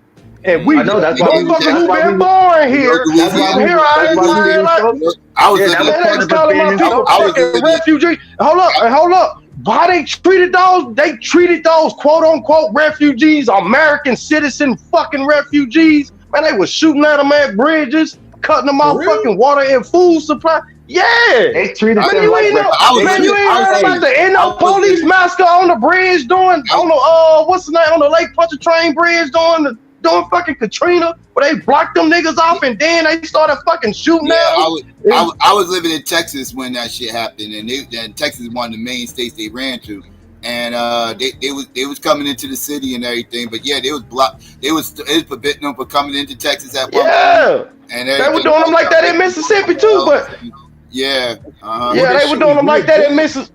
Yeah, they were killed them. It was a massacre. They killed like 5 people on the bridge. Yes, they was coming. They was just trying to cross over because shit all they shit had done flooded out. They all trying to move and get the higher ground. Thirsty, they hungry, and man, these crackers done blocked out the fucking bridge. Told them to turn around if they come, because they try to paint them as looters, so they coming to loot. So they all of a sudden they just start busting at them. Yes, they did that shit, cuz. Yeah, man, they did not. It wasn't just them. It was all over the city. Well, all over that part of Louisiana. Hell, even parts of Mississippi where white folks was and black folks was trying to get somewhere to go, and motherfuckers just fucking pulling out guns on them and blasting them and shit. Yeah, or stopping them from coming to high ground or coming to another county and shit like that. Yeah, and labeling us refugees was the reason why. The reason why they couldn't supposed to be getting the help they were because the media, national, local, everybody labeling black folks fucking refugees. But when they come and talk to the white folks and they coming over here, they all of a sudden they talking to stranded American citizens. They need help and food. Yeah, cause look, man, look, it's a motherfucking sheriff down here in Forest County named Billy McGee. I get that cracker his credit. Cause the man, they took him to jail for him going to steal an 18, cause they was stopping the 18-wheelers from coming over in the hood and dropping out supplies. Man, that cracker went and stole 2 18-wheelers, got another deputy to come with him to steal 2 18-wheelers and brought us some fucking supplies. And they took that cracker, they charged that cracker. They charged that motherfucker, man. You know how they do us? But you know how they do us. I'm just saying that's their again, when I'm saying I'm just saying how what they be using to get around things or to. So, but what I'm saying, I'm saying if they were using the refugee to justify not treat us like American citizens, now they're using refugee to motherfucking place them above us as citizens. To justify placing them above us as citizens. To justify the humane treatment for them. I got you. Exactly. When it was used not to treat us like treat us less than humans. I seen that shit in real motherfucking time. I experienced it. So now that refugee, they kiss my ass with that shit. But that's why that pocketbook and the resources and shit, that's why that helps with them being able to, you know what I'm saying, get the resources and shit going for them. It's the status that they running under. If you get what I'm saying. So this country fucked up. Hell yeah. This is America, man. For real. Now, mind you, this is Chicago alderman. So aldermen are part of the city council. So he's all in the mix with the immigrant situation here. You get what I'm saying? That we give us. Yeah. I mean, I trust what dude told me. I trust what he said. See, I see, and then I ain't even mad at nobody from up there being able to trust what he's saying and shit like that. But if you had my experience when it came to them treating us like refugees and that was used to treat us less than human, then I'm like, hell I don't agree with it. Now don't get me wrong, I don't agree with it, but it just it made for the explanation for what we're seeing. That's all I'm saying. Like, I'm not saying I agree with it. Of course, when we talking, I'm like, this is some bullshit. But he was just explaining, yeah, this is why federal money comes through and shit like that. These people are under a different status than just quote unquote immigrants, if you will. And then let me tell you another fucked up thing they were doing during Katrina too. Like once the word got out, you know what I'm saying? Once a week or so, 2 weeks went by or whatever, and the word had done pretty much spread around and got out. Head to the Superdome, go to the Superdome. Man, that motherfucking cracker was blocking off places that access for niggas to get to the Superdome. Well, what I'm saying, and they know that what niggas going. Because at this point, it's being blasted all over the news. Go to the Superdome. Go to the Superdome. So if your only way through there is through, cause how New Orleans is weird. Like you could have the hood right here, suburban streets, suburban street, and like it's like all mixed in together. It's weird like that. It's a bowl, and it's just the way it's laid out like a bowl. So you could be in the hood on one street and be in like a middle class or a suburban street on the next. It's just how it is. So if you got to go through some shit like that to get to the Superdome, or you probably gonna have to go through hell. And a lot of them times, it was only one way you could get through, cause everything flooded, blocked off, and shit like that. So it was only one way you could get to these certain places or certain areas of the city. Man, them crackers had that shit blocked out. That's crazy. Yeah. That's why there ain't no love on this side. There's something to think about to let you know what they think about us. Just to let you know what they think about us. Facts. That's why ain't no love on this motherfucking side for them bitches. Straight up. You know what I'm saying? That's what them bitches gonna pay their motherfucking money they owe. They ain't kicking that motherfucking reparation ball down the motherfucking now another generation, bitch. You gonna pay what you owe. Yeah, in Texas, that was a big deal there, Jack. But should they allow the refugees there? And when they got there, they was getting treated fucked up and everything else. Is that and third? Yeah. It's coming by the resources. The resources was all fucked up. They had to wait weeks and weeks for checks and shit. Yeah, they did American black people wrong doing this shit. The fact you calling American citizens in their homeland refugees already fucked it up right then and there. Now you're already labeling them because the word refugee has a certain connotation on it. You know what I'm saying? Refugee has a certain. That was the biggest insult, though. Yeah, that was the big. I think to me, refugee was saying even if you wasn't from there, like I think we were all like, what the fuck, refugee? Like we were all like that. Like, you know what I'm saying? Like, you know what I'm saying? To me, that was they was using. To me, that was they sitting the word instead of saying nigga or nigger. I believe they were using refugee as a substitute word. Mm-hmm. These niggers are coming. These niggers are coming. That's what I basically. That's all I motherfucking heard. Thinking back on it, these niggas is coming. Yeah, she gonna have to lay some. She gonna have to. I guess my thing with the policy thing is everybody, even when they do try to speak on policy, it's all like surface level. Fact. You know, like, and because at the end of the day, all of these policies that they name, these are policies that are always going to be ongoing, if we be honest, because times change, things change, society. You know what I'm saying? So some of this shit's the economy's always going to be on the table. That's always every election cycle. The economy's going to be an issue in some form or fashion. Healthcare, until they turn around and do, you know what I'm saying? Unless they do give everybody some universal, but until then, that's always going to be on the table. So for me, it's like, okay, y'all gonna have to get a little bit more. I would like to see them get more specific with these policies. Like, okay, you gotta tell me more. Like, yeah, I'm gonna help the economy. Okay, my nigga. Like, and yeah, and to me, like, and then I know what it means. Exactly. In political talk, just like middle class means white. Look, just like middle class means white in political talk. Just like working poor or urban means black in political talk, the economy means corporations. When they start talking about the economy and company, that's them signaling and talking and pandering to those same corporations that put them there. You know what I'm saying? They damn sure ain't talking to us because we are products of the economy. We don't make up the economy. Not like these corporations and lobbying groups and motherfucking oligarchs do. That's who make up the economy, not us. We just products of it. Hey, that's just a fact. That's a good point. That's a good point by Yasser. He just said, for us talking, he just said, they've been calling us refugees since the Civil War.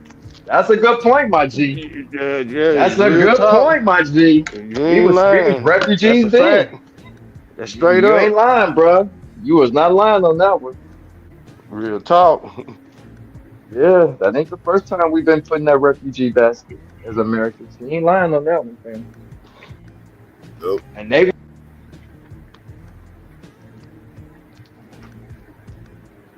You there? You lost in it? Yeah, I think he cut out. Oh, okay. Yeah, so what was you heard about the Palestine thing when I was touching on that? No, I'm still here. Can you hear me now? Oh, yeah, you back. My bad. You back. Okay. Did y'all hear the Palestine thing when they was talking shit? Did y'all hear that? Yeah, I heard that. But I know, but I seen what the dude, you know, with the I don't know what y'all what's his talking about. name? Break it down for me. I The don't guy know what that- you're talking about. Hold on, now you know, the guy, was it about the guy that you know, basically, you know, he's a Palestinian American. I think he's from Minnesota or Michigan, I want to say.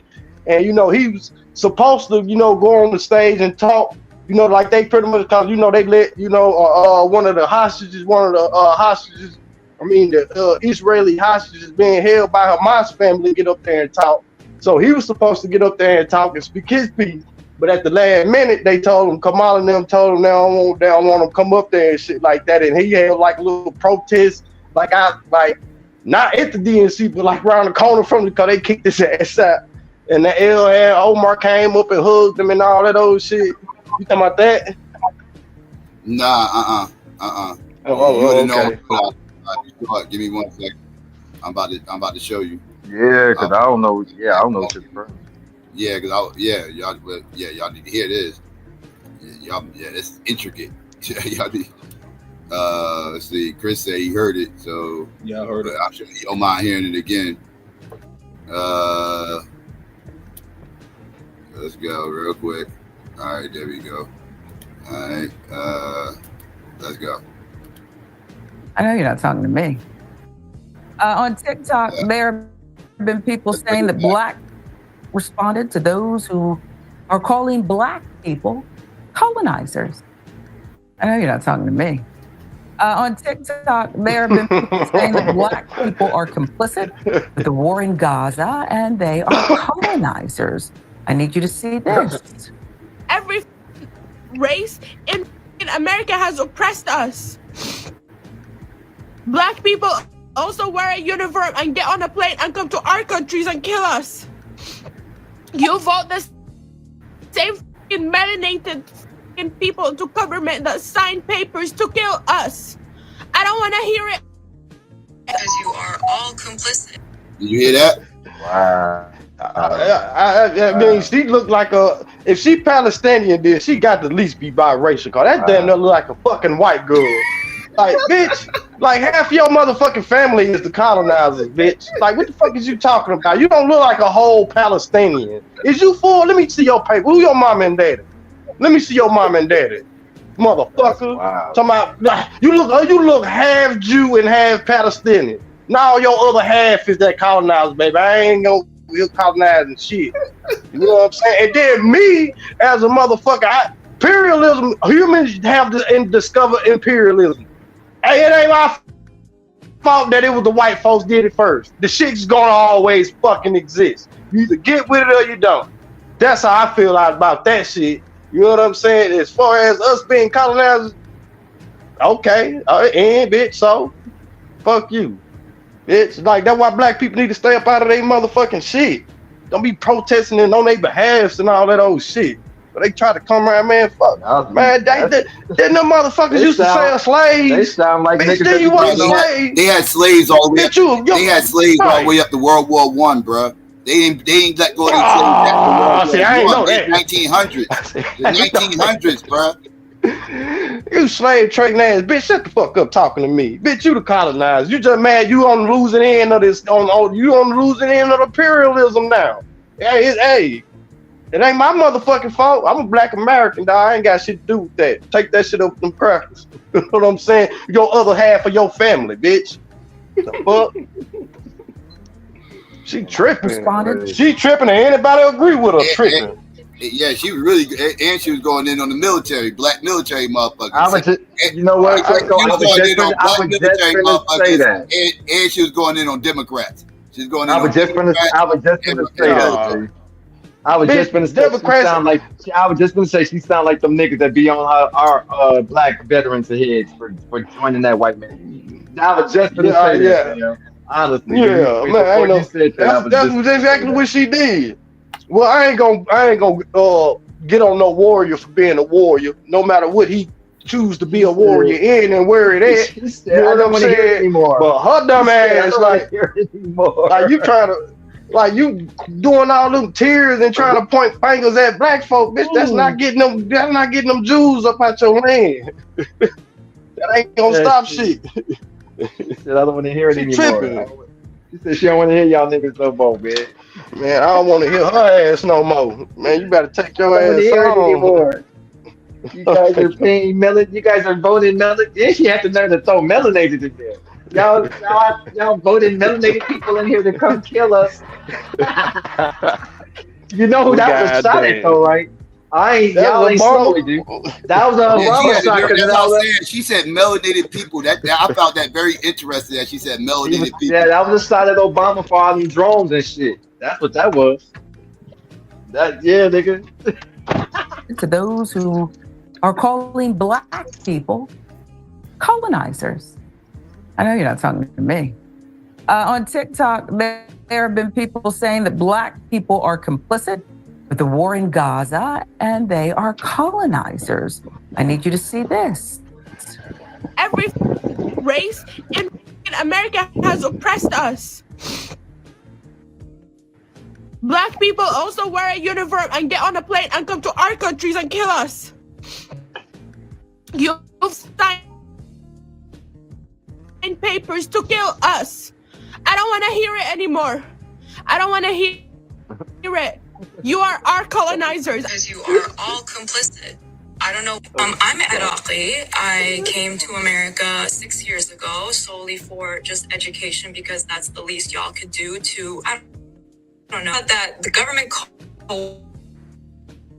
forces you to join the military. So basically, you guys join the military to kill my people, displace our people. Look, U.S. policy is what it is, and it is TikTokers are talking about singling out black people, though. With millions watching. Now back to the show. Well, I want you to hear this response before I give you my take on it. The woman's name is XyayX. Let's hear it. Right. So I'm going to say a few things, and then I'm going to leave the conversation. Every tax-paying American and eligible voter technically has a hand in imperialism because of what our tax dollars fund and who we elect into office. But the thing is, we live in a world with nuance. You condemn us for enlisting and voting for lesser evils as if there is a way around the system, and we're just shamelessly choosing to be part of the problem. If you were to condemn someone for buying from Starbucks knowing that they support Israel, that's reasonable because it's 100% a choice at this point. Like, it's not a necessity. But if you were to shame someone who shops at Walmart when it may be the only thing that they can afford or the only grocery store within their vicinity that they have access to, that's not reasonable. Both consumers are buying from corporations that fund genocide. But it's not that black and white, is it? You willingly came here to receive an education, all to secure a better future for yourself. Black people are doing the same thing when they enlist. You accepted an opportunity offered through a government that you know is actively oppressing others. You work here and contribute to our economy and society. So how are you absolved of the same responsibility you say we have in the matter? You acknowledge that they coerce vulnerable children and dangle basic human needs in front of suffering people, offering shelter and money and education and healthcare, a future, a life. they're the ones catching astray for wanting to survive? You say we owe you because of the harm we caused you. You speak in a very general manner when regarding us. So you were telling us, descendants of slavery, the people who experienced massacres on this land, the people who have whole towns under bodies of water, the people whose communities were also bombed and continue to be terrorized by the same gut placement due to gentrifying. You were telling those people that they owe you compensation when they have yet to receive their own reparations. As the saying goes, you can't pour from an empty cup. That's what I'm talking about. The reason I wanted J Minnie That's to. what the fuck I'm talking about. Facts. That's what the fuck I'm talking about. I like her. Facts. She seems like she young too. That's what's up, my nigga. Mm-hmm. That's what's up right there. That's the energy I like. That was facts. That was facts. I agree with everything she said. Like the nerve of you motherfuckers up here and say nerves, nigga. Like the nerve of you motherfucker. You up here going to our schools, paying into the same government that you talking shit about us paying into, and all this other shit. Like, what? And then if you feel that strongly about it, why would you take any charity from your so-called oppressor? Like, if you're that strongly about it, go to school in England. You could have went to any other. You could have went to any other quote unquote superpower nation, and you came here. Right. Yeah, I agree with everything she just said. Like, go sit your ass down.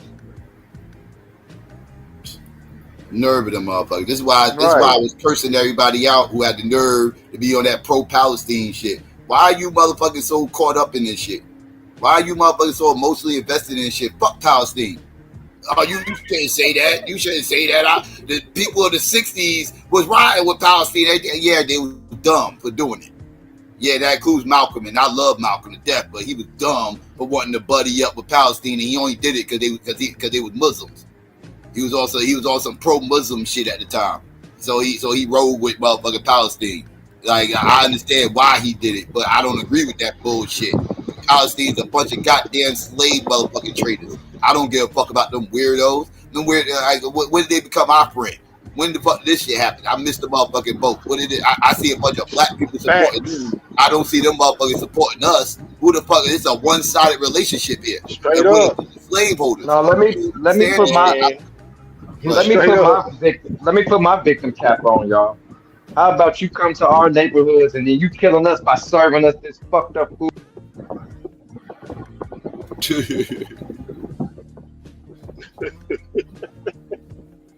Real talk. Hey, but old girl cooked that motherfucking ass. Yeah, she did. Politely. Yeah.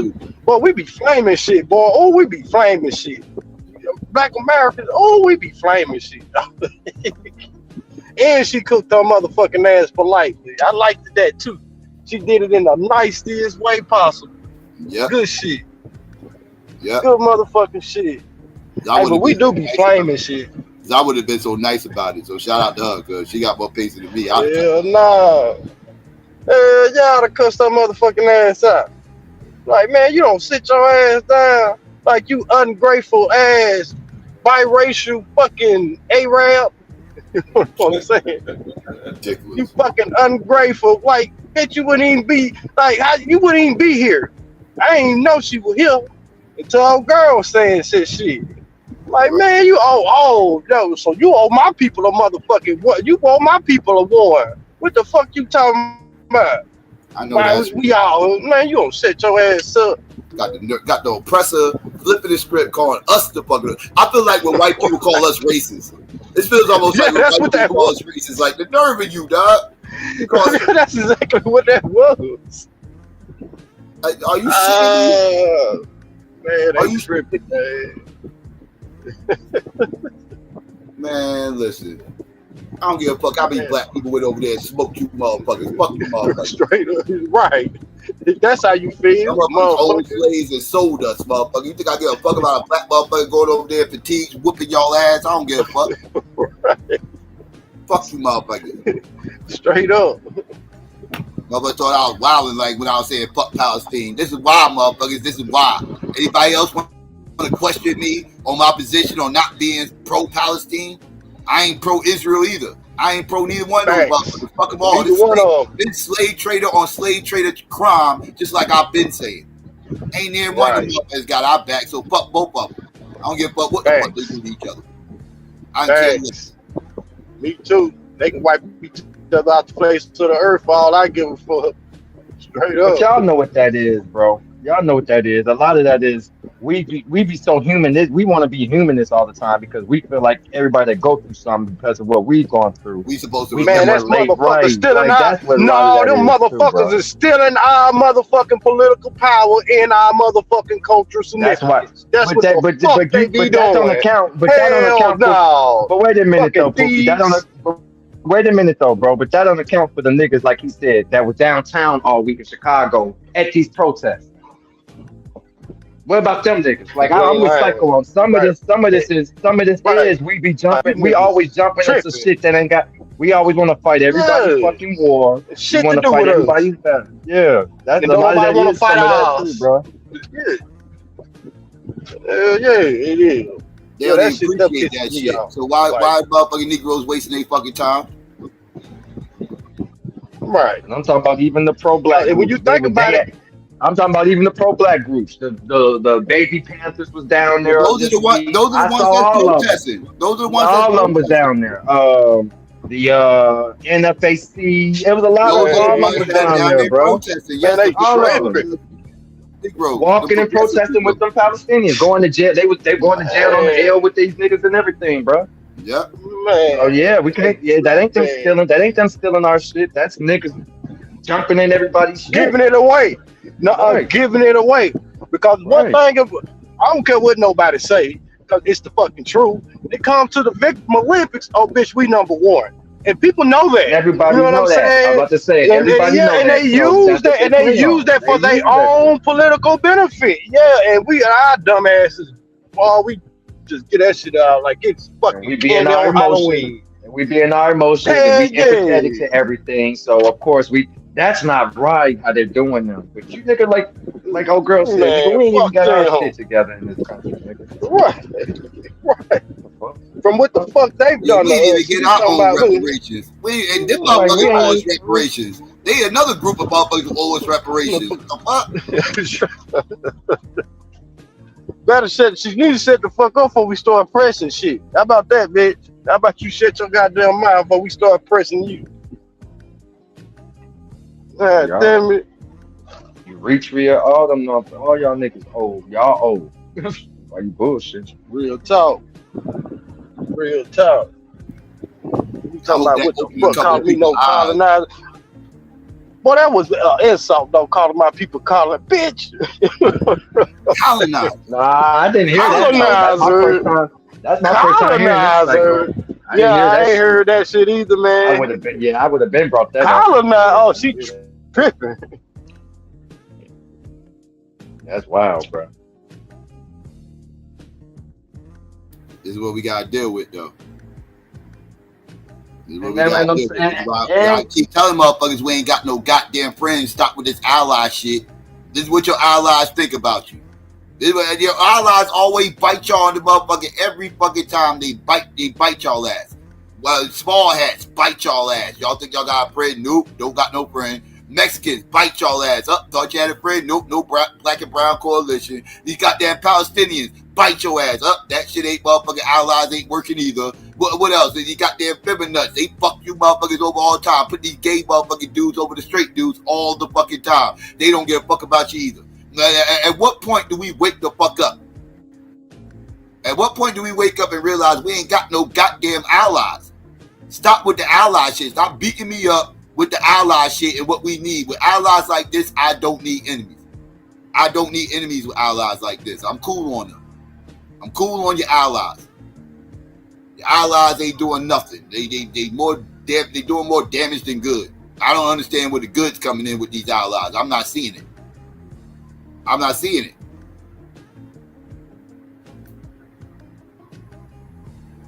I see a bunch of nonsense. Allies. Fuck out of here, this fucking allies. We need allies. Psycho, you don't understand politics. We need allies. Get the fuck out of here. I hear $1 every time I heard that bullshit. Yeah, I can't stand motherfuckers who take the concept of allies and fucking bastardize it. First of all, motherfuckers should be like, hey, there ain't no such thing as a permanent ally. You know what I'm saying? Like they treat motherfuckers like motherfuckers are allied to your needs and to your wants. And until you don't need and want their ass no more, they no longer your ally. Exactly. You know what I'm saying? I don't know why motherfuckers fucking married to their allies. Like, man, y'all don't shit y'all motherfucking ass like this. Not how this shit works. What the fuck? Allies. You know what I'm saying? Like, nah. I'm cool on all the allies. I'm cool on them.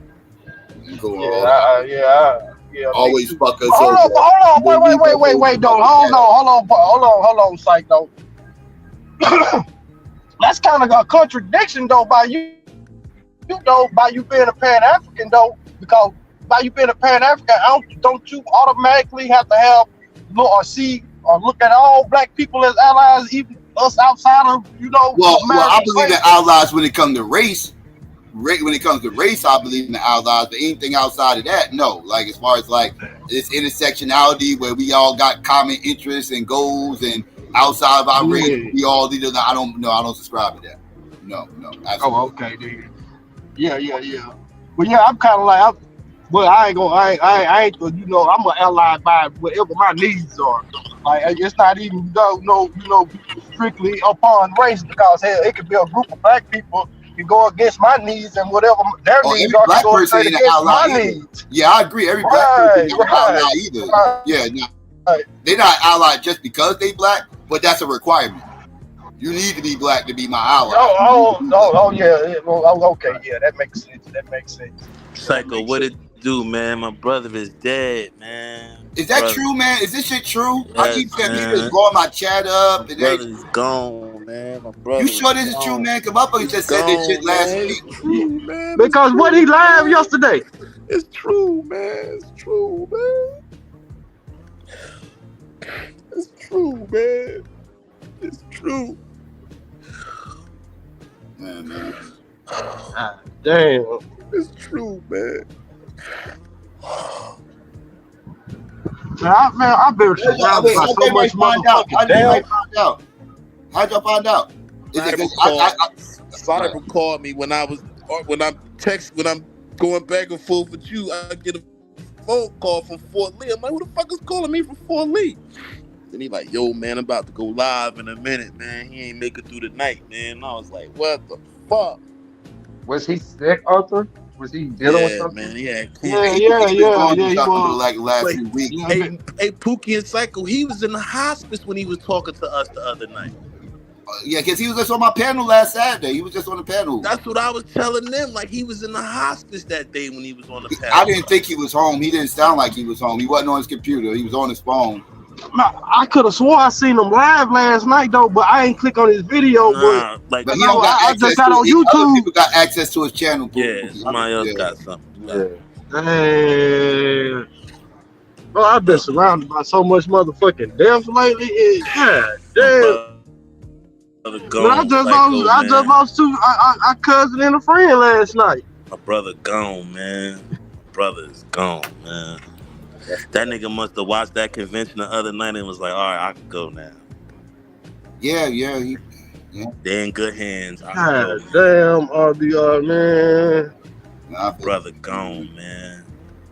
I ain't never want to see him pass away and no shit like that. Like, hell no, man. Time, I ain't never want to see. I ain't never want to see this though. Hell no.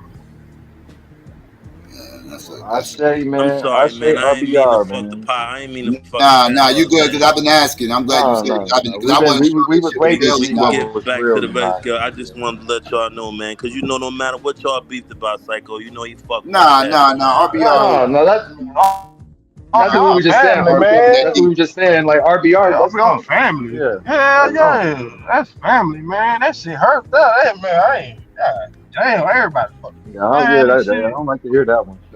Yeah, man, my brother gone, man. My brother is gone, man. He been fighting this shit for a while too, man. For a while. Yeah, I know. For at least 2 years. No, I know he been longer than that. Longer than that. He been on experimental drugs, Pookie, since when like I met him, he was fighting cancer. When I first met RBR, he was fighting cancer. I met him on your channel, Psycho. Oh, see, I didn't know he was going through that like. I didn't know he was going through it. But he had beat it though. It seemed like he had beat it at that time. I know him and my mom. It seemed like him and my mom got sick. To me, it seemed like him and my mom got sick around the same time. And just like y'all said, around the same time, RBR supposed to have to beat that shit. My mama beat that shit. And then next thing you know, just out of the fucking blue, that shit just came back. Yeah, I'm about to say that remission when they come back. I knew he wasn't doing good last time. Like he was getting on camera over the last month or whatever. He'd get on camera every so often. He didn't look good at all. That's what you could tell. Yeah, he was looking. I did the last time I seen him. He did. Sunken in. The first time I seen him look like that, Psycho, I broke down. I was no more good that day. I started working and everything.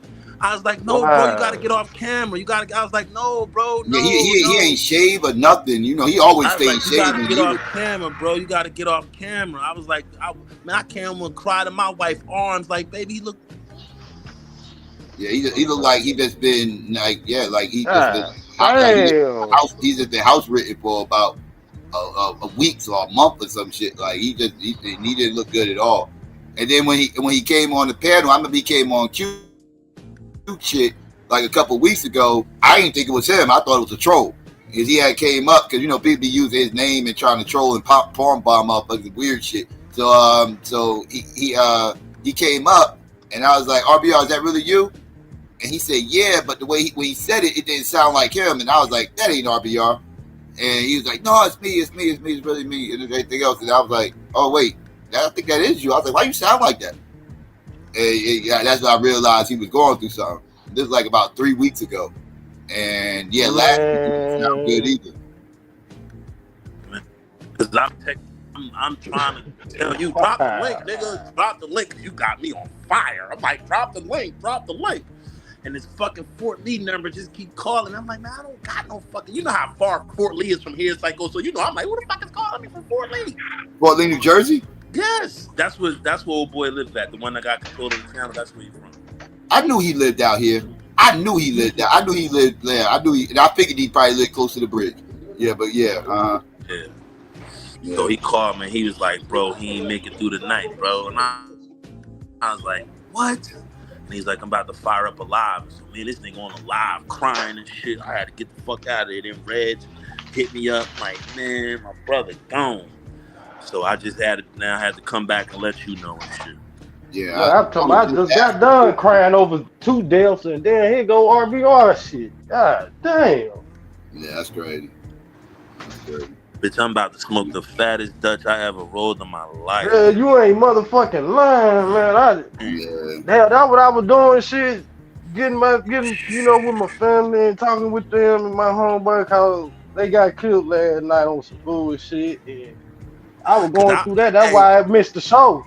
I wanted to cut RBR. So I just clicked the link to try to get my mind away from that shit, and then RBR, I couldn't wait for that nigga. I thought he was gonna come on here today, or he was gonna fire up a live. I was expecting him to. I mean, I'm talking about the DNC. I'm like RBR. I even said it earlier, like, yo, somebody get RBR here because I'm about to talk about Obama. I'm here for RBR, but listen. So I told the nigga. Oh, you played the old Dick Ryan song for my nigga? I did all that. Yeah, I was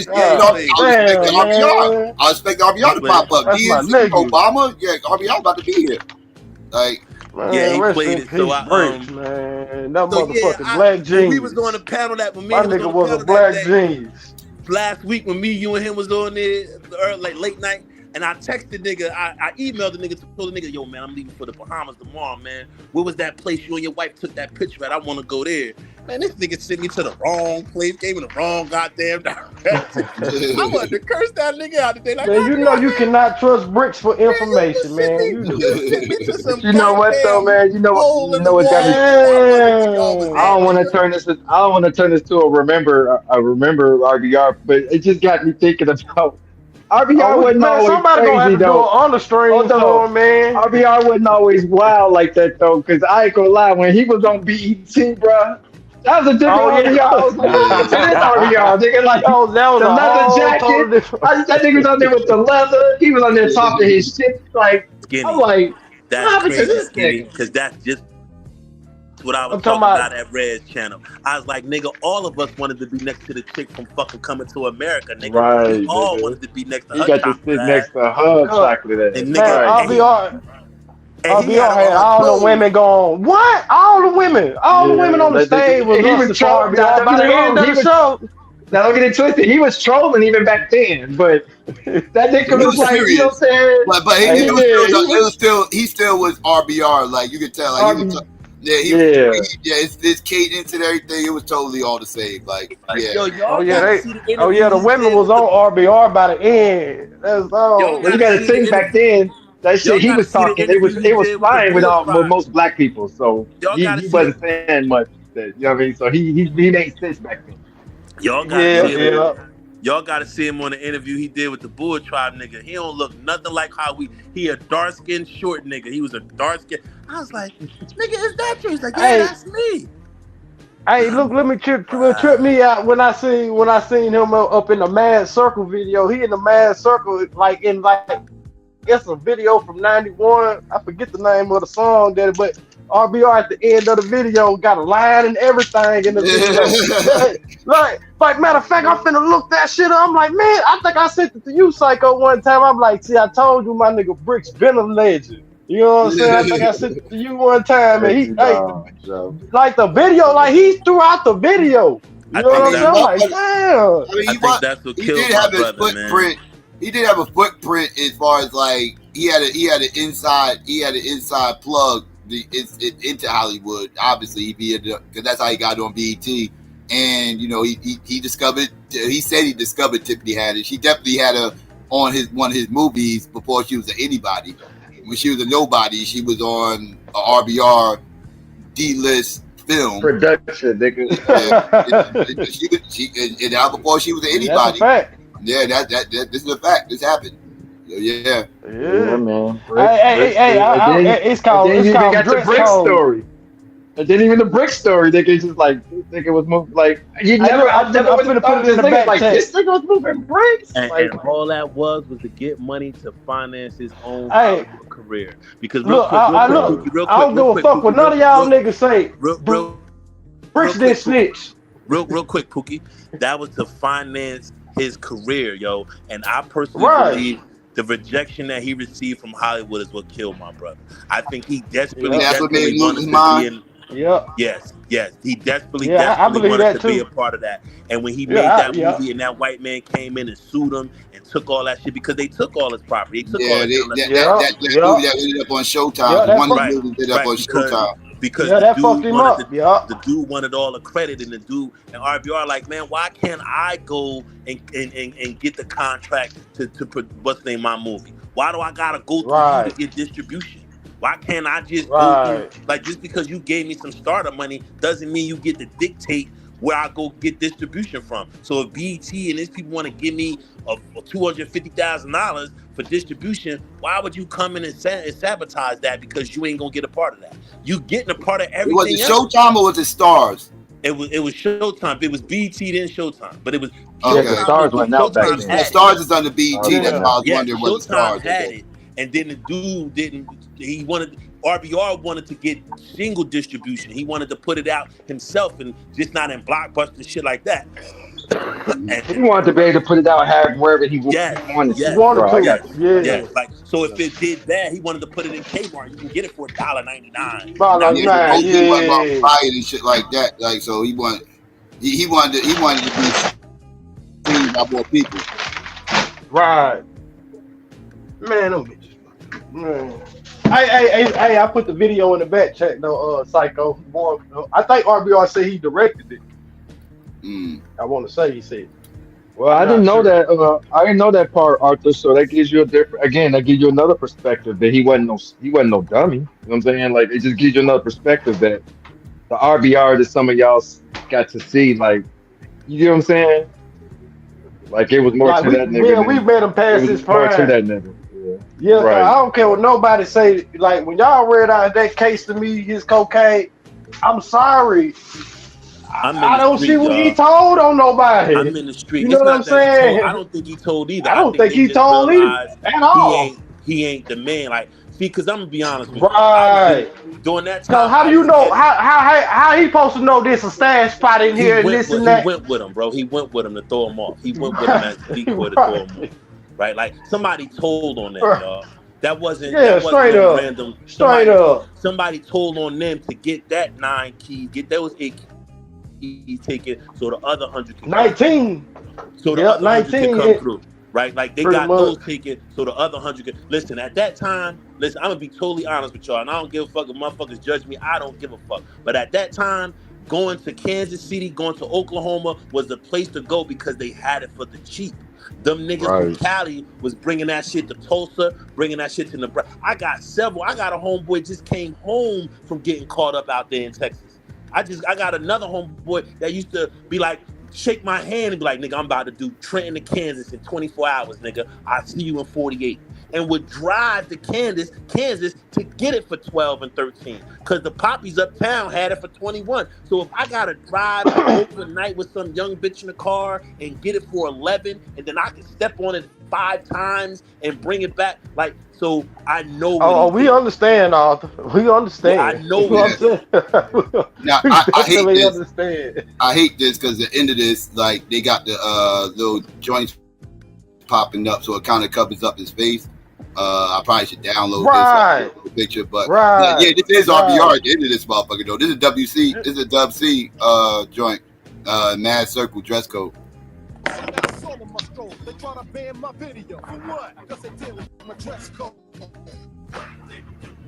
Try to tell you, my nigga been a legend.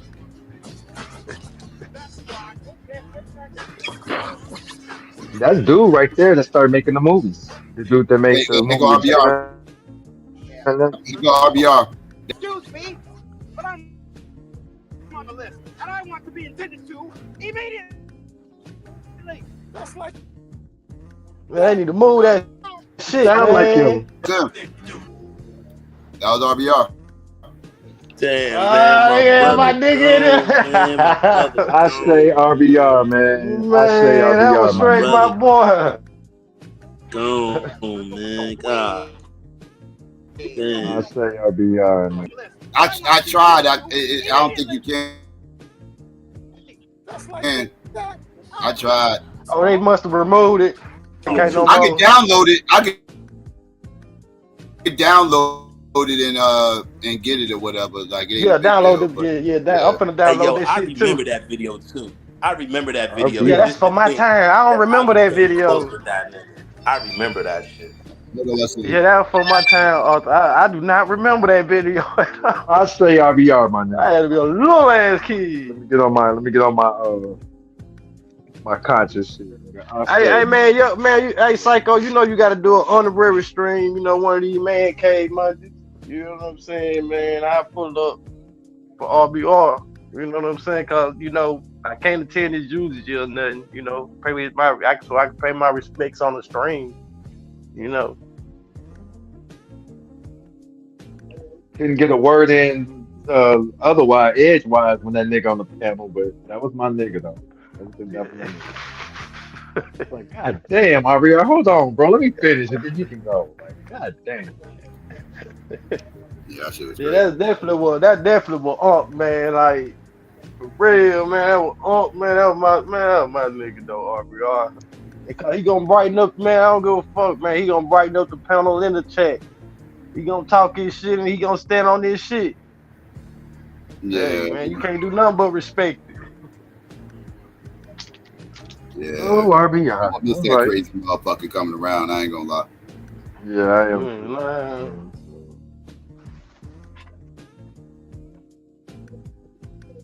Boy, him and Psycho used to go at it for hours, talking about nothing, going in the same exact circle, over and over and over. A bunch of nothing. Him and his Google check. Obama not being black. Hey, that shit used to be hilarious, though. That shit was entertaining like a motherfucker. It's true. It's true, Cardio Queen. Arthur came in. I'm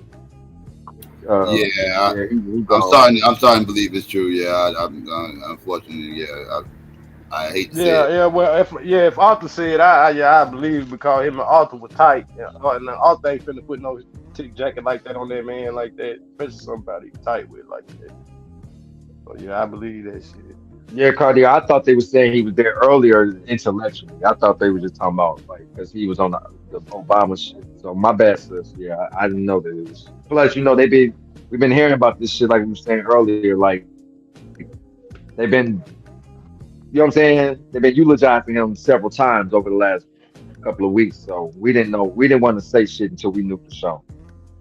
Because they be over there taking over his channel and shit. So we don't be knowing. But yeah, we. Hey, Psycho. Man, you might have to do a video cut like you know how you be doing your video mixes and shit. You probably gotta do one for RBR. Hey, Psycho, can you play that? But video not the real dick quick ride, one not the more time? Obama dick ride. Hey, Not the Psycho, Obama can you dick play that ride video though. real quick one more time so I can show my wife real quick? Can you real quick one more time? I just want to show. All right, my one second. I got you. 1 second.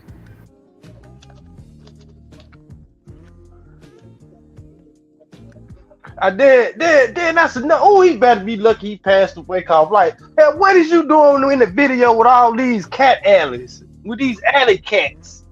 What you hanging with the alley cats for? What you all in the video with alley cats for, RBR? I told you was an alley nigga too. Oh, he's definitely an alley nigga. Give me 1 second. I got you. Yeah. He was always an alley nigga. Yeah, but try to shame us for being in the alley. Yeah. Like, nigga, you over here too. He used to you annoy talking the about? shit with that alley shit. I ain't gonna lie. He used to get my fucking. Hey, yo, that was because we was from New Jersey. He hated that shit. Like, yeah, here you go. He hated that shit. Like, he thought New Jersey was just a bunch of fucking alleyways. Like, no, nigga, we got houses and shit. Because you know he only said that shit to me and you.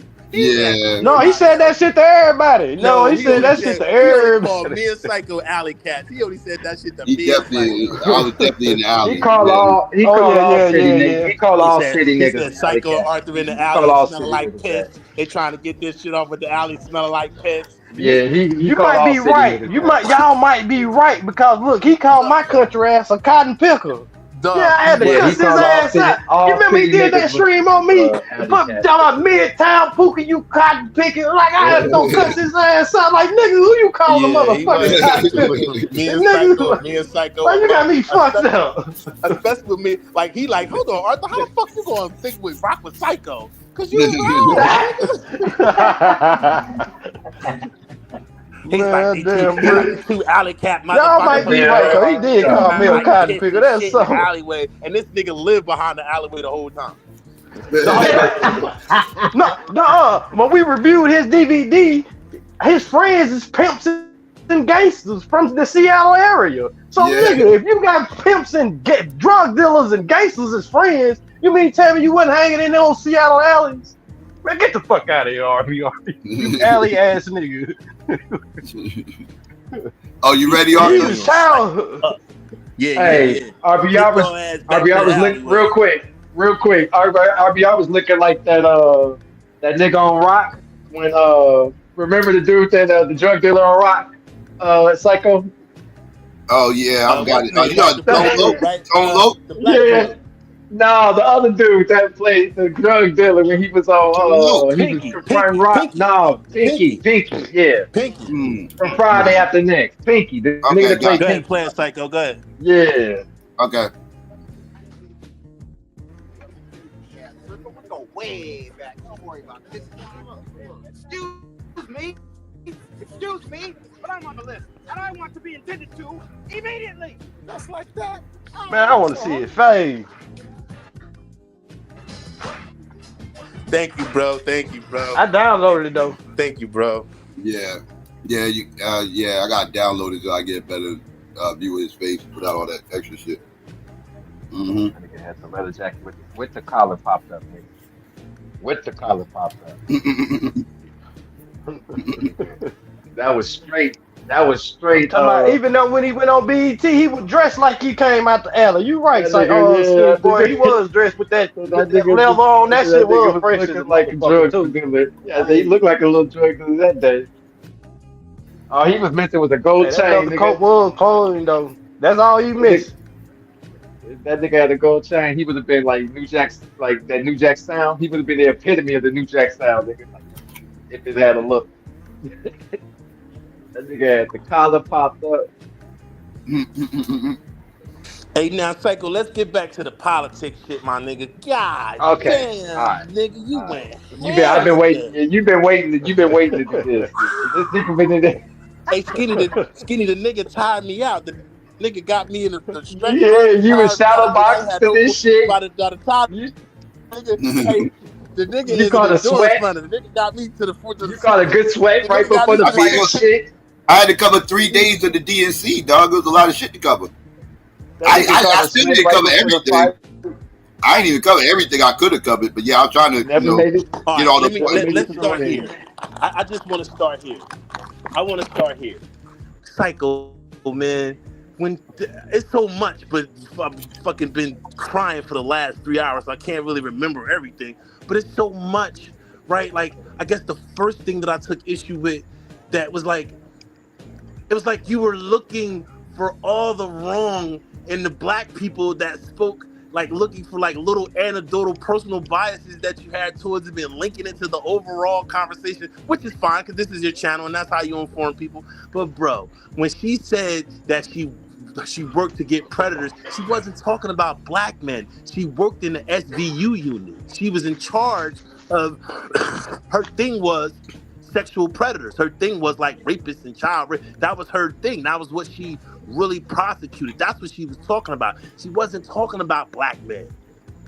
She was talking about her time. I didn't necessarily say black men. I said men in general. I said heterosexual men. But yeah. Yeah, but I think that was the stretch. I think you were just parsing the words to fit a narrative that I don't think really correlate with what she was doing at the time. I don't think it was the distinction to say that men aren't sexually abused, but the preponderance of people who report sexual abuse are usually women and kids, right? So you know what I mean? It's not like a lot of men go and be like, hey, I was molested or I was touched, you know what I'm saying? Maybe when it comes to Catholicism and all that shit, but like just everyday living, you don't have a lot of men that come forward to prosecute people who touch them or sexually abuse them, because then they get looked at as pussies and weak and all that shit. So I mean, and it's like I feel like you help. I feel like you're helping to misinform people as far on certain things, or just make it an adversarial thing where it's like they're straightforward with what they're doing. Like they're not. I don't think they're necessarily trying to pull the wool over nobody's eyes. It's really important that we don't let this motherfucker back in the White House. And then the blasphemous shit you said about Oprah Winfrey or Pressmore. Bro, when me and you were 17, 18, 19 years old, this motherfucker was taking out full-page ads in New York tabloids to say that the Central Park Five should be killed, and we see how that played out. His family was sued by the federal government for housing discrimination. The city of Atlantic City went to him several times and was like, listen, if you don't hire more black people, or if you don't put black people in the positions of power, we're not giving you no more license. So he had a history of shitting on black people, that Oprah will never have. I got beef with Oprah too, but it ain't about oppressing black people. But Arthur though, Kamala also has a record shitting on black people that Oprah doesn't have. No, she does not, Pookie. No, she does not. A simple Google search will help you, my brother. What about? Well, let me ask you this, Arthur. Let me ask you this. No, I don't trust Google no more because it's something up with them and their information. They ain't what they was back in 2017, 16. Yeah, I don't know what the fuck happened. Arthur, you kind of right. Arthur, what about this shit? What about the shit that Judge Joe Brown brought up about her? But even him, that's wrong, because even he knows that a prosecutor is not in charge of every assistant attorney in the office. He knows that. He knows that they're not dealing with. He's not as a prosecutor, but as a general, as the attorney general. She doesn't oversee any crime in individual. So she wasn't in the. So wait. She wasn't in the courtroom. You gotta let me finish. You have to let me finish. Go ahead. She does not oversee individual cases of your municipalities. She only sees crime that you commit against the state of California. So for instance, say me, you, and Skinny and Psycho, we got these fat butt bitches from Fresno, this bad bitch from fucking Oakland, and a bad bitch from Long Beach, and they work at a Medicare facility. And you got the prosthetic legs, me and Skinny got the fucking drugs, and Psycho got the motherfucking Psycho got the care, the aftercare, right? And we billing them for shit that ain't an old head showed up to none of our shit, but these shorties got mad invoices coming to us. That's what kind of crime they prosecute. Because we're taking from the California Medicaid program. But if she's the attorney general, bro, she's the top cop. She's just all their bosses so they can carry the directive of the legislator and the laws that are on the books in individual municipalities and counties. That's what she oversees. She doesn't go to the courtroom. That she was in the courtroom. But when you're in that position, you do ultimately. Hold on. Wait. You know what I'm saying, going around getting interviewed about being wrongfully convicted by her and shit. She was in the courtroom. But his dumbass is voting for her though. But you know what though? But he's voting for her. He said he wasn't. But he's voting for her. No, he said he wasn't. But I'm saying, but that's just an example of her presiding over one particular she didn't case. Prosecute that case. She did that's not. How bad. She oversaw it though. She oversee it. She was the main. She vote for the girl that made sure the prosecutor. She made sure that her prosecutor got the conviction. She was there to make sure that as support. She came as support to let them know, as your boss, I got your back because you're receiving a lot of flack for this. But she didn't prosecute the case, bruh. That was Arthur. But wait a minute. Arthur. Wait. But Arthur, Arthur, you being a bit. Hold on a minute. You being a bit disingenuous though, bro. When you're the top, when you're the top cop, no, they ultimately decide who gets prosecuted or not. No, yes, they do. Don't, bro. Yes, they do. No, they do not. Yes, they do. At least in Mississippi, every DA, hold on. Let me finish. Every DA, when they have a case, first of all, she assigns the cases to everybody. Let's be clear. Don't, big dog. Yes, she does. Yeah, the attorney general. Yes, she does. When you're the top cop, I've been prosecuted, Skinny, for real crimes, bro. Real crimes. Listen to what I'm saying to you. The municipality is the one who decides. The attorney general of the state has also right about that. It is the municipality. Individual county prosecutor. Right. The DA in Marin County does not make a decision based on what Kamala Harris says. The DA in Los Angeles County does not make a decision. No, that's where you're wrong at. They don't. I'm not wrong. They work for her. That's why they vote for their district attorneys. That's why their district attorneys are elected officials. I know, but they still fall up under one. They still fall up under one oversight. As a jurisdiction, as prudent to make sure that they all advance the laws that's on the books and not be outside of the purview. But you're making our point now. That's just to make sure you do what you gotta do. That's not me coming and telling you each individual case. That's telling you I'm your boss to say, hey, listen, we're gonna follow the law. Right. We're gonna follow. That's not the way. Okay. Well, let me say. That person. What is Kim Foxx? Well, let's back up a minute. What is Kim Foxx? I'm here in Chicago. She's the.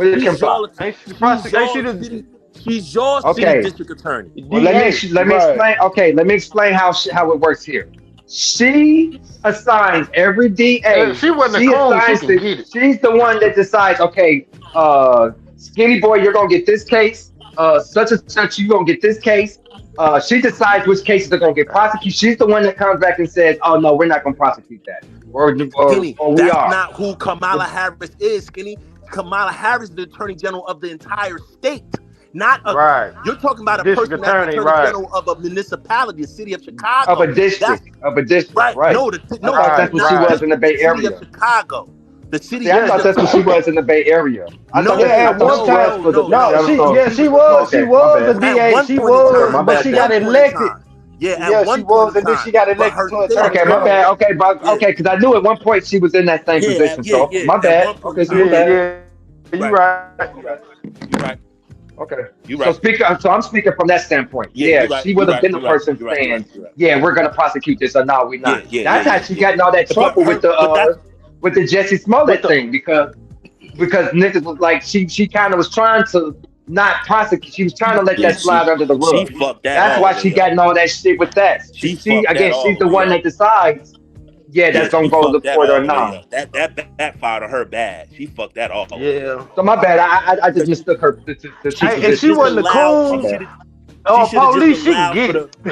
I She ain't should have just lying. allowed Kim for the Fox. investigation to take place. She shouldn't have interceded at all, right? But she thought it was a race case, so let me jump on it and let me get my race case on. And no, mama, fall back. That nigga stunting. And if you don't know he's stunting, then you don't have no sixth sense. You don't have no spider senses to know. Like, she did.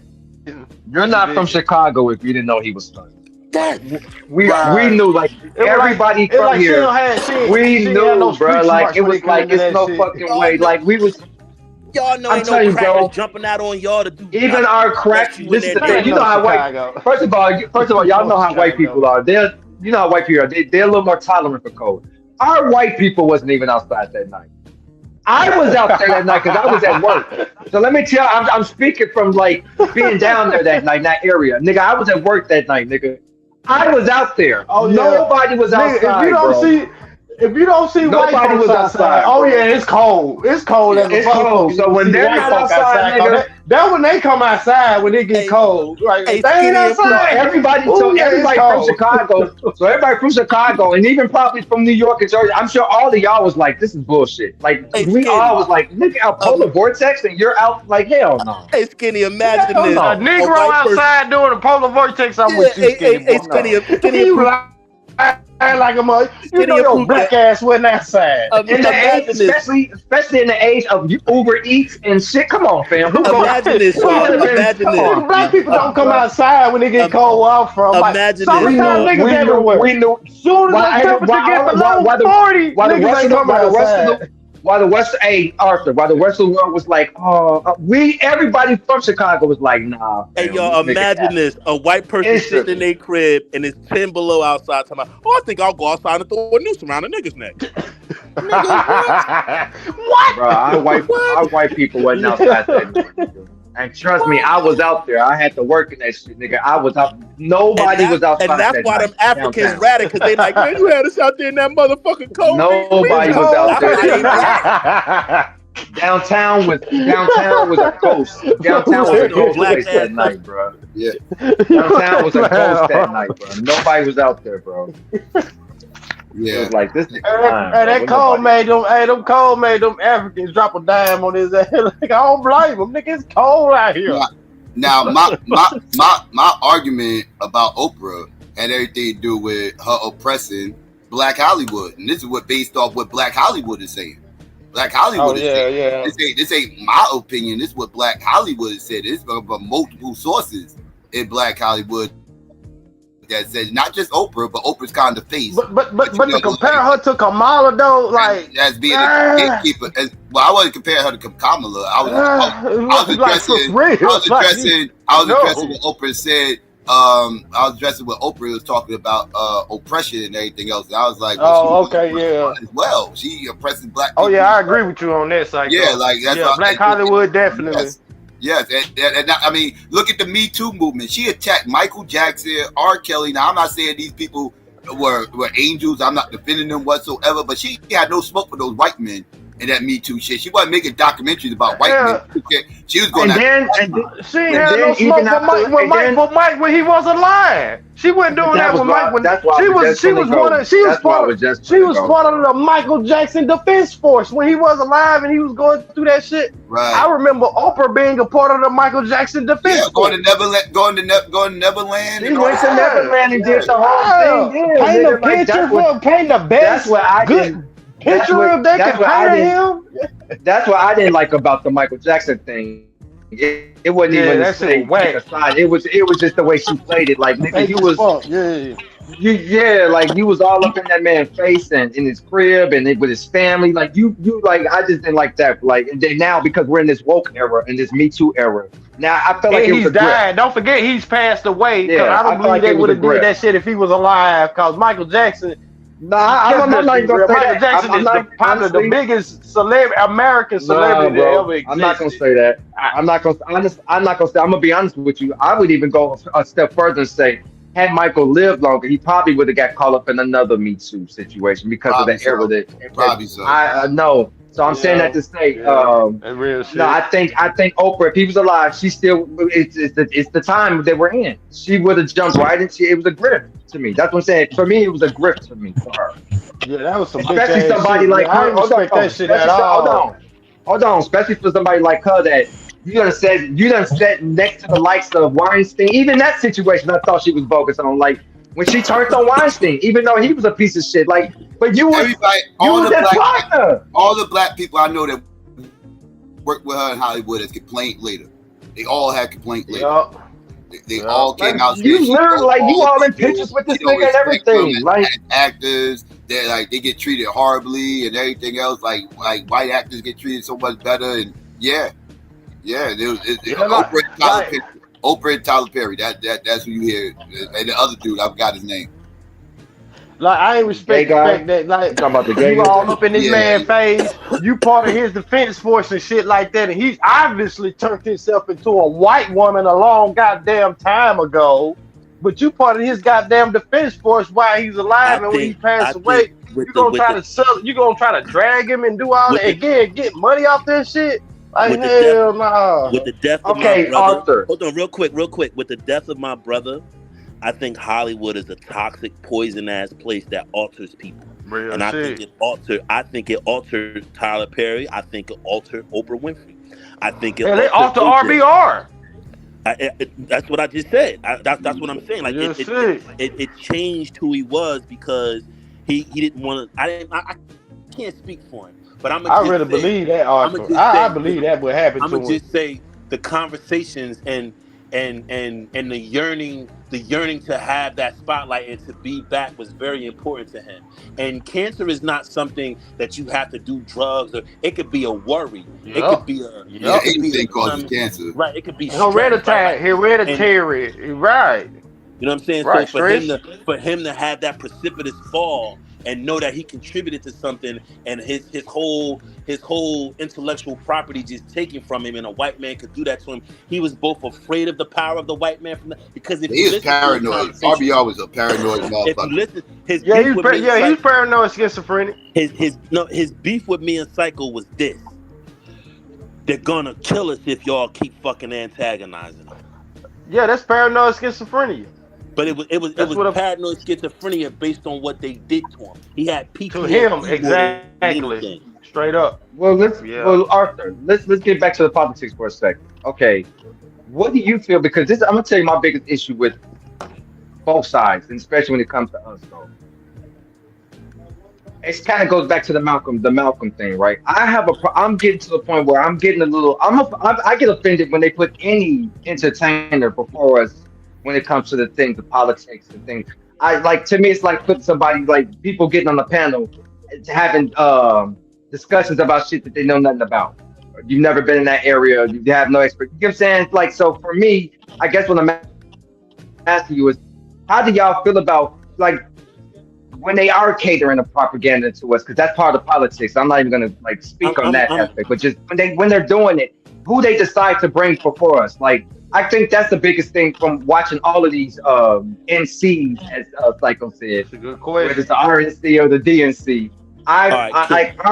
That's where I'm at with it. Like with all of it is a freak show to me. Like who y'all are choosing to put before us. That's a great question, Skinny. That's a great question. And all right, let me be honest with you. Like political conventions are pep rallies. Right, it's a pep rally, right? And we all, if we've been to high school, if we've been to high school, right, we've all been to pep rallies, right? And it's usually the nigga who always in the lunchroom jumping around. The people that get us hyped up at the pep rally is not necessarily the cheerleaders or the athletes. It's the loud ones that we know that we cool with. Like their loudness is not offensive to us. It kind of makes the day go by and makes it better. So when you have political conventions like that. Right, and you have what I think people don't really look at the Democratic Party and really take into consideration that it's a real big tent party. It's factions. The Republican Party is not a bunch of factions. It's two Oh, yes, factions. it is. Oh, whoa, whoa, whoa, whoa, whoa, whoa, whoa, whoa, whoa, whoa. Yes, it is. Let me finish though, bro. Oh, my bad, my bad. Let me My cook. bad. Please, let me finish. Right. So My what I'm fault. saying to you is, with it's you have so many different segments and so many different demographics within that. You're trying to get their attention.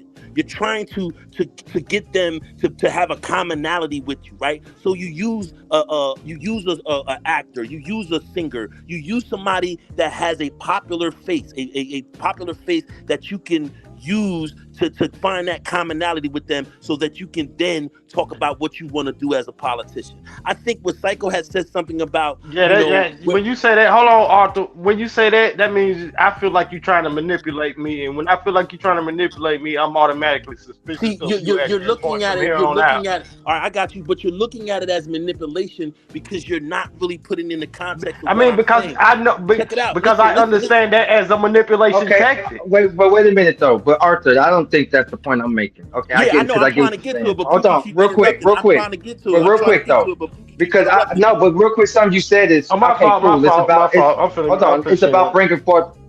Okay, cool. It's a party. I got you. It's a pep rally. But again, when I'm talking about the quality of, let's okay, fine. Let's cool. You got to bring it. Fine. We got to deal with the entertainer. But look, what about the entertainer that they're choosing to put forward? Like, of all of the people, entertainers, and the black quote unquote diaspora, if you will, as far as American music, Meg Thee Stallion, my G. But she wasn't. I'm just saying, like this, and then you have to understand. All black diaspora don't make good music, nigga. Hold on, nigga. We make the best music, nigga. Not all black diaspora. Hold on, chill out. Real quick. No, I just said. Hold on, Pookie. I changed it to a black American music. My bad. My bad, man. I'm sorry for interrupting. Can y'all hear me? Yeah, well. Oh yeah, we got you. Yeah, now Meg Thee Stallion, that happened weeks ago with Meg Thee Stallion. Now during the DNC, they kind of matured it up. You know, they had Patti LaBelle out there. They had Stevie Wonder. Common was out there. You know, he's harmless. But do you think that's because of the response that they got for the mix? She got a lot of kickback for that. So maybe that's why she went back to the more. You get what I'm saying? Be honest with you. Can I be personally honest with y'all? Personally, I wasn't mad at Amber Rose or Meg Thee Stallion. Nigga, I like to see ass and shit. I got it. My this fault. is what. Check it out. I got it, Skinny. I got it, Psycho, Pookie. This is it. The joy. You guys are taking the joy out of it, and that's why joy was the message. And what I wanted to say to you, Psycho, is this: my nigga said joy. The theme of the DNC was joy. Freedom is the theme of the what's the name? The group, the duo, right? Theme is the message of the campaign, right? Where joy, putting joy back into being a part of politics and not being stiff. Like the Democrats. Hold on, repeat the freedom one part again. Cause I ain't understand that. Repeat that part again. The freedom part. I understand your joy. I understand your joy part. Freedom is the campaign slogan, and joy was the slogan for the actual pep rally. Oh, okay. So that's why joy was brought up so many times in the DNC. We gotta, like, it says the pep rally is different. The pep rally is just to let the campaign know we got your back. This is like, all right, we all gather around and say, hey, yo, listen, we got your back. When you run this race, we're going to be there at the 10 mile with some water. We're going to be at the 20 mile with some water. We're going to be, that's all this is. They need that energy. They need to be fueled by that. They're not. But I think that's a problem. Can I say, But I still think that's a problem because, again, I think there's a time and place for everything, right? And just for you, Pookie, like, I get it. Like, again, if she was at the college, if she was at a function for the younger voters. Right. Nigga, this ain't no motherfucker. I understand this has a vibe of a pep rally, but this ain't no motherfucking pep rally. Nigga, this is my life. This is resources. I can kind of understand her going with the Meg Thee Stallion genre, right?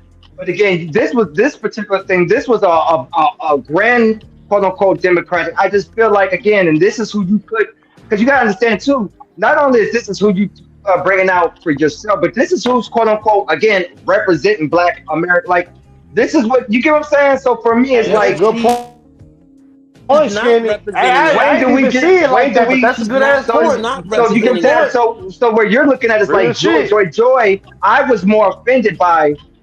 Like, bitch, I need money. This is a Fuck serious. your joy. Nigga, fuck my joy. Fuck thank joy. Fuck, I need money. Hold on, Pookie.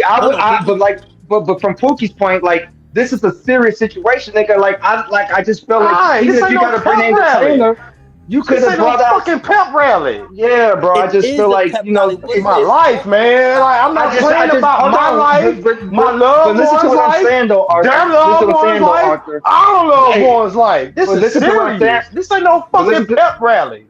But listen to what I'm saying, though, Arthur. Like, to go back to what Malcolm is saying, like, no other group is like. I'm just being real until recently, maybe because of the Trump era and shit. But no other group really. They don't come in other groups like that. Even if it is an entertainer. First of all, the whole convention's not going to be entertainment. That's for one.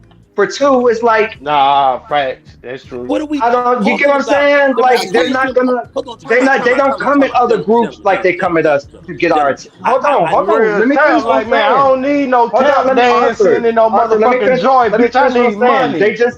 It just seems like they don't come at other groups to, as you say, get our attention. They don't get other groups' attention the way they do with us. Like they feel like they come. Hey, look, they offer other groups money. They offer other groups opportunities to go get that bag. Pookie, can I speak real quick, please? My fault. Go ahead. Check it out, right? It's like this. You guys are misplacing I understand the time and place for everything, yes, but there is a time when serious policy will be talked about on the campaign trail, at debates, at interviews, in other places. Yes, there are prospective places for everything, right? But I think what you guys are doing is, like, there's not just black people at the rally, Skinny.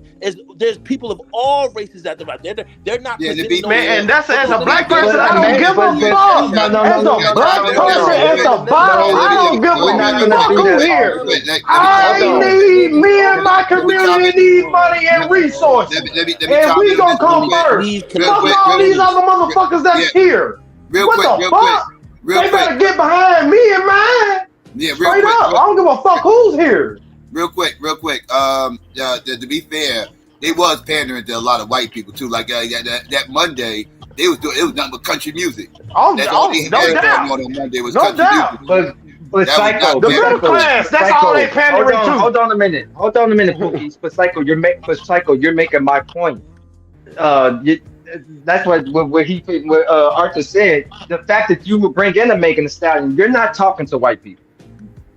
No. But they were talking to white people on Monday when they but look who they brought in. I'm sure the country did. I'm sure the country music person wasn't a raunchy was not a raunchy representation of their culture. Even and they have that. Hold on. And they have that. Like they have that. They could have brought that. Hold on. They could have brought out. Hold on. Wait. They had wait a minute, bro. They could have brought out. They could have brought out Thursday. She would be considered raunchy. They had Pink on Thursday. I didn't know that. I guess I think. I'm just saying they need to break us off. Like that's what I'm saying. Like you guys are saying that like they're. I don't give a fuck about. I'm like Psycho when it comes to that airline shit. Bitch, if you ain't agreeing to what I want, you ain't my ally. And we need to know. My people need resources. Psycho. Fuck who all else here. Even you Psycho, don't agree with that, then fuck you and yours. Psycho, even though I can argue, Psycho, that she's actually has more of a black audience, Pink, than so I can argue that was catered to black people. I would call her audience. I would say she got a wig up audience. I would say she got a because I don't know too many sisters that banging Pink. She got a wig up audience. I do.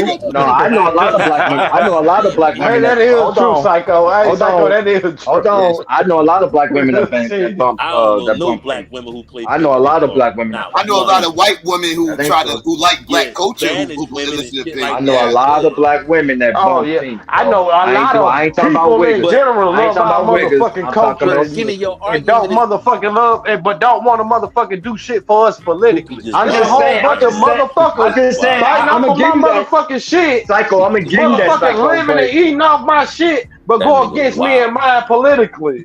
Like, nigga, I'm gonna give you that, Psycho. Hell yeah, I'm gonna give you that, cause we Psycho. need I'm just money, saying. Arthur. Them bitches ain't talking about giving us no money, then they against us. Man, Straight up. Hey, Psycho. They straight up, man. Them bitches ain't talking about putting no money in my pocket, your pocket, your people pocket, well, our people pocket. So, cause they, anytime motherfuckers, cause all this shit is about money. If you wanna know what's going on, always follow fucking the money. You know what I'm saying? And my people ain't got that. And since my people ain't got that, then I got smoke for every motherfucking body. Nigga, hell yeah. Then that's part of it. That's part of it. That's part of nigga pressing these bitches that print the money is part of it. Nigga, whether you go hustle for your shit, go work for your shit, go rob for your shit, go steal for your shit, or go press these crackers for your shit. Nigga, you execute at the end of the day. Did you get away with it? Was you able to pay your bills with it? Did you get caught for doing your wrong? Did you get appreciated for doing your rights? That's the motherfucking end of at the end of the day. That's what the fuck matters.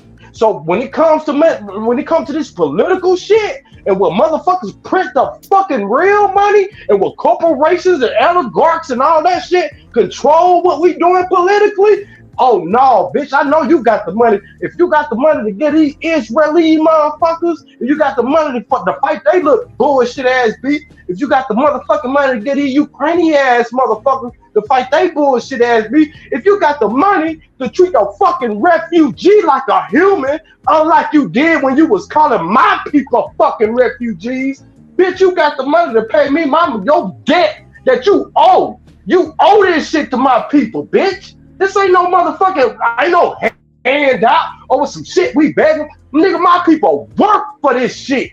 We built this bitch. And then not only did we build it, bitch, your jealousy decided to put us in 100-year apartheid. That's what I'm gonna call Jim Crow. Cause I'm sick of niggas just calling Jim Crow Jim. Nigga, that was apartheid too. Nigga, cause that nigga, we got robbed of wealth building, all that shit. Nigga, we even got robbed politically and culturally, and we was still able to make shit up out of that. Still able to create new shit and build shit, even though it is what it is today. We ain't got a lot to show for it besides existing. You know what I'm saying? But outside of that shit, nigga, nah, we need our money. Nigga, my mama was a Gen X and she passed before she could get her check. Nigga, I need my check. I ain't nigga, fuck that. You know what I'm saying? Hell no. We can't keep kicking this ball down this motherfucking road. I mean, we ain't gonna never get it. And nigga, what I'm saying, the children of our next generation, what they going through and how they struggling and how the fuck it's hard for us as millennials to take care of them and shit like that. And then we looking at our parents and the people before us. It's hard for them to do what they got to do to take care of us so we can pass this shit down to us because they ain't really too much got shit. No. These bitches owe us, dog. Fuck these Democrats and these Republicans. Agenda first driven ass niggas is what the fuck we need to be. Point blank, period. And I mean that, Arthur. And I love you as a black man, as a brother. We fuss with each other on this YouTube. When you begin to being around people, I don't give a fuck if this in real life or on this YouTube. You get to know people, so you're gonna be a certain level of care about them, just like we care about RBR. So when I see y'all niggas jumping off on the deep end for these parties and shit, and it ain't for black people first, and what the fuck we need first type of shit, I gotta save my people. You know what I'm saying? I don't give a fuck if we argue, get into it or not. So I'm gonna jump in that water and go try to save my people. Let me ask you a question. That. Wait. Like, nigga, get up out this water, car. Like, niggas, fuck that. Them bitches ain't got no money. I got you. Time out. Real quick. Time out. So you don't think that I'm black people first? You think this, with me it's about some party shit? Yes! You motherfucking... Yes, I know you a black first ass nigga. That's why I'm tripping like, come on, Carl, what you doing? This is what I'm saying to you. For me, this is about democracy and democracy only. But wait, let me finish.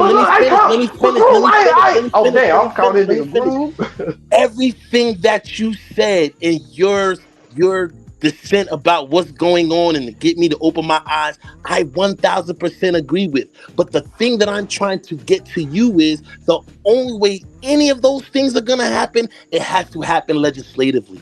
There is no other way. No disagreement. No disagreement, my nigga. No disagreement right there. So if you want to know where Arthur stand at, hold on, my nigga. Oh, let me tell you.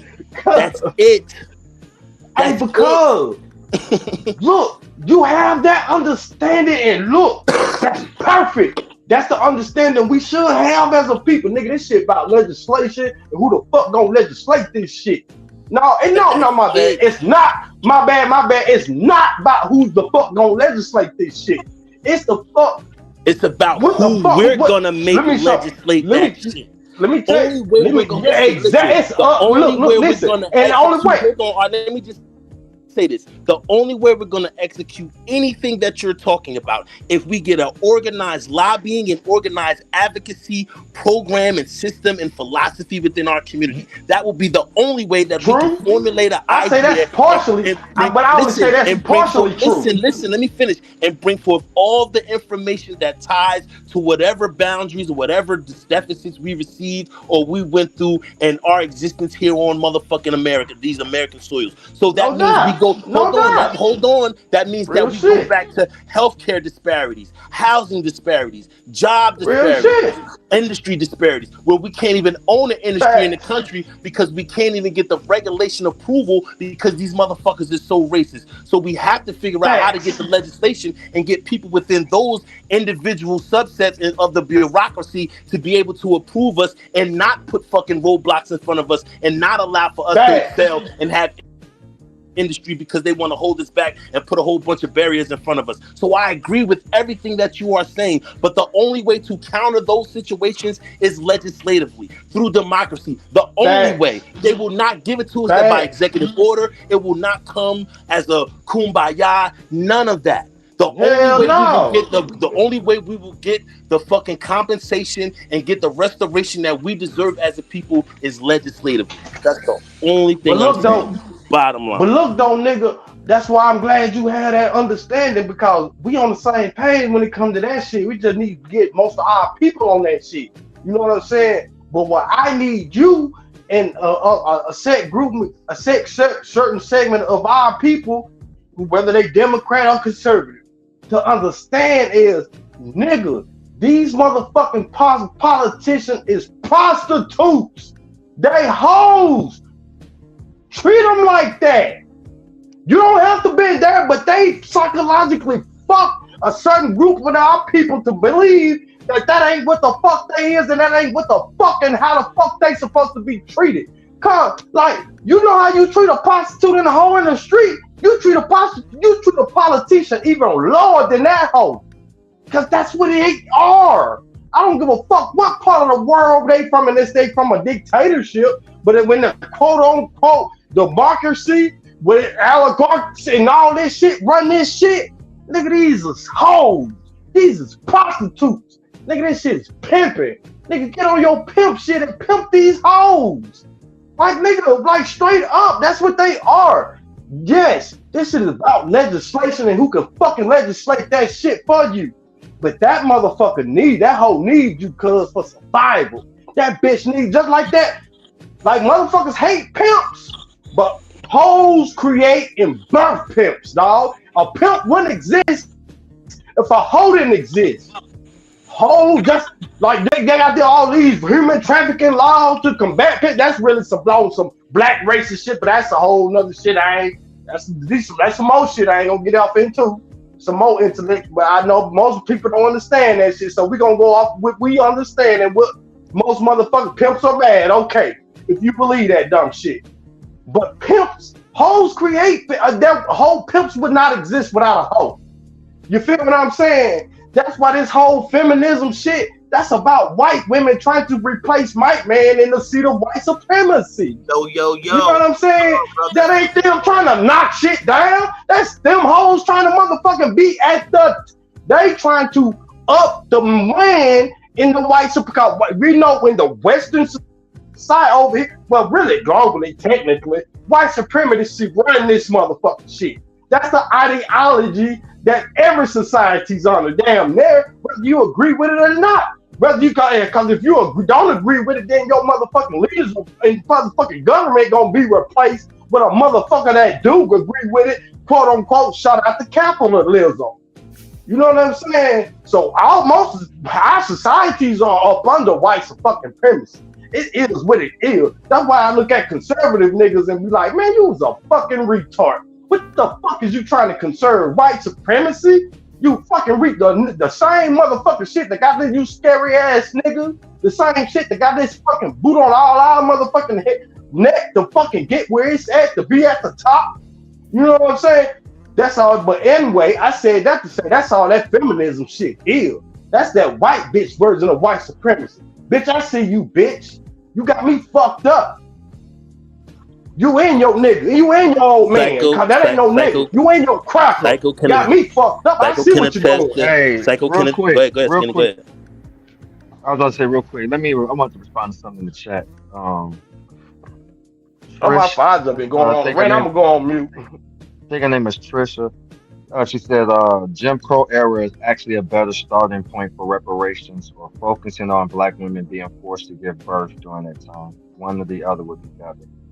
I disagree. That's sis, extra dumb, dog. Don't even address extra dumb shit like that, Skinny boy. That, we can't make that. That's gender banging. Yeah, that's extra dumb shit. And, that's the division shit. No, but I don't even want to address. I don't even want to address the woman part. I was just saying the Jim Crow. You can't start there though. You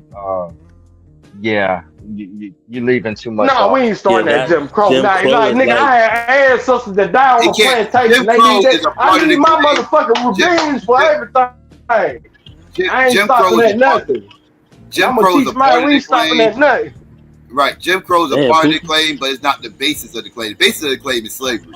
Because without slavery, you don't have Jim Crow. Yeah, you don't even have Jim Crow without slavery. Your Jim Crow is cutting my foot off. Y'all. Like, you finally cut my foot off. You know what Jim Crow is the effects of post-slavery.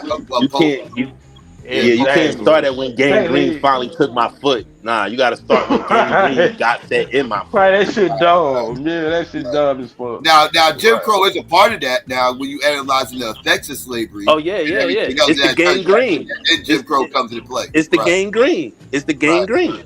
Right, correct. Yeah, but you can't talk about AIDS without talking about HIV. Right, my bad. Slavery is HIV, and Jim Crow would be the AIDS, right? Right. So you can't start at the effect. You got to start at the cause. I ain't leaving none of my people out of this shit. Like, we need all our shit. All right, check it out real quick, Pookie. And all that you said again, I say, you gotta. It's really about legislation. It's really about understanding that you have to summon forces that create the energy and create the environment that's conducive for you to get, your laws and what your people suffer from articulated into law and find, not, y'all don't like the word allies, but I'm gonna say find sponsors or find people who have that same mentality or equal philosophy. No, I don't got that. No, that psycho got word. I ain't got nothing against allies. Let me say that. That psycho got. That's my issue. You know what I'm saying? That's my boy issue. You know what I'm saying? I do got my issues with them, but I understand allies as a what would you call that? As I only need you as much as I need you, and until I don't need you no more, then if I don't need you no more, you ain't no motherfucking ally type shit. I'm moving the fuck on. I think it's only to get what I need to get to what I need to get, and then I'm moving on. That's how we should move as a community when it comes to allies. And that ain't nothing. And look, I'm gonna say that ain't just with white, brown. Not brown, because that shit don't even exist. But white or Middle East, or either East Asian, or either other black people. No. Can I say this? Can I say this real quick? As much as I fucking need you to be my ally. Can I say this real quick? I don't need you to be. You ain't my ally. Can I say this real quick, please, to everybody? And this is the honest to God truth. Me personally, what I'm learning and living life and existing right now in 2024 is that I think 90% of black people don't realize they live in an empire. Oh no, I know I did. Yeah, I understand it's America an is a empire. fucking I empire. get Yeah, oh, this that. definitely an empire. You's a fucking retard. You don't believe I'll America is argue the with motherfucker How that greatest many say empire, people? the Listen. strongest, All right. most Let's keep it powerful, richest 1,000. Let's empire to keep it ever, one. goddamn it, exist in Let's empire. keep it 1,000. How Yeah, many niggas is people y'all retarded think who know this don't is an believe that dumb empire? shit. most Be honest. Americans That walk ain't an around like empire. the This is the No, I United most States. said powerful black people, empire that man. ever exists. I would say What? most Americans do not look at this America as an empire. People don't Most know Americans history. are I looking. hate I'll history be honest with illiterate you. ass motherfuckers. To be honest with you, most Americans are delusional how the rest of the world looks at us. Most Exactly. Americans, Oh yeah, they hate us. you don't realize. Most Most Americans Americans don't realize a lot of people outside this country hate us as a country. as they should, Americans as not they very well as they liked. should, That's true. as they should. And I ain't but even gonna be honestly, mad at 'em. most Americans are just ignorant to even their government anyway. Like, you know what I'm saying? And Yeah, our America is imperial and our America is the most. America is and our evil. America is and the our definition of evil. America is like the devil in it. Fucking for real, for real. Even though I don't get me wrong, I am American. Like I know people up here don't believe in all that biblical shit. Here. I don't really too much strongly believe in a lot of that. I don't know. I'm agnostic. I don't know. But in the definition of devilishness, America is the devil. Come on, be real. Like y'all niggas is lying. since we delved into the geopolitics realm, what's your opinion about what happened with those Palestinians that was popping off, calling us oppressors and colonizers and all this? I think that they're racist. I think that they're racist people who think they've been around white people who they heard say crazy shit about black people. So now it's their turn. It's not lost on me. I don't trust none of them. Like I don't trust nobody. I don't even trust a lot of us. Like I know what the vitriol is. And it's the Everybody word in America. Everybody outside of us think that they can tell us what to do. Every single motherfucker outside of us think that there's some fucking something in the air that tells them you can say this to black people or you can be this way towards black people. So I don't fuck with none of them. None of them. And look, I agree with that. 100% agree with that shit my nigga just said. Cause look here, and I'm saying that as a person who's not on the Jewish side. I don't agree with them Jews doing to them people and shit like that. But nigga, I'm not gonna ignore the history before they arrived there prior to 1945, 46, neither. You know what I'm saying? This shit is all encompassing, ain't it? Because before them Jews came, I didn't even know that they was still in the slave trade. No, see, my thing is this. It's not even about them. I thought they stopped that shit in the 1800s or some shit. Right. But I knew that was a part of it. My thing with them is they're one of those countries up there in northern Africa that bury the black people. So don't nobody think there's Africans in Palestine. Don't nobody think there's Africans in Egypt. Don't nobody think there's Africans in Iraq. But there are African people in these countries who've been there for millennia.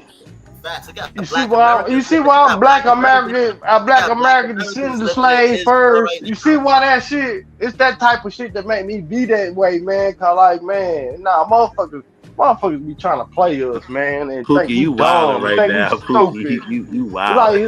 Like straight up, like that shit be pissing me off. Right and it ain't even. I don't even blame my people for not having a certain understanding of a certain type of shit because what we come from. I know our history and what it is. So I blame an alien before I blame one of us for any goddamn thing that happened to us. And I don't give a fuck who don't like it. Ain't nobody blaming anybody. Nigga, I don't blame an alien. Nigga, I don't even know if that shit. I ain't never seen an alien. Nigga, I never even seen a motherfucking UFO outside of a hole that they said that wouldn't go.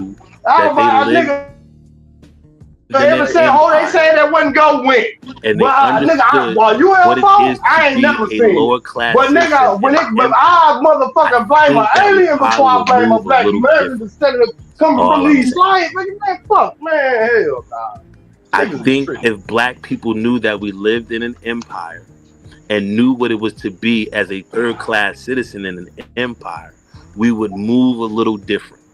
I truly believe that if the masses of us had some way to understand that we are third-class citizen in top attached to an empirical nation. Nigga, we right? we refugees without the humanity. We refugees without the humanity. Let me finish, God. Right? My bad. I think if we understood that relationship, I think we would move different. I truly believe we would move different. Because we would understand what it would take to do something different. Right. We don't really understand why we go through what we like. Why are these motherfuckers like this? And don't understand that they're like this towards everybody, but especially towards us, because they don't never want us to be in control of this shit. Because if we ever get control of this shit, we gonna do it. We gonna get that control. Right. Ain't nothing they can do to stop it. Ain't nothing they can do to ever stop it. That's their only point. One way or the other, we gonna get that control. And that's all I'm saying. Fuck them. Their total measure. We gonna get that control. They have a two-pronged existence. They have a two-pronged existence to control everyone else. Listen, Pookie, real quick, and I'm gonna shut up. They have a two-pronged existence. One prong is to control everybody else and dominate everybody else, and the other control is to make sure we never get in charge. That's their only two reasons to exist. Thanks. So going back to the ally shit. Okay, let me ask y'all this. In your everyday world, right? Yeah, what is that? In your everyday world, right? Somebody blowing up over there. What up, you guys? That ain't me. It's not me. In your everyday world, right? You got friends, and then you have what I call in my life. I have friends, and then I got associates, right? So your associate ain't your friend. That ain't your homie per se. Yeah, cool with them. You know what I'm saying? So you cool with them, you might chop it up with them, but that's not as far as it goes. Outside of racial, outside of racial and overall human social shit, that is just a fucking associate. You right, Skid. So when you talking about allies, and so to put it to the ally shit, so when you talking about allies and friends, our allies in geopolitics, our allies friends, or are they associates? Because I think there's a difference, right? And I think America, but Skinny, an ally and an associate, and I'm not an associate, but an ally should be somebody who's pushing forward, not somebody who's pushing forward, and also you pushing forward each other's agendas to execute what you're trying to establish. No matter what it is and that's because that shit aligns.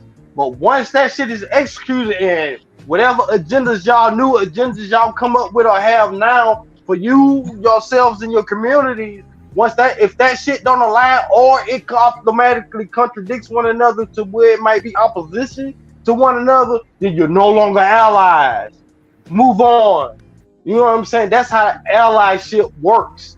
I don't give a fuck if you from a different race or even in the black race. Cause I am I love all black people globally. But at the end of the day, I am a black American who come from this slave shit first. And nigga, I don't give a fuck if you're not lining up or going or pushing forth what I want in my agenda, then nigga, you ain't an ally. Fuck you in your agenda too, against it. You know what I'm saying? And that's just how I feel about this shit. And I don't give a fuck what race you are. You know what I'm saying? Because it's me and mine first. And I'm gonna do whatever it takes or whatever it is. I don't give a fuck how nobody else looks at it to push me and mine first. Because I care about me and mine first. Now I want you, if you are an ally, I want you to get what you need and what you want and what we're gonna do this shit together. But at a certain point, if we're not able to execute, at a certain point, I got to look at you as an ally and start questioning you. Is you really my fucking ally? Or if we execute, and once we get past that point, we're going to have different agendas at that point. And if your agenda disagrees or misaligns with my agenda, we're no longer allies. Hell, we're probably even enemies at that fucking point. And I'm all cool with that.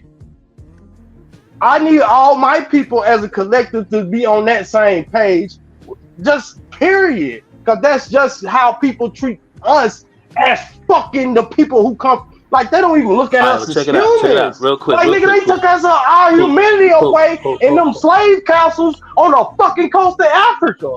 Nigga, they stripped up us our humanity. They don't even think we human. We are people to exploit. That's all that they look at us as. Not whether they white or black. Whether they Arab, whether they Asian, they look at us people to exploit. So I look at them motherfuckers as people to exploit as well. You got me and mine fucked up. Just cause we got captured and caught off guard and put through all this old fucked up ass shit, you got me and mine fucked up. Nah, we gonna get our reciprocity as the descendant of slaves.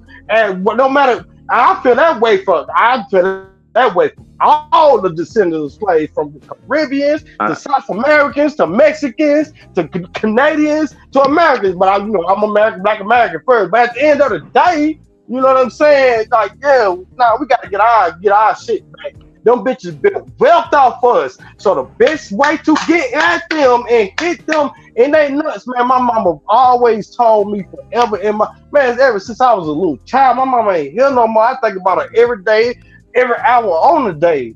Man, she told me, nigga, the best way to get at white people is to hit them in their pockets.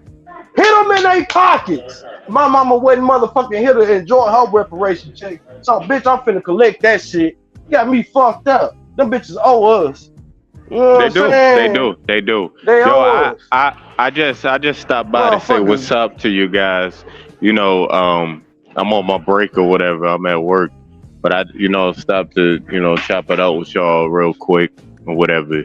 But yeah, we all owe some, reparations or whatever. We do need that dollar bill, y'all, because it's a lot of agonizing pain. It ain't just that we need it, man. It's just that them motherfuckers. If they would go down, man, if they would go 150 years kicking the ball down the road on some shit they know us, creating whole propaganda campaigns, in which even the motherfuckers who speak down against us and go against that shit know that we motherfucking old. They just do that shit on purpose because they just get a fucking bust a nut off or they tickle their balls to be racist towards black people and shit. You know what I'm saying? Every fucking body know we know they that shit tickle their weak ass balls, bitches. And I'm a pause for my niggas because I know y'all do that shit. But anyway, they just tickle their fucking balls and shit. Just let the motherfuckers know that we fucking owe some shit that everybody, the entire world know, and we ain't got it. So to fuck with us in the lab, well, it's like some bully type of shit. And I love to sock up a bully and go head up with a bully, win, lose, draw. Bitch, we'll fight every day. Nigga, you will never bully me.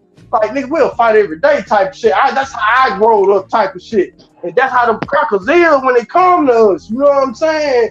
Like, man, them bitches know they owe us and everybody know they owe us. And so, bitch, I'm finna press for my goddamn money. Like, cause we got to press. And us as black Americans and how powerful and impactful we is culturally worldwide, nigga, if we press, ain't a bitch ass thing we can't get. We want not only that, but everything in this country centers us. Nigga, we're centered. Nigga, we had a civil war over us. That shit was about and over us. So nigga, you can't. Nigga, and now I'm willing to have another one right now in 2024 or 2025, and that shit is still center us over us getting what our judges do. Them bitches will have a civil war right now over that shit. And nigga, you think I don't want that shit? Nigga, what? Nigga, I'm a warrior. Nigga, I ain't never joined no military. Nigga, I joined. Nigga, I gang bang. Nigga, that West Side Fire dude who gangsta criminal crip. Nigga, who criminal gangsta crip. It's just what it is. That's the warriorship. That's the role I went. But I understand the shit of warrior, whether it's a samurai, whether it's a gangbanger, whether it's a cop, whether it's a soldier, whether I understand the warriorness. Or whether it's a lone soldier or a lone ranger. I understand it all because I respect it all. You know what I'm saying? But at the same time, when it comes to me and mine and what created me as a warrior, bitch, you gonna give me mine as a just do. I said it before, man. Straight up. We influence the entire world, man. We like us Black American culture. We influenced the entire Bitch, world. nobody gonna give us our money. Facts. Look what we Nobody did. gonna give us our shit. Look what we did with hip hop. Look what we did with hip hop, and the whole Not just world hip hop, just followed everything. suit. Everything, nigga. Inventions, nigga. Everything. Ideologies, nigga. Man, we played a part in every goddamn. You just don't know, dog. This shit get Yeah, deep. I'm not talking about them other. I'm not talking about other cultures. I'm talking about strictly Black American Philosophies. cultures. FBA. Man, get the fuck out of here. You my people Yeah, are man. shit. Yeah, I'm proud of what we accomplished, though. You know, I'm proud of what we did. You know, and there's a lot of bullshit that goes on in this country between us. So I feel like we definitely deserve our reparations. Especially the history and everything and things that's going on in recent years too. Like even with the Trayvon shit. Real shit. But look, I'm gonna tell you one thing that over there. Man, I remember, man, my bae told me, cuz, like, man, I'm a Republican. Man, that shit broke my motherfucking heart. I'm like, what? Cause you know, she from a California Democrat state. You know what I'm saying? And she hate Democrats, and I understand why. She should, as she motherfucking should. I gotta go, you guys. She only responded to be a Republican because she don't understand and she ain't come from where I come from. In a Republican, my bad. I'll see you later, man. Shout out to you, dog. Good was good coming for you coming up here, dog. But I understood why. You know what I'm saying? But nigga, I come from a Republican state. And these motherfuckers, man, they do not. Now, I understand 100% why black people are Democrats as they should be when it comes to Republicans. Because they hate niggas for sure. Like, they ain't got no mother... They're mad because they can't hang your stupid ass. You feel what I'm saying? They mad because they can't do what they can't want, you know what I'm saying, want to do with your ass. As far as violence goes. As far as exploitation goes. You know what I'm saying? And they feel like liberals get in the way of that shit. You know what I'm saying? For their political purpose, even though that they're going to get exploited in their own type of way, which is right. You know what I'm saying? But that's why I look at, you know what I'm saying, conservative. I'm like, nah, hell nah, you got to be agenda-driven and black first. This is a racist-ass country. And you know what I'm saying? And they not, hell no, they not goddamn it. Like these motherfucking Republicans hate a nigga, boy. Ooh. Like you tripping. Like you see the situation in Jackson, they poison their water. It just only because, you know, and then they created a whole, like this shit is decades in the making to where they can even blame black people or the, you know, the people that's been in charge of like these motherfuckers was thinking decades ahead with their hatred and their racism to make it even look like it's our fault and the blame have not only just racist ass white folk or white folks in general or even us in general blaming us because of the leadership involved, but you don't understand or know the history and the political shit that's been involved in this shit the whole time to set this shit up in a certain way. Like to poison a huge demographic of black people, not only to poison them, but you're poisoning them to kill them, and if those that you don't kill, you're going to imprison them. Your future plans for this population or this demographic of people that you don't kill, you're going to imprison them to create slave labor up out of them. Even though it's not going to be called slave labor, it's going to be called, you know, people in jail. So that's why you create this certain, but psychology within these people when they're strapped with resources, when they're strapped like black people, like we got to research American history, we got to research political American history way before we start blaming each other for shit. Because like I've been on this Jackson Water shit for the past year, I've been really researching it on this shit. And this shit, it was like the way white racist ass crackers, Republicans, like set them like they like this shit. It started in the 1960s. It started in the 1960s. You know what I'm saying? The way and what really the strategy for the the poison in the water system and shit started in the early 70s. But them, because a lot of black people within Mississippi was moving to the more populated and places that was getting factories and had jobs areas, just like we did all over the country.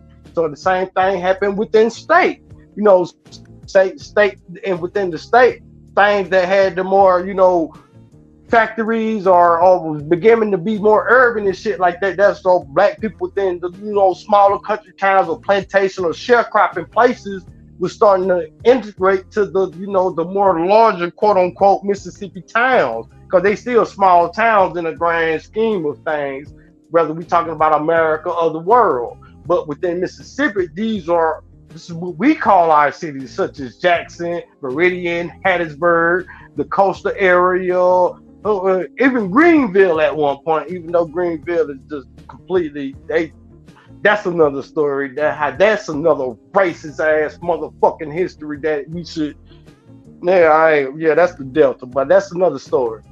But yeah, so in the Jackson shit though, that shit started in the fucking 60s when, mostly, black people was already integrated and moving into, more urban and populated areas, throughout the South or, Midwest or East Coast, West Coast, Northwest. And so when we started moving, out of these little country towns and farm areas or plantation or sharecropping places, like these crackers was already, like once they started and recognizing that we're populating, quote unquote, that's what they came up with the urban and all that old stupid shit. Started, populating quote unquote urban areas and more like that, coming from these little small, just migrating, in our own fucking country that we laid out, not running them nowhere else, not going nowhere else because we didn't have nowhere else. Like, where the fuck else we gonna go? And then we so fucking terrorized by these goddamn crackers and what the fuck they do. And I'm pretty sure during that time, them niggas scared to go in the goddamn way else. Them niggas probably like, hell nah, these motherfucking crackers is this bad. I can imagine what a Mexican or a Canadian or any motherfucking body else gonna do to me. You know what I'm saying? Not having, not a lot of them coming from being illiterate, not being read, being read where they coming from word of mouth, rumor society, word of mouth society. You know what I'm saying? And that's plantation society. I understand that. You know what I'm saying? That's why, man, you can't blame my people for a motherfucking thing we don't know. But motherfuckers intentionally, motherfuckers left us ignorant, and we had to build our own common sense off of in a land in which we didn't know. Off in a society, in a system in which we don't know, and we still built off fucking the greatest common sense you'll ever fucking run across in this world. That's why that nigga Obama was using common sense. All in his shit. Cause nigga, all them books you don't motherfucking read, all that college shit you don't read, all that CIA sabotage shit your Kenya fucking pussy ass pappy did to his own motherfucking people, still don't put you past our motherfucking plantation common sense, nigga. That's why you were using Michelle grandmama, nigga. Come on, man, come on, I speak on that shit. Nigga, I'm from this shit. I'm from this shit. My people are from this, man. Fuck them motherfuckers. Man, they using my people instead of my fucking people. Political capital, political fucking culture, and they doing all this shit for the other motherfuckers, and we still don't get shit. You motherfucking right on, man. No. And they started, man, no. Hell no. No. Nigga, I live this shit. Nigga, I come up through this shit. Like I said, my mother was a Gen X who just passed this year, and I ain't never letting that shit go, that she ain't cash her reparation check when I seen her struggle my whole fucking life with me and my two siblings. And they using her plight as a fucking single mother for this feminist shit, for this white bitch white supremacy shit. Her part as a single mother. Because I understand the man that she motherfucking had children with and the shit that they was going through as men. Bitch, fuck this motherfucking goddamn Democratic, Republican Party. Nigga, I'm a gender nigga. If you ain't talking about giving me and mine what the fuck we want, then get out of our face. There ain't no talking to me. Don't talk to me. Because this is what I want. And you need me to get where the fuck you want to go. You know that, don't you? And you know I understand that. So don't come talking to me about no motherfucking joy, no motherfucking hope, no none of that shit. Cause we need money. We need resources. We need opportunities. And we need a motherfucking mindset for this whole fucking country to stop looking at us like we fucking wrong for getting what the fuck we deserve. And fucking demanding that shit. Man, nigga, my own people look like we wrong for demanding what the fuck is on for us. They'll go to jump off of, well, you know, we need Medicare to know shit. You know, the Medicare system was created, the way it is was created to lock our black asses out. Go look up the history of the Medicare system of America and why it is. It is the way it is because they want the slaves to fucking get took care of by doctors. So no, fuck you and your free Medicare for all. Fuck you and your student loan free forgiveness for all. When I know the standard history when it comes to this HBCU shit, bitch, no, give me my money. Give me my money or we scrapping. Nigga, we gonna run it fade every goddamn day, win, lose, or draw. I don't give a fuck. You can knock me out, nigga. I'll wake up. Nigga, you don't kill me. And I got people who gonna come back for me if you kill me. Nigga, you don't knock fuck kill me, nigga. We gonna run this fade. Nigga, I roll up like that. Nigga, run up, nigga, run that shit every day. Win, lose, or draw. Hadouken! Political shit. They owe us money, cuz. Like, get that money. Like, that's what politics is about. Follow the money. It's about money and resources. They print money, not us. Not no other demographic. Not no everybody who fighting for policies and all the shit that they giving to. They don't print money either, but they giving it to them. So, hey, we finna press shit. The whole motherfucking, from this point on, it should be the press shit. Let's press shit. And us as black people, knowing we run culture, knowing we have the finger on culture, and we don't want to press shit, not knowing, oh, y'all, nigga, we all tripping. Nigga, where I'm from, niggas gonna press it, and I'm gonna press it. I'm a presser. Nigga, I've been pressed. I press shit back. Nigga, let's press shit. Let's get this money. Hell no. Government, nigga, they print that money. Nigga, you seen what they did for Israel? You seen what they did for these Ukrainian ass motherfuckers, Ukraine and Russia. Nigga, Russia, really, I ain't even on disagree with Russia, cause Russia right on that shit. Russia, I do the same shit. Russia, I do the same shit to be real with that shit. Wait, 1 second, Pookie. $14 billion is what they plan to give these motherfuckers in totality. And they already sent over 3.5, I think it was, out of the 14 billion that they promised them. It's insane. Nigga, that ain't shit. They talking about ceasefire. They talking about a ceasefire, kick rocks. They full of shit. All the motherfuckers who talk that shit is full of shit. And again, that's bipartisan. That ain't something that's exclusive to the Biden administration. If Trump and them win, it's gonna be the same $14 million getting sent the fuck over. So yeah. Oh, and that's why I'm glad you said that, cause I forgot all of it. That just made me think about the whole reason why I'm mad at the pro-Palestine ass motherfucker. You mad at the Israel motherfuckers for getting they 14, 15, 16 billion dollars. But bitch, what the fuck is you complaining about all this trillions in foreign aid for no goddamn reason? Trillions in foreign aid for them to establish their military bases, their imperialism and their colonialism. If you so against all that shit, then shouldn't you be against foreign aid to all these other countries around the world? Cause that's the only reason why they break them off that chain. That's the same shit with Israel. This, to me, the shit that they breaking off to Israel ain't nothing but foreign aid, cuz. Like, be real about it. Foreign aid, cause think about it. Everybody that get foreign aid got lobbying groups in Washington, cuz that's there to get them that foreign aid year to year. I don't give a fuck what country they from, what continent they from. They got lobbying groups or what nationality or race they claim. They got lobbying groups in Washington to lobby for their shit every goddamn motherfucking year. And it ain't on my people behalf.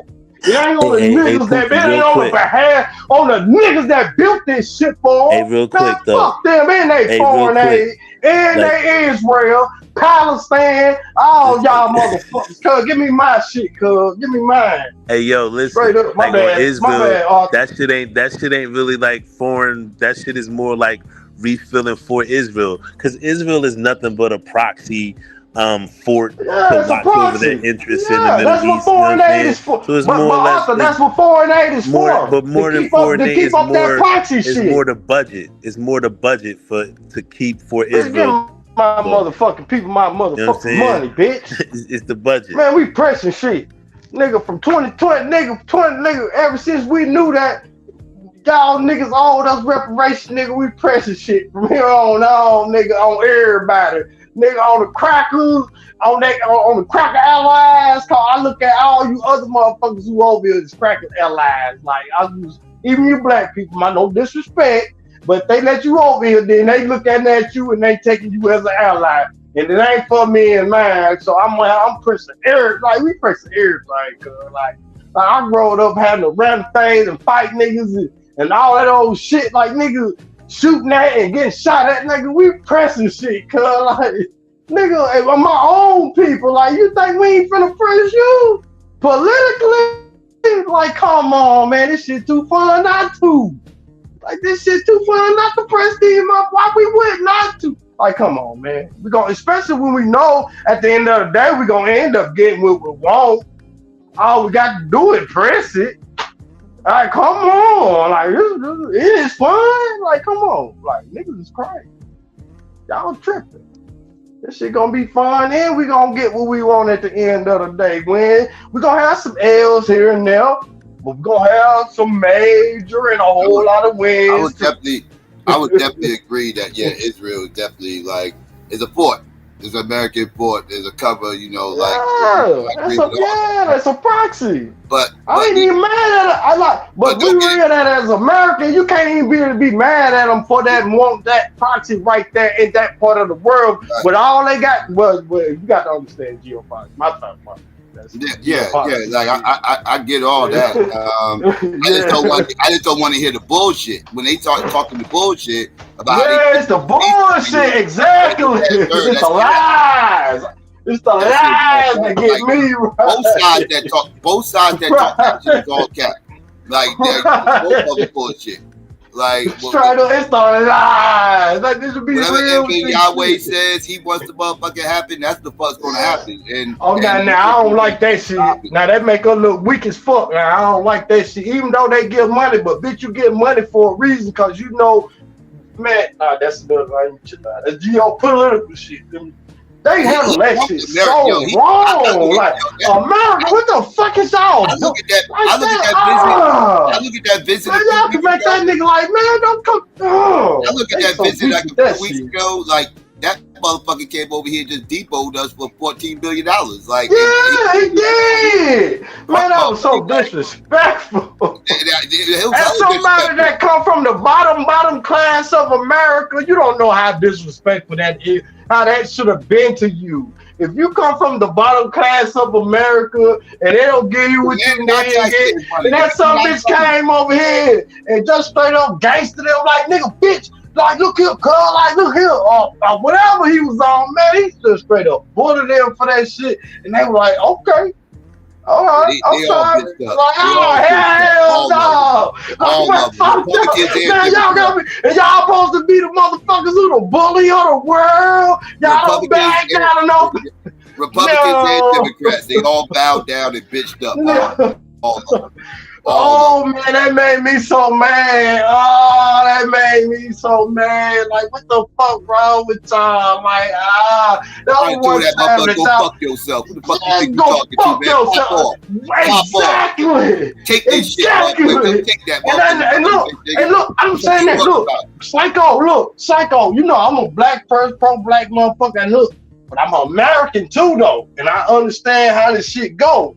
And I'm saying that as somebody who probably wouldn't even broke you off eventually. But the way you came and the way you came, like, man, nigga, you got me fucked up. You're not gonna come over here and talk to me like that over in front of mine. Matter of fact, I'm gonna withhold this shit. I'm gonna let the Hamas get a motherfucking foot up on your ass. I'm gonna let the Lebanese get a foot up on your bitch ass. Nigga, I already know that you assassinated this motherfucking Iran goddamn leader, and they plotting on your bitch ass, and I'm gonna let them motherfucking get a foot up on you. Bitch, don't come at me like that. Yeah, I may need you as a proxy over there in the Middle East. No shit, motherfucker. But you must forgot who's on top of the world. Them motherfuckers, I can still wipe everything out over there when I get ready to, bitch. You know what I'm saying? You know that, including you. So don't you come over here talking to me in front of my citizens like this, knowing that we all have an internal beef over this shit. You got black that was just disrespectful. You got 10 times, like, well, nigga, you what? And you got black fuck people. You, I'm gonna let Hamas get some up on them.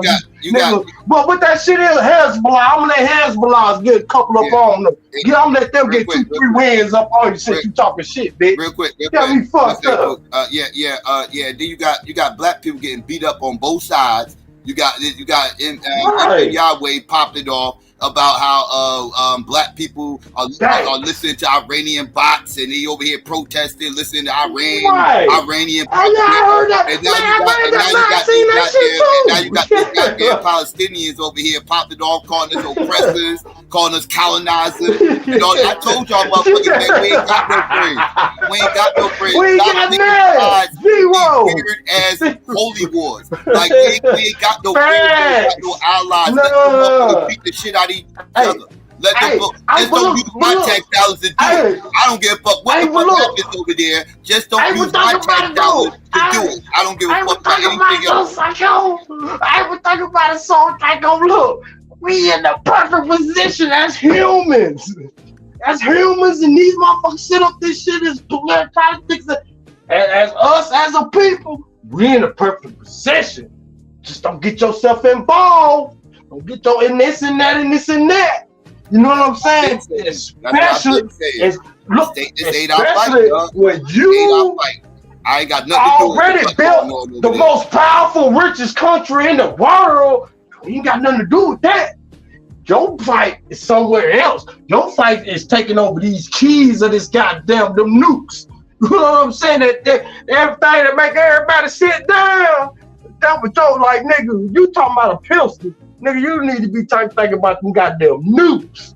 Nigga, to make everything sit down, nigga, that's when you get something in the world. Like, nigga, other than that, we in a perfect place. But we don't understand it because we too busy fighting for these bitches who was motherfucking part of the slave trade. You don't sit your weak ass down talking about a motherfucker fighting for a Palestinian, free Palestine. Nigga, free these nuts in your motherfucking mouth. And pause for my, all my niggas say pause and shit. So pause. Man, they don't set they motherfucking shit up. You know what I'm saying? Hey, man, these niggas tripping. Yeah, these niggas tripping. Talking about some free Palestine. Man, fuck Palestine. What up? Out of here. What up, my nigga? What up with it, Molly? I see Poop. Hey, my nigga. Poop turned all the way up to the top. Peace, Black Power. Black Power, man. Cause you know I be missing y'all niggas and shit, and man, I just want to say, man, it's true, and I hope it's not true, man. R.I.P. to RBI, man. That's definitely gonna be missed around this. Then I get on this shit. I gotta hear this. This time it's actually true, yeah. From what I'm man. I remember running across that dude back when Obama campaign ended, when Hillary, well, not when it ended, but when Hillary and Donald Trump was going at each other. I remember him, man. He had no subscribers, but he used to know how to keep the mic rolling, man. But y'all, I gotta go. Like, I'll never forget the first one Hey, Psycho, I gotta go. I gotta go, Psycho. But yeah, I've really been putting shit off and shit like that. But I gotta go, y'all. It's been good chopping it up. I appreciate all right, y'all. Pook, no doubt, man. Man, I appreciate hey, man, I appreciate you too, Arthur. Shout out to you, Skinny Boy, Marley, yo crazy. The draft of the week is some change too. YouTube. Nigga, The draft of the week is some change. On you. You heard me? In the week, nigga, I thought it was gonna be on my birthday. It's on the second. Nigga, that's my birthday. Yeah. It's gonna be on a Monday, so it's a little bit over a week. I be having so much to go. Yeah, that's right. Yeah, that's my birthday, cuz. Like, you know, your birthday, man, your birthday, your birthday a month apart. I don't know, nigga, don't forget that shit. Don't forget that shit, nigga. Like, if I'm on September 2nd, you October the 2nd. Nigga, how the fuck you forget that shit and we home? Yeah, like, that's fucked up, man. God damn. My memory is shit, man. I understand. But all right, y'all, man, I appreciate that shit, man. Shout out to you, Lou. Shout out to you, Molly. Shout out to you, Psycho. I'm out of y'all. Second, you say right? Yeah, I'm like that shit. Arthur, shout out to you too, my nigga. Rest in peace, RBR, man, for real, man. We're gonna have to do something for RBR because that was. I looked at RBR as somebody that I'll try to put something together that I respect. You ain't gotta be a nigga that I agree with. If you for black, like I've always looked at RBR as somebody that was for black people, and man, I'm gonna always love that and respect that in any black person. And whether I agree with your method in your black personness or not, you know what I'm saying? I'm still, you know what I'm saying? We got to do something for RBR. Shout out to RBR, and you know what I'm saying? He gonna truly fucking nigga. That was my guy too, for real. Yeah. I'm gonna holler at y'all, man. No doubt, Pook. I'll talk to you later. All right. All right. All right. Yeah. Hold up. RBR died? Yeah, last night. Oh, we hearing, dog. What? Yeah. Is it like for real this time? No, I don't want to say it like that. This time, yeah. Because people been saying that shit for like the last month. You just keep getting random RIP RBRs. I don't know, like people have been saying that shit for the longest. But this time I think it's real. I believe it's real this time. Man, it's unfortunate, yeah. I was with my bad son in here cleaning and fixing shit, just listening. Like, nah, that damn son. Yeah. That's what I'm hearing. I'm hearing he passed away last night. I know he was doing bad. Remember last time he was on the panel, he sounded real bad, like he's over your shit. He sounded real bad then. He was on my shit last week, still sounding bad and shit. And he didn't sound like he was home. It sounded like he could have been in the hospital. Come to find out, he was in the hospital when he was hitting the panel. Yeah, he was over by Q a couple days ago. Are you serious? One morning. Yeah. Damn. Yeah, that's bad. That fucked my vibe up, huh? Yeah. Damn. Yeah. That was my crazy online uncle. He gone. He definitely was your uncle. Yeah, my brother gone, man. Can't believe that shit, man. Yo, son, that just fucked my vibe up, son. Yeah, man. Yeah. Yeah, it's sad. Anybody got connections to his family or anything like that? I don't.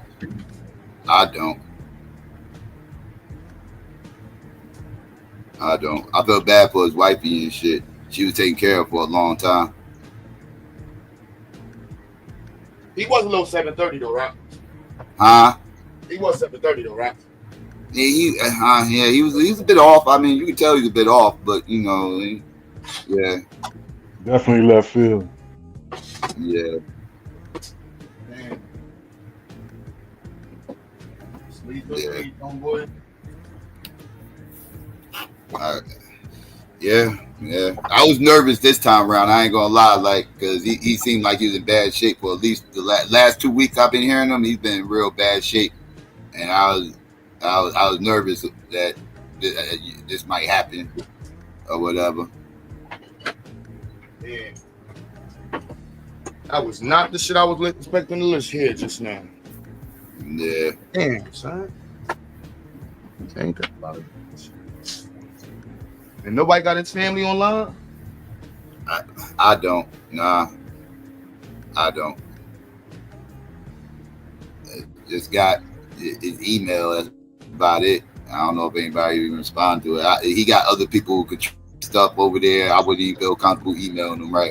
Emailing to see if I can, you know what I mean? Like, Yeah, I think with once if Cyber rock on the station, I think the channel. I mean, I think he'll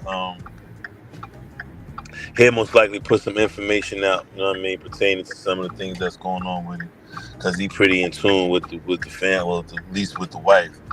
So I'm sure he'll once it's more definitive information, he'll put something out, I guess. Yeah. I feel bad, man. Like, yeah. That's why I'm kind of, is that the only way? I mean, that's the only way you found out through Cyber, Arthur? Nah, it was a lot of people there. Somebody else told me. Somebody else told me.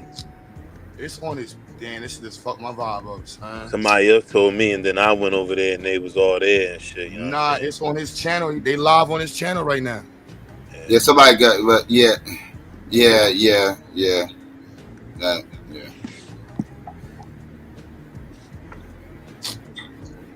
Man, I got a tear in my head. I ain't gonna lie. I'm about to drop a tear for homeboy, son. That's fucked up, man. He's definitely one of a kind, bro. This is gonna be a little missed. Like you too, boy.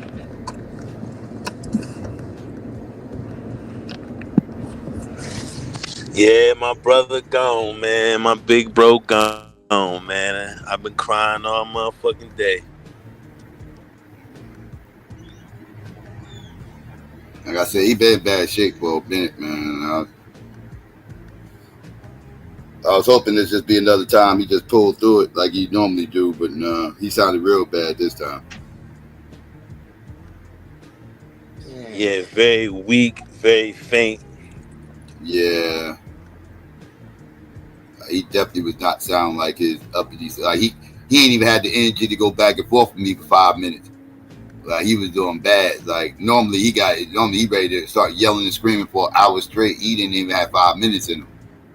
Like he was, so you could tell his energy was down.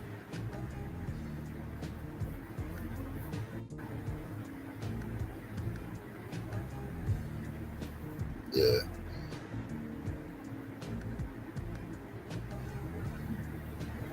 Yeah, that's messed up. Yeah, that's. Oh man, rest in peace, Darren. Rest in peace, big dog. Golly. I'm the first time I ran into that motherfucker. He found me. That motherfucker popped up over here. Found me on Taz and Knowledge channel. That's where he found me at. Yeah. Well, at least that's where he saw me at. And then he followed me over here. He got mad because he got blocked from over there. And then he came over here crying and he was blocked over there. I'm like, why you over here crying about you being blocked over there? And then he just, I don't know what happened. It was a game night too. It had to be a game night because I had a panel full of people, and that was the only time I really did panels at that time. And he came up. He was in the chat going crazy. I think we mentioned something about Obama not being black. I think that's what he was talking. I think that was the topic because ever since he heard me say that, he that motherfucker been giving me shit about that since the first time he heard me. That was the first time he heard me say it. Hey, yo. Obama wasn't black. You know what's crazy? The first time I ever heard RBR was on your channel. Yeah. That's crazy. Like, real talk, the first time I ever heard him was on your channel. That was the first, because I had found you through Tommy Sotomayor. Like, you was one of his critics, and I hated that motherfucker. Mm-hmm. And word is bond, I heard RBR on your shit one day. I was like, damn, who Neff? And then, that's when I started going over there and all that shit. And it was history from there. Real talk. The first time I ever heard him was on your shit. Mm-hmm. Hey, Psycho, how you gonna feel not having your name in the title once a week? Yeah, I had to break the record as far as names in this fucking title. That I saw motherfucker some love of putting my name, everybody name in their tagging title. me in every fucking thing too. I just get tagged about 4 times a week. Yeah, he Yeah, put he his put favorite alley cats on all his posts, nigga. you can put anybody name in the title, dog. You can put Jackie Robinson name in the title. It don't matter. And And I'll I click know how on to and spell he'll it. do that shit. I'll click on it and the stream ain't got shit to do with me. Right. He's talking We're about talking something else. about motherfucking Google checks and Nazis and shit. Like, well, again, he ain't talking about me. Yeah, Nazi. You know, I'm the black supremacist, white supremacist, blackface. You know, he threw me all in the same bag and shit. Everybody was a Nazi. That motherfucker was crazy.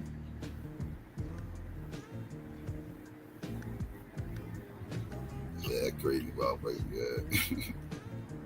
Yeah, y'all was crazy, yo. He could have been on one of them networks for the DNC. For real. Like they would have never had. RBR They wouldn't have never. RBR would have been talking about 4 billion years of African civilization. Yeah, he had one of their greatest allies. That's when they get the highest ratings and shit. Oh yeah, oh man, he'd have been the most talked about motherfucker in the DNC though. That's for goddamn sure. About who the hell is this motherfucker? And where they get this motherfucker, bro? He gets called like white people the dumbest people on the planet. He said we all a bunch of neo-Nazis. He'd be like Nick Wright. You know how Nick Wright is? That's how he'll be, one of them type. Shannon Sharp or something. RBR, man, like they I think they missed out, man. Like he could have, you know what I'm saying? On the Hollywood side. Yeah, that motherfucker got quotables for days though. That's for damn Quotables. Sure. He got quotables for days. And like when he leave posts, every time he leave a post, he got that signature like it was a real reporter. Oh you know yeah, he always had RB on the end of every goddamn post. Right. Even in the chat room. He a whole motherfucker. Yeah, he got a whole stick he went through, like a whole playbook. Like I said, he got quotables for days. 50 toes down too. Yeah, man.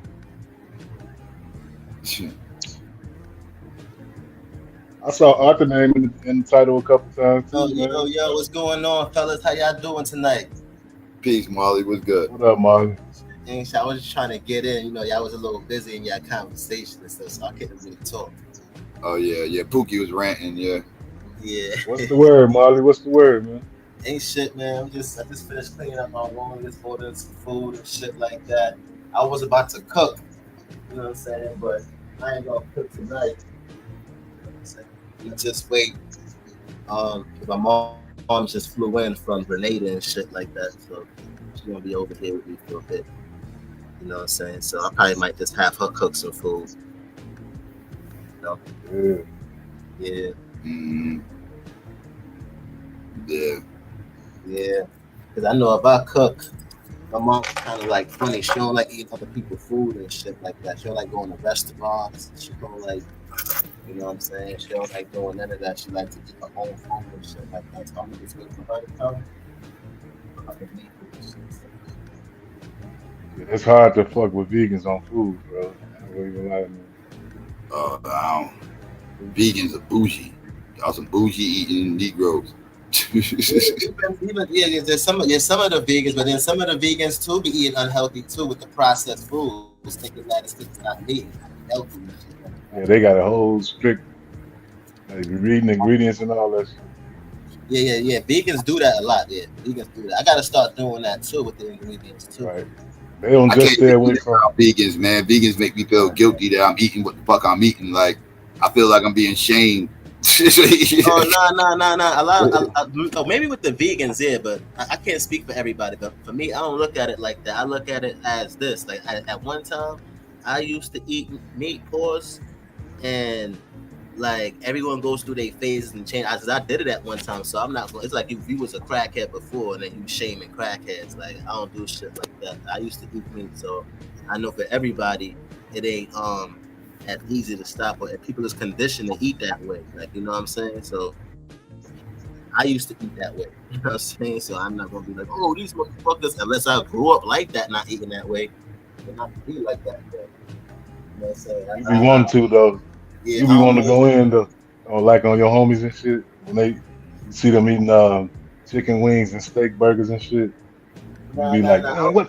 Nah, I don't do shit like that. I don't be like, yo, like, nah, I don't do because them motherfuckers, like, even when I go to like barbecues and shit, I make sure I eat before I go to the barbecue or before I go to the event or something like that. So, you know what I'm saying? I don't think you would do it. I'm just asking. That like, gotta be awkward as hell to be a vegan at a barbecue. That gotta be awkward as shit. Now you just go, you know, because remember, other people be having events, like sometimes be a Juneteenth, and niggas invite you, not gonna be like, yo, I ain't going. So you're gonna go for either the drinks or the smoke weed, or maybe snack on some chips and shit that they might have there, or some baked mac and cheese, or whatever the case is.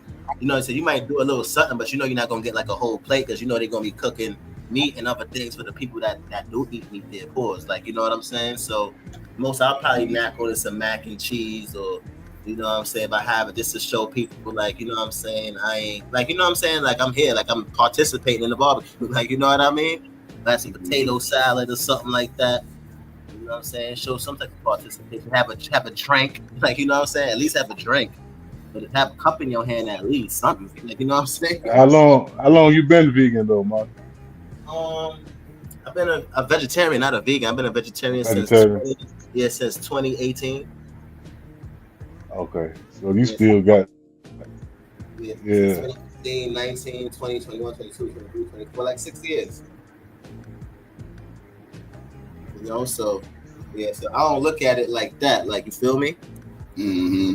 Yeah, I like to still go to events because I used to tell my girl, because she became vegetarian too. I used to be like, yo, we gotta eat before we go to these places. You know what I'm saying? Because they're gonna be having their own food. You can't expect people to be fixing their food for, you know what I'm saying, around us and shit like that, because we vegetarians and shit, most of the people is not like that. So we're not gonna be like, yeah, we're not going to the event because we vegetarians or we don't eat no meat. Like, we're gonna still show up, we're gonna find something, drinks. You know what I'm saying? Niggas gonna have a weed there, like, you know what I'm saying? Something. Yeah, something to participate. Yeah, this ain't gonna be like, yo, we ain't showing up. You gotta compromise, bro. You know what I'm saying? You gotta compromise. You gotta know how to do shit. Yeah, I don't know, man. If motherfuckers had a fish fry at church, I'm not sure if I'm gonna be going chilling in the church just to eat the fish fry. I mean, just go listen to the listen to the hymns and stuff just to eat fish. Like, I don't know. Nah, I feel you though. I feel you on that. I feel you.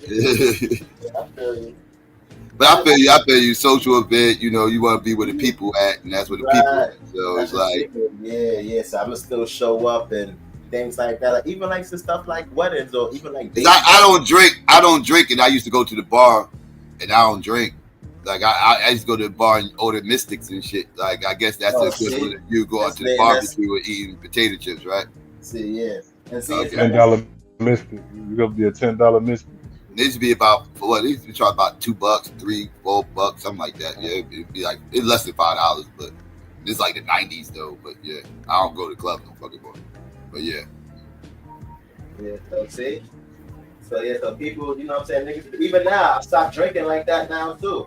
But even now, like, I wouldn't go out and be like, yo, I'm not having no drink. You know what I'm saying? I'll go out and I'll live myself. I say, you know what? I don't want to look like I'm being like not having fun or something like that. So I would either get like probably like 2 glasses on wine or maybe like some Tito's or some cranberry juice or something. Probably like most likely I have like probably like 3 drinks. So probably like 2 glasses of wine. Or I might start it off with, and I might end it off with a Tito's, or I might start it off with Tito's and end it off with 2 glasses. And that's it. You know, and then I have my little weed there. I'm smoking my weed and shit like that. I'm good. Yeah.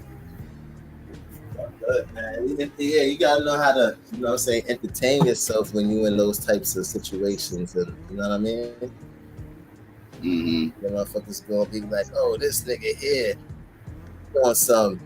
You know what I'm saying? So I try to make it. I try to meet people halfway there. Yeah. try to meet I people get it. halfway so that they wouldn't feel like, you know what I'm saying, like they left out. Yeah, I get it. I get it.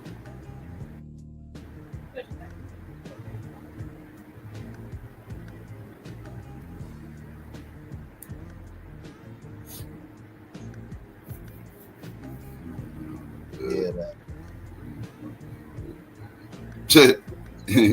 They said vegan is one step away from being Aboriginal. You got one foot in the door, Molly. Now I heard the apples be eating humans and shit like that. They cannibals. They are. They are. They be Vegans yamming. is more. Yeah, that's I was part gonna of say. I think that's some part of Native Americans' culture is cannibalism. That's some like the ones in Yeah, the South. sacrifice. They definitely was in the sacrifice, like the Aztecs and all them motherfuckers. They was sacrificing the shit out of motherfuckers. Mm-hmm. Right there, they go right up to their motherfucking they go right up to their motherfucking spot of worship and shit and sacrifice a motherfucker to a god named Talik. Talik is the god's name that they used to sacrifice to. And I don't think that there's any cannibal. Is there any? I don't know. I'm not sure. Is there any cannibal tribes in Africa? I don't know if there is. I know of a couple. A couple of cannibals. A couple of cannibal tribes in Africa. Yeah, I know at least two. But yeah, it was commonplace over here though. It was commonplace. Psycho. Yeah. Psycho. Ain't vegans more like Moors? With all that reading ingredients and shit like that. You know how Moors be trying to read all the laws. They more like the Moors. What I see. No, Moors. I don't know. Do Moors have dietary laws? I don't think the Moors have any dietary. I mean, I know they don't eat. They Muslims, so they don't eat pork. Yeah, they don't eat pork because they Muslims. So, but outside of that, yeah, I don't. I ain't talking about like they eat shellfish either. I ain't talking about like the way that they actually eat. I'm just talking about the way that they go about their pseudo. I mean, not to say that veganism is some pseudo shit. Oh, you said I'm just saying like how they go about it, like reading all the ingredients on shit. Oh, like paranoid. Okay. Like analyzing the way they analyze everything. Yeah, exactly. Yeah, I feel you there. Yeah. Yo, Psycho. Yeah. What was that term that you used the other night, right? When I was describing the people who try to create gray areas and speculate gray areas about things that they didn't even themselves experience, but they trying to create those gray areas to validate their point. What is that called? Oh, you talk post hoc fallacy? Post hoc fallacy when they try to when they draw up false conclusions. Yeah, hold on. Let me Google that because I want to understand that terminology for later on. This it's called post hoc. Yeah, HOC. Yeah. Fallacy. Yeah. Okay. I need to understand. So what you said they try to do what now? What is it they do? Oh, they pretty much drawing up false conclusions. Like old boy the other night with the FBA motherfucker, he was talking about this is this, so that means this must be that, and that's not the case all the time. Like they drawing up a false premise based off of faulty logic, right? Like they're saying that in this happened, so that means that why happened. Okay, I'm trying to think of a good example. I try to think of a good example. I usually have better examples on top of my head with these fallacies. But it's like, okay, like I said, like they'll draw up like, okay, it rained today and it rained yesterday, so that means tomorrow it's going to be sunny because it ain't going to rain 3 days in a row. But that's not the case. They draw the false conclusion that it absolutely can rain tomorrow. Right, like, but that's kind of what he was like. The FBA dude was trying to say, like, he was trying to do this, but that's stupid shit, right? He was trying to. When I asked him to break down how this was how we ethnic stateless demographic, he kept going to what is a stateless mean, right? He wanted to break down what stateless means. Then he wanted to talk about how many people we are. What's the number of people we are compared to these other groups of people that are labeled ethnic stateless demographic, but he never proved that we was an ethnic stateless demographic. He was drawing up false conclusions, like based off of faulty premises. Google post hoc examples, and you'll probably get a better understanding. Put in examples after post hoc fallacy. Yeah. But that's what I was trying to say the other day about the dude who was trying to speculate about the gray areas, just to try to validate their perspective, validate their point of view, because they don't have any proof to validate their perspective. So now they try to create these gray areas or whatever. Because that's why when they answer, like I'll ask them a question, and when I ask them a question, they'll say, "All right, well, let me ask you this." Right, and they'll start asking me a question. Right, they answer my question with a question as a way to try to lead me into saying something. And once I come to whatever conclusion that they're asking me about, i.e., that proves their initial point. But no, you asking me like, no, what you just asked me, no, like that's why I don't play around when people answer my question with a question, because I know that you're trying to lead me somewhere and you're not actually answering my question. You're trying to lead me somewhere else and to draw another conclusion for something else, i.e., your initial premise must be right. No, what the hell? No. That's why you can't let them just lead you down rabbit holes, because they about to commit a fallacy on you. Never answer a question. Never allow motherfuckers to answer a question with a question, basically. Right. Yeah. Right. The second a motherfucker say he about to answer a question, the second you expect the motherfucker to answer, let me ask you a question, or let me ask you this, or answer this, or what? No, stop them right there. Stop them right there, because that's not answering your question. All they try to do is commit a fallacy, do some smoke and mirrors with you. They trying to lead you down a double path for one or two reasons: either to do a red herring, which is to deflect you away from the initial question, so you can get distracted, and they act like they answered it when they didn't, or they're going to lead you. They're either going to hit you with a red herring and deflect away from the initial premise by asking you this question to get you completely away from what you initially asked. And later they're going to act like they answered your question when actually they didn't. They made you deflect to talk about something completely different, and you forgot about the initial question.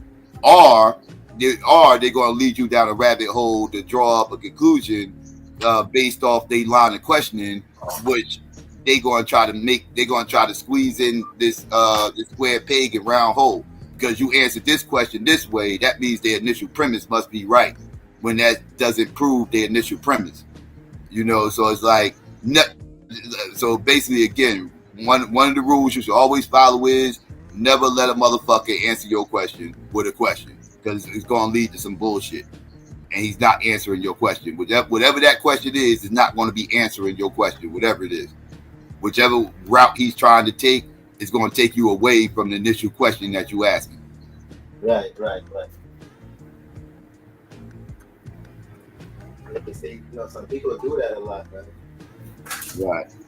They try to create those gray areas as to try to invalidate your perspective.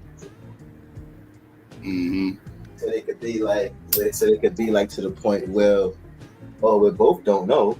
We don't know, like, you know what I'm saying, like that. They try to make it neutral. Oh, that's plausible deniability. That's annoying, and that's all pseudos practice that. Mm-hmm. Well, you wasn't there. Mm-hmm. Well, how do you know? Yeah. Where you get your information from? What color is the person you get your information from? That once a motherfucker start doing that, you got him. You got him. Second, they start talking that white man shit, you got him. Because what are we talking about here? All this information we talking about is white information. If you want to get technical, the white man got his hands on all this information we be talking about. So that includes the pseudos. So what's your point? Like, it gets stupid when people start talking that dumb shit. Their point is to try to say you indoctrinated and shit. Right, exactly. By the white man. Right, exactly. Not even knowing that they talking points come from the white man too. Exactly. That's what annoys me even more. Like, y'all act like y'all sitting up here talking some black shit, and then they'll give me some black scholar. Okay, where'd that black scholar get his information from? Oh, okay, well, let's go look then, since you don't know. Because I know where he got his information from. Then when you show where he got his information from, and you see a whole fucking cracker, then the motherfuckers lose their shit. and say you disrespecting the elders and all this other stupid shit. Everything else, it's so fucking annoying.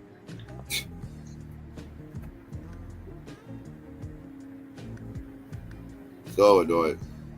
So that's why I don't even entertain that whole white man. This and white motherfuckers beat that talking point to death. So you said that's called plausible. You said that's called plausible deniability. Oh yes, yeah. Plausible deniability is when they just get to just say, well, like you wasn't there, or none of us was there, none of us was alive back then. How do you know it wasn't this? How do you know it wasn't that? Just start saying start hitting you with the what ifs, right? Or it could be this, or it could have been that. They ain't got no basis behind this outside of, well, it could have been this, and being that you wasn't there, you can't say it wasn't that. So, i.e., it was that. Because you can't say it wasn't. But you do know that the term plausible, like that dumb shit about the Mayflower. Motherfucker talking about, how you know the Mayflower was there? You wasn't there. The shit, they ain't got the shit. Proving shit is there. Blah, blah, blah, that plausible deniability BS. And then I say, well, I got documents. I can pull up the documents and everything else. I don't believe in no documents. We all know them documents can be lied about and all this other. Plausible deniability. You can just say it was fake. Yeah. Right? It's fake. I don't believe it. This, that, and third. They lying to us, right? All this shit, plausible deniability. Because now they trying to force you to prove that they not lying. Mm-hmm. You gotta prove that they say we're trying to shift the burden of proof onto you. Mm-hmm. Which is weird, but it's a tactic that they love to use. Like pseudos like to do. They like to swim around in the little gray areas and whatever that you talk about. They like to swim all around in that. And they, as long as they can keep you in that gray area, they can keep the pseudo going. But everything ain't a fucking gray area. Yeah. No, we're talking about objective facts. When you got objective facts, there is no fucking gray area. This is what the fuck happened. Mm-hmm. There ain't nothing gray about it. Like when they say they don't fuck with DNA, they fuck with genealogy. That's exactly what they try to do, Psycho. They be trying to do shit like that, bro. They be trying to be on some shit like, and I'm looking for the term. But if you notice the word plausible deniability, it has the word denial in it, and that's an ego defense mechanism. So you can tell right there they already lost when they did that already, because they already feel afraid. They already feel like, you know what I'm saying? They already have those feels. So that's why they come with those talking points, because they already know that they're losing. So now what they would do is, or that their perspective is being invalidated. So now what they would do is just try to create these gray areas and try to say, well, you wasn't there. You don't really know you were there. Correct. Mm-hmm. Which is very disingenuous. Yes. Very. Yes, but they all disingenuous, man. They not, like I said, none of them are about the truth, right? They all say they about truth. They all got truth in their names, and they all claim to be truth seekers, and it's all about truth. Wale was infamous for saying, "I'm about truth, not facts," which is the weirdest shit ever. How do you cannot separate truth from facts? You can't have truth without facts, and you can't have facts without truth. These things are synonymous with each other, practically. Right? Like you can't have one without the other. These things are married to each other. They're like symbiotes. You can't live without each other. You can't have facts without truth. You can't have truth without facts. Period. That's just what the fuck it is. Like the motherfuckers somehow want to separate truth from facts, so they can always say they speaking their truth bullshit. That's that I'm speaking my truth bullshit. Right? Like no, there's no fucking such thing as your truth. The fuck is your truth? Your truth ain't about shit. What the fuck you mean your truth? You mean your perspective. Your perspective ain't That's exactly what he should have said. He should have said. Right. Your perspective ain't the fucking truth. Ain't no such thing as your truth. It's the truth. It's the truth, and that's just that. There ain't no other truth. It's the truth. Not your truth, not my truth. It's the truth. Mm-hmm. That shit is all cap. That shit is mad. I hate when they do that shit, Psycho. And you know what else I hate? When we cooking these goddamn pseudos, I look over the goddamn chat and you see them little pseudo sympathizers in the chat talking some. People act like people can't have a difference of opinion. People act like they can't have their own opinions and everything else. And I say all the time, y'all can have your own opinions. You can't have your own facts. That shit annoys the shit out of me. When I'm talking about objective facts, showing you objective facts, and you want to sit up here and go in the chat and say, I'm not letting people have their opinion. I'm not talking about opinions. I'm not asking motherfuckers about their opinions. I'm asking motherfuckers about facts. If you want to talk about opinions, we're talking about something completely different. There are certain conversations that are opinion based, and then there are certain conversations that is objective. And these motherfuckers be wanting to make they subjective opinions objective facts, and that is cat. I'm not. That's just the same tactic, though. That's just the same tactic, though, Psycho. Like, try to get you off of that Religious point. people do the same thing too. Religious people do the same thing. Yeah. Oh, they the same community and shit. Mm-hmm.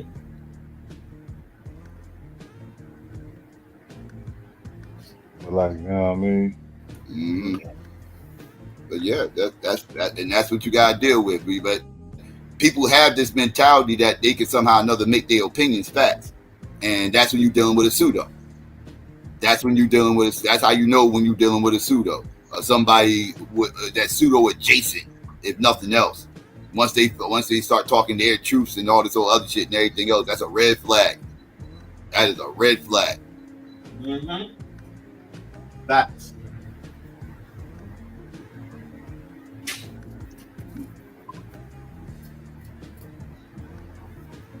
Yeah, don't get me started on these goddamn pseudos. These motherfuckers drive me motherfucking nuts. They start hitting me with the my truths and but I would say this though, in regards to truth and facts and shit like that. Like, because I know me and you had this discussion before one time or whatever the case is, and I had started looking it up after that discussion with you and shit like that. And I was trying to like get some examples and shit like that of what they was trying to convey of what makes it different between truth and facts. And this is how I understood it. I understood it in this sense. Like, if somebody asks you, like, yo, Psycho, do you think that Tracy McGrady is better than Kobe Bryant? And you'd be like, yeah. Yeah, you'd be like, yeah, I think he better.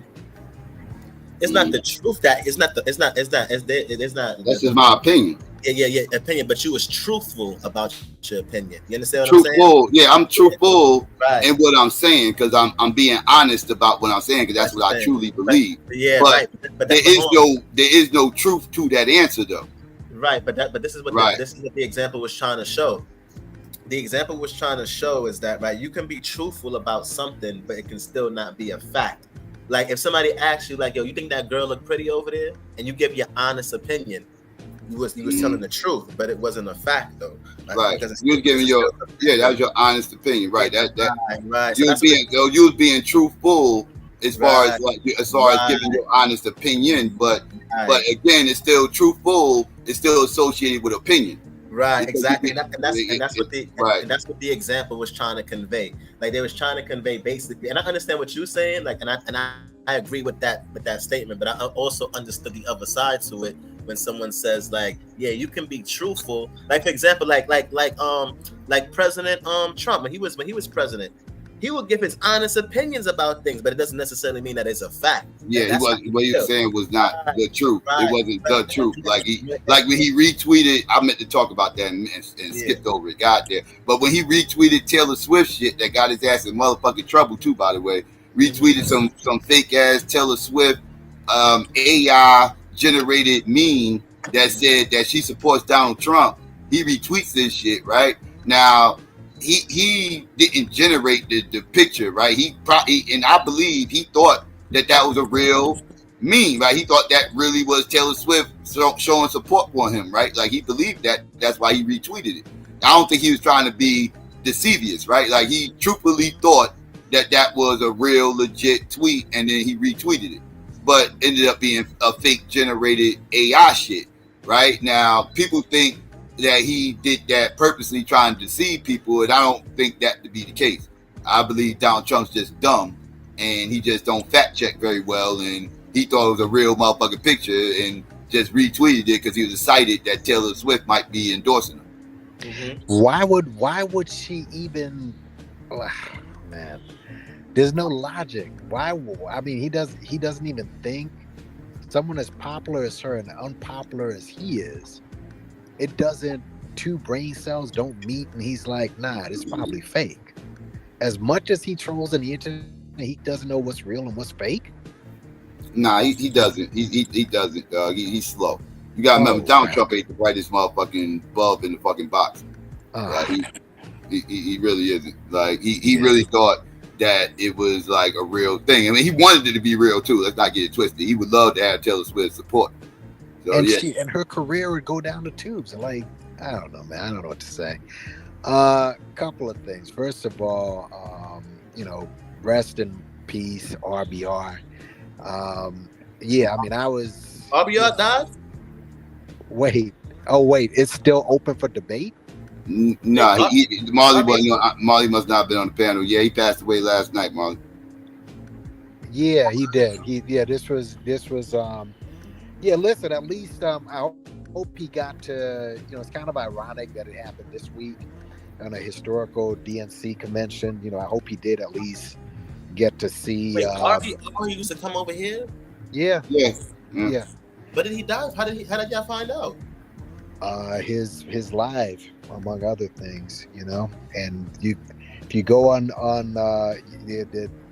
people figured out in his live. But yeah, I hope he did at least get a chance. This was a historical convention, for what it's worth. I mean, it was historic.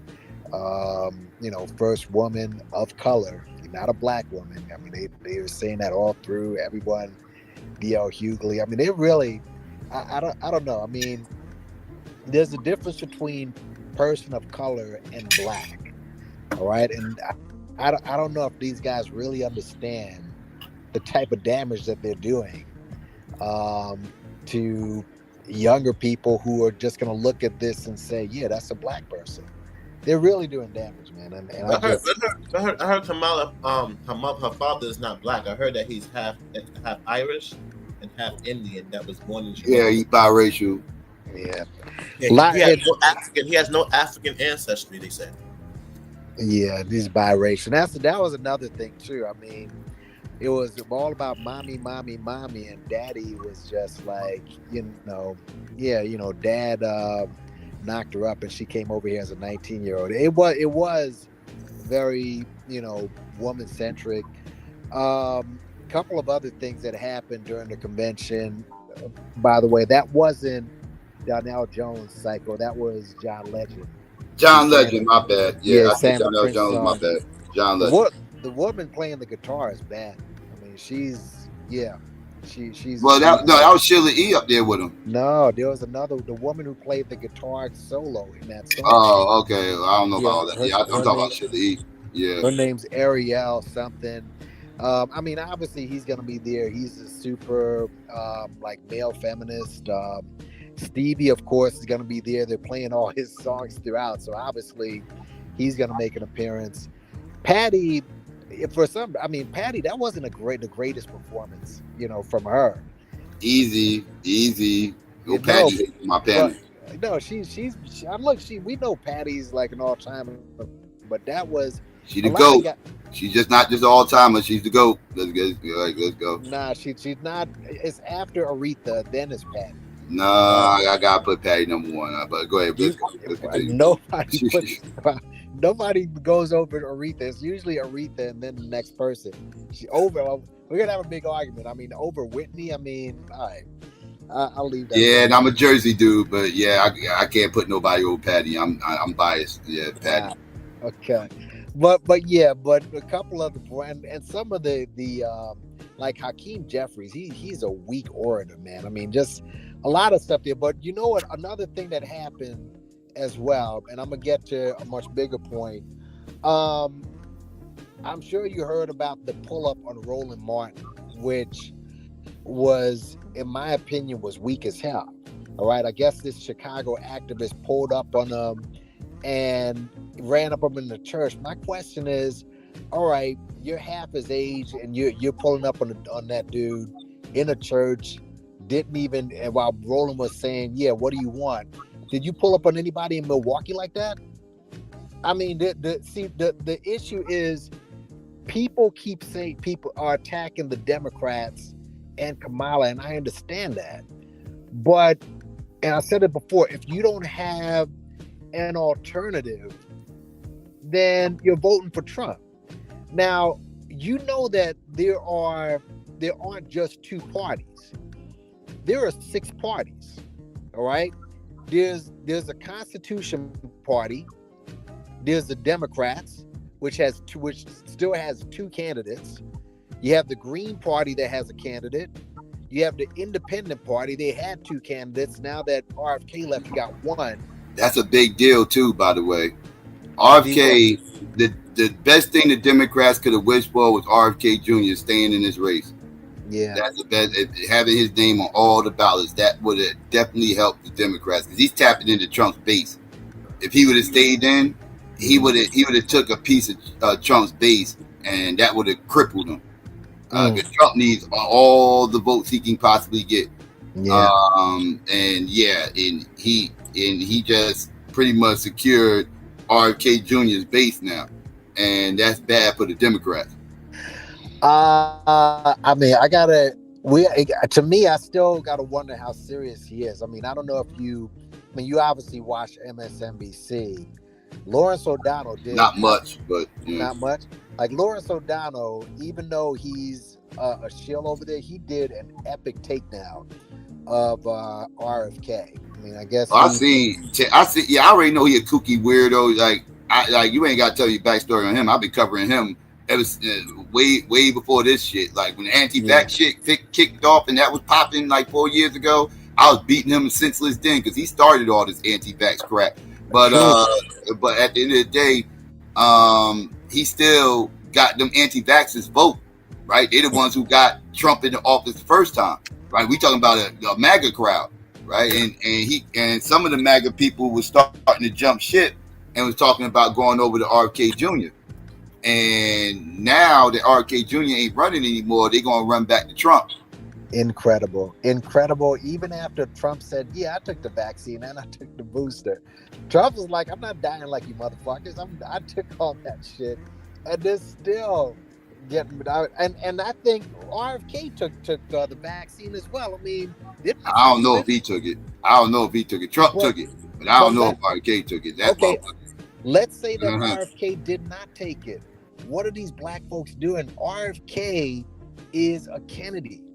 He has the access to move around and space himself out. He isn't affected like you're affected. I mean, it is crazy that you got all these black folks who linked up to dude, and now this man who you were giving all this props to. I seen him interview obviously Matt Hoffa, Tasha K, and everybody, and he runs to Trump. But my point was, you have RFK and well now it's wait up, you said Tasha K interviewed RFK Jr.? Yes.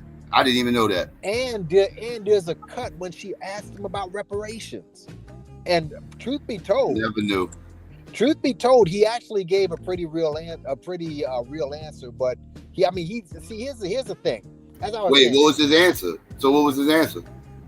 His answer was basically, yes, black people, they should get reparations, but you're not, because as soon as you get to Congress, then the Congress is not going to approve it. All right, but nobody talks about the fact that you eventually have to bring this before Congress and make a case. No one talks about that. Everybody talks about that. I know I do. Yvette doesn't. Tariq definitely doesn't. Yvette talks about it. Yvette does talk. I know Yvette talks about it. But don't talk about shit. Tariq's an idiot. I don't even talk about Tariq. He's not. But the process of it, you got to get before Congress, and he's like, nah, it's not gonna. But then again, if he's gonna be president, he's not gonna fight, and he's a Kennedy too. I mean, think of how much his family benefited from our suffering, right? But the point is, you got 6 parties, right? How is it that, like, let's say that black people, their major the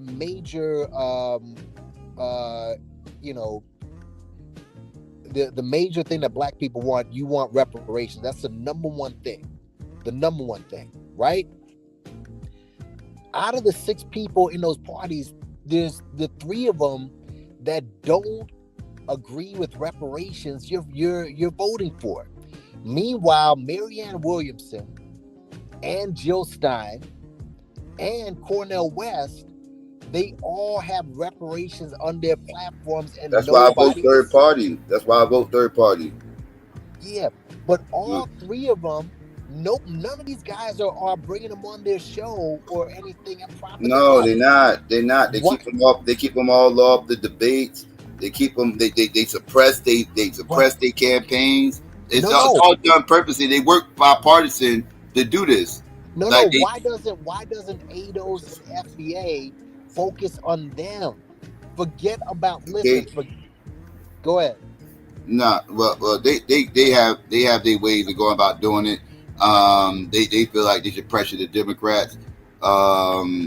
You know my opinion. I don't think we should go running to the Democrats right now. I think we should be consolidating our vote first, and then we can go to the Democrats and present our arguments and everything else. Once we consolidate our votes into a isolated party to show these motherfuckers that we not playing and we're ready to weaponize our shit.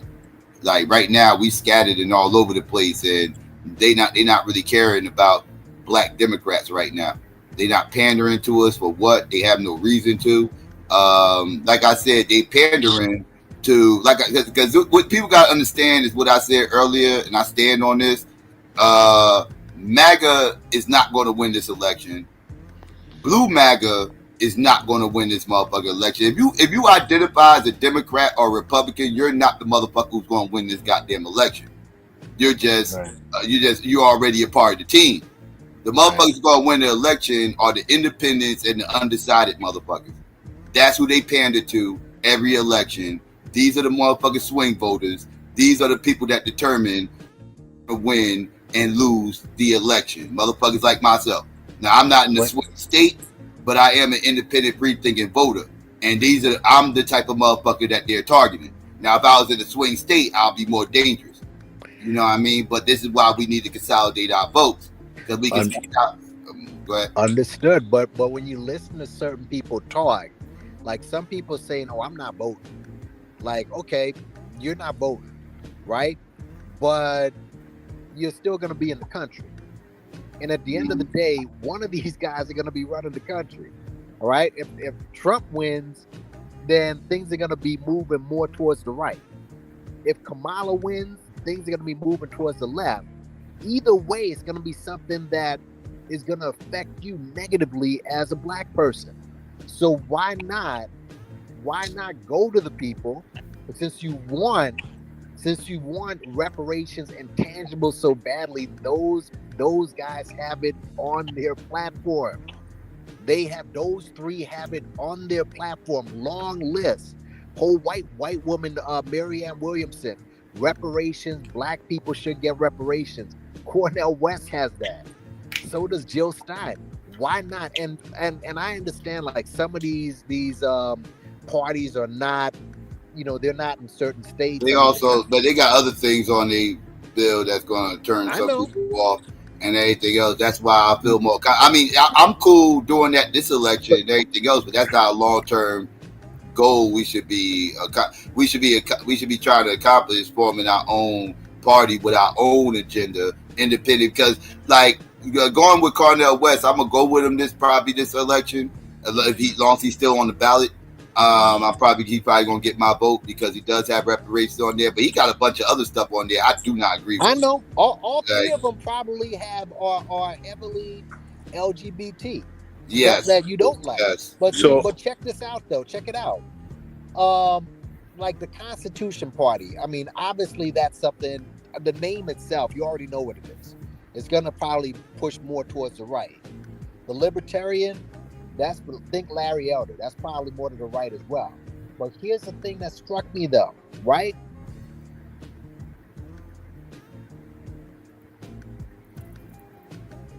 You there? Was started in 1992. What was started in 92? I missed it. Y'all hear me? I missed that. What started in 92? Hold on a second. Sorry. No, it might have been me. I don't know. The what started in Constitution 92? Party was started in 1992. Mm-hmm. That's recent. How is it that like there's no excuse not to put together a party? Now the guy I think was a reverend or something, but so like how many black churches are there? You can start your own party, and you don't want to do that. It's just, no. We don't want to do it in mass. It's like we need, especially in the social media era. We there's no excuses for it not to happen. But the Democratic Party, they think we need. You know how many people tell me my ideas are wacky and crazy and it'll never work because we'll never win an election. And when people say that, I already know they thinking very small, and they only thinking about the president, right? Because forming our own party ain't about winning the presidential election, at least not for me.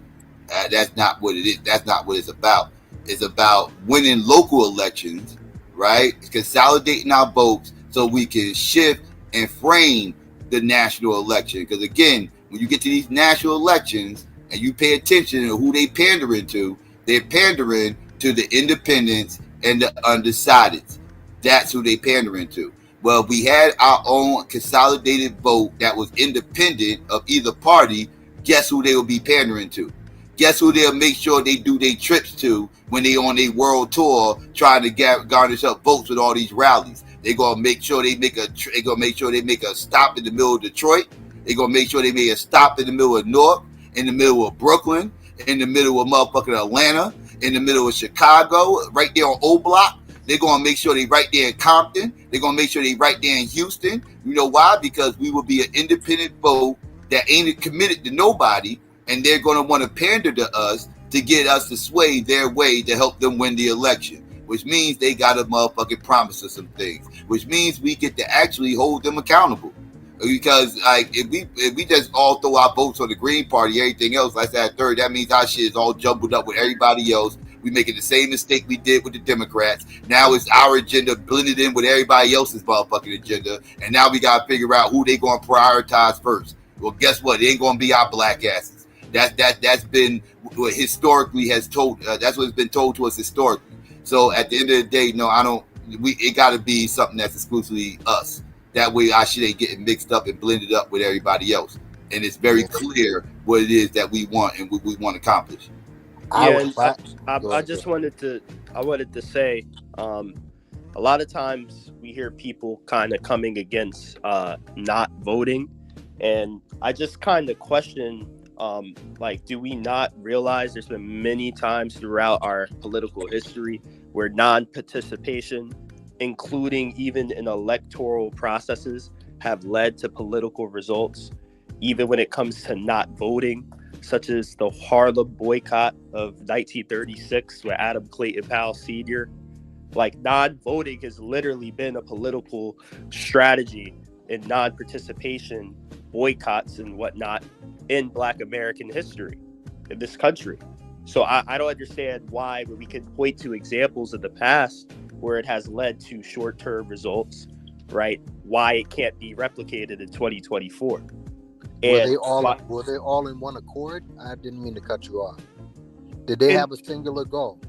In small pockets, like, for example, the boycott I just mentioned in Harlem, yes, Adam Clayton Powell Sr., he organized Black people for the goal of not having allegiances to either party at the time and having a list of demands that either party could have took the offer up on. And I think that is important, to where you do galvanize and create a party with a list of demands and not promise votes to either party. You promise your votes to whichever party is willing to meet said demands.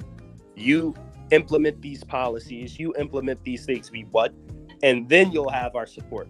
We're not going to promise our support in the hopes you give us these demands. After you give the demands, this is when we'll vote for you. This is why it's important to not just align yourself prior without getting anything in return first. I know, and you know what too? Like, what I just want to know again, what are the demands? Like, the Democratic Party, their demand, I guess she's Black and she went to all that other stupid shit that they were saying. She ain't Black. She She ain't black. I know she's not black. There's Why nothing- people say why she was lying and telling the whole hood that she was son? Black people need to Look, do something about this. Look, she was Black people don't do. We get disrespected, B. We get disrespected. No, but we see, get disrespected, B. But Yo, hold on. How you just come out of no? But why was that even a talk, right? Like, why was Because you got that's four what- black people up there claiming it on TV and stuff. That's what it is. I agree. I'm with talking you, about Mark. before. I'm talking about when she was first coming into as vice president. Niggas was saying, "Oh, she's half black and she's this and." Like, why I was wasn't. I was tearing her ass apart. Nah, Then. not true. And listen, I ain't even talking about the half black, half. She has no black. I know. I ain't even talking about that. I can understand that she was half black and people was like, yeah, she, you know what I'm saying? That's why I call it mixed. That's why I call it mixed. It's called like she got a whole lot of shit up in her. Yeah, but even if she was mixed with, even if she was mixed with black, right? I can understand. But they saying her father's don't have no black ancestry at all. None at all. Hold up. I thought you had some. I thought you was half black. So this is the way it is. Psycho. He was born in Jamaica, right? Mm-hmm. But he's half Irish and I thought- half Indian. So this is what. Oh, it is. he's half Indian. I thought he had Indian. Out of her four grandparents, right? We know two of them is completely East India from her mother's side. That we can scratch that out the way. The question is with her grandparents on her dad's side. We know her father's male lineage is East Indian and Irish. The question mark is about her father's mother. He said he doesn't. I think that they're Irish. I think that he might be. He said he doesn't know much about his mother's lineage. So, but even if we said, like, let's just say his mother was completely black, that still Makes means her a quarter black. One out of four of her four grandparents is black. Yeah, but we don't know that though. We don't. But that's what I'm saying. Yeah, that's what I'm saying. But we say at best. At best. Wait. What? No, Barley. When you say it at best, she's a quarter black. Yeah, at best, and that's only because her grandmother or her dad's side is shrouded in mystery.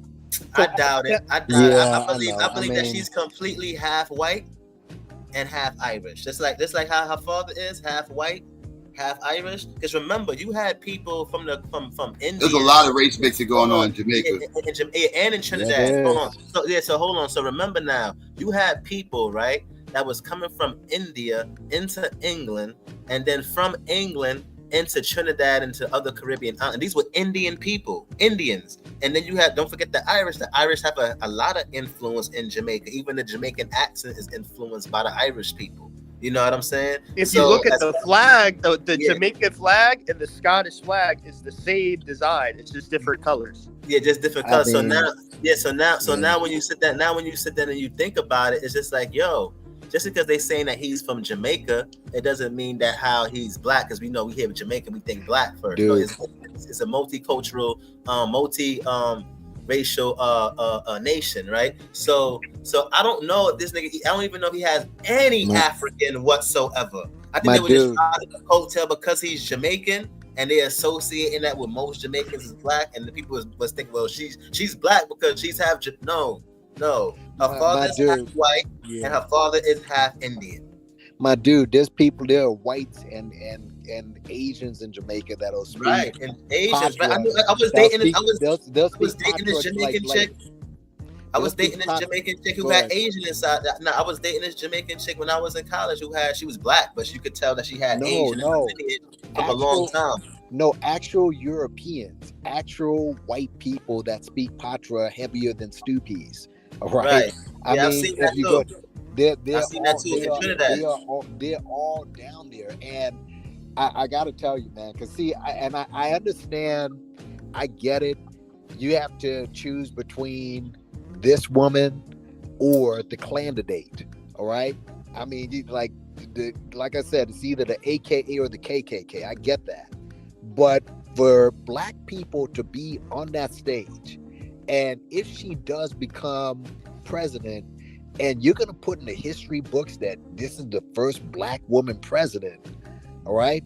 Like, it just shows you why, even some of these books that you read that are supposed to be your history, you gotta and I said this before, you gotta look at, if black people write it, they may write it on some feel-goodery type of shit. You gotta look that over. You gotta look it over, because who knows what their motivation was, or I should even say, dare I say, agenda, when writing the books about these people. So if you got somebody who writes a biography, like say if Michael Eric Dyson, he's black, right? So Michael Eric Dyson writes a book on Kamala, you know that's coming. And he's gonna say, we have the first black woman president. I mean, what you're doing is miseducating us. You really are. It's actually very offensive too, because just like with Obama, like neither of them come from chattel slavery. No. Neither. Right. Like No. throw the black aspect aside for a second. How could they say they relate to our struggle when neither of them come from chattel slavery?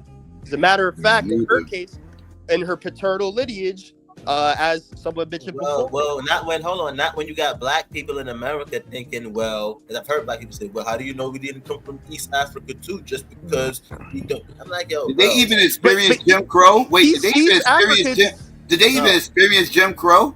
Exactly. And you know well, remember what she said in the DNC when she ran the first time. She was trying to say I was a little girl that she lied, but she lied. Yeah, In she lied. California, she was going to school. They were not having the bus doing the busing, right? Like, come on. You know what else is horrible, and I know you noticed this, that at least Barack Obama has a full black wife, right? Who does understand the struggle of coming up in America. They were trying to shoehorn her husband into the same type of struggle that black people have. I mean, they did do that. They tried to shoehorn the struggle of Jews and anti-Semitism into our struggle, so that when he's up there, like Jewish people, to be relatable, like it's relatable. Yeah. So not only like could we say she doesn't have our struggle, she's not black, she didn't marry a black man, and on top of that, when she did decide to adopt children, she decided to adopt white children. She could have adopted. There's plenty of poor Jamaican children she could have adopted from her lineage. Yep. You know what I'm saying? There's plenty of African children she chose to adopt Jewish children, and then she married a Jewish man. What makes this woman black in any capacity? Nothing. This is where. Well, wait. She did go to HBCU. Yeah. See, this is where I agree. That's why they passing her off as black, because she went to HBCU. Yeah. They saying her father's from Jamaica. She never said she was black. She's not even claiming black. No, she has said she was black, and she said she's Indian. Depending on who you talking to. Listen, we have to do an investigation. Right. Let's do an investigation, B. This is where I agree. I can't believe I'm saying this. I do agree with the Republicans in that she's not taking any interviews, and she doesn't want to take them, because I think if she takes one, they're gonna really press her, and she's gonna fumble.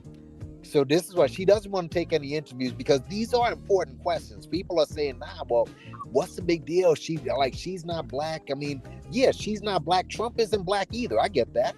And Trump panders too. They all pander as well. But Trump ain't running around here. One day he's a black man, next day he's a cracker. He ain't doing that. I know that. He's a cracker 100% of the time, and he ain't playing like he's anything other than that. Yeah. So I just it's really bothersome. Like, all of those people who are, don't make these people your gatekeepers, man, because they are gonna lead you right into the dirt. All of them. People who as you grow up, you tend to like them, but once you get a little understanding, you're looking at some of these people like, man, like, what are you saying?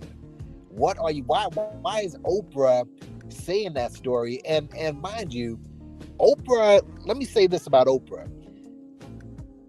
We may not like her. I understand people don't like her, but she once again reestablished that she still has a lot of power. She's still one of the most influential black women on this earth. And if she really sends her soldiers out and say vote for Kamala, that could push her over the top, man. She's the most important, influential black woman on earth this side of Michelle Obama. Yeah, I was gonna say I think it's a hard tie between her and Michelle, and I think Michelle. Obama's endorsement was probably the most powerful endorsement she has. Unfortunately, you know, Michelle's the most influential black woman on the planet. It's her. Then it's Oprah. But Oprah. I got some documents, y'all. Here you go. It says Donald Joseph Harris, who's this is her father, was born in August 23rd, 1938, is a Jamaican American economist and professor emeritus at Stanford University, known for applying post-Keynesian ideas to develop economics. Harris was raised in St. Anne Parish, Jamaica, attending the University College of the West Indies. Before earning a bachelor's degree in the University of London and a PhD from the University of California, Berkeley, he held professorships at the University of Illinois at Urbana-Champaign Northwestern University and University of Wisconsin-Madison before joining Stanford University as professor of economics. He was the first black scholar granted tenure in the Stanford Department of Economics. Oh, so they is calling him black. It says that how Harris. Okay, go where it says early life. That's where you get the dirt. Yeah, I know. The early life says he's black too. It says it says early life. It says Donald Harris was born in Brownstown, St. Anne's Parish, Jamaica, the son of Oscar Joseph Harris and Beryl Christine Harris, who were Afro-Jamaicans. As a child, so they saying both of his parents was Afro-Jamaicans? And this is what I'm saying. Wait. Now, are they calling mulatto because they could be counting mulattoes? They saying Afro-Jamaican. So wait, is it because remember they said one of his parents was Indian, and right, and one was Irish. So that means they counting biracials as Afro-Jamaicans. Afro-Jamaicans, yeah. We know for a fact. He said that one of his parents was biracial. He said that. We know for a fact. One of the parents is East Indian and Irish. We know his dad. We know his dad is East Indian and Irish. Okay, this is what it says. It says Harris' paternal grandmother on his father's side, Christina Brown, told Harris she was descended from Irish-born plantation owners who founded the local and Anglican church where she is buried. Hamilton Brown owned at least 1,120 slaves, most of them on sugar plantation in St. Anne's Parish, and was instrumental in the import of several laborers from the families of Ireland to Jamaica. One of them, and again, she was on the Irish plantation, which means that one of those, either the overseer or the master, might have been her father. Right.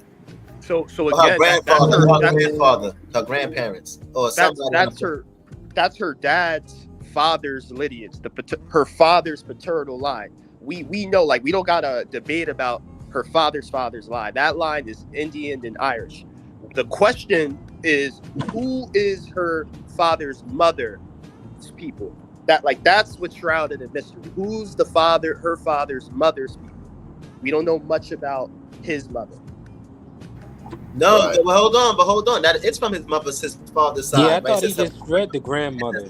No, he read. No, the grandmother said that she descended from, right, on the paternal side. Hold on, but that's the paternal grandmother, right? Yeah, from her father's side. The father's side. We know. He's talking about the maternal. Yeah, we know who her father's people were. The question is, who is her father's mother's people? That's where the mystery is. The father's mothers. Yeah, like Donald. Yeah, the maternal side on her father's side, the maternal side, her grandmother, her grandmother, and her grandmother's makeup is. You talking about her father? You talking about her father's father? No, on her father's side. Her father's right, no, her mother's side. Excuse me, her grandmother. The grandparents on her mother's side. Right, that's what I'm trying. Yeah, that's what I'm saying. The grandmother, the grandparents on the mother's side. I don't know that. Is what y'all saying. Yeah, right, that's the mystery because Donald J. Harris. So those are the Indian people. Hold on, we gonna find out because we already know that on the father's side they're Irish, right? I mean, so let's figure out what's on the mother side. Let's Google what her mother is. Hold on. She's Indian. I mean, Well, it got the just call name her person but of it color. said that both his Just parents was African Jamaican. So Google the name of his Yeah, but Afro-Jamaican, that doesn't exclude mulattoes when they say that. Yeah, that doesn't They'll exclude- call Bob Marley an Afro-Jamaican. Yeah, I mean, the blackest person in her family is her brother-in-law. I mean, it's just basically just call her person of color. Brother-in-law? Man. That's it. A brother-in-law? So that's the blackest person in her family. If you just look at a picture of her sister, of Kamala Harris's sister, you could tell there's hardly any black in them people. Her sister don't look like she got no black in her at all. And they got She's Indian. They're both Indian. They're both Indian. That's it, man. I mean, they just And you know. They ain't got no nigga inside of them. Fuck out of here. So these niggas is we questioning these people blackness. They ain't niggas. Fuck that, they ain't niggas. But she's gonna ride that, man. But you know what'll be funny if when they debate, and he'd do this too. That would be funny if when they debate, Trump asks her if she's black. That shit would be funny as hell. Because Trump would do that too. If they get into a debate and Trump just looks at her directly and say, "Can I ask you a question? Are you black?" Nah, she not running on black, and she ain't gonna be forced into it because they're running on turning back Roe versus Wade. So the woman is always gonna be her what she's gonna run on. Yeah, she's definitely running on womanhood more so than blackness. That's a damn sure. Yeah. Well, she ain't got no other fucking choice. I look like her mother Indian to me in these pictures. This look like an Indian We mother. can't see. We can't see. Share your tab. Share the other tab. My bad. Hit the. Oh, you ain't have to do that. I was gonna show you how to switch it. Okay, never mind. Oh, my bad. Hold on, here It's all good. Like she's some straight up Indian with the red dot on her head, with the pops there. You know what I'm saying? The picture. Fuck out of here, son. This bitch is Indian. Look like them Indians right there in Trinidad. Look at her, son. That's an Indian. Look at her hair. Look at her hair. That's an Indian, bro. No. That's her mother. Okay, that's her mother's joint. We was talking about her father's, her grandmother on her father's side. That's the grandmother on her mother's side. We want to know who Donald J. Harris's mother is. Right. Donald J. Harris's mother. Yeah, I thought you had the name, Marley. I did. I looked them up first.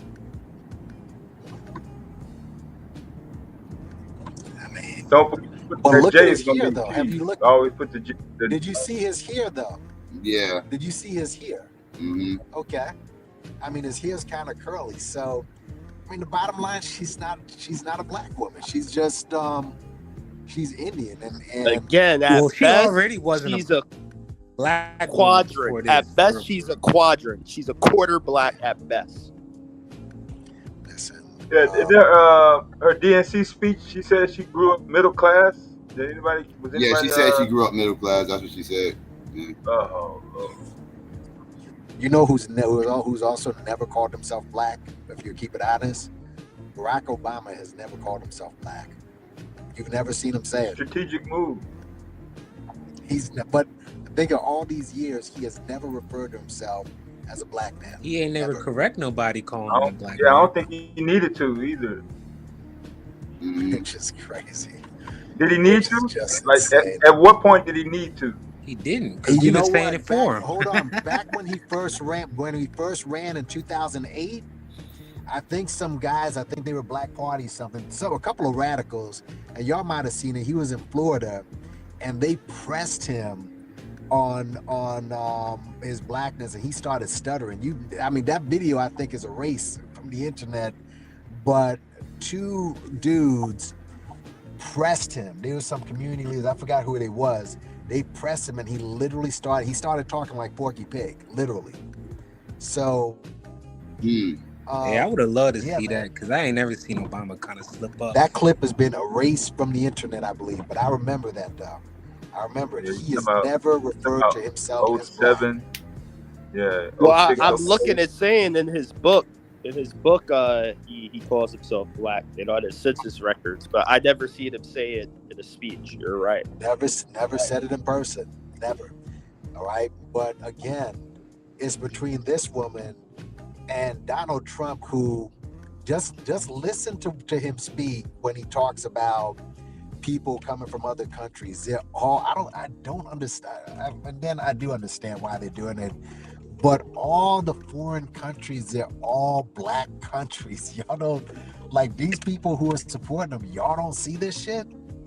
Like, damn. Not really. I mean, he's mostly talking about illegal immigrants, period. No, he's talking about Africa. He's talking about South America. He's talking about the Caribbean. All darker countries he's talking about.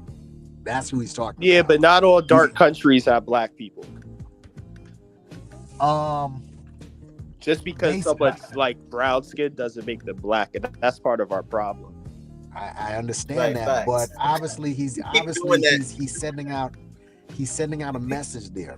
Okay, there are mobs, there are Russian mobs, there are Armenian criminals. Come on, bro, there are Italian criminals. He's not saying that. He's not saying there are Asian criminals. He's pointing out to one group. And that's what he's running on. Yeah, but a lot of the groups he's speaking about tend to be the ones that come in our communities and take a lot of opportunities away from black people in middle and lower class. My thing is this. Let's say that he does finally get this wall built, which I don't think he'll ever. I think FDMG will be built before this wall gets built, but whatever. Let's say he gets this wall built, all right, and the illegals are kept out. Do black people have next? Are you going to start getting the jobs, or are those jobs going to be for those poor whites that he panders to, that believe everything that falls out of his mouth? It seems like y'all niggas is just hating on Trump. Baby. That would be regional. That would be regional because I mean, there's some communities in certain cities where there are no poor white people, but there's plenty of poor black people. So I don't know. El Paso, Texas. No, that's everywhere. Dude, that's in New York. They're working class, nothing but working class people in New York. And I think I saw some stupid thing where people were saying that Jamaicans or immigrants were taken away from black people in New York. Like, all right, again, I ask, once you get rid of them, are you up next? All right, in a he's not talking racism, about getting rid of people that immigrate legally, like the people you just mentioned. Those are legal immigrants. He's talking. That's exactly who he's talking about. Like, how are we in 2024 and don't know that Trump has said several times that he wants more white immigration than he does black immigration? Like, he literally said it just like that and started naming like Nordic European countries like Sweden and Denmark and shit like that. Like, he literally said it like that. The funniest statement I heard from Trump's camp last presidency, man, called them African countries, shithole countries, dog. Like, what the hell, bro? But that's the kind of mindset he got. He ain't trying to, you all right on that. He ain't trying to let niggas. Hold on. Can you? Which country was he referred to as a shithole country? African countries. He literally said African countries. He said Haiti. He said Haiti. He said African countries. He said their names. What are we talking about? What was the context? It doesn't matter what the context is. He called African countries shithole countries. Like, what are we talking about? First and foremost. Like, how can we make in what world do we try to make sense of that? Like, what are we talking about? Number one, Haiti is not an African country. And you can say all the minutia and nonsense you want to say, bro. It does not change. Country. And you're talking to someone of Haitian descent. Listen, man. Listen. His ignorance. That shithole country. His ignorance is not my problem. The fact that he's ignorant enough to associate blackness and African and all that and link it all together in countries that he know are predominantly black, that's his ignorance and not mine. And I'm certainly not going to ignore it for your comfort and act like it didn't happen, and then you say you're a Haitian to say, hey, brother, I'm married to a Haitian woman. So you ain't telling me nothing that I don't know, you know what I'm saying? So what I'm saying to you is, he said that shit intentionally to be demeaning towards countries that are predominantly black, whether you want to sparse his words or not. That was his whole point. I'll let you get your point out. Now you let him go. Now let my son Truist go now. Go ahead, Truist. So first and foremost, yes, Haiti is of the African diaspora, right? And it is a predominantly black country, as you mentioned. No one's arguing that. But the nuance of what he was saying in the statement is why Haiti is a shithole country. Because of what the Clintons did to the country. He was speaking on the state of Haiti being in large part due to what the Democratic Party and mainly the Clintons did to the country to put it in the state it's in. And many of the other countries he was mentioning. He's not saying it because the people are out, bro. He was talking. We can look into the countries he's talking about. We can he's look talking into about like the six. Like, nuance. he was talking about like 8 different countries. Brother, at that time. I was quiet. I'll let you go. But bro, come on. I'm almost done. I'll let you go. You talking about one specific nation. I was promise. Talking about all the nations. I promise. I'll let you go. In the context of Haiti, he was not talking about the people specifically being shithole people. He's talking about the state of the country, the violence, the economic crisis. And I'm not even saying he's right in saying that's the reason. I'm saying that's the nuance of what he was saying when he made the statement. What else? No, that was just my point. That was what I was trying to say. It's not about the people. It's about what was done to the country by his political enemies. Oh, I think he left, son. Can you admit that he was trying to hear what you had to say? The only reason he was saying that because he was complaining about the immigrants that was coming from these shithole countries versus why can't we just allow them? Like that was the whole reason I brought that up because the brother up here brought up a perfect point. Trump openly doesn't want like colored people in this country. He only wants white people in this country. That's why he said that shithole country statement because it was in reference to letting these immigrants over here. So he said it again in context as he was running against Hillary Clinton while she was his political opponent at the time, right? And he was speaking onto how her husband, and their party played a role in making the country in the economic state it was to where people would have to flee from it, to where people would want to run away from the country because of the condition they left it in. That was the context of why he said what he said. He's not speaking more so to the people. He's speaking to the state of the country. He didn't say Haitian people are shitty people. He said Haiti was a shithole country, and he was speaking to the economic state of it due to how the Democratic Party left it. Can you show me a reference where a country has been referenced as not prospering or going in a decline, but the population not? Oh yeah, nah. So I agree with you with that. Like when a country's declining, the people residing in the country are going to feel the effects of the decline, and that is what leads to illegal immigration. Because most of the places these illegal immigrants are coming from, they're running from terrible conditions in their home country. And what year was that Haiti was thriving prior to the Clinton era? It wasn't, and that's why I'm saying, like, I don't agree with his assessment. Like, I'm not saying he was right in his assessment. So, right? What's your point then? The point is, he wasn't. Hold on. Before you go, let me just say this. I had this shit pulled up. I can't talk and look at it at the same time. I'm on my phone. But his literal quote was, "Why do we gotta allow people from these shithole countries, like Africa and stuff, instead of places like Norway?" And he was saying it in response to a CNN interview or people pushing back at a press conference to his Muslim ban.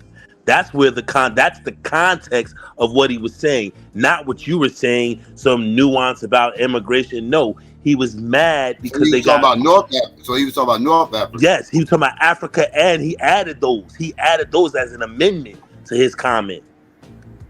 Like that. Right, but I'm saying when they was talking about Muslim bans, they was talking about like no, right. But he and also North Africa and all that and right. But he everything. also he went on to say countries that like there's not the Muslim ban just wasn't North African countries. There's a lot of sub-Saharan countries that follow Muslim tradition. No, I agree. Yeah. But when they was talking about when there was all this anti-Muslim shit during that time and everything else No, and it all that was shit, more.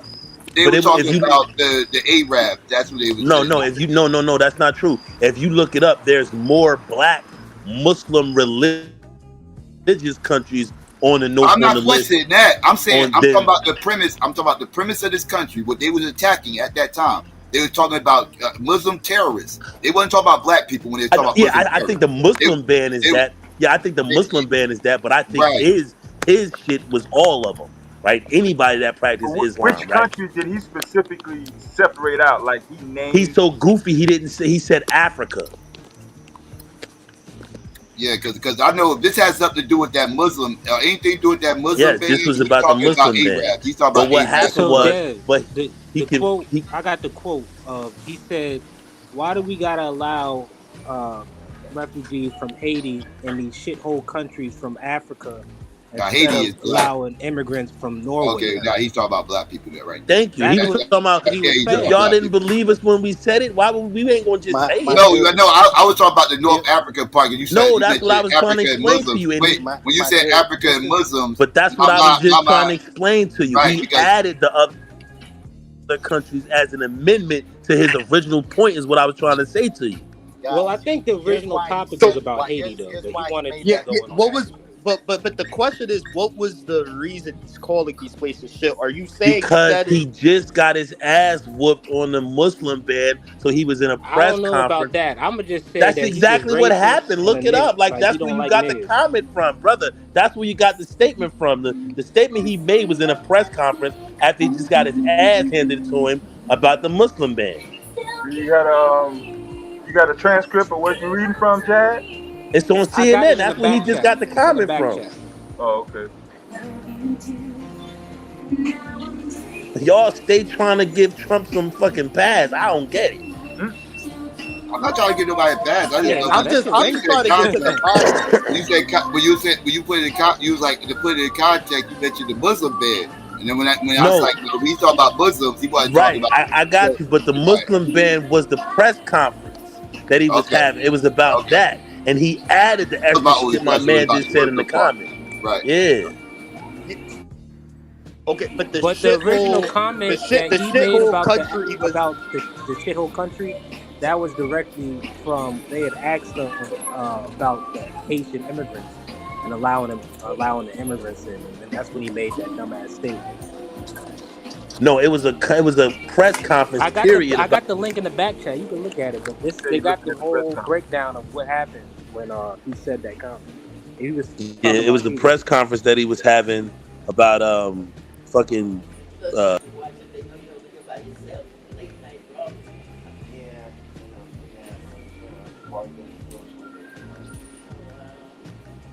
Did we lose him? But yeah, I think the original conversation is trying to get to the bottom of why Haiti a shithole country. Man, don't make excuses for that, bro. That was the question. I'm not making it. I said I don't agree with you, but to say it was about it trying to make it about black people and less about using it as another attack on his political enemy, I'm saying I don't know if I necessarily agree with that. When you look at who he was running against and their involvement in the country of Haiti. He said this when he was at the presidency, I thought. Like as president. Yeah, he said that as president. I remember when he said it. Yeah, this is like early in his presidency too. Like but she was still like, like she still would be considered like a political opponent at that point. Like, look at how Biden constantly has been attacking Trump throughout the 4 years of his presidency. Right, because that's what Trump ran on, was the anti-Muslim stuff and anti-Mexican stuff. Anti-Mexican, anti-Muslim shit. But again, he wasn't talking about black Muslims though. They was very specific on which Muslims they were talking about. The quote unquote terrorists, the motherfuckers, you know, Afghanistan and, you know, all the Middle East and shit like that. Like that's what they're in North Africa. That they were talking about those motherfuckers.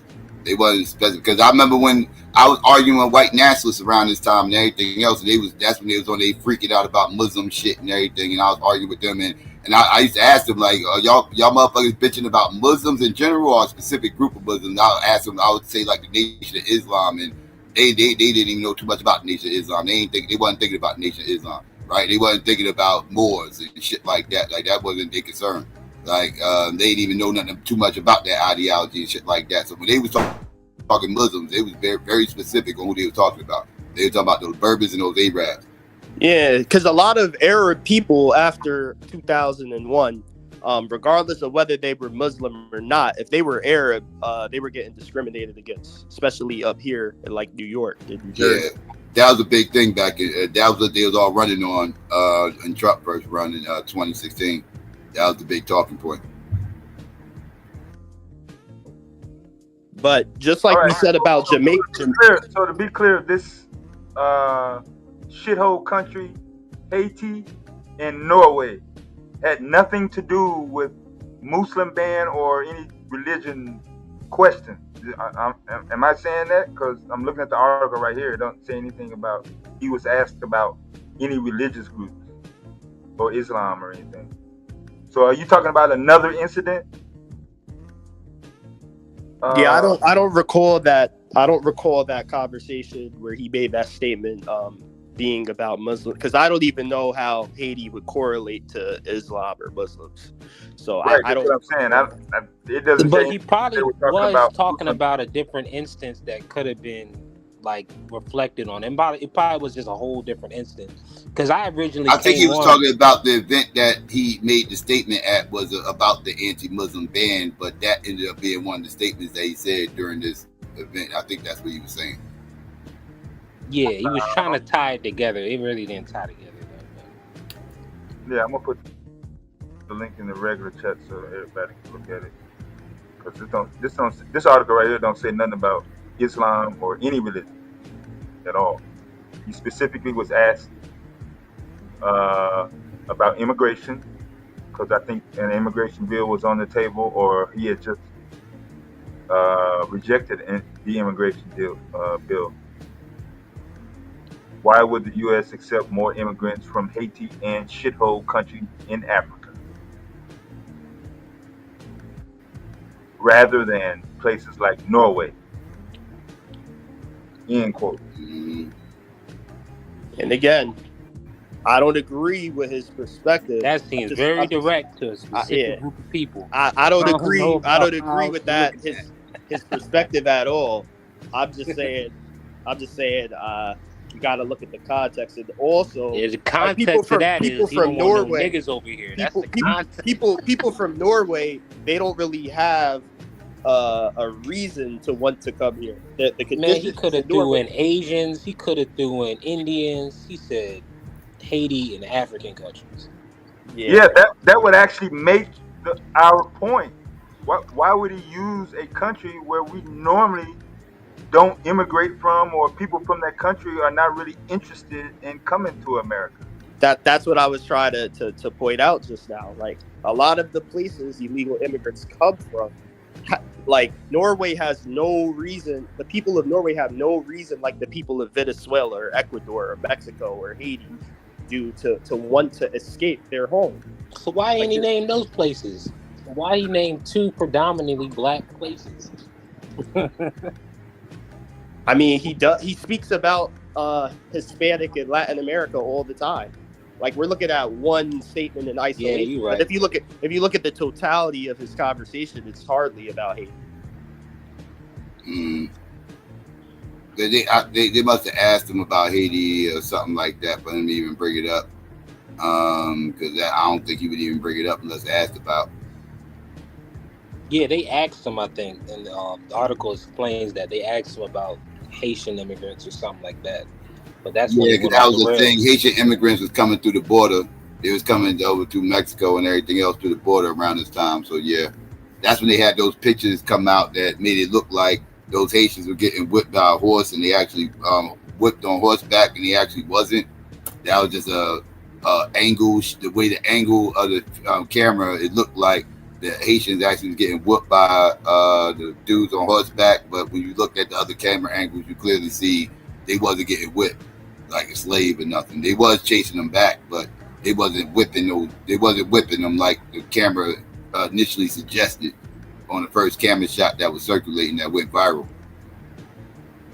So Yeah, they wasn't and that whipping at the border. And like when people have these conversations, I'm trying to figure out, are y'all suggesting if they see white people like coming to that border illegally, they're just gonna let them in because they're white? They're not No. worried about the white immigrants. We're saying they don't. No. I'm not talking about legal immigrants. I'm talking about illegal. If Either white illegal or I they think that want they white. not worried about They want white migration. They don't. They want to continue to be a white nation. That's why they got rid of Roe versus Wade. That wasn't to give women an opportunity to do whatever that was to say, white women, you must replenish the ranks. That's why he said that. He wants white migration. He doesn't want non-white migration. They're losing the race. They're losing the demographic. They don't want illegal white immigration. They don't care what kind of immigration. Do you have any proof? Do you have any proof that? We have proof. Yeah, we have proof because we live in a white nation that's in decline, and they need every aspect of life to help them replenish their stock. So do you have if not, they're going to lose their shit. Do you have any tangible their evidence? Existence, the tangible evidence is their existence. Point us to the white. Man, I don't even know why a Haitian American think he knows what the white fucking mechanism is for continuance of whiteness or what their standard is. What are we talking about? You're not even white. But we need to be able to have a conversation. I don't care, but you can't speak for white people. You could, you can't either. You over here saying that I'm talking about their existence. I'm not speaking for white people. I'm talking about them losing the demographic race. That's what I'm talking about. That's not speaking for white people. That's knowing the environment that I live in. Like their numbers are dwindling. That's a fact. But I'm saying I want you to point to tangible evidence of a large population of illegal white immigrants. There is no such thing as illegal white immigrants in the sense of that, because they make sure that they come here and be as legal as possible. So again, what are you talking about? You don't even make any sense. No, but the conversation is based around illegal immigration. Yes, but it has nothing to do with the whiteness of illegal immigration. They don't want non-white immigration. That's what we're trying to say to you. They don't want non-white immigration, whether it's legal or illegal. Okay, and you're using a speech or a comment he made about hold on. As the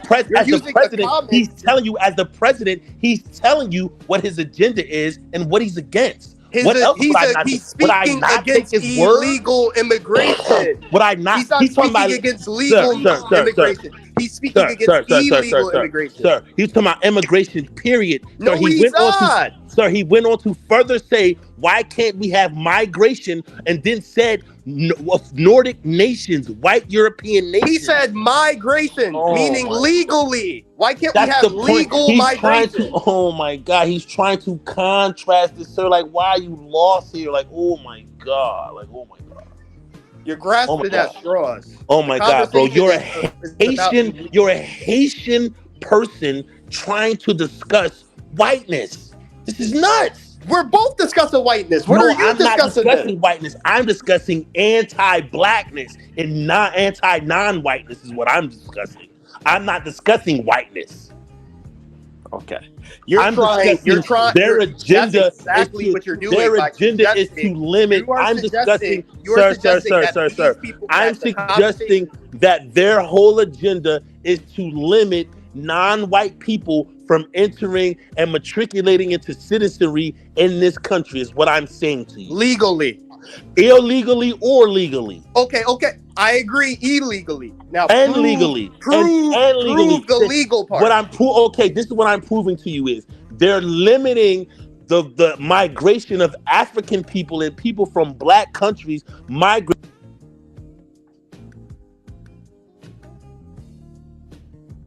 Your mic went out. Yeah, he went out. All the way out. Yeah, like the conversation here is about. There's a comment in the chat that says in 2022, the immigrants to the United States, or about 4.7 million people, were from Europe. This is down from 75% in 1960 and 22% in 1990. Thank you. So they said 10% of the immigrants. Thank you. This 2022 were from Europe.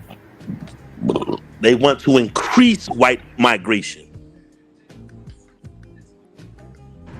Yeah, I put another link. I don't in the know back. that statistic he just read. Kind Now of he's reading a statistic. Now he don't know about it. So everything we present to I didn't counter read his it. Psycho argument just and read show the statistic. and show that Psycho, they Yeah, I read it. show. Somebody left it in the chat. Somebody left it in the chat. I'm gonna Yeah, see. I'm gonna see if I can find it. I'm gonna see if I can find the actual stat. Yeah, that was a comment in the chat that I just read. What are we talking about? That statistic Who kind of doesn't shows, know that Donald Trump is for increased white migration and decrease non-white migration, whether legally or illegal? Who doesn't know that? I'm just asking. Who doesn't know that? I'm But asking who for does, the proof. sir? I'm asking But for the who? policy. Okay, all right. I'm sorry. I got Is proof anybody in on the the back panel chat. lost You on can that? click that Is link. anybody on the panel lost on that notion? Outside of him. I don't know what are you saying right now. I'm saying that the Trump administration was more for white migration than it was for non-white migration, both illegal and legal. I wouldn't argue with that.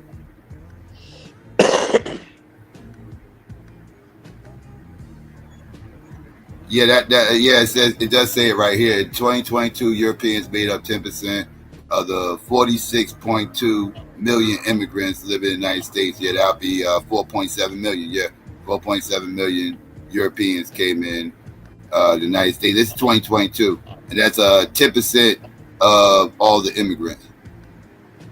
And see, or after those, let me see if I can find something. You got a 2000 number? No, I didn't see that. Let me see. Yeah, you went back to 90 and 60. Yeah, that's what the comment said. Yeah, the comment. So 2022 was during Biden's presidency. What's the numbers during Trump's presidency? Since he's suggesting that he wasn't pro migration for non-whites. That wouldn't be a reflection. If We're the talking numbers decrease legal. or increase, We're talking legal. that wouldn't. I'm saying, but what metric would that get from it if that wouldn't say anything? Because Like, the point would that would be get? I'm gonna explain the psychology behind what That don't even make no. We're not talking about psychology, brother. We're talking about facts. brother. We're not talking It about is a fact. psychology. It We're is talking a about fact. It facts. is a No. fact. We're not. Yeah, You're not a I'm- psychologist, and you can't give any analysis on someone else's psyche if you're not their psychologist. I'm So giving you can't you say the my psyche. What we're saying I'm to you giving is my argument. what I'm we're giving saying you to you my is their logic. ethnic You allow strategy. me to speak and stop talking All right, my over bad. like you My don't bad. have. My bad. I'm My trying bad. to get to the point. My So what bad. I'm trying to say is, if we look at that number, that was the percentile for Joe Biden's administration, and then we look at the stats under Trump's administration, we can see if there is a reflection of. No, we can't. That's what I'm trying to say to you. brother. You can't. I know what you're trying to say, but you can't see it, bro. How can you see a correlation just based on him saying it? There is no. You can't find no relative notion. Brother, we're looking at raw data. If we're looking at the raw numbers, what is there to I argue know, with my the raw brother, but numbers? what you're trying to say is there'll be some either. Wow, I don't know what to say. What I'm trying to get at is, if you are arguing he is pushing for more white legal immigration, right, through a legal process, we should be able to see that reflected in the numbers of European migration during Trump's administration versus Biden's. It should be higher or at a higher clip during Trump's administration Yeah, but than you it is changing Biden's. the argument now, bro. No offense, but That it was your originally, argument. If Trump wanted, which immigrants does he want? Does he want brown people or white people? That's what we started on like 30 minutes ago. And Yeah. we all are in agreement, at least I am and the other brother, that Trump does not want nobody else other than white people. And I put another link in the back chat, a second one, explaining his statement saying basically this to effect. He was saying, why do we gotta allow, people from these bad countries, and like he was naming off a lot of South American countries. And then on the flip side, he said, why can't we allow people from Norway, Switzerland? Started naming all white countries. So that also is another clear sign, and also establishes a pattern to me that this man wants white people in this country. He don't want no other colored people in this country. He wants to immigrate white people. So that's Brother, I understand why what you're saying, and I understand how you come to the conclusion you're coming to. But what I'm saying is the statements you guys keep referring to are statements he's making when he's talking about illegal immigration. When he's talking about the people coming from these bad countries, he's talking about people coming here illegally. What I'm suggesting is, have you ever heard him discourage people of color coming here through the legal process? That's what I'm saying.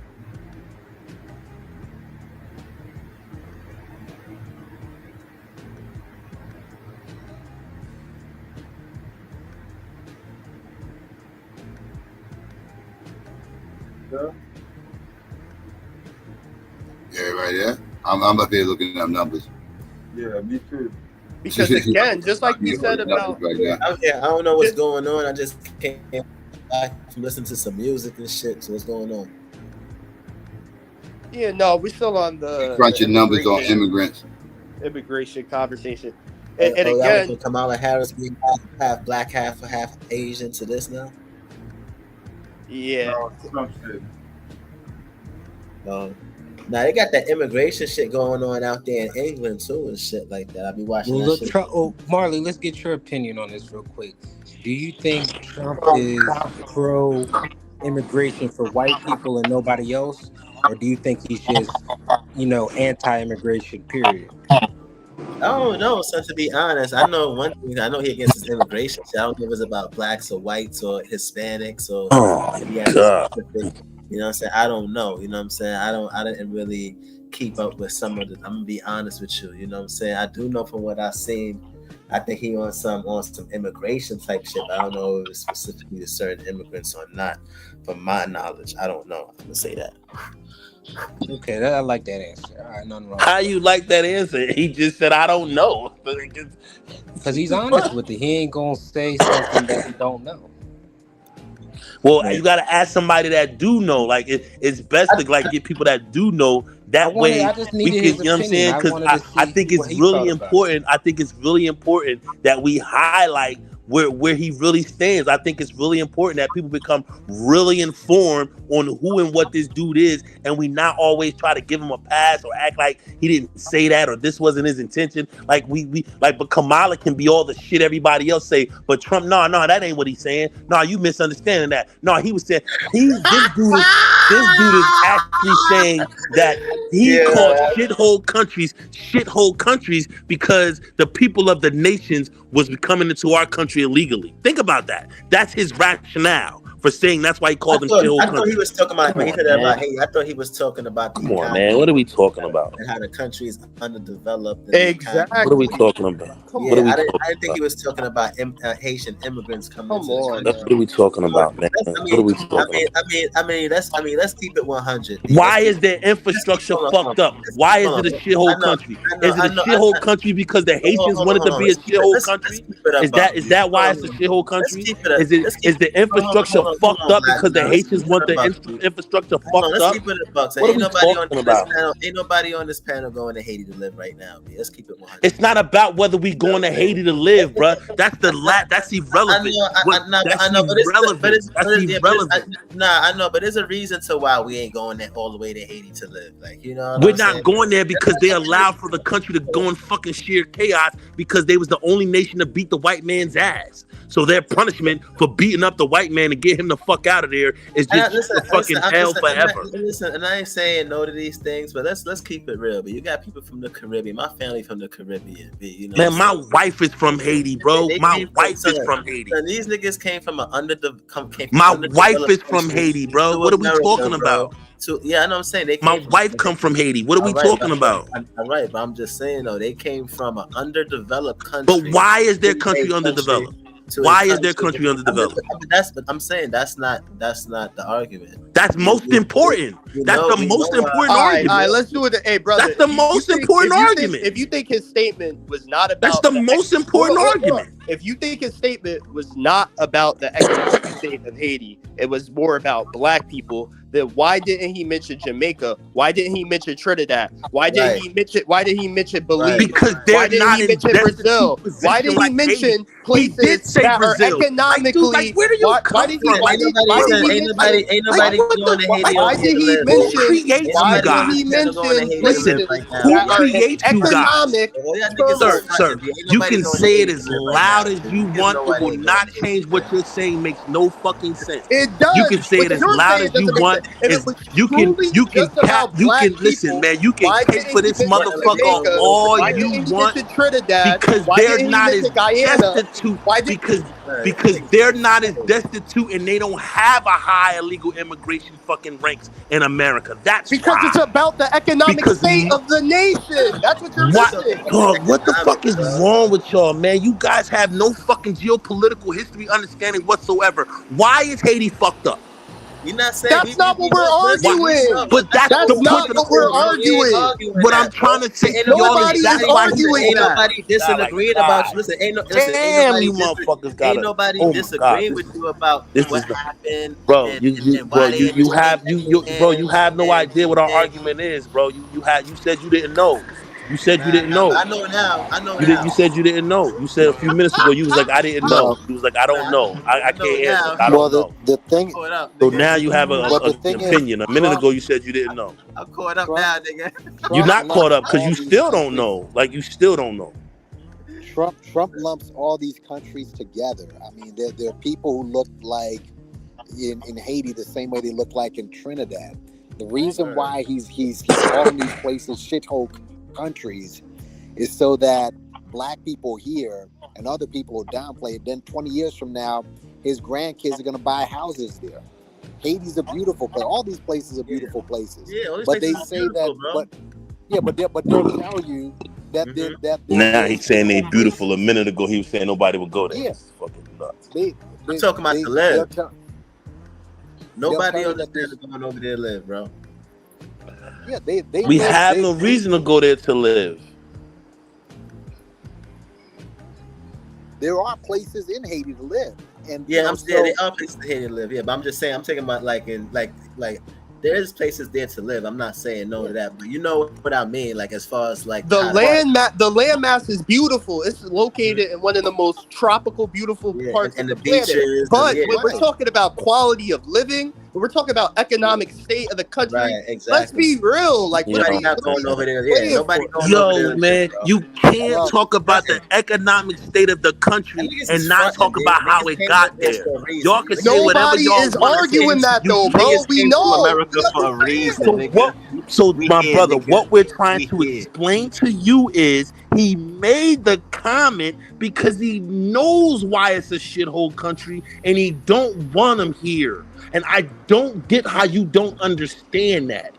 They don't want the country to be blackened. It's no different than fucking Putin telling Ukraine the buck stops here because of all those black people that are in Ukraine trying to get a college education or get a degree as a doctor, lawyer, because it's so easy to get into the professionals over there through the university. What are we talking about? It's about an ethno state. It's about making sure. What do you think MAGA stands for? It stands for Make America White Again. What are we talking about? This can't be real. Okay, all right, bro. You got it. It can't be fucking real. You got it, bro. You got it. What the fuck are we talking about? That in 2024 we can't be thinking adults and say that MAGA stands for Make America White Again. Are we fucking serious? You can't even have a fucking conversation if you can't admit that. There is no ground zero if you can't admit that. Yeah. What the fuck are we talking about? Even the whitest of white men know that. What the fuck are we talking about? If you can't stand on that premise, then you can't have no fucking conversation about Donald Trump and what he stands for. You don't even know the basics. Yeah, I'm about to go look for a place to Haiti to live, B. All right, how about this? Let's stop talking. Let's stop talking about. Let's stop talking about what people have said. Let's look at Man, we the. can't be fucking Let's serious. talk about what people Man, have actually done. Let me bro, you ask you sound nuts, man. You sound fucking who has nuts. supported. Let me Y'all ask you niggas this, brother. sound Who nuts, has man. supported? Like, bro, Who take has this supported? bullshit and shove it up Hey, your ass. brother. I'm not arguing with none of that Who shit. has supported? I don't give a fuck about none of that shit you Has talking about. supported You more gotta people talk of to color? somebody else. I don't give a fuck what you talking about Who right now. has supported more I don't people give of a color? fuck. Barack Obama has deported more people than anybody. But Wait, those okay, so people, wait. were Has majority Trump supported more Latino people of people. color than Those people Biden were. or Obama? My name is not people of fucking color, and I don't give a fuck about But that's somebody what you're that's not talking black. about. No, But we're that's what talking you're about talking about. black people. We're talking about his comments towards black people, black nations. We're not talking about his comments I towards ain't no North Latino African. nations I ain't or no Muslim. Mexicans. You brought up All the Muslims and North African countries he Africans. was I'm not talking them about was people not either. North African. Benin is not North African. Angola is not North African. You brought up Muslims. I did not bring up Muslims. You I brought was up the talking Muslim about the ban. man. You gotta keep up, man. You're talking crazy. We're talking about the press conference he was having and referencing him getting his ass kicked on a Muslim ban. What are you talking about? Okay. Keep up. So let's slow this down. Keep up. Who has deported more It black doesn't. people? What are you talking? No, Who has we don't know who's just deported. It answer wasn't the question. Obama. It wasn't. It was Donald Trump. Donald Trump deported more black people than Obama and Biden. Yes. Okay, can you prove it? Or Can am I you gonna not have to prove pull it? up Can you? the numbers? You can listen, man. I don't even know what your argument is. You're trying to give Trump a pass. He's a racist dirtbag, scumbag. You're over here getting caught up in words. No. What we're telling the political talking points. But let's look at the actual stats and the numbers of what people did. We're telling the person of Haitian descent that what we're saying is Donald Trump is about preserving whiteness. And if that, so did he prove it in his actions? If you don't understand that, then you need to stop talking anything Donald Trump or politics. Okay, if what you're saying is true, I because should you're see the only that he has deported less black that don't people know that Donald than Trump is Biden for and whiteness. Obama did. Sir. Well, I don't hold give a fuck how many anybody deported. What we're saying to you is Donald Trump's whole existence as a politician is to preserve whiteness. Full stop. We don't even have to have all the circular dumbass arguments about any of that other shit You're you're being talking about. We're emotional going to and say to listening you, to full rhetoric stop. and talking. Donald Trump's What about political the numbers? ascension and political position is only to preserve whiteness. If you are not smart enough to live in 2024, know that that is your problem. I will not have no circular dumbass argument about what someone who told me what he stands for stands for. I just want to ask a question. So the truth, you're saying that Donald Trump, because we've established up here that Trump isn't the brightest bulb on the Christmas tree. So right.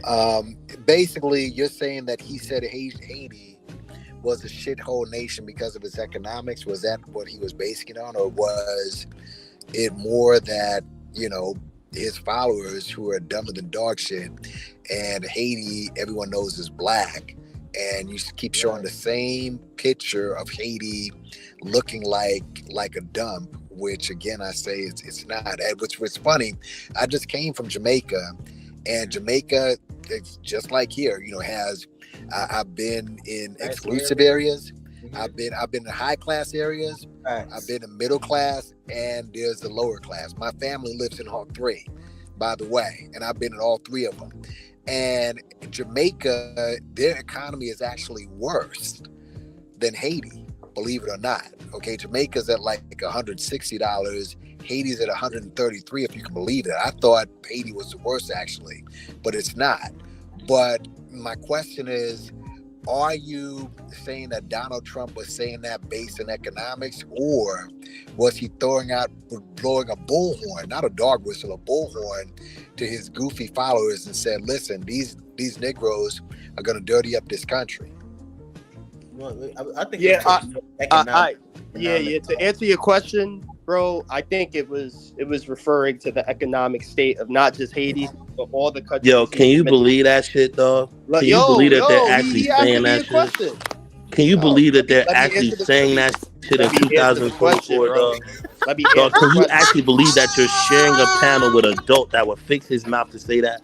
Can you believe that? Can you wrap your mind around that, dog?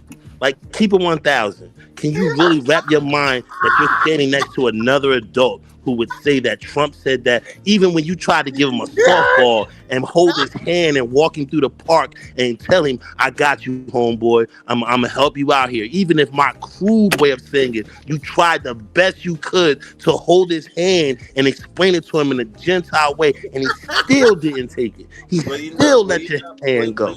You know, Black Still Brown let your hand go, bro. you know, Black Brown TV to answer that question, to answer that, or to rebuttal that statement that you just now made. He still let his hand go. This is a matter of perspective, you know. And It's not a matter of perspective. It's an actual fact that Donald Trump has put a white I think we need to have a matter of decorum, because you don't know how to allow other people to speak and answer questions. Man, I don't have patience for bullshit. Yeah, you don't have patience or decorum. I don't have patience You don't for have fucking patience or nonsense. decorum. I don't You have neither patience. one. I'm not giving nonsense decorum on no day of the fucking week. I don't give a fuck what y'all talking about. I'm not giving nonsense the fucking decorum. What the fuck are we talking all about? right, dude. I mean, I'm saying you can have your opinion, but that doesn't give you the right to not allow Man, them. please leave me the fuck alone, man. When I'm on a panel, my brother, don't But I'm say saying though, anything to yo, me. I mean, Nothing. stop talking When to we me on a like I'm panel just some together, random ass please status. don't say anything to me. Okay, you don't You have to keep your talk to me country like I'm bumpkin some ass random in your ass back status, pocket yo. and don't say anything to me. I don't fuck with you. I don't want you to say all that. anything to me. I don't We give a don't fuck gotta about say all it. that, yo. Listen, you're a truck driver. I live in Trent, New Jersey. If you want to pull up anytime. I live right off What I'm saying though, I-95.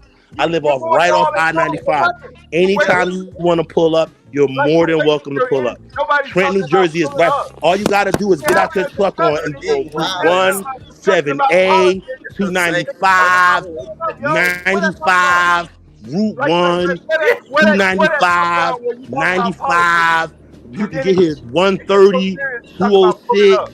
I mean, what you 31, anything. Brother, do me a favor. what If you trying me to and you in the pull here? same place, don't say Yo, anything Black to me. Brown, bro. Don't Yo, Black talk Brown, to we me. just giving Don't our say opinions, nothing to bro. me. Yo, why are you crashing out on this panel? Yo, Calm yo, down. we just giving our Because I Relax. hate black Trump Relax. supporters. Because I Relax. hate black Nobody a Trump Trump supporters. supporter up here. Because No I one's a Trump hate supporter. black Trump apologists. I hate Nobody's a y'all. Trump supporter. Y'all the worst motherfuckers in the world.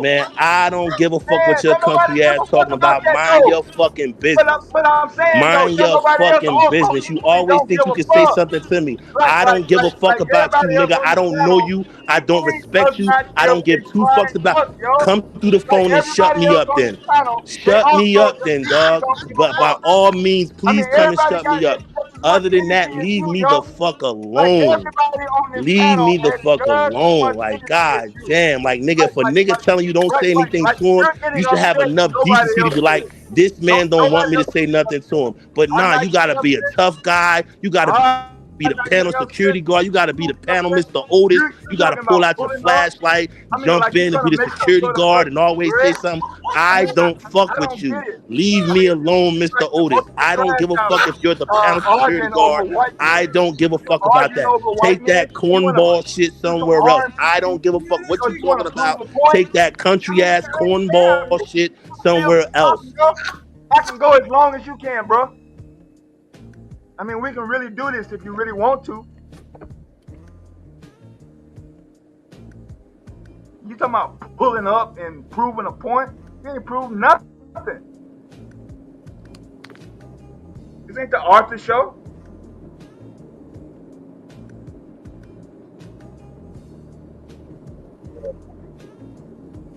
What's up with it? Yeah, y'all tripping. Yeah, all we just do is giving our opinions, though. Black Ground TV is a matter of perspective. It's a subjective conversation. It's not like, you know what I'm saying? All we was asking us our opinions, bro. You ain't really have to go in on us like that, son.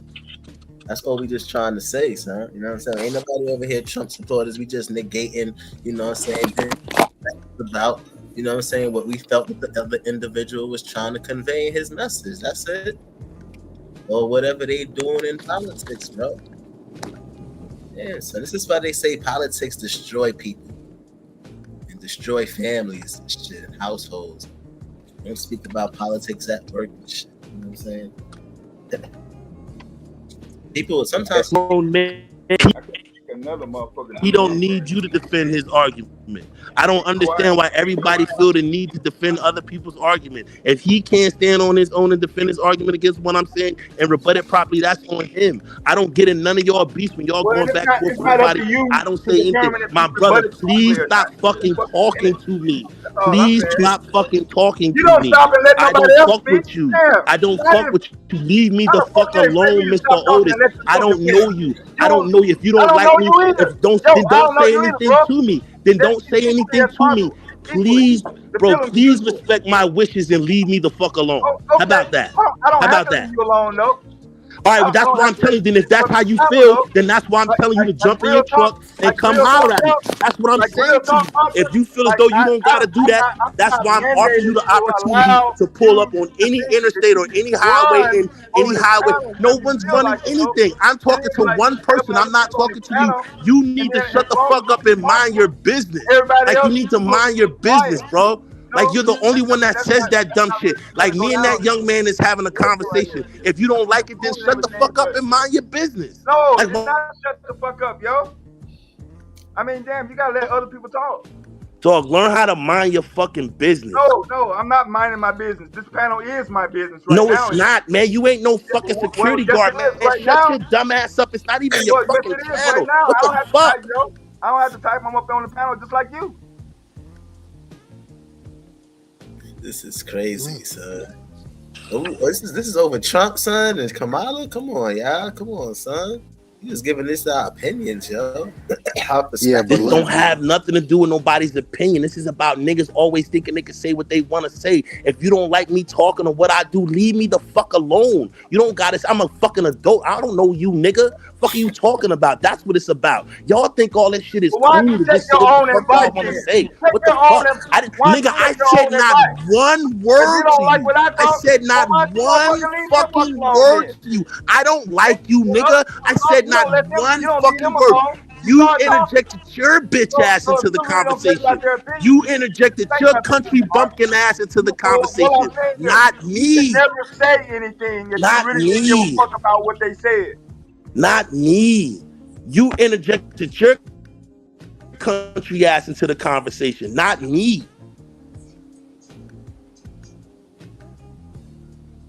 So like I said before, Man, who gives a fuck what you talking about, nigga? That shit don't mean nothing to nobody. Whatever his opinion is, if you disagree with Fucking it, cool. country ass nigga, man. Mind your fucking business.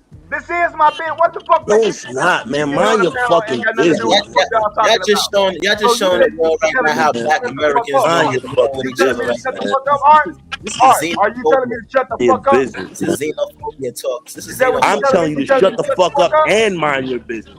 I'm telling you to shut the fuck up and mind your business. What makes you think you can tell me You know to what shut the I'm fuck saying? up and I would do it? I'm telling you to think shut I'm the gonna fuck actually up shut the fuck up, and Art? mind your business. So Art, Sir, Mr. Genius, Mr.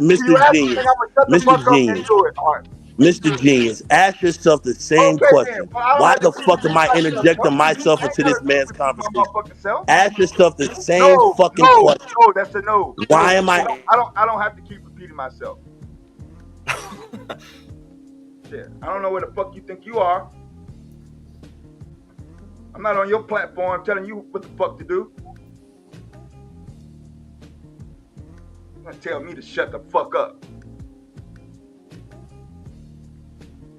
So we just now witnessed the Black American bashing. Just now, the North and the South. All right. Go ahead and finish. Get back on. Yeah, it'd be nice. We get back on topic. Yeah. I'll let y'all spar up a little bit. Go ahead. Yeah. I'm done. Yeah. So yeah. Let's see. What part did I forgot where we was at in the conversation. We was on immigration. Yeah, you on the 2000s and the 90s.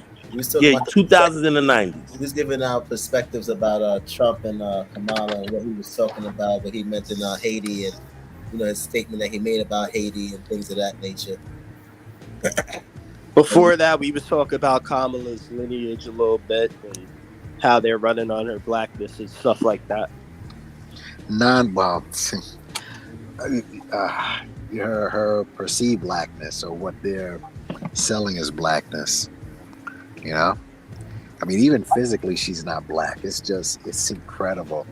It really is incredible, man, that she's not even, phonetically black, and people are still just saying just because she's not. She's very phonetically black. Like, oh my god. No, but she's a person of color. I can live with that. Person of color would work. But black, I can't, bro. You can't do that. They're like, yo, why do y'all seek to demean people based on some pseudo ideology about race and ethnicity? Why do y'all seek to follow the path of like racists and just people who mean us no good and not realize like that's who y'all align when y'all make statements like this? Like, why y'all so like? Why they not treating us good? Why they not treating us good? Who not treating us good? Isn't that centered around our race? They not treating us good. Who not treating us good? Right? Who not treating us good? But I'm assuming the Republicans. White people. I'm assuming the talking about Republicans. white people, I'm right? talking about party. I'm talking about party affiliation more than. Oh, okay. race. Well, that would still be because of us being black people, right? You think Republicans are after us to be black, right? Right, like they exist to make sure that we don't make it. Right, like that's what the whole entire Republican Party is for. Right. So race does matter then. Right, but what I'm saying to y'all is that y'all try to exclude the person from the race and put them in this category outside of us to say that we won't accept you no matter what the whites say you are, who they say you are. Like we're gonna put you over here. And what I'm saying to you is white people are saying she's not black. No. White people aren't saying anything. White people are taking accuse. White people are taking the cues from black people who are saying she's not black. They never had the question. White people never questioned her race. Real quick. I could pull up a clip in 2016. I believe it's 2016. Donald Trump saying the exact same thing about Kamala then. He said this about Kamala. Like, this ain't some new shit. He didn't just say this recently and that was it. I could pull up old clips of when they was running. I get what you're saying, but they're doing it based on hearing black people challenge her blackness. It's not something that they brought to the forefront. White people didn't create this. Come on, man. We're not gonna. White people are pushing this on everything. We are not going to play this game that white people are the originators of saying that whether she's black or not. White people did not start the narrative of whether Kamala Harris was black or not. We're not going to play that game. We're not going to play that game. I'm not going to make that claim of who started what and everything else. I can tell you that Donald Trump, as we just talking about Kamala. I can tell you that's what I'm talking about. Right, I can show you where he was saying this, and I believe it was 2016. I'm cool. I got you. I respect that. I'm cool. But what I'm saying to you is he's not the catalyst for that speech. But wouldn't that make sense though? It's kind of like if we look at a certain Asian person a certain way, like we call this Asian person a Chinese when he's actually Korean, and the Koreans say, no, he's not. That's not a Korean. This is a Chinese person. But that's not race. Yeah, that's ethnicity. But it's up to them. That's nationality, actually. That's nationality. That's not even about race. That's nationality. That has nothing to do with who they are as a Homo sapien. That's their nation that they come from. So the difference wouldn't be based on race. Like with her, it would be based on nationality. right? Like her mother is from a Southwest Asian country, right? Where her father is from the African diaspora nation, right? So her racial makeup is No, biracial. nah, you can't prove that. What? How can I can't. What do you mean I can't prove that? What is Can't the prove fuck? that. Hold on. I can't prove what? that shit. I can't prove what? You What do can't. mean? You can't prove her African descent. That's Her yeah, father but has hold on. African DNA. Prove What are you it. talking Prove about? it. I want to see that her African Oh ancestor. my Prove Yeah, it. but hold on, hold on, hold on. I'm cool. If I'm cool. I'm hold on, cool. if it doesn't matter, why So would her father doesn't have any African DNA. I'm saying you can't prove her father. I'm asking you, do her father have African DNA or not? Yes or no? I would have to guess just like you're guessing the answer. I'm not guessing. I know You're for a fact he guessing. has African DNA. No, you don't.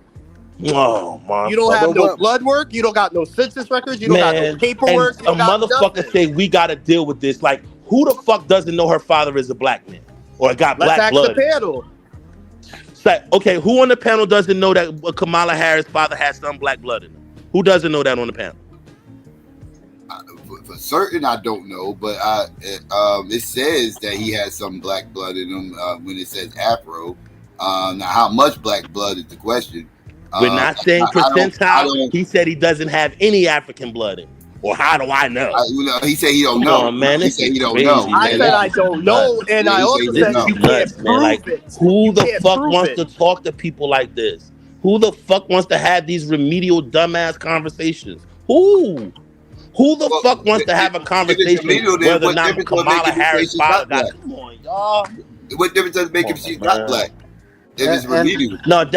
Me and Naps was talking about nationality in comparison. Hold on, but to let race me and ask you ethnicity. this: if it doesn't matter, why do they keep making that? Why do they keep making that a stickler point throughout the convention? Because they see that it's a stickler point with us.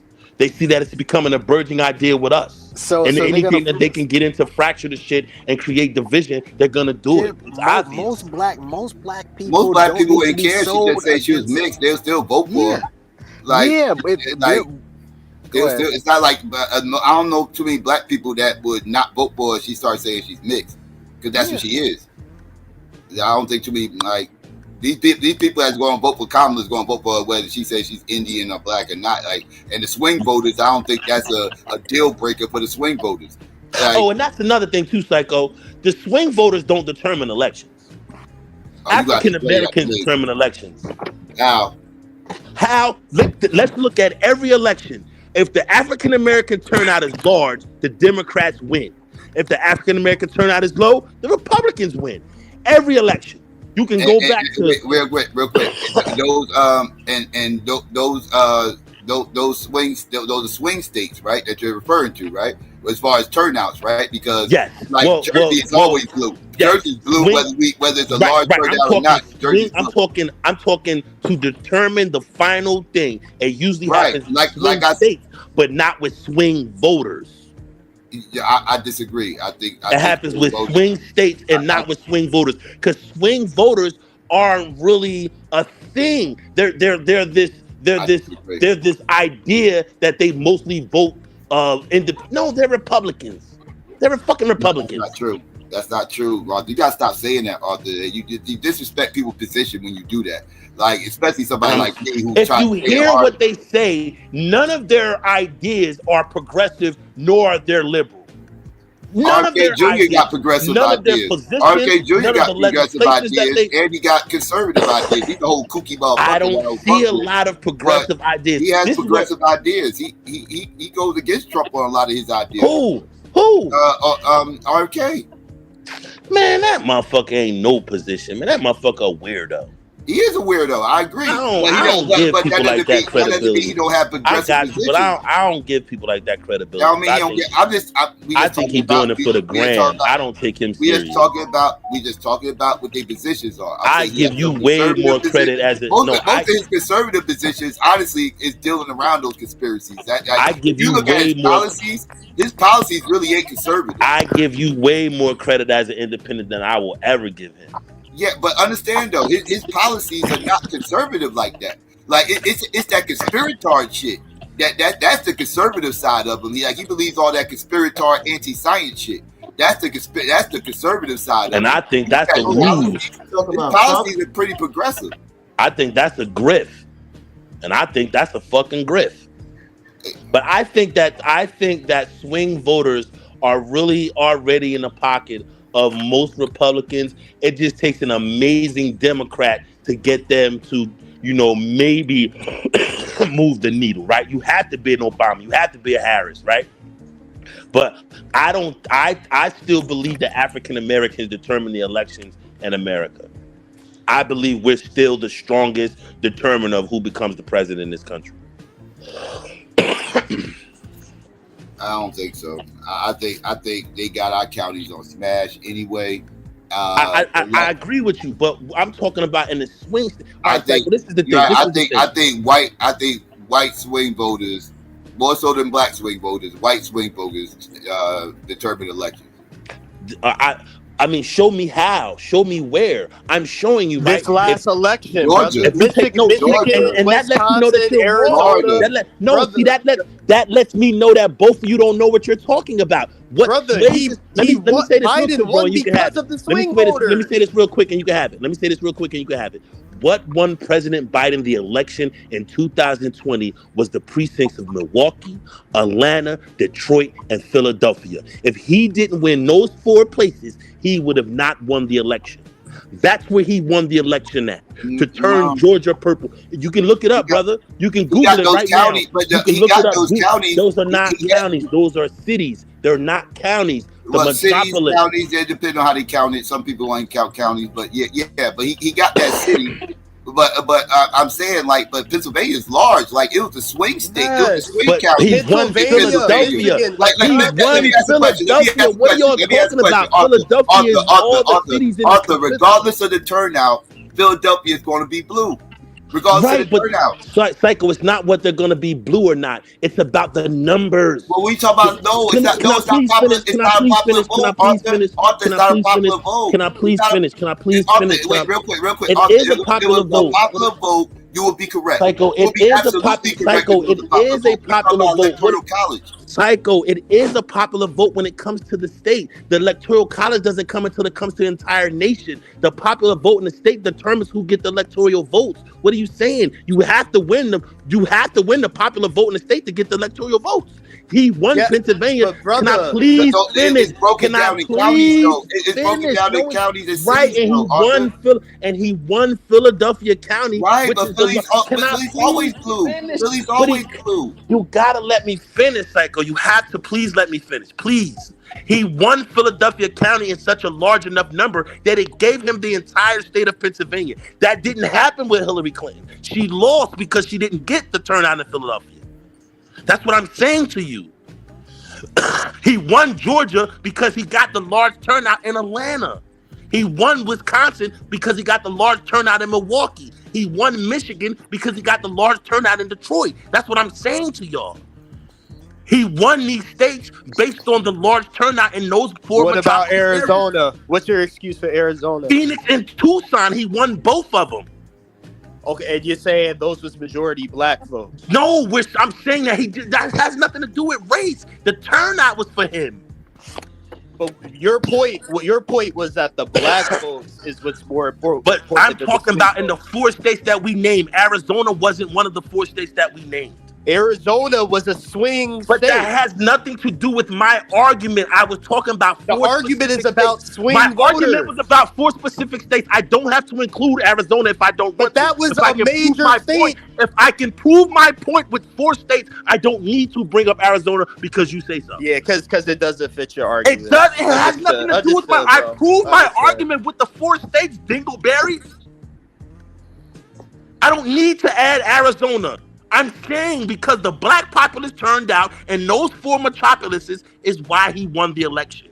Anybody that knows anything about politics will know that's why he won 2020. What the fuck?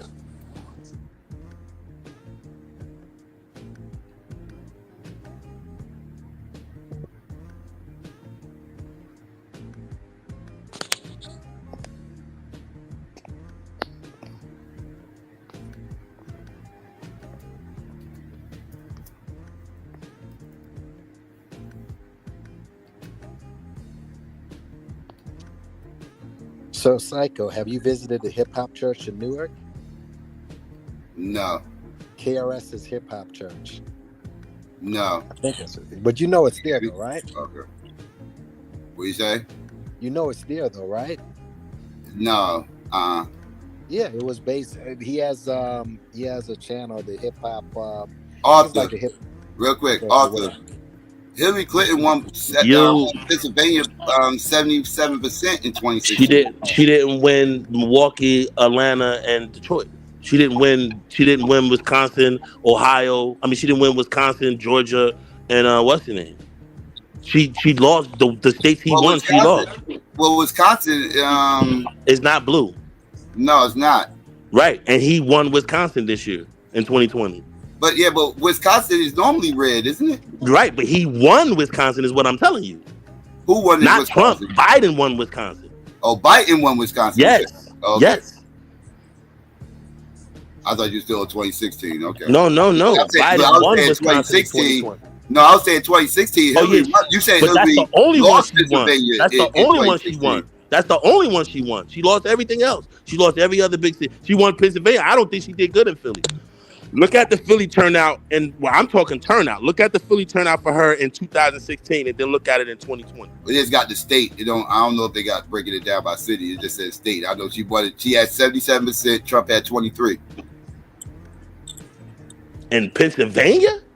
Yeah, 2016. Yeah. You sure? Oh no! Wait. This ain't the exit poll. This ain't the exit poll. This is a prediction. That's a prediction. I typed that exit poll. These hell no. I think she lost Pennsylvania.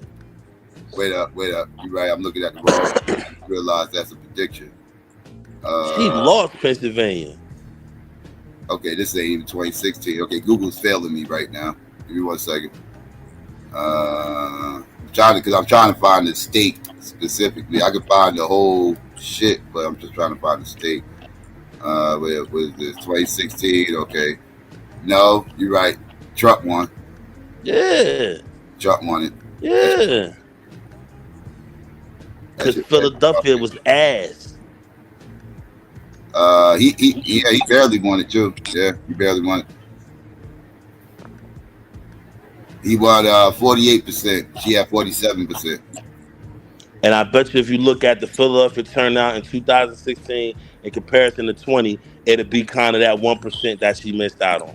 I don't know if they break it down by city. I'm looking.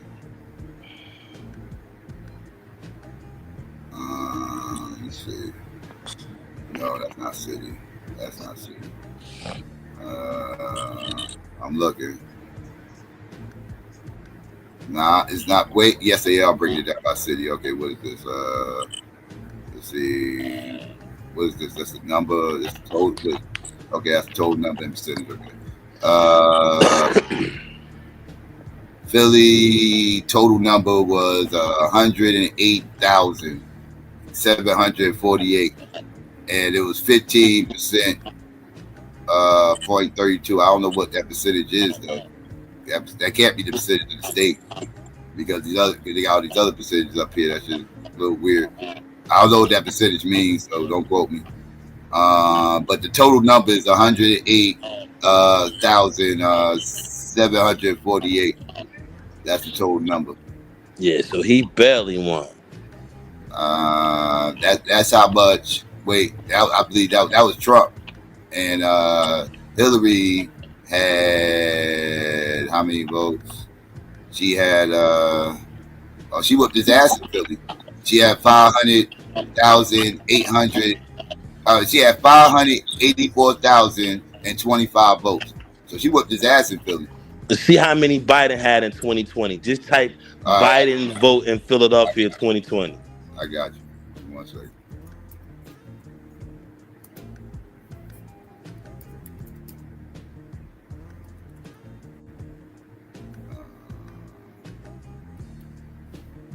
Let's see if I can find. Okay, wait. All right. See, it looked like Biden barely won Pennsylvania. Let's see what the Philly results are. Okay, Philly Biden had 604,175. So he had about almost 20,000 more. Almost 20,000 more. About 20,000 difference. Yeah, 20,000. Because Hillary had 584. He had 604. So he is a 20,000 vote difference. Yeah, when you look at the numbers of black voters, it says 59% of black voters voted in 2016, and in 2020 it was 63%.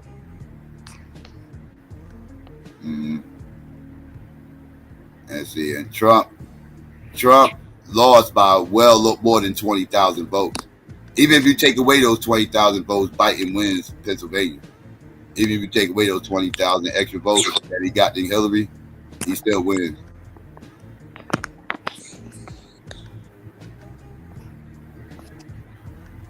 Because he had his total number was 3,458,222.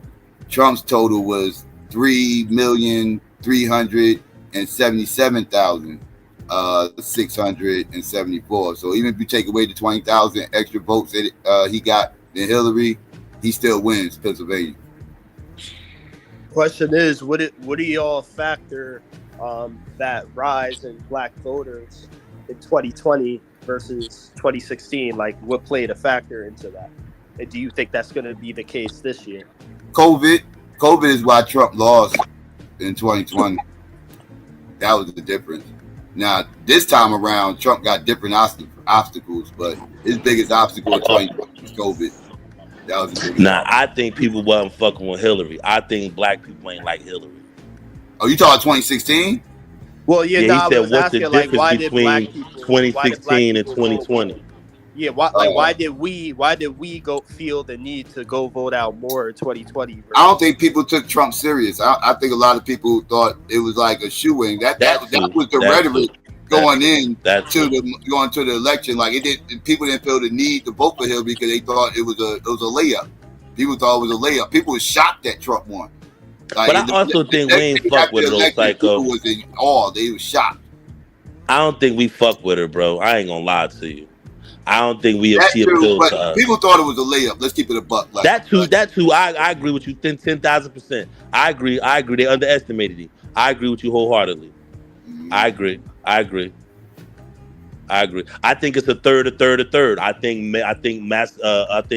male chauvinism. I think black people ain't fuck with her, and I think that what you just said. I think that it was just like people thought it was a layup. It was like, she got this. Yeah, that motherfucker, he can't possibly win. Yeah. Do y'all also factor in the fact that people didn't have to actually go to the ballot box to vote? They could just vote from home. Like, you don't think that played a factor? Yeah, I think convenience. Yeah, you might be right. Convenience is important. And that's another thing. And it was a large turnout. And the other thing, you got, again, COVID. Like, yeah, everybody was in the house, man. Everybody was like, the pandemic was real. And that made everybody focus harder on the elections than ever before. Not to mention, each election is always a bigger turnout than the previous election. Like, as far as total turnouts, I ain't talking about state by state or demographics or whatever. Just total turnouts. Each election usually surpasses the last cycle. So that's not, especially with the adaptation of social media and people talking about politics more than ever. Because of it, you're going to see a larger turnout this election than the last election, I believe. So yeah, that's just kind of like part of the course. Yeah, you think black voters are going to go out higher than 63% this time? Yes. That's high. That's high. And I don't think it's going to be all in the Democrats' favor either, because I think some of these Trump motherfucking supporters that never voted in the past, like, because a lot of these Trump supporters don't actually vote. A lot of these people that you be arguing with, Arthur, about Trump and all this stuff, a lot of them motherfuckers don't even vote. But what I think is going to happen this year, I think there's going to be a percentage of those motherfuckers that's actually going to register to vote this time around and actually do go place they vote in for Trump. I mean, the highest on record is 2008 with Obama at 65%. You think Kamala could get more than 65%? I think so. I think with the combination of the excitement that she's generating, along with people really wanting to keep Trump out, I think it's going to be like 67, 66%. 67% of the what? Of the population? Period. Of the Total. No, black the black population, vote. The black black pop, vote. the black vote. I think. Well, uh, yeah, 60-something% is fair because I definitely feel like Trump is going to get 20% of the black man vote at least. I don't think the Democrats going to get 80% of the black male vote. I'll be shocked if they do. And as far as the women, I think this is going to be the first time in a long time they don't end up in the 90 percentile. I think they're going to definitely be in the 80s. I think they're going to be like about roughly between about 88% of black women are going to vote Democrat, and it's going to be about 12% that's voting for Trump. I don't think black male support going to be 20%. I think it's going to be maybe 15, 16%. And I think I do see an increase in black female Trump voters. I do see that, which is shocking to me. But I don't see the black male vote. I don't see it. I don't know, man. Black men are pumping that drum, man. They beating that drum to death. I don't know. I think he's gonna get 20-something%, around 20, between 20 to 25. I think he got that. Mm-hmm. I hear a lot of black men supporting Donald Trump, bro. A lot of black men. Yeah, I find that shit strange. But a lot of black men hate other black men, so I don't find it too strange. Well, some of the prominent black men that are defending them or that are supporting them. I mean, I guess Kodak Black made a song for him, and Wheezy, and I don't know. I mean, like, so 50 also supports him. He's fairly popular, so I don't know. I mean, like, there's certain prominent ones, I guess, that he feels that they appeal to a certain section of the masses. I don't know. Yeah, and I mean, every poll I look at, it's close. It's always around like 2.8, 2.5% for Harris. I don't remember Biden's polls being that close prior to the election. So, shit, did he ever have a chance? Shit. Yeah. But I do find it interesting that, let's face it, Kamala was, they just threw her in, and she immediately started caught up to him. I mean, the fact I that think that speaks more to less about how qualified people think she is, and more about how unqualified they think Trump is.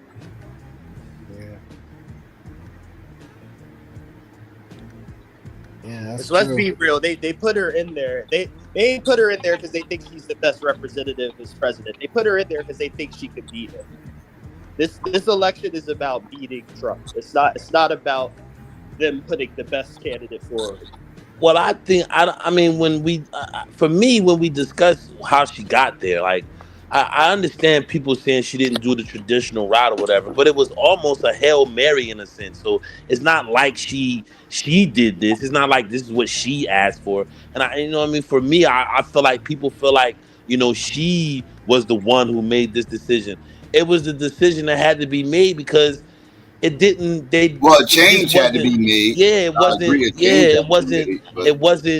It wasn't. It was just a horrible look. Like, it was just embarrassing. It was shocking. It was appalling. It was elder abuse. Like we couldn't, as a nation, be like, come on, man, this dude can't represent us, man. This motherfucker can't even keep his mouth closed, man. What the fuck are we doing? We look crazy right now. It made all of us realize, like, yo, hold on, let me slow down and pay attention to what the fuck is going on. Yeah, but it's disturbing because they were going along with it for over a year, and the only minute they reconsidered is when they saw he had no chance of winning. When we saw the debate, that's what. Yeah, when we saw they had no chance. Yeah, the minute that debate happened, and they saw the reaction of the people, and they realized this man cannot win. That's what It's they over. decided. It's The main over. thing is like, even if he does win, he ain't got 4 years in him. He Like don't got nobody 4 believed it. months in him. Yeah, like nobody believed he had another 4 years in him. Like he's a walking corpse. Like yeah. And I think it was a perfect Psycho. extension. I think if they felt like he could beat Trump, I think they would have kept him. And yeah, if they had to let Kamala step in, they would have. But I think if they felt Joe could have beat Trump, they would have him go through. They probably, yeah, I agree with that. They would have probably rode it till the wheels fell off. Yeah, I agree. Because otherwise, why did they have him run all this time? They know longer than this. The issue is they need someone that could beat Trump, and when they realized he couldn't, that's when they did the debate. They was hoping he stepped down. Yeah, they hoped that he could beat him. I don't think they thought that debate performance going to be what it was. I don't think they thought that. I think a couple of people but I don't think overall the team thought that it would be that despicable. Yeah, I'm sure it was people kind of knew, like was nervous and was hoping everything goes right, but they kind of knew that was possible, that it go bad. Like they had to know, right? They had to see him decline. Like they had to know that they kind of just hoping for the best, but the best didn't happen. No, it definitely didn't happen. I think it's the perfect ascension. I think the vice president should have the ability to, be the successor to the president and her in the administration she was in, if she was a part of that administration. I think that it's a good lateral move. No, I think this was necessary to a degree. It's a special case. It's just very funny. Like, here we go, a second election in a row where there's a special circumstance. Just like what was the first circumstance? What was the circumstance with the first election? With the last election, it was the first election ever where people could mail in votes. Now, again, that was a special case. It was a circuit. I understand it, but again, I'm just saying it's two processes now where there's some sort of special circumstance. Yeah, that's you sound a little tinfoil right now. Nah, it's just the facts. Like that, it was the first election ever you could have mail-in votes. I mean, no. What are you talking about? People mailing absentee ballots all the time. What are you talking about? It was the first one people who took advantage of it in mass. I'll say that because most people didn't take advantage of it at all, especially that portion because of the pandemic. People was taking advantage of it. But yeah, you was able to do it before that though. Oh yeah, I wasn't aware of that. Absentee ballot. Yeah, when I was in the army, that's how I voted, by absentee ballot. Yeah, it was never a need to do it before, but now it was on a mass scale. Yeah, with the pandemic. Yeah, on a mass scale. Yeah. This was it was the first election where the mail-in votes decided. Right. It definitely. I don't know if they decide. Y'all think they decide? I watched the election live. I'll never forget that. Let's put it this way. Trump won that election until they counted the mail-in vote. Exactly. Yeah, I watched that live. Because he was whooping because they didn't count the mail-in votes first. They counted all the polls first, and Trump was winning. Trump was whipping ass into a bubble gum. I was like, well, shit. Trump looked like he about to win this, and then they said they didn't count the mail-in votes yet. I said, oh shit, it's a wrap. They didn't even count the mail-in votes yet. I was like, oh yeah, Biden about to win, and sure enough. They mail-in votes. They started counting. He whooped it. That's when he whooped his ass. When they started counting in all the mail-in votes. Yeah, I guess y'all right. There was a lot of those containers, those tubs and shit. And I think it was legit. I'm not saying it was illegitimate. No. Yeah, I ain't saying it was rigged. I didn't hear your question. Yeah. I definitely don't think the election was rigged and no shit. I'm not on that bullshit. I see how it happened. Trump was stupid for not taking advantage of the mail-in vote shit. He actually discouraged his people from mailing in shit. He wanted to try to make it a party and shit. He made the same mistake that Hillary made against him. He slept on Biden. He thought he had this. He's like, we just gonna have a turnout. We gonna have a bunch of tailgates in front of the polls. We gonna make a whole party out of it. Don't waste your time mailing in shit. I don't trust them. They're not gonna count the votes and all this other stuff. He was going that conspiratorial shit. So he discouraged his people from doing mail-ins. That hurt. Yeah, if they don't do no bullshit, I think he gonna get spanked. Yeah, Yeah, I mean, If they don't do no as of right now, Right. Kamala got a lot of momentum. Like she got a lot of momentum. You know, the DNC wasn't. I ain't gonna say it was a fail. I had some critiques here and there, but I'm not gonna call it a fail. It did what it was supposed to do, I guess. Yeah, and but it's really gonna. I can't wait for the debate. When the fuck is the debate gonna happen? I keep hearing September. putting this shit off. Yeah, like that's when you're gonna really see who who's really like taking control of the election after that first debate. Yeah, that's going to be a huge factor. I think the debate is up to her. I think it's her debate to lose. Like I think she's either going to win it or she's going to lose it. I think that's how I feel like the debate's going to go. I feel like Trump's just going to be Trump. Trump going to do what the fuck Trump do. It's going to be a basic Trump debate. He's going to go in there. He's going to talk this shit. Talk slick about it. Question her whether or not she's black. Talk about how she's gonna open up the borders and all this other. Like, Trump gonna do what he do. Right? He's just gonna be down Trump. It's on her and see how she reacts. Like she either can do well and pick apart his points, or she can fall on her face and get flustered. Like so, it's pretty much all on her. Yeah. I think she's gonna spank him though. I think the momentum that she's garnered and just the reaction, I think it's palpable. Like it's high energy. It's not as eye popping as Obama because it's not a first anymore. But I think she got that same je ne sais quoi, just in a different package. It does have Obama energy as far as like a lot of that DNC did have Obama energy 2008 type shit going on. So I will say that as far as the party being galvanized,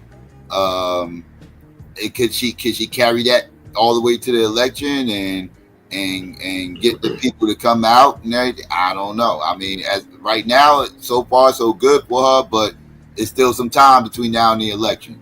So, it's a little early, but so far so good for her. I mean, she's not looking like she's in bad shape right now. So I can't really kill her too much. Hey, Psycho.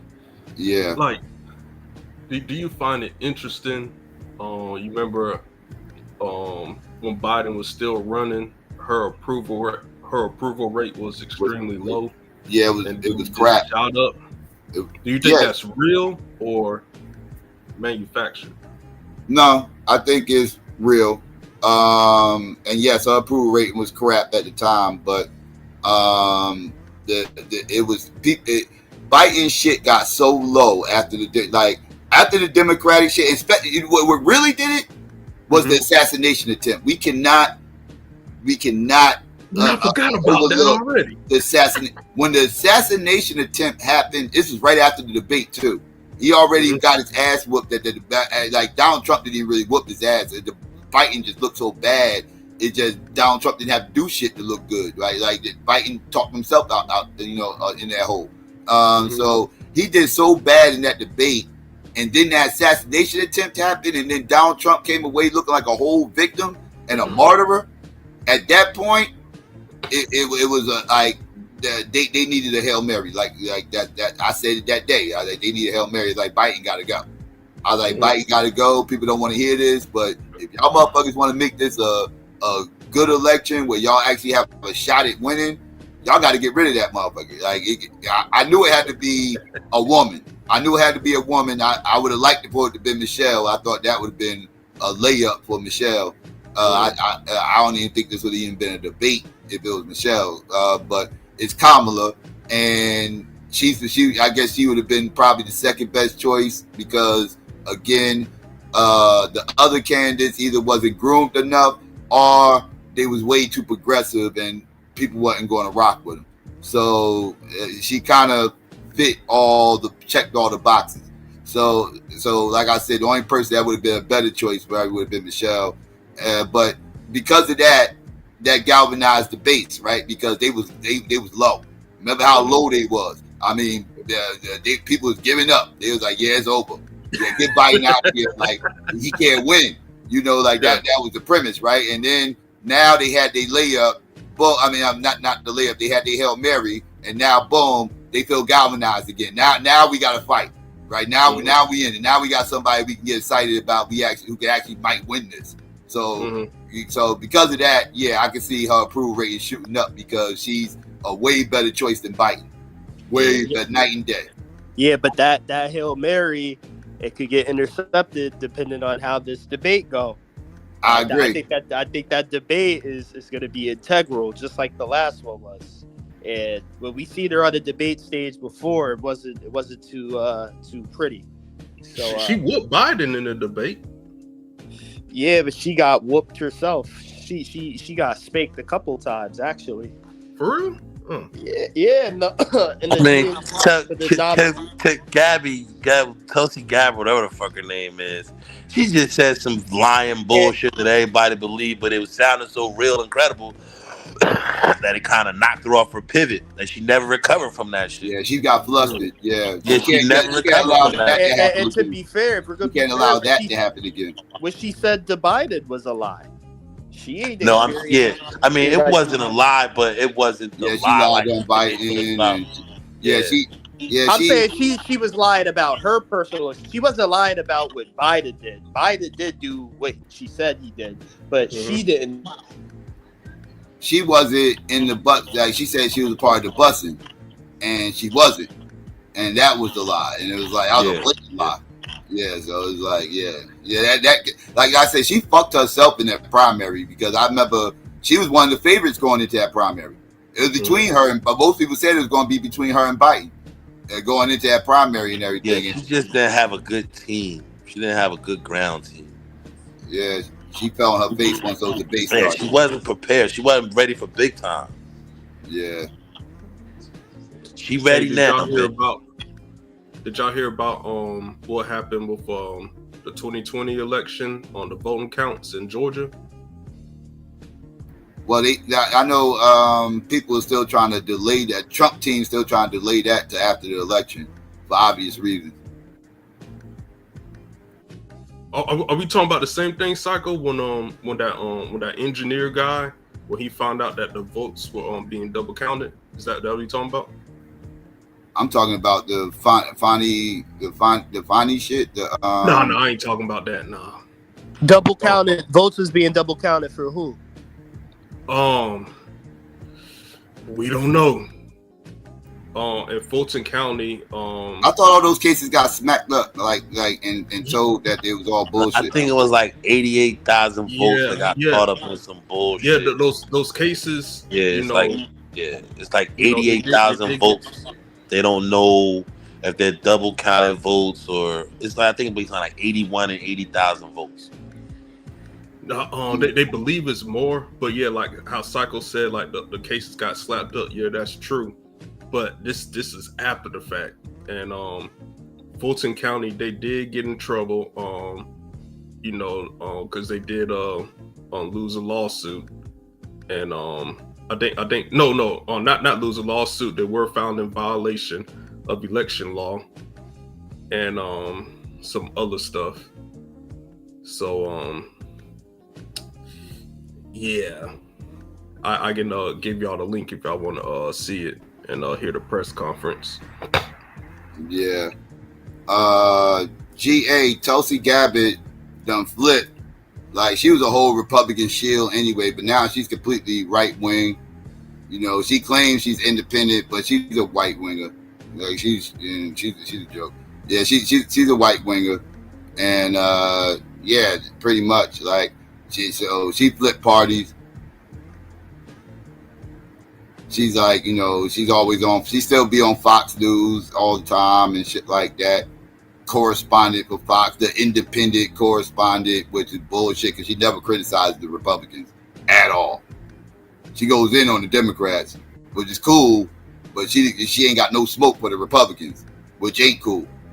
So yeah, she's a whole Republican shield. Funny thing is, she flipped though with the whole Hillary Clinton shit. Hillary Clinton's the reason why she flipped on the Democrats.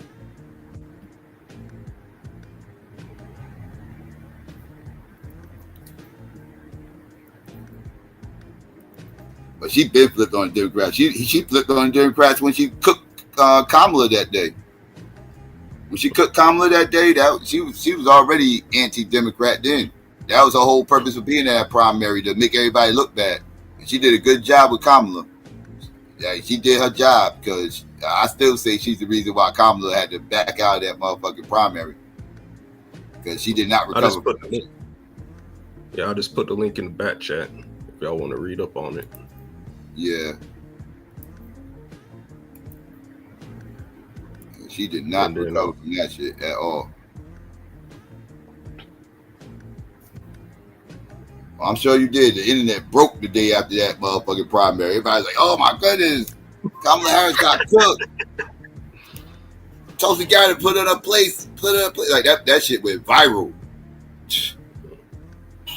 I was like, oh yeah, she cooked it. Kamala she was very flustered. She was like, like she wasn't expecting all that shit. But she better get ready. Donald Trump gonna be coming with some bullshit. But the fucked up thing about Donald Trump is he don't know how to. He already showed his hand, right? He ain't got no poker face, right? He don't know when to shut the fuck up. Because if he'd have saved that whole she only black when she wants to be when it's convenient. If he'd have saved that for the debate, he'd have cooked her, and he would have threw her all off her shit. Now she's expecting it. Right now she's expecting it because she done heard him say it already, because he don't know how to shut the fuck up. So now she's expecting it, and she's gonna know how to handle it now. She's gonna have a response ready for him. He shouldn't have said that shit before the debate. He should have saved that shit for the motherfucking debate. All this shit he's saying, he should have saved all this shit for the debate. Like all he needed to say before the debate was, yeah, Kamala's in here. I think we're gonna win because she can't handle what I'm gonna bring to this debate. That's all he had to say. He ain't had to say nothing else about Kamala. That's it. He could have kept it short and sweet. And when the debate come, light her ass the fuck up. He would have fucked her whole mind up, fucked her whole world up. I would have loved to see her respond to her not being called an Indian and not black live in front of the debate, and that be the first time she got addressed in that manner. Now, if he says it, ain't gonna have the same sting because she's gonna have a comeback ready. She probably already got it ready now. She ready to go tomorrow. Like she already got the comeback ready for that. I think that's probably part of her silence and part of her not wanting to do interviews. I think she's protecting a lot of what she wants to say for that debate. You know? Yeah. I think that's part of her strategy. And to be fair, Trump is clever. He might still have something in the chamber that might come out of left field. He might. I don't know. Like I said, that motherfucker can't hold water though, man. He talk too goddamn much. He don't know when to shut the fuck up. That's his goddamn problem. Like, shut the fuck up. If you do better, you'll do better. He like a little kid, man. Don't know when to help. Like, be quiet. You're hurting yourself. You're not helping.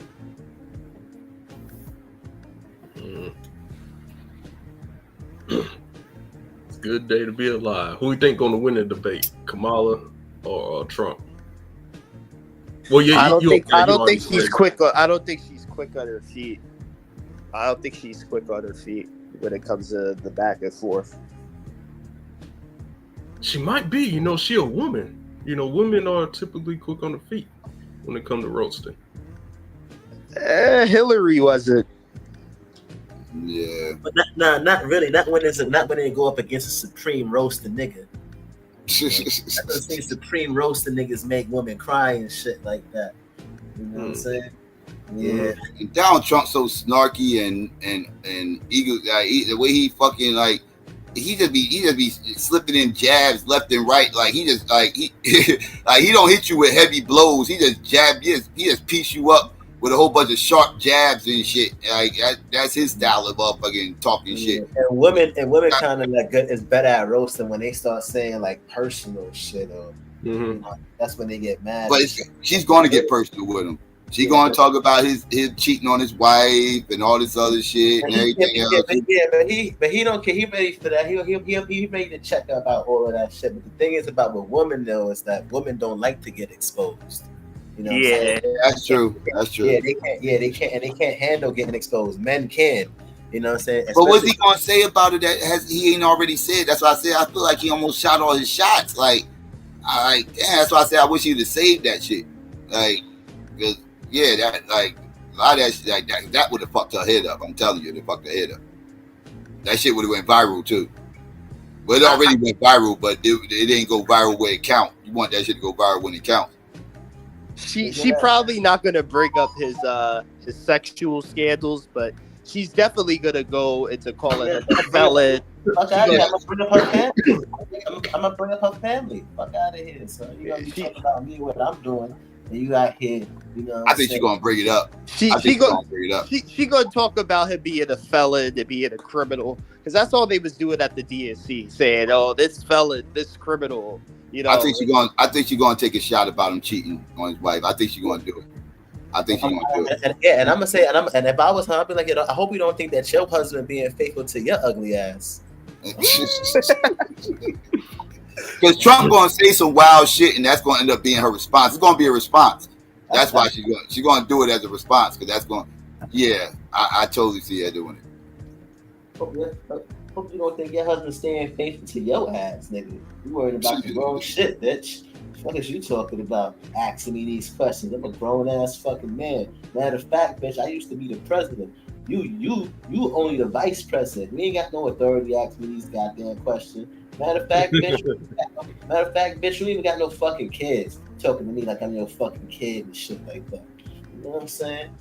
Don't be asking no grown man these questions and shit. That's how you check these types of bitches in debates. I guarantee you, if she brings up the fact he's a felon, he's gonna definitely mention her history of creating a bunch of felons. Yes. You know what I mean? Like that's definitely he definitely gonna mention that. What if Kamala can't have kids? You know, like she's stirred. Well, fuck out of it. But don't be talking about nobody's family. Stay humble. Stay humble, son. That shit wouldn't get brought up. Fuck out of here, man. Don't be asking me nothing about why I'm doing this and why you not worry about. Because y'all heard damn, what's his name? The dude, the VP for Trump. He had mentioned that he don't think people that don't have kids should vote or some shit like that. Like if you don't have kids, you should be able to vote. That could come up. That could come up in the debate, and yeah, he might shoot at her with that. He might shoot at her. Nothing's out of the realm of possibility with him. He doesn't have. If she wasn't asking any of those questions, I'm violating her on TV. You know, some professional shit. You know you can't. You know you're not supposed to be asking white men these questions and shit. You ask your husband these questions. Know your role, bitch. You know what I'm saying? Know your role, son. You know what I'm saying? Ask me these questions. What about me cheating? But that shit got to do with me being the president. Nigga, I'm just here to make sure policies is being passed. You know what I'm saying? All this other shit that y'all niggas is asking for. I ain't Jesus. I niggas is looking for Jesus to be president of the United States of America. You know what I'm saying? I ain't trying to be no Jesus and shit. For real, son. So that's they looking for like some perfect nigga. Like they looking for a Christian saint to be the next leader. Like you gotta have some squeaky clean. Like, you know what I'm saying? Like we just trying to make sure our countries don't get invaded, niggas don't violate us, policies is passed, and economics is doing good. What the fuck does my morality have to? If anything, a lot of people with morality ain't gonna be willing to be doing a lot of certain shit as presidents. Mm-hmm. Yeah, I always said a great leader got to be a little bit of an asshole. You got to be an asshole to be a great leader. Exactly. That's what I'm trying to say. That was Machiavelli's philosophy. He was a Christian, and one of his philosophies was because he was a Christian, he believed in order to rule with an iron fist, you have to go against your moral beliefs. Because once people see that you morally think a certain way, they would attack that. Like, for example, with the Europeans and the Native Americans, they went to certain Native American tribes first who didn't believe in violence, fighting, and all this other shit. They was the ones who got conquered first. You know what I'm saying? Yeah, so you got to be able to, and it was because of what they believed, and they used. Nice guys don't make great leaders. Right? You said what? Nice guys do not make great leaders. Assholes make great leaders. Make great leaders, right? So now they getting taken over. So when people looking for this Jesus or this saint or this, well, I'm like, yo, what are y'all looking for? Like y'all niggas is bugging, son. Like we need like strong leaders, and you know what I'm saying, and people who gonna be willing to do certain things and push that button in order for things not to happen to us. We gotta remember at the end of the day, even though we not out there in the fields and stuff, there's nations all around the world not only looking to invade us, but other nations. You know what I'm saying? We might be sitting here on a panel, chilling, not doing nothing, relaxing, going to work 9 to 5, own our own business, or whatever the case may be. But out there, somewhere, someplace, there's people sitting at the top of wherever they at, saying, "Where could we go next? Where could we influence next? Where could we dominate next?" You know what I'm saying? And this is where we have countries, presidents, we have militaries, we have all of these things in place. We fail to realize these things, and we looking for this Jesus Christ to be our leader. Like that's crazy. In order to be a leader, you got to establish respect and fear. Yeah, to be a great leader, you got to establish respect and fear to be a great leader. And nice guys don't establish maybe respect. You get a certain amount of respect being nice, but you ain't establishing that fear. Right. And without that fear, you ain't going to be a great leader. Because the respect you get is going to be limited. Right. You're getting limited amounts of respect just for being a good guy, just for being a nice guy. You get, you get onus for that. But that's about it, because ain't nobody scared of you. They don't fear you. Right? So it's like an asshole will see you as somebody who's just nice, and people just respecting you because you're nice, take advantage of you, shit on you, and take your shit. Right? And you ain't gonna do anything because you fear that motherfucker, right? Because he got the fear factor. Right? So it's like you have to be an asshole in order to be a great leader. You can't just be a nice guy. But people want our leaders to be nice guys. And it's like, then you don't want a great leader. I don't know what you want. You want a preacher that you can just give you a feel good story, or do you want a great leader?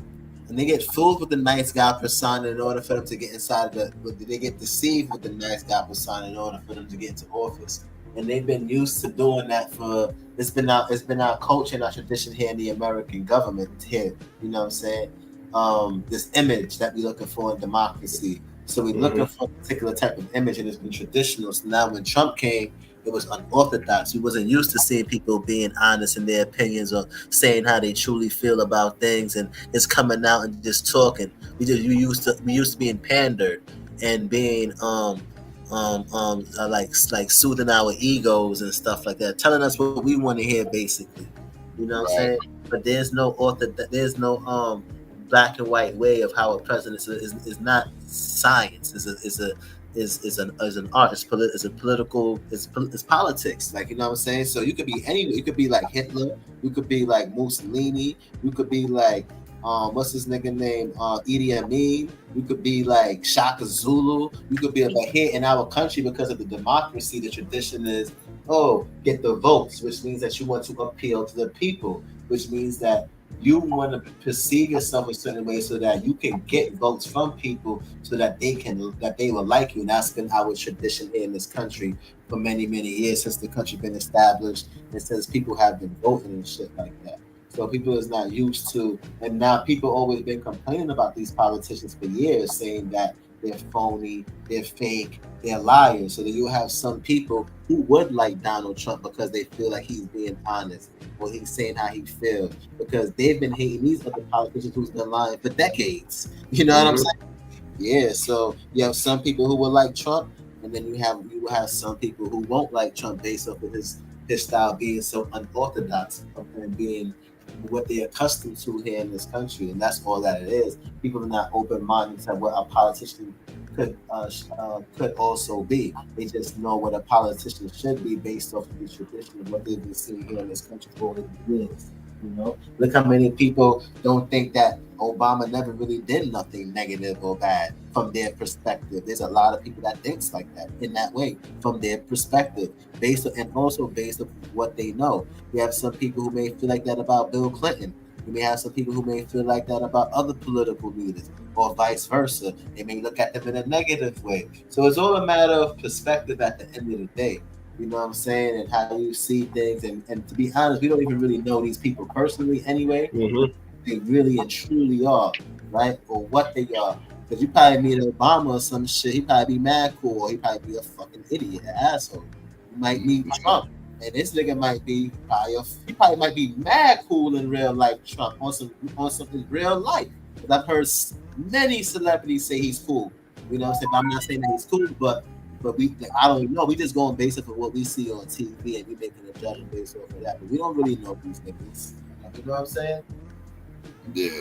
Yeah, and it's all just for image and it's for TV. So you just we just go based off of what we seen on the television and shit like that. And that's what we could really go off and shit like that. But who knows, man? I don't know who's gonna. This is gonna we got. It's almost like people look at the world like comic books, right? Like we looking for a Superman, right? We looking for Clark Kent, right? We looking for that model citizen that's gonna fight for justice, freedom, and equality, and the American way, and all this other stuff. That's literally what we're looking for, right? We're looking for that type of motherfucker, like persona, not necessarily a white dude in tights or whatever the case may be. But you get my point. Like somebody, basically similar to that in our reality. Right. We looking for him with savior-prone people, and we always Jesus complex, basically. We got the Jesus complex. Yeah, and that's what us as black people we also have too. We waiting for that one person to come and just do and solve everything when it takes a body. You know what I'm saying? Even when you think about even if you think about the whole Jesus Christ syndrome anyway, the whole concept of Jesus too, as well as to be part of the body of Christ, meaning that it's supposed to be a group of people. You know what I'm saying? That's supposed to make this change, not this one person. You know what I'm saying? Because even when he was here, he wasn't, not he was here because it's not a real story or true story. But even in the allegory, it states that he couldn't even save the people. You know what I'm saying? He had to die on a fucking cross because they wasn't listening to him. You feel me? Praise God. Right. Yeah. So if he couldn't save the people when he was here with his words and everything like that, you say, what the hell are these people looking for now? People wasn't listening. And even if he was to come Jesus, if there was a Jesus, niggas still wouldn't listen to him. He ain't got no money. He ain't. Look how niggas. Yeah, when you look at that story. Hold on, look at niggas talk about Trump, how he gonna went bankrupt and all of that, and this and that. What you think they gonna say about Jesus? What you think they gonna say about him? Nigga, he ain't got no dog, he ain't got no money, he ain't got no nothing, son. He ain't got no castles, he ain't got nothing. Nigga, no woman would be listening to because he ain't got nothing. They'll be like, broke nigga, get the fuck out my face. He got swag. He ain't got no swag. He was wearing a nightgown with slippers. That's not swag. Even in that, I don't know. He did have a whore with him, right? Wasn't he pimping the whore? Yeah, I think Mary Magdalene. He was. I thought that was his girlfriend. Yeah, he was simple. Yeah, but she was a prostitute though. Yeah. Oh, wait a minute. Yeah. When he was with her, she was a prostitute. Yeah. She was a prostitute. Yeah. Well, he allegedly cleaned her up, but you know how that go, man. She eventually stopped. Yeah, she stopped. Like I said, you know how that go, man. But nah, Marley, you correct, because like you said, he died when he was trying to be a nice guy with his words, and even in the story when he returns, he's not returning in peace. He's coming with a sword to kill with action. You know what I'm saying? So even in that story, it's telling you in his initial so-called coming of being here, he tried being political. He tried being a pacifist, and he died for it. So in his second coming, he's going to have to change with action, with war, with bloodshed. And even from that allegory, you can see that people could say anything. When we look at this political process, politicians say shit all the time. They got all the rhetoric in the world. But when you look at their actions, when you look at their policies, when you look at the things they actually implement, it doesn't always line up with what it is they say they're going to do. Right. So we got to stop looking for like these certain things or whatever the case is. And I want an honest positiveness thing, how they feel. That's why I really had no issues with y'all. I'm like, all right, he's saying how he feel. At least he doing that. You know what I'm saying? At least he doing that. At least, you know what I'm saying? So I'm just like, all right. It's got some people who want somebody to keep it true in how they feel, and they probably, they might not agree with what they saying. But at least it makes them feel like they could trust the person more than the person who they feel is just telling them what they want to hear. You know what I'm saying? So, and how much does he say, or any of these politicians say, that you can actually see reflected in the legislation they push for, or that they actually get passed through? You know what I'm saying? Like, how much is the rhetoric actually turned into tangible results? It's not often, especially with Trump. Yeah, I mean, I don't know, man. I just feel like, man, to be honest, to be quite honest, man, I just feel like whatever happens, happens. You know what I'm saying? People get into office, just work around it. At the end of the day, I feel like, I mean, I've been living in this country and I was born here, so I've been here for like 37 years and shit like that. And with all of the people who was elected to be president, my life is still going pretty fine. Like, you know what I'm saying?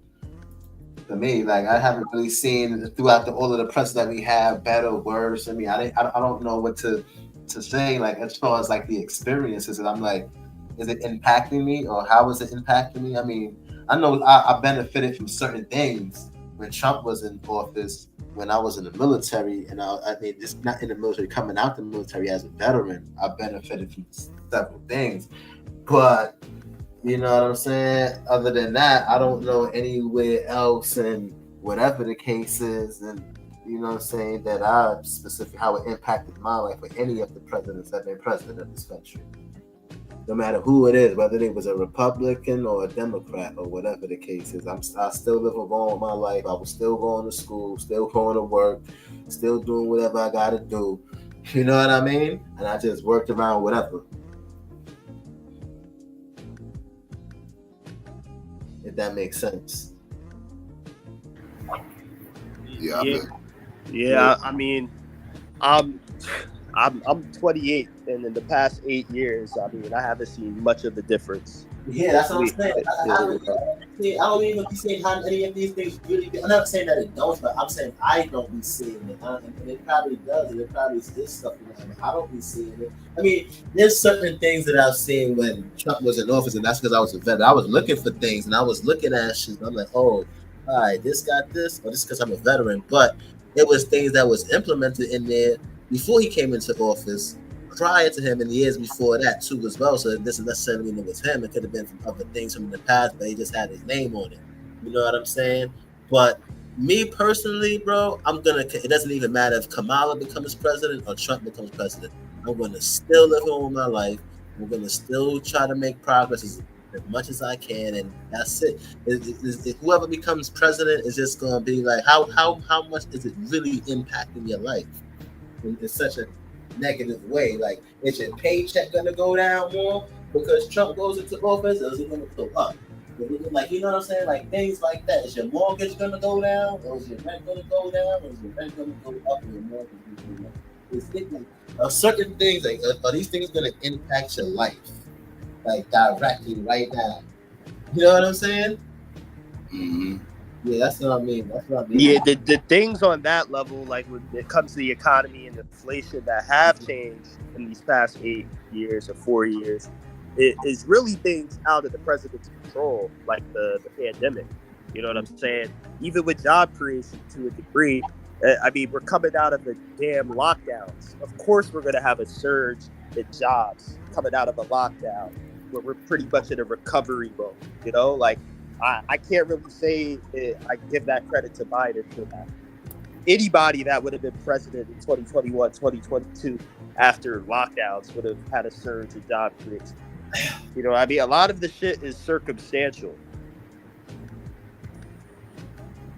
Yep.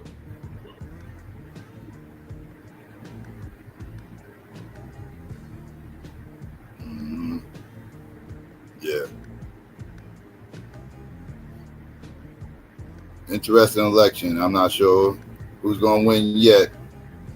I know Trump's been having a bad couple of weeks.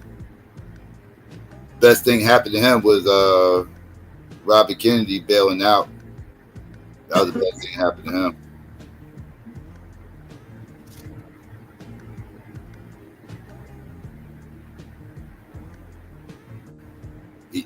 Robert Kennedy shot Trump a salad with that one.